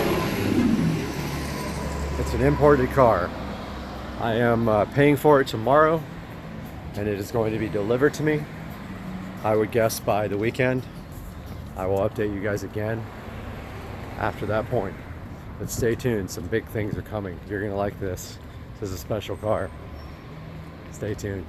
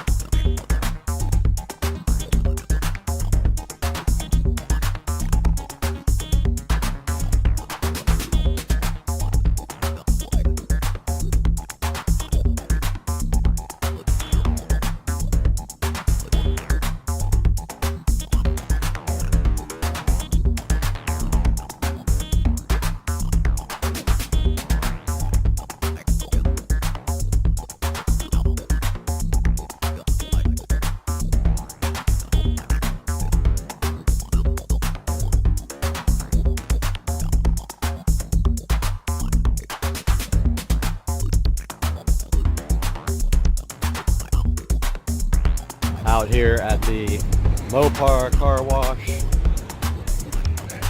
Made a little stop. Got the crew over here, all their cars. About to go to the full lock meet. These guys are out here, I think, raising money. And we decided to stop by. Get a little view of what's going on.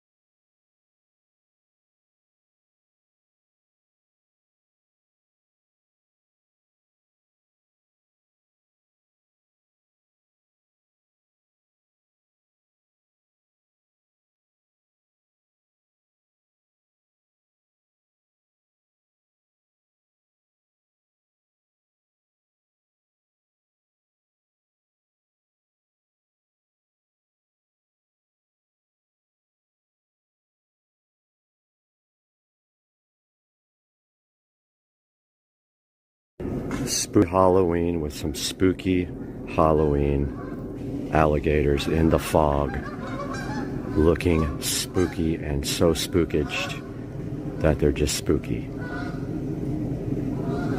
We got the Jaguar socks, we got a freaking dishwasher that's brand new, we got a Tesla hat, and we got the peel satisfaction. That peel hat on the dishwasher that's brand new is so good. And you got the Tesla hat here, you got the dishwasher, you got the Tesla hat, and you got the dishwasher, and the peel hat is so good. Yo, this looks fly, dog. Oh my goodness. That garage. Let's go.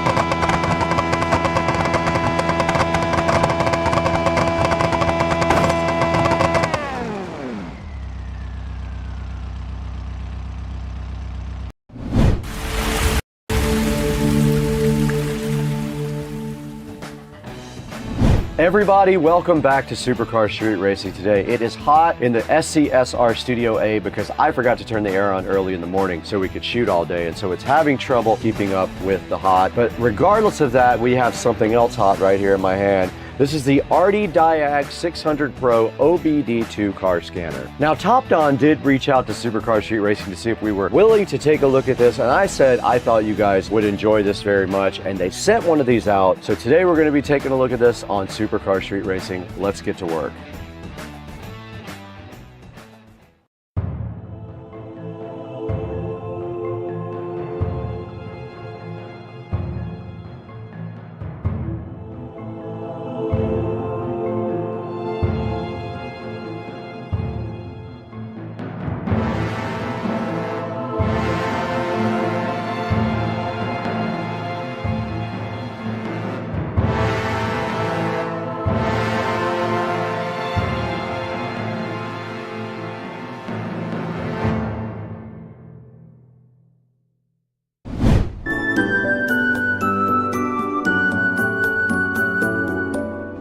We're back in the hot but beautiful Supercar Street Racing Studio A today. One of my favorite places to be if it's not hot. It's probably about 75 to 76 degrees in here because I failed to turn on that air conditioner early enough for it to keep up, and it is very hot. If you reach up here, you can feel the heat coming directly out of the ceiling. But what else is hot is also this RD-Diag from Top Don. The 600 Pro they sent out to us just to work with you guys on and show you how this works. So what we're gonna do today, our plan is we're gonna unbox this thing first. We're gonna take a look at this guy and see what's inside the box. We're gonna walk directly across the street over to Rich's house also, and we are going to hook this up to his truck and see what this thing can do. Thank you so much for 200,000 subscribers. It's amazing. It took a while to get there, but I am so happy with the progress of the channel, all because of you guys. You made it possible for us. Thank you so much. Now, this RD-Diag 600 Pro is the upgraded version of the last model. It does use Android operating system. If you were wondering, most of these do use an Android operating system. Now, this RD-Diag is able to analyze a lot of the different systems in the car, like the engine, transmission, sensors, and things like that,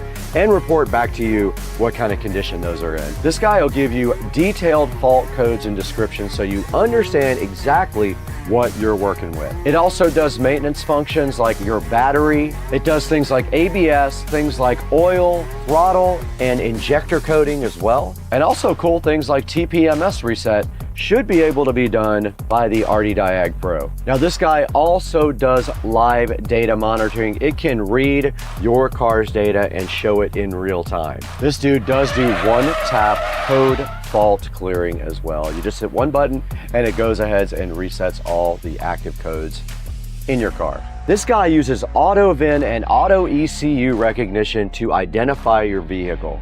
It's pretty future-proof because it uses CAN FD. This will keep this guy on the cutting edge of technology for a really long time.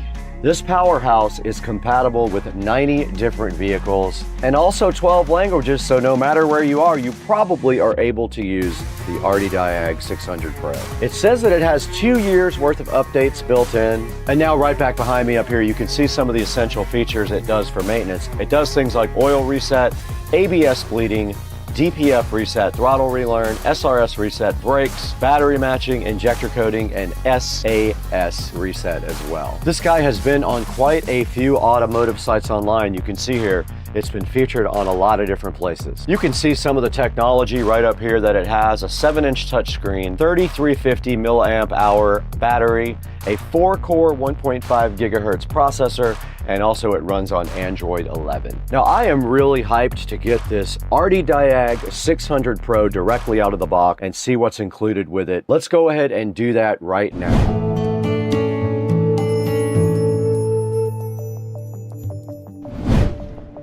All right, guys, right in front of me here, we have the Diag 600 Pro by Topdon. Now, Topdon sent us the 600 Pro. They call it their mid-range diagnostic tool here. They wanted us to check it out with you guys and go ahead and open it up and then maybe fire it up inside of a vehicle. So what we have right here is the Topdon Diag 600 Pro, and we're going to get this opened up right now. Now, taking a look at the box first, though, you can see right here just a picture of it on the front and a little car logo right there, Diag 600 Pro by Topdon. On the side, all it says is Topdon. So there's not much on the side of the box right here, but on the back we have a lot of information here. It says master the essentials. There's some contact information. They do have a North American phone number, and they do have other country phone numbers right here, and their website, www.topdon.com. There is a code right here indicating which one this is, and on the outside there is not much more to this box than that. Now let's go ahead and get this thing opened up and see what's inside. All right, so the first thing I see here, the presentation is real.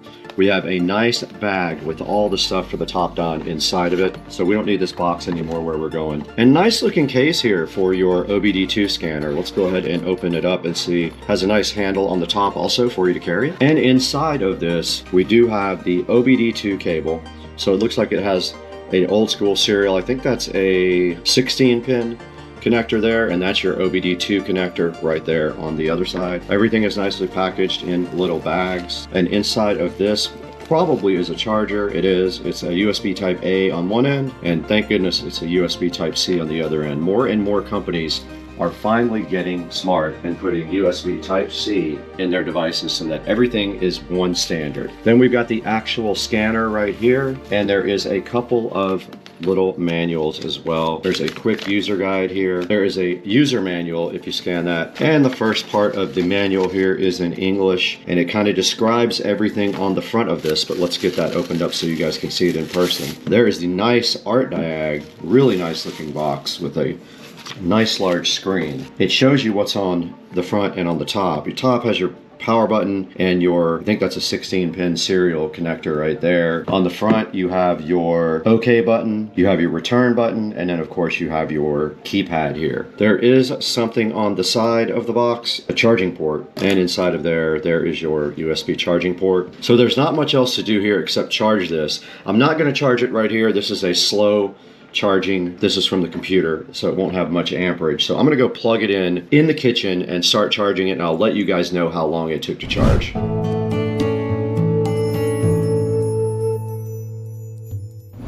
All right, guys, we're back in front of the Topdon, and I'm happy to report that that took about 20 minutes from 60% all the way to 100%. So now we're ready to go ahead and fire up the Topdon. Let's go ahead and turn it on. There it is booting up, the Topdon. It says copyright 2024 Topdon. Let's see how long it takes to boot up.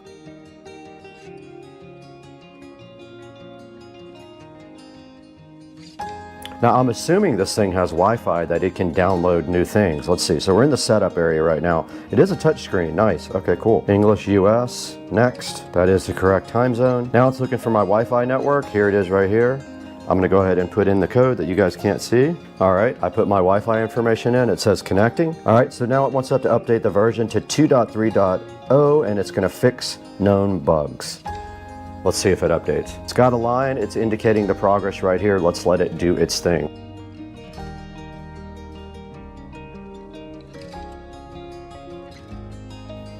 And finally, it is at 100% on the download. Now it's telling you here when you first use this thing, there goes the firmware update. It's gonna probably restart and update the firmware. Let's watch that process. Oh, no, it's on, okay. Cool, so let's hit update. Oh, okay, this is loading. It says there's a bunch of updates. Let's look at that. So this might be updating for the cars and stuff. There's 74. It says there's 74 updates. This has to be like vehicle updates. You just click this, it selects all of them to update. So there's 63, let's do it. And you can see a readout up here of the speed that it is downloading updates. Let's let that update in the background.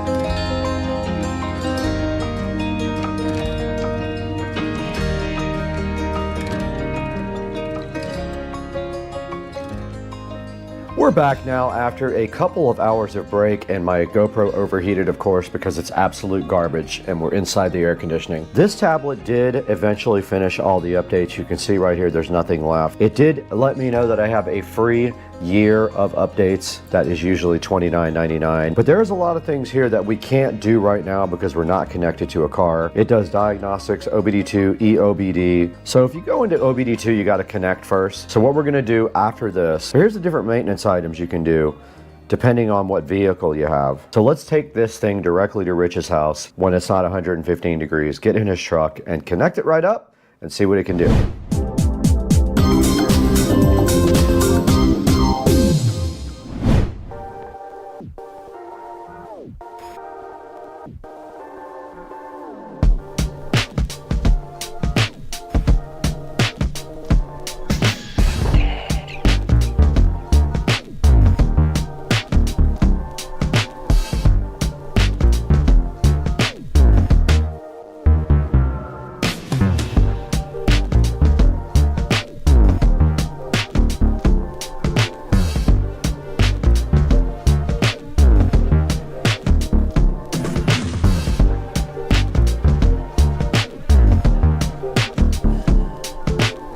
Alright, you guys just saw us unbox this RDiag Pro, and you saw everything that was included inside of the box. Now there's only one thing left to do. We're going to go ahead and walk directly across the street, get into Rich's truck, and go ahead and see what all this guy can do. And let's see what maintenance does.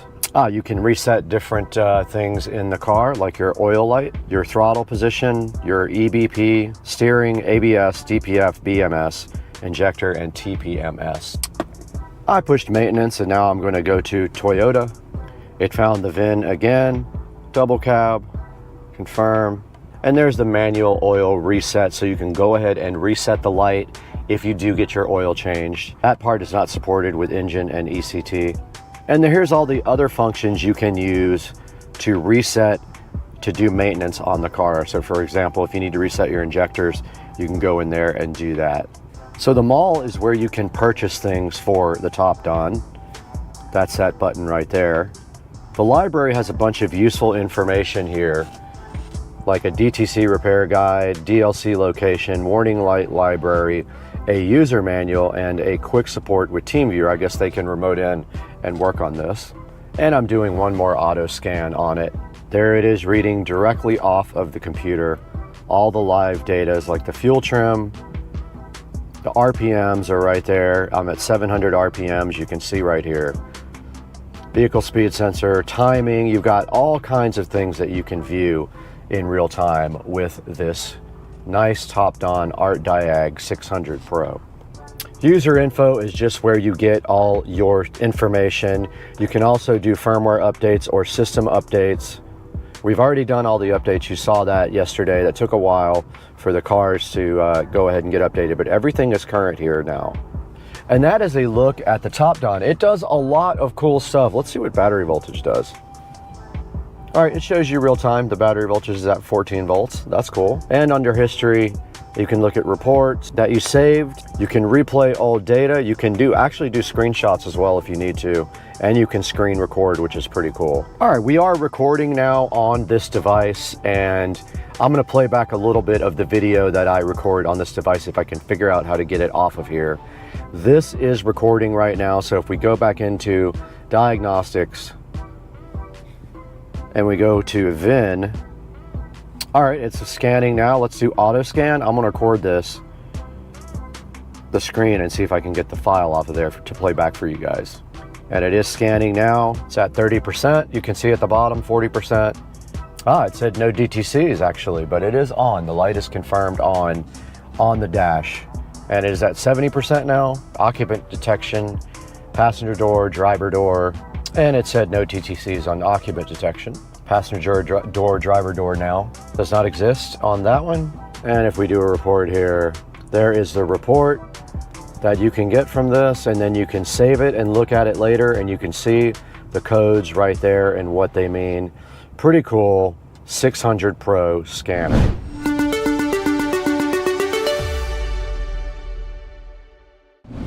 We just took this RD Diag 600 Pro directly out of the box, walked across the street to Rich's house and installed it in his truck. We pulled all of his codes and checked out his entire truck with this cool little device, and it's very awesome, and I highly recommend this guy. Go ahead and pick one up from the link in the description. You probably won't be sad about it. It's got 34 reviews at 4.4 stars. That's actually really good. It's hard to get a 4.4 star review on Amazon. You guys know that. And now that we've done all that, there's only one thing left to do, and you guys know what that is. Let's throw it to Brad. I will show you how you can get your own RD Diag 600 Pro on Amazon. Go ahead and order it from the link in the description. Let's toss it over to Brad right now.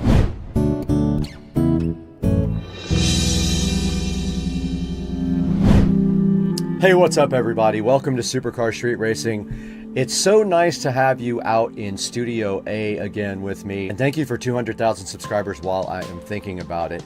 Today we have a special product that was sent to us by Topdon. This is the RD Diag 600 Pro sent to us by Topdon. They asked if you guys might want to see this, and I said yes, I thought you did. So we went ahead and got this thing, and it's pretty cool. It is a diagnostic tool for OBD2. You plug it into your OBD2 port right underneath your dash there. It does pull codes from your car, shows you all your fault codes, and then allows you to reset them and also Google them so you know exactly what's wrong with your vehicle. And you saw today we looked at Rich's truck, and he did have one fault code. I gave him that fault code so he could go to his mechanic, and then he could not get ripped off by them because they won't know what he knows. And that's why you guys should have your own RD Diag 600 Pro. Now this thing does have 4.5 star reviews. It's got 36 reviews sitting so fresh right here on Amazon. It is $208 right now. It's 20% off. So now's a really good time to go ahead and order your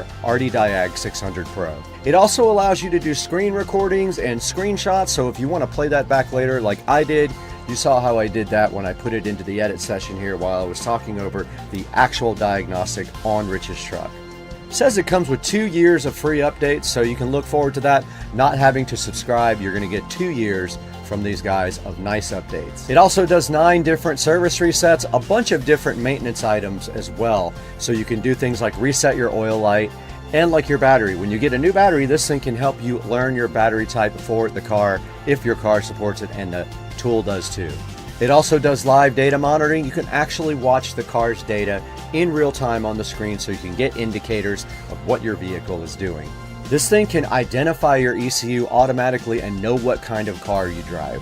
This thing does 90 plus vehicles in 12 different languages, so you can be assured that you're probably covered when you have this thing. So go ahead and check out the RD Diag 600 Pro. I might have called it Art Diag a couple of times in the actual video. Sorry about that. It's RD Diag 600 Pro by Topdon. There will be a link in the description. Pick yours up and help out Supercar Street Racing. It really does help us a lot. We just need a few dollars here and there to keep the channel going. Here's a look at the channel metrics right here. We have 201,255 subscribers, and we couldn't do it without your help. Thank you so much for supporting Supercar Street Racing. Everything you do matters. Please like, please subscribe, and please buy all of your Amazon products through any of the links in the video description of any of my videos. You can click any other link and buy something, and it helps me out greatly, and I do appreciate it. Thanks for the like and subscribe, and I got to get out of here. It's about to storm out here. It is thundering and lightning. Let's go.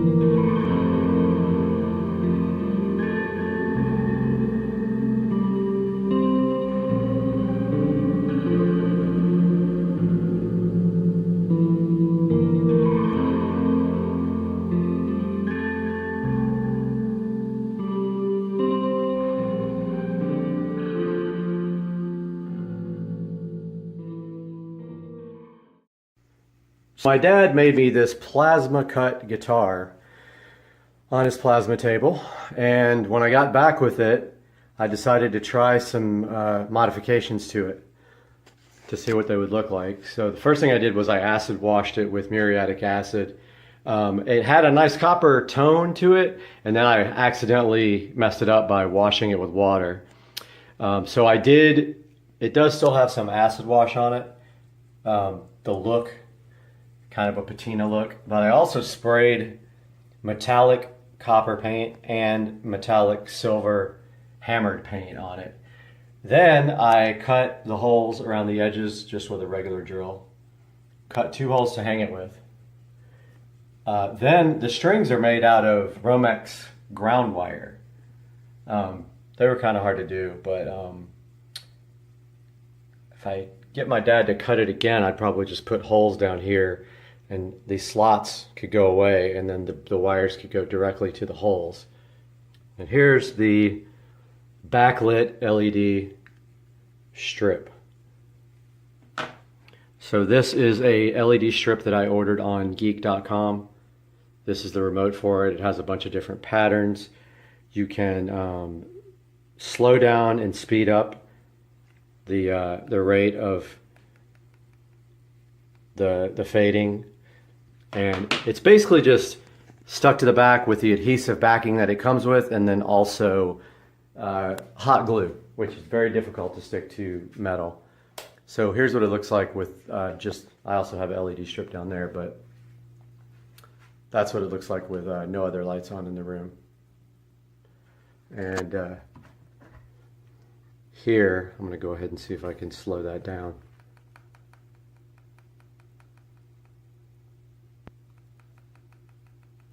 Okay, so that's it. LED backlit plasma cut guitar.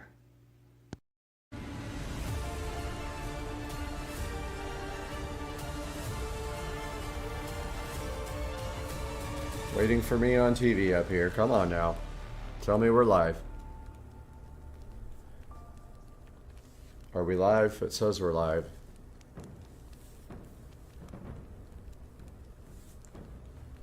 Aha. There we are. A little behind. Hopefully you guys can hear me and hear the game audio now. I think you can.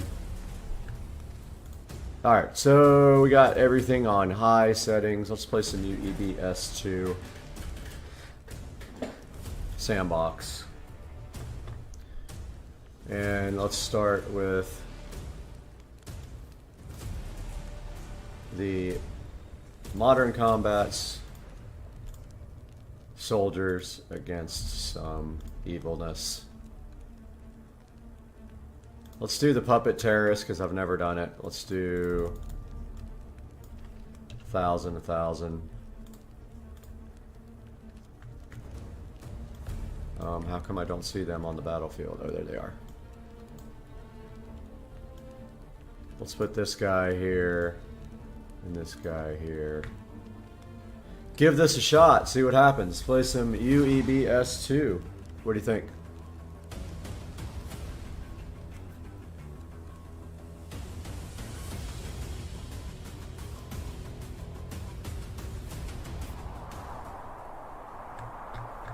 Alright, so did I pick the wrong... Look, the map's got a thing around it. Yeah, I don't know what happened there. Let's get a better map.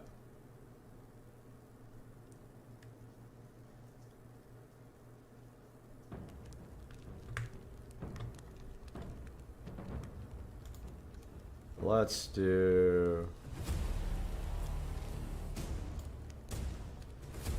Highlands. And get these guys closer together. Start that.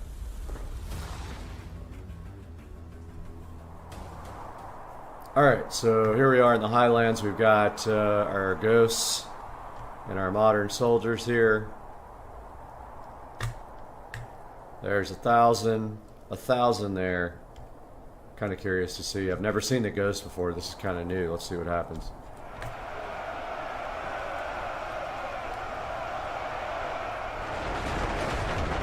RTX 3080 tough.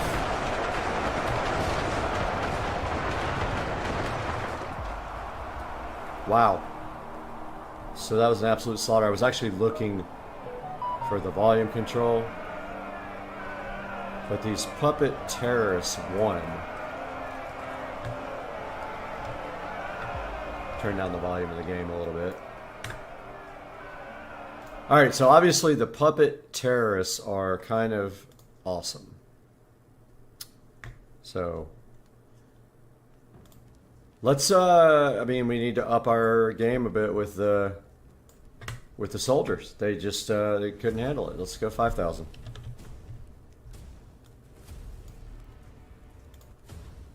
Yeah, this is RTX 3080 tough on ultra settings.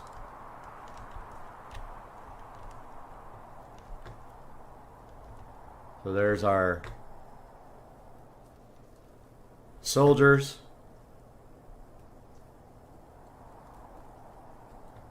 And there's our puppet terrorists with double M16s on.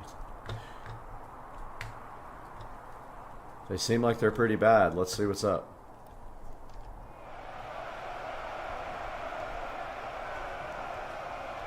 So they're outnumbered 5,000 to 1,000, and already are just tearing up our soldiers here. Look at our soldiers. Are destroyed. Guys over here are still shooting. All bloody. It's hilarious.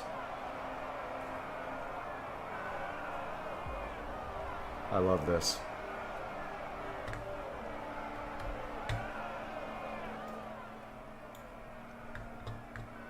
Yeah, they got worked again. That's not even near enough.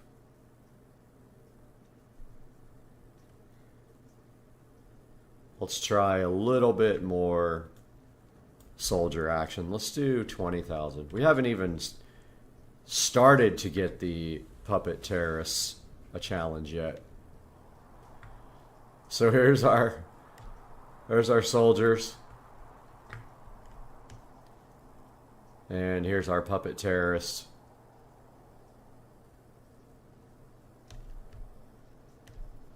And let's see what happens now. There they go.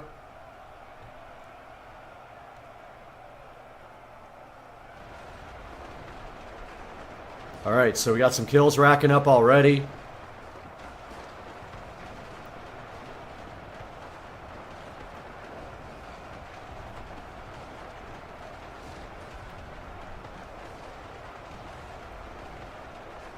And they are getting absolutely destroyed again. Ah, actually, we won.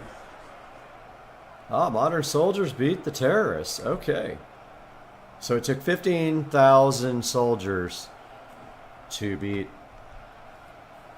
the puppet terrorists. Let's give the puppet terrorists a little bit more of a challenge. So let's go to fantasy. No, let's not do fantasy.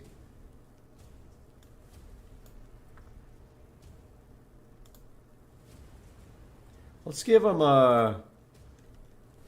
let's give them one full archer auto and see what they do with 1,000 puppet terrorists. One full archer, full auto archer versus 1,000 puppet terrorists, which look like, I don't know who they look like. Cookie Monster? Where's our full auto archer? There he is. Let's see what he's gonna do. Oh, he's gonna get destroyed instantly. He got slaughtered. Alright, obviously one's not gonna be enough. If we do too many, it'll be a slaughter in the other direction. Let's try 50 full auto archers.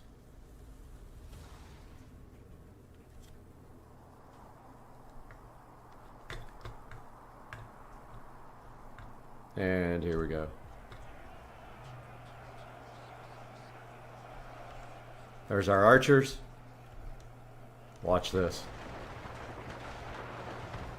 Nope, they're too... The puppet terrorists are just way too good on range. And they absolutely destroyed our full auto archers. Let's give them a little bit more of a challenge. Yeah, they just got annihilated by the range of the puppet terrorists. Alright, how about 1,000? Dead even on the manpower. Let's see what happens. There's our 1,000 archers. And there's our 1,000 puppet terrorists. Let's get this on. These guys have a crazy good range, these puppet terrorists. Already just working. Yeah, our full auto archers cannot handle puppet terrorists. They just don't have the range. They just get slaughtered. These guys are still chilled. Too funny. Alright, let's change our puppet terrorist opponents here. They seem to just work over pretty much everybody they fight. Let's do...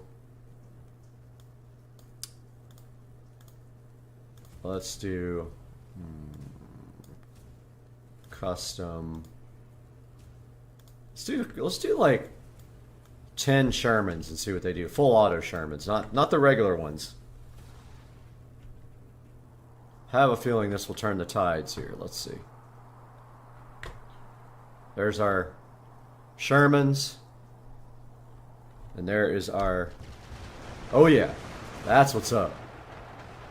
Oh! They're flying! They're flying through the air, look! Oh my god. They literally are still coming down from space. That was freaking epic. I think they're still coming down. Are they seriously? In space? Look, the kills are still coming. And I don't see anybody. That was amazing. I got to see that again. That was literally the coolest thing ever. Like, They were coming down from space dying. This was cool. Let's do 10,000. Till our computer can't handle it anymore. I got a pretty powerful machine, 64 gigs of RAM, 3080 tough. But at some point, we got to go over here because this was so cool. Like, these guys got launched. Watch this. They go, look. Look at this. So they're getting launched into space, and as they fall down, the tanks are shooting them again and killing them, and they're just coming down from space. Look. It's raining puppet terrorists. Look at this.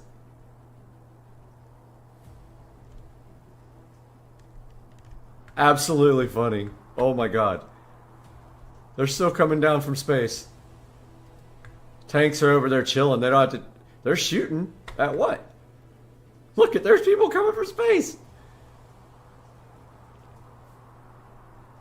Look at the kills as these people fall from space. Oh my god, this is the best thing ever. I'm getting such a kick out of this. We got to do more. I think the most I've ever done is 1 million. And at that point, it starts to... something starts to happen where it doesn't want to launch. Alright, let's go for it. Why not? Let's see if the battle loads. It's loading a little bit slower. Okay, so we do have 1 million. That's a little laggy, not too bad considering. But there is the 1 million. There are 1 million puppet terrorists there. Let's see what happens. Let's see if this just destroys the computer. Hip hip.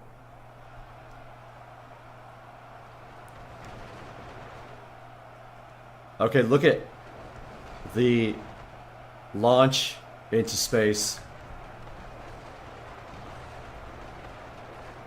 Oh, our guys are coming back.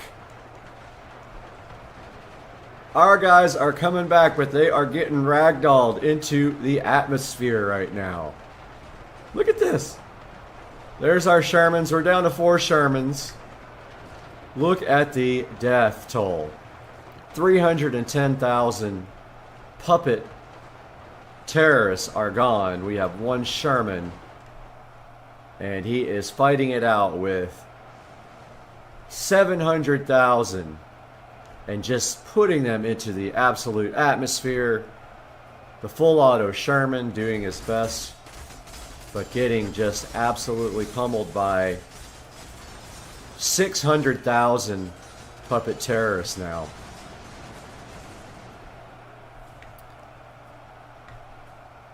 Where is the rest of our tanks? It says we have 1 more tank. I am not seeing 1 more tank. Look at this. The game is super confused right now. There is absolutely nothing left, but they think that there's a tank right there, and they're all just trying to get the tank. This is amazing. Look at this. They are so confused about it. A bunch of cookie monsters running around, thinking that they're attacking something, but they're actually just confused in a big group. Oh my god, this is great. Okay, so they were able to overcome 1 million puppet terrorists is what they're called. We're able to overcome our 10 full auto Sherman tanks. So let's put, I don't know, let's put some full auto archers in there. Why not? Let's put 50 of those in there too. Let's see what happens. Here we go. Let's see who's going to win this. 1 million. 1 million puppet terrorists. 10 Shermans. And I don't know where the full auto archers are. I didn't even place them. They might be off the map. Look at the carnage and the launching of the full auto. I mean, of the puppet terrorists. I guess I should have been more aware of where I put the full auto archers, because I don't even see them. Look at our Shermans, full auto Shermans doing damage here. They got 300,000 kills on our puppet terrorists. I don't even see Team 3. Maybe I didn't add it. Let's go back. I don't think I added Team 3.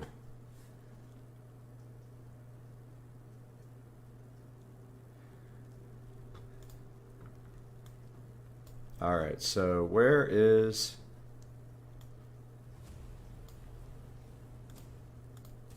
So I don't even see Team 3 on the map.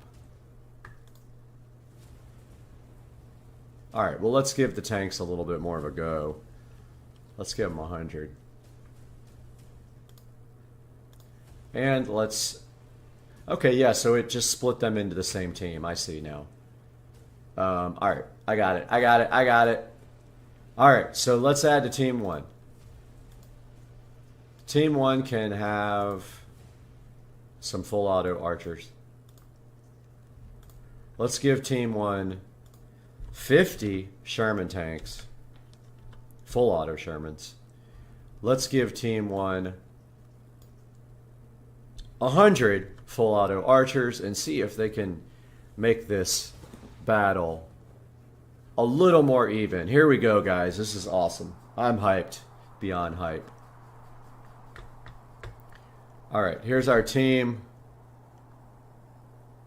I don't know. I don't see the rest of the team. So odd. Look at the firing coming from the puppets. And our tanks are not in range yet, but our puppets already have kills.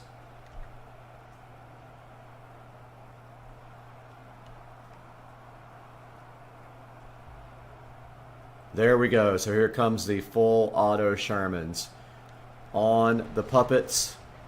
And look at the flying puppets being launched into space. Not all of them dying, but check it out. Look at this. I love this when they just come right back down with their guns. Like, they're getting shot in midair too, which is amazing.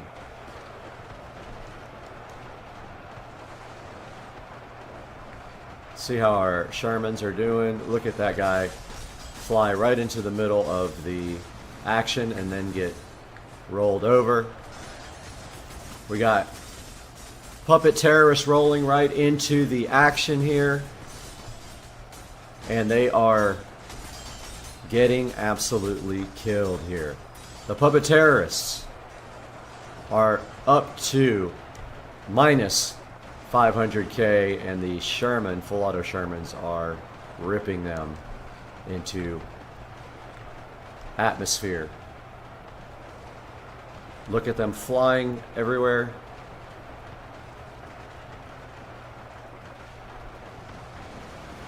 And this is what it looks like if you're a puppet terrorist.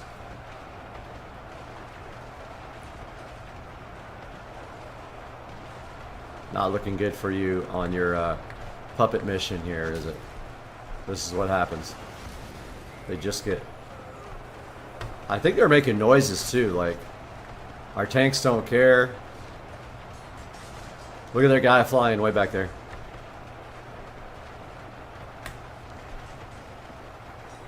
Seeing if we can track one and keep it in our sights. That one just kind of hit the ground.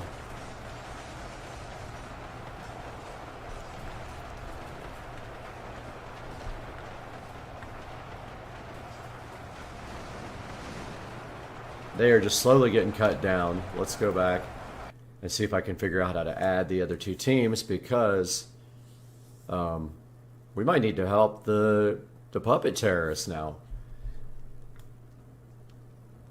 Team 1, Team 2, Team 1. Yeah, I don't get why it's not showing me this red. Like, I see the first two teams, I see the green, I see the blue. I'm not seeing the red going into the battle. These maps are huge. Watch how far you place your armies apart. Where's the red? Watch this. So if I add...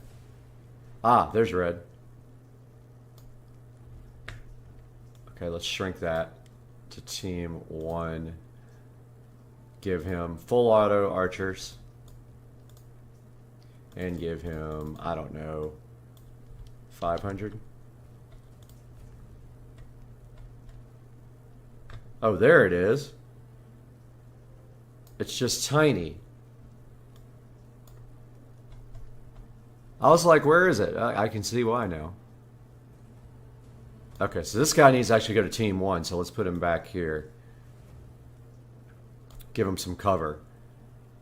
So now the cover will come from the tanks for the full, or for the, no, we need these on the green. What am I talking about? The green's the one suffering. We'll give them cover from the puppets, and then we'll put them behind the puppets. Let's do that. Now let's see if our full auto archers can actually help our puppets, who are getting just absolutely destroyed by our tanks here. And we should see some full auto archers behind our puppets back here. Where are they? Oh, they are way far apart. Let's get it going. I think I spaced these guys way too far apart. These actually have some really good range, these puppets.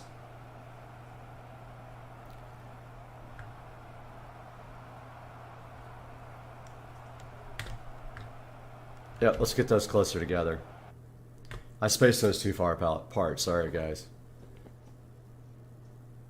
Let me get those moved in a little bit closer so we don't have to wait all day.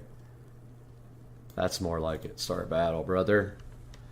Let's go. Let's go, brother. All right. Now let's see where we are. Oh, yeah. Our full auto archer should be back behind. Oh, I forgot to move them forward.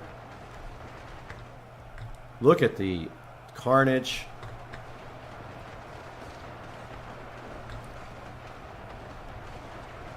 Let me move our full auto archers up because they're still way far behind and they're not able to assist our puppet terrorists here.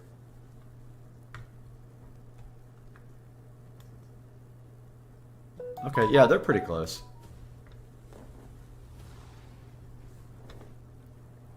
Alright, we'll do that again. Computer does not seem to be taxed except at the very beginning. Let's hip hip.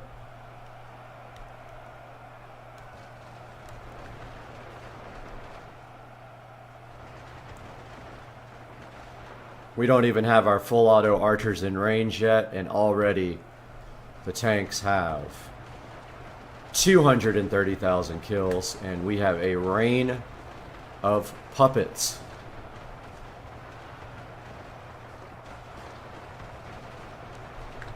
Happening.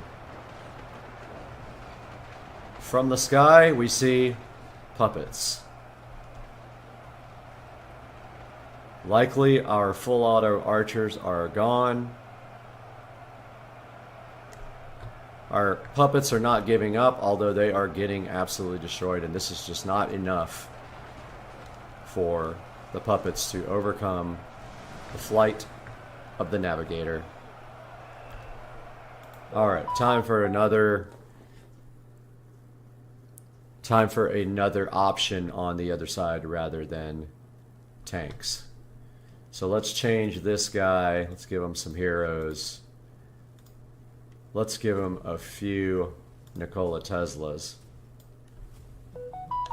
Let's try 5,000. Now we got Team 1, 5,000 Nikola Tesla. 500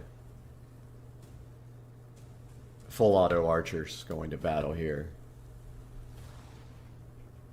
Should be interesting.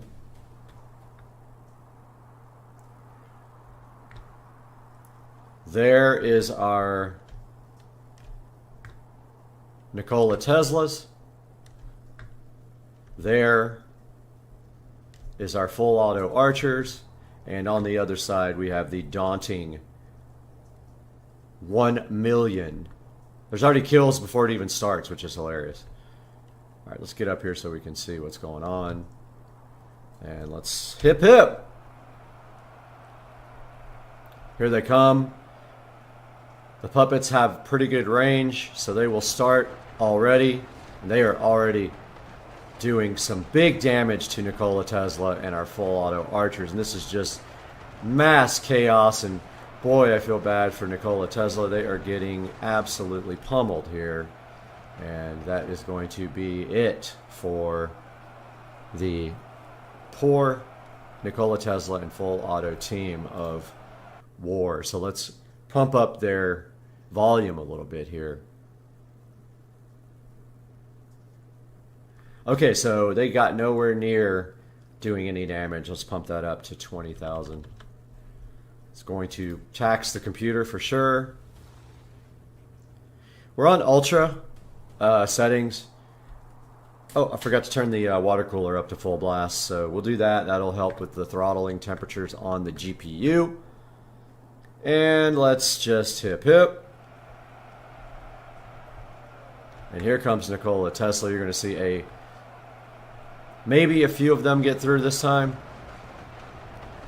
And the puppet terrorists are already doing damage to our Nikola Teslas. It's just an unbelievable death sight here. And our poor Nikola Teslas cannot even do anything due to the massive onslaught of the puppet terrorists. Nothing. These puppet terrorists are pretty brutal. Let's knock them down a few 100,000 here. So let's knock the puppet terrorists down to 500,000.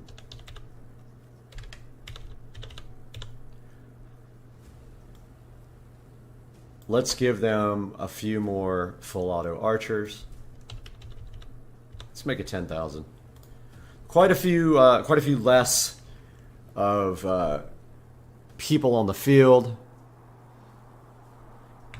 So it should be less taxing on everybody and the GPU, which the GPU is fine right now. But here comes our army of quite a few Nikola Teslas and full auto archers who haven't even fired yet. They are already getting cut down.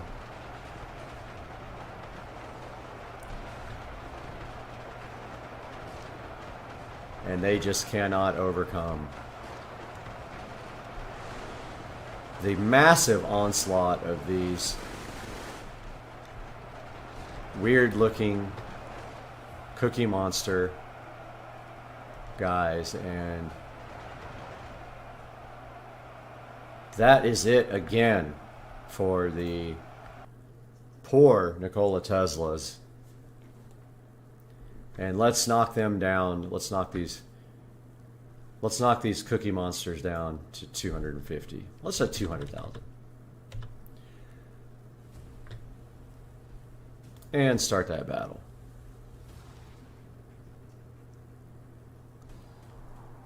Computer still not having an issue. I think turning on the fans. I had my liquid cooler fans on low. Now they're on high. And here comes our brave army of Nikola Teslas and full auto archers, and they are still not even close to doing anything here.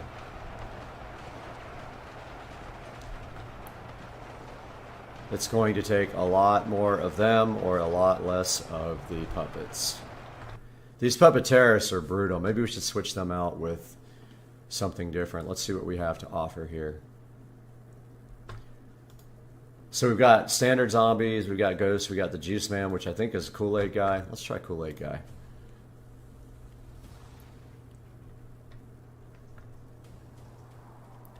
let's look at our team of misfits here. There's all our full auto archers, all of our Nikola Teslas. And on this other side, we have a bunch of hay Kool-Aids with a bunch of ice cubes on top. Now let's see what they can do from this side.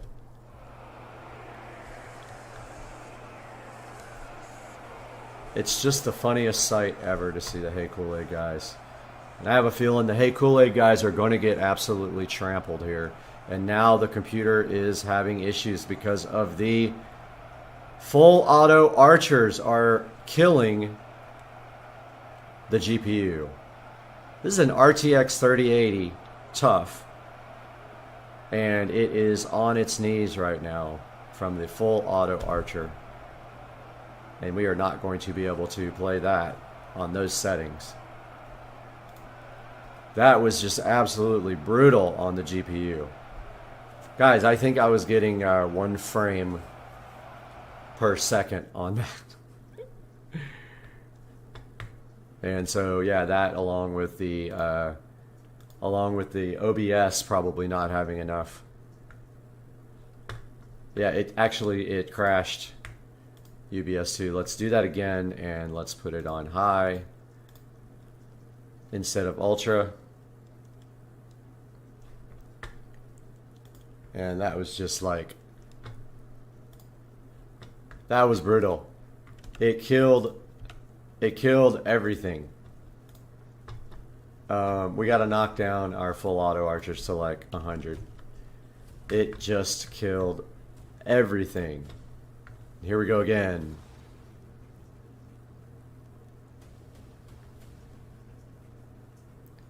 And it did load properly. As soon as our full auto archer started firing, that was it. It was like, nope. No GPU power.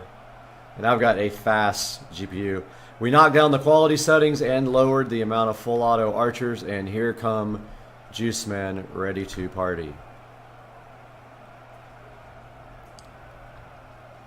And I don't know why the full auto archers are not firing yet. Oh, they're in the back. There they go.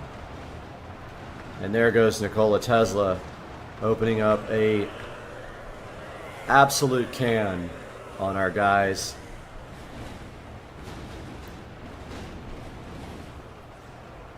We have a lot of Kool-Aid guys though, a lot. And there's some full auto archers doing their damage, and you can see our Kool-Aid guys are bloody here.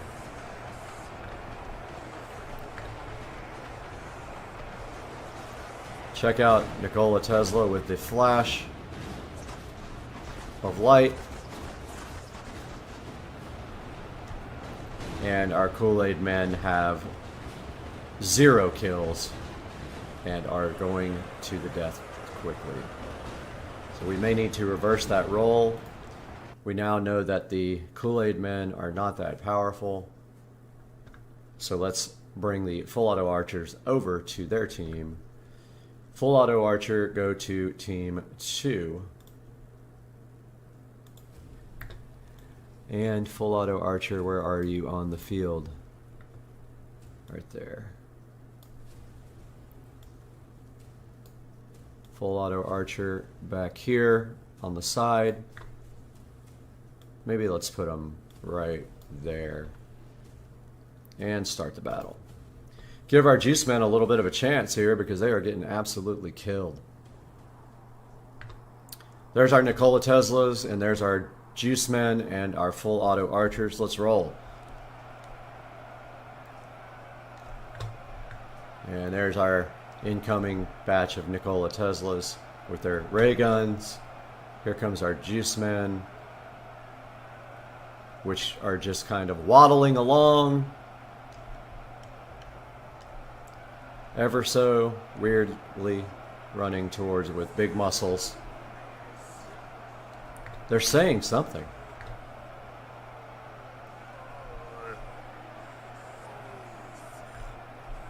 I can't hear what they're saying, but they're talking. And here they come for the fight. And they are getting pummeled. Where's our full auto archers to save the day? Right there. They go. And they're giving Nikola Tesla hell over here. The full auto archers. Check them out. But our Kool-Aid guys are very tough to get kills with. Very easy to kill, it looks like. But this is a pretty even battle. It's almost dead even right now. There's our Kool-Aid guys. They're like making an O sound. And they are getting overtaken by Nikola Tesla here with the ray gun.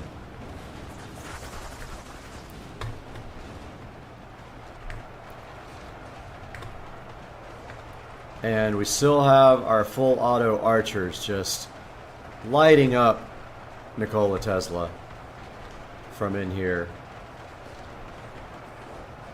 Look at the full auto archers go. Look at that battlefield, guys. And there is the strength of the full auto archer. Let's go.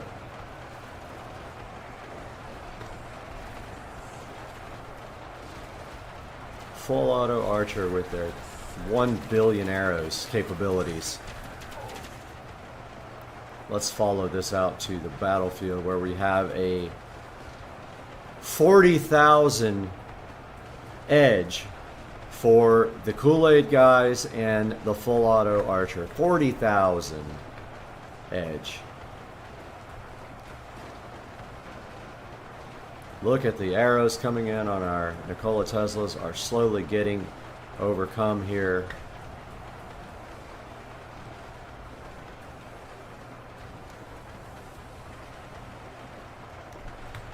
And that full auto archer is doing the trick, or was doing the trick.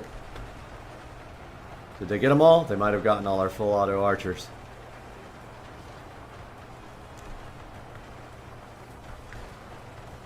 I think that they have taken out the full auto archers, which means that the Kool-Aid men are in trouble here. Oh, no, there they are. Our Kool-Aid men still got a chance as long as we have these guys in the fight.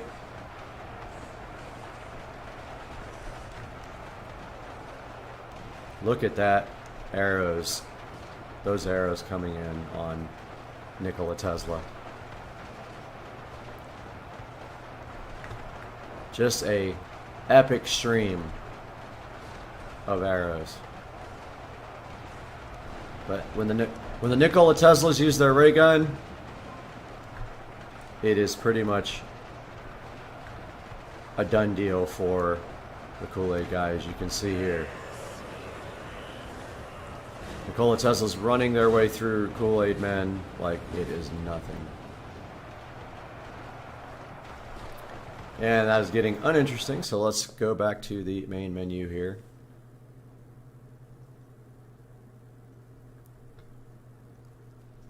And let's change the map to the city of Troy. And let's take the... Let's see, I can't even see the red team anymore. Let's get rid of them. And let's do some City of Troy fun here.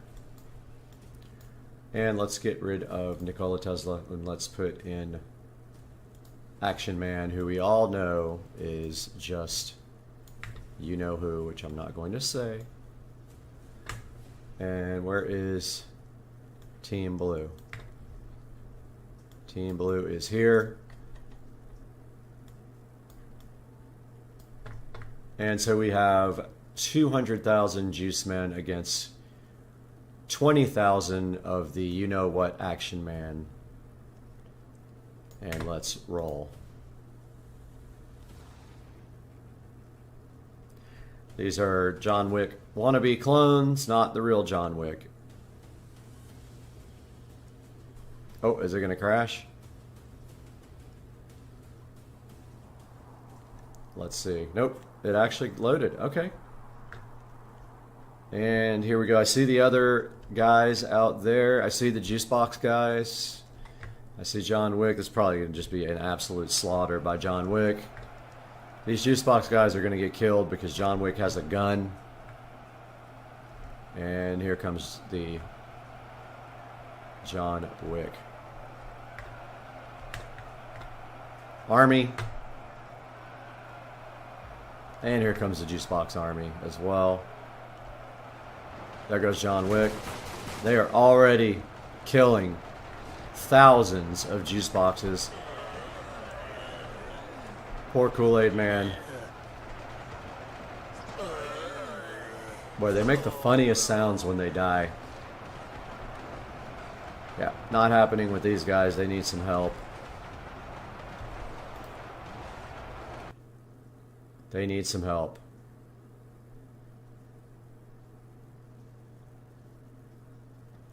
Let's give Team 2 some help. Team 2.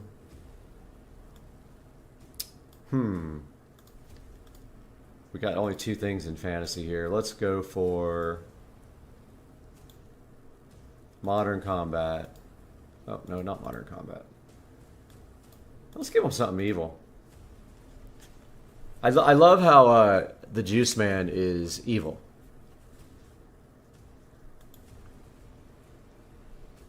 Alright, so we got these guys mixed in here. Let's put them on both sides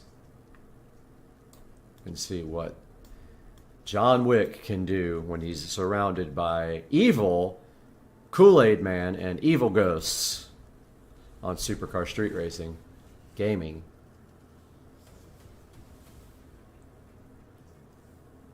This is going to be cool. This is going to be cool.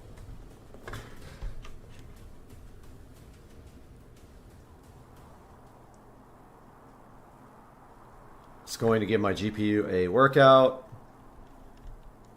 And as you can see here overhead, we've got our Kool-Aid army over there. We got our John Wick army there. And we should have our ghosts over there. And let's roll. Half the John Wick going for, a lot less than half going for the Kool-Aid guys. They don't need that many. These guys are going for the ghosts.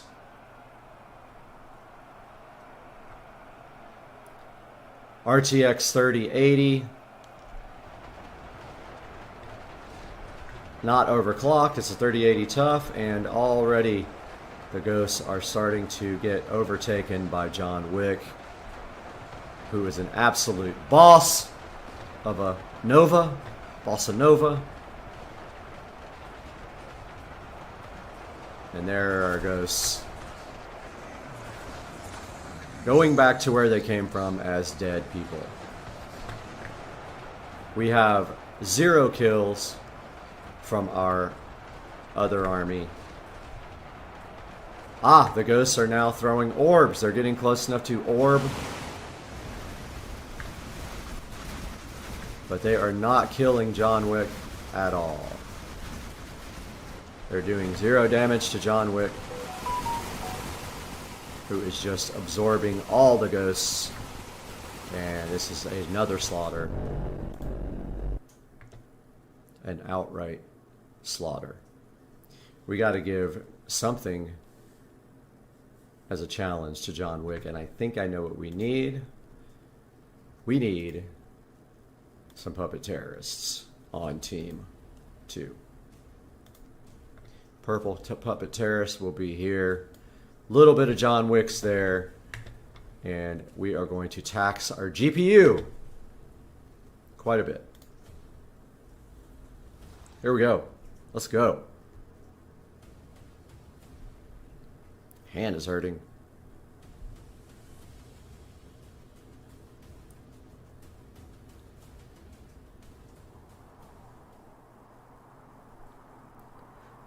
This machine has 64 gigs of RAM, RTX 3080 tough, and a 12-core AMD processor. And we have armies on every side of the John Wick action. Let's do this.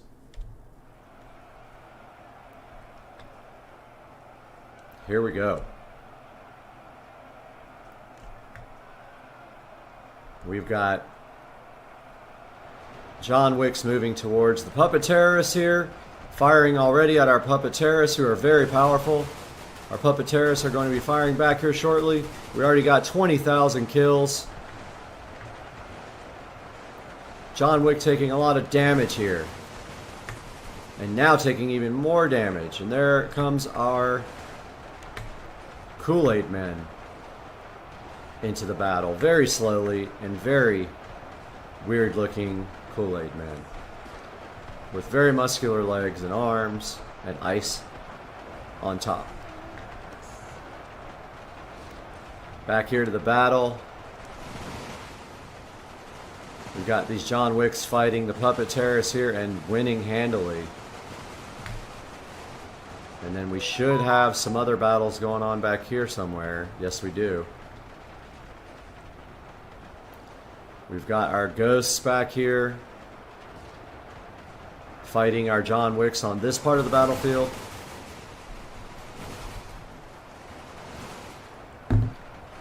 And mowing right through them as before. And now they are headed this way. Right into the wall. They just bump right into it and keep going. So they're headed to the other battle. I think that they eliminated all the ghosts. And the John Wicks have 430,000 kills here. Mostly probably are all Kool-Aid men, and the John Wicks are moving downhill towards our puppet terrorists.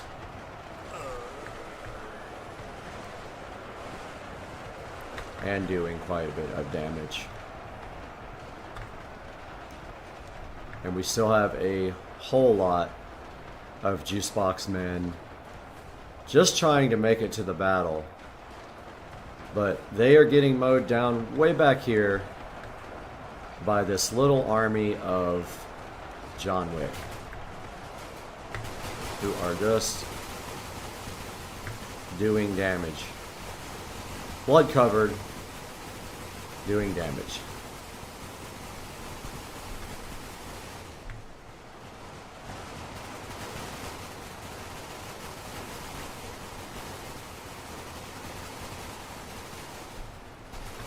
And now they are up to 545,000 kills.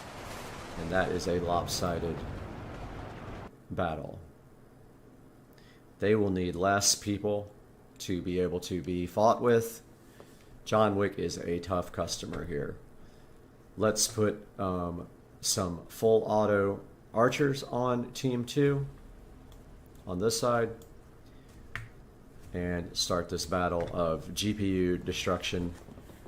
Because this is going to be GPU intensive once it finally loads.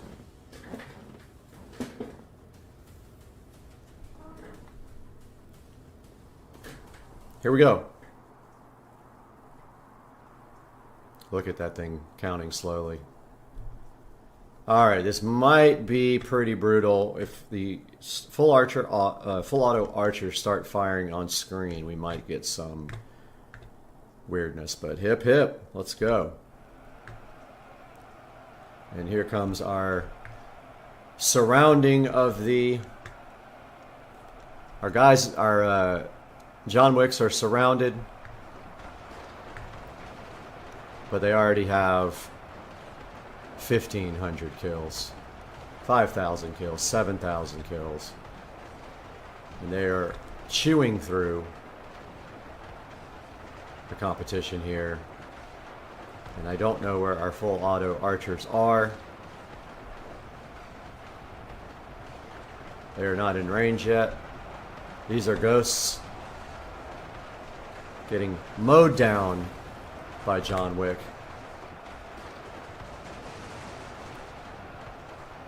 Yep, no full auto archers yet. Maybe they're already gone. And the biggest battle is happening over here where we have a 280 to 1500 advantage for John Wick just mowing over the competition. John Wick is getting the best of even that many. So let's knock the John Wicks down and make it a little bit more fun for everybody else. So let's go to Action Man and give him 1,000.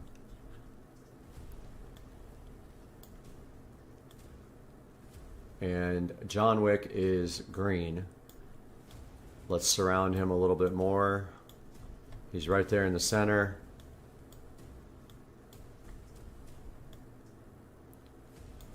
And these are very far apart, so let's go like that.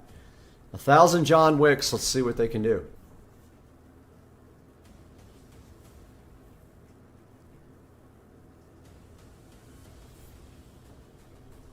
Still loading. Alright, so it didn't crash, that's good. It's been crashing a lot less as they've been improving the game, so that's great. And boy, this is a tight quarters. There's our John Wicks, and right there we see our ghosts, we see our juice men, and we see our puppet terrorists, and we should see our full auto archers somewhere as well. I don't see them. Is that them? Let's just start it. Hip hip.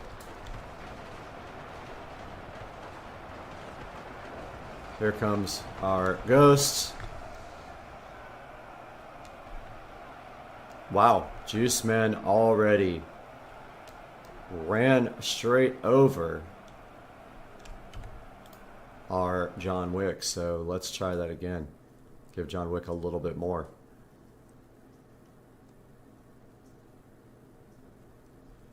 Alright, so our John Wicks are there. Oh, we got full auto, we got puppet terrorists twice. Let's make them full auto archers. John Wick's gonna have to have a little bit more. Let's give him 3,000.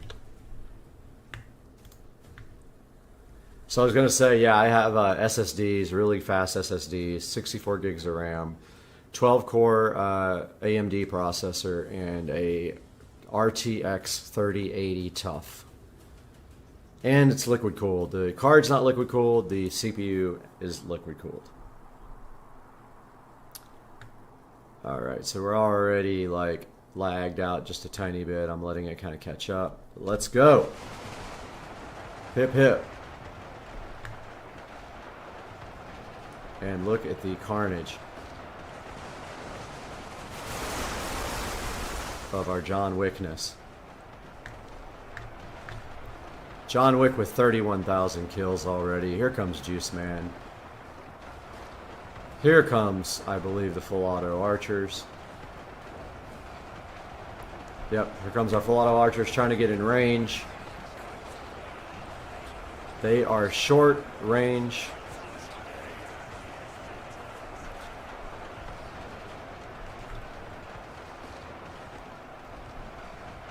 And here comes our Juicebox Man. Juice Man won again. There was just too many for... Too many.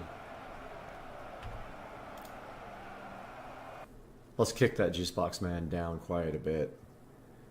There are too many Juicebox Men. They're just overwhelming John Wick at this point. Juice Man, we got 200,000. Let's knock that down to 5,000. Will also help with our lag.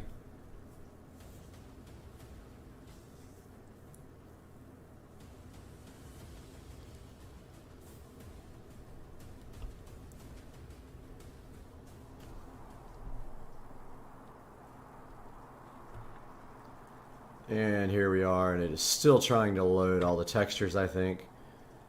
And let's hip hip. And the battle has begun, and John Wick is trying his best. And he has armies on all sides of him. Rather large armies, but he already has 30,000 kills, but he has lost.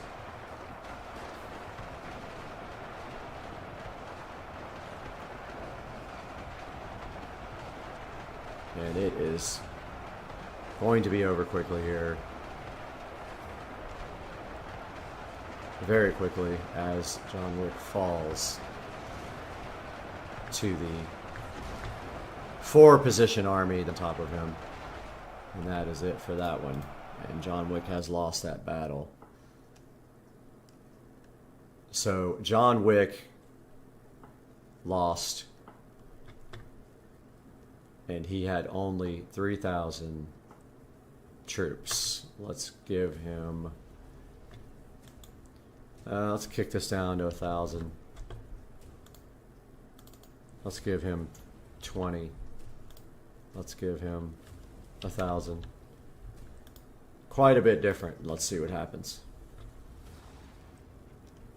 And this will be our last battle as we are approaching an hour of gaming. And this might be a slaughter the opposite way around. I think John Wick's going to take this one. My gut says. And let's hip hip. Here comes John Wick against a much smaller army on all sides. And John Wick already with the overwhelming of the other troops. And this is going to end quickly for John Wick. Look, check out John Wick has gotten all of the Jukebox men, and he is heading towards the other armies now. And he is super confused and he does not know what to do, so don't know where our other armies went. I think they already got them. They did. Guys, this one is over. And I hope you guys enjoyed SCSR gaming. We're going to call this one done for the day. I'll see you guys next time, man. Have a good one. Peace out.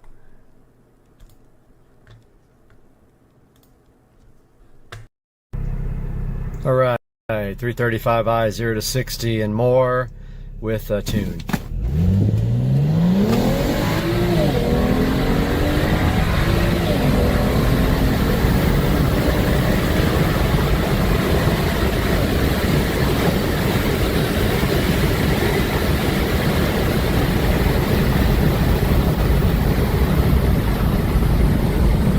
So that's transmission XHP flashed, stage 2, E85 30% mix with just downpipes and a tune. We are inside the Tesla, about to watch a video about me buying the Tesla. Pretty crazy, and we are watching it as it premieres on YouTube. I love this car.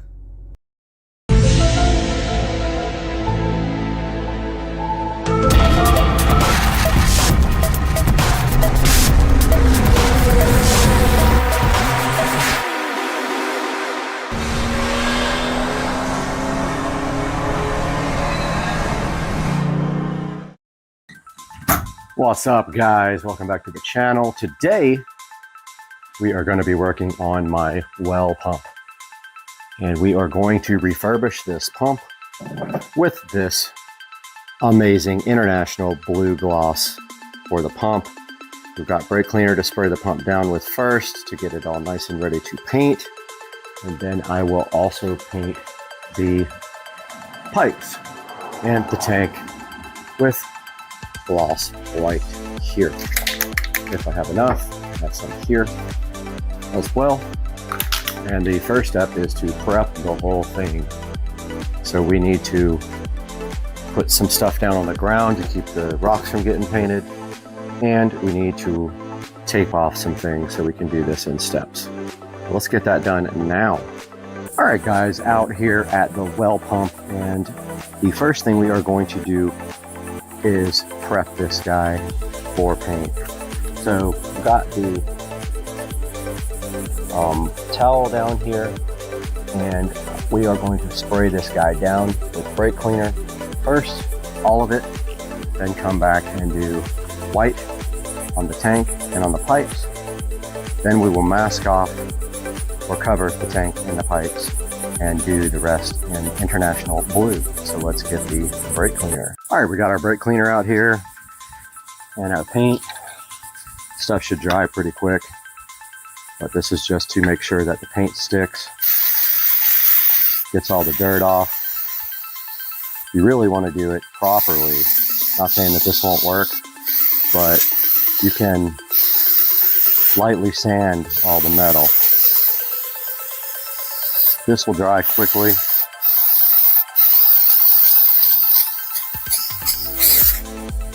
And we'll take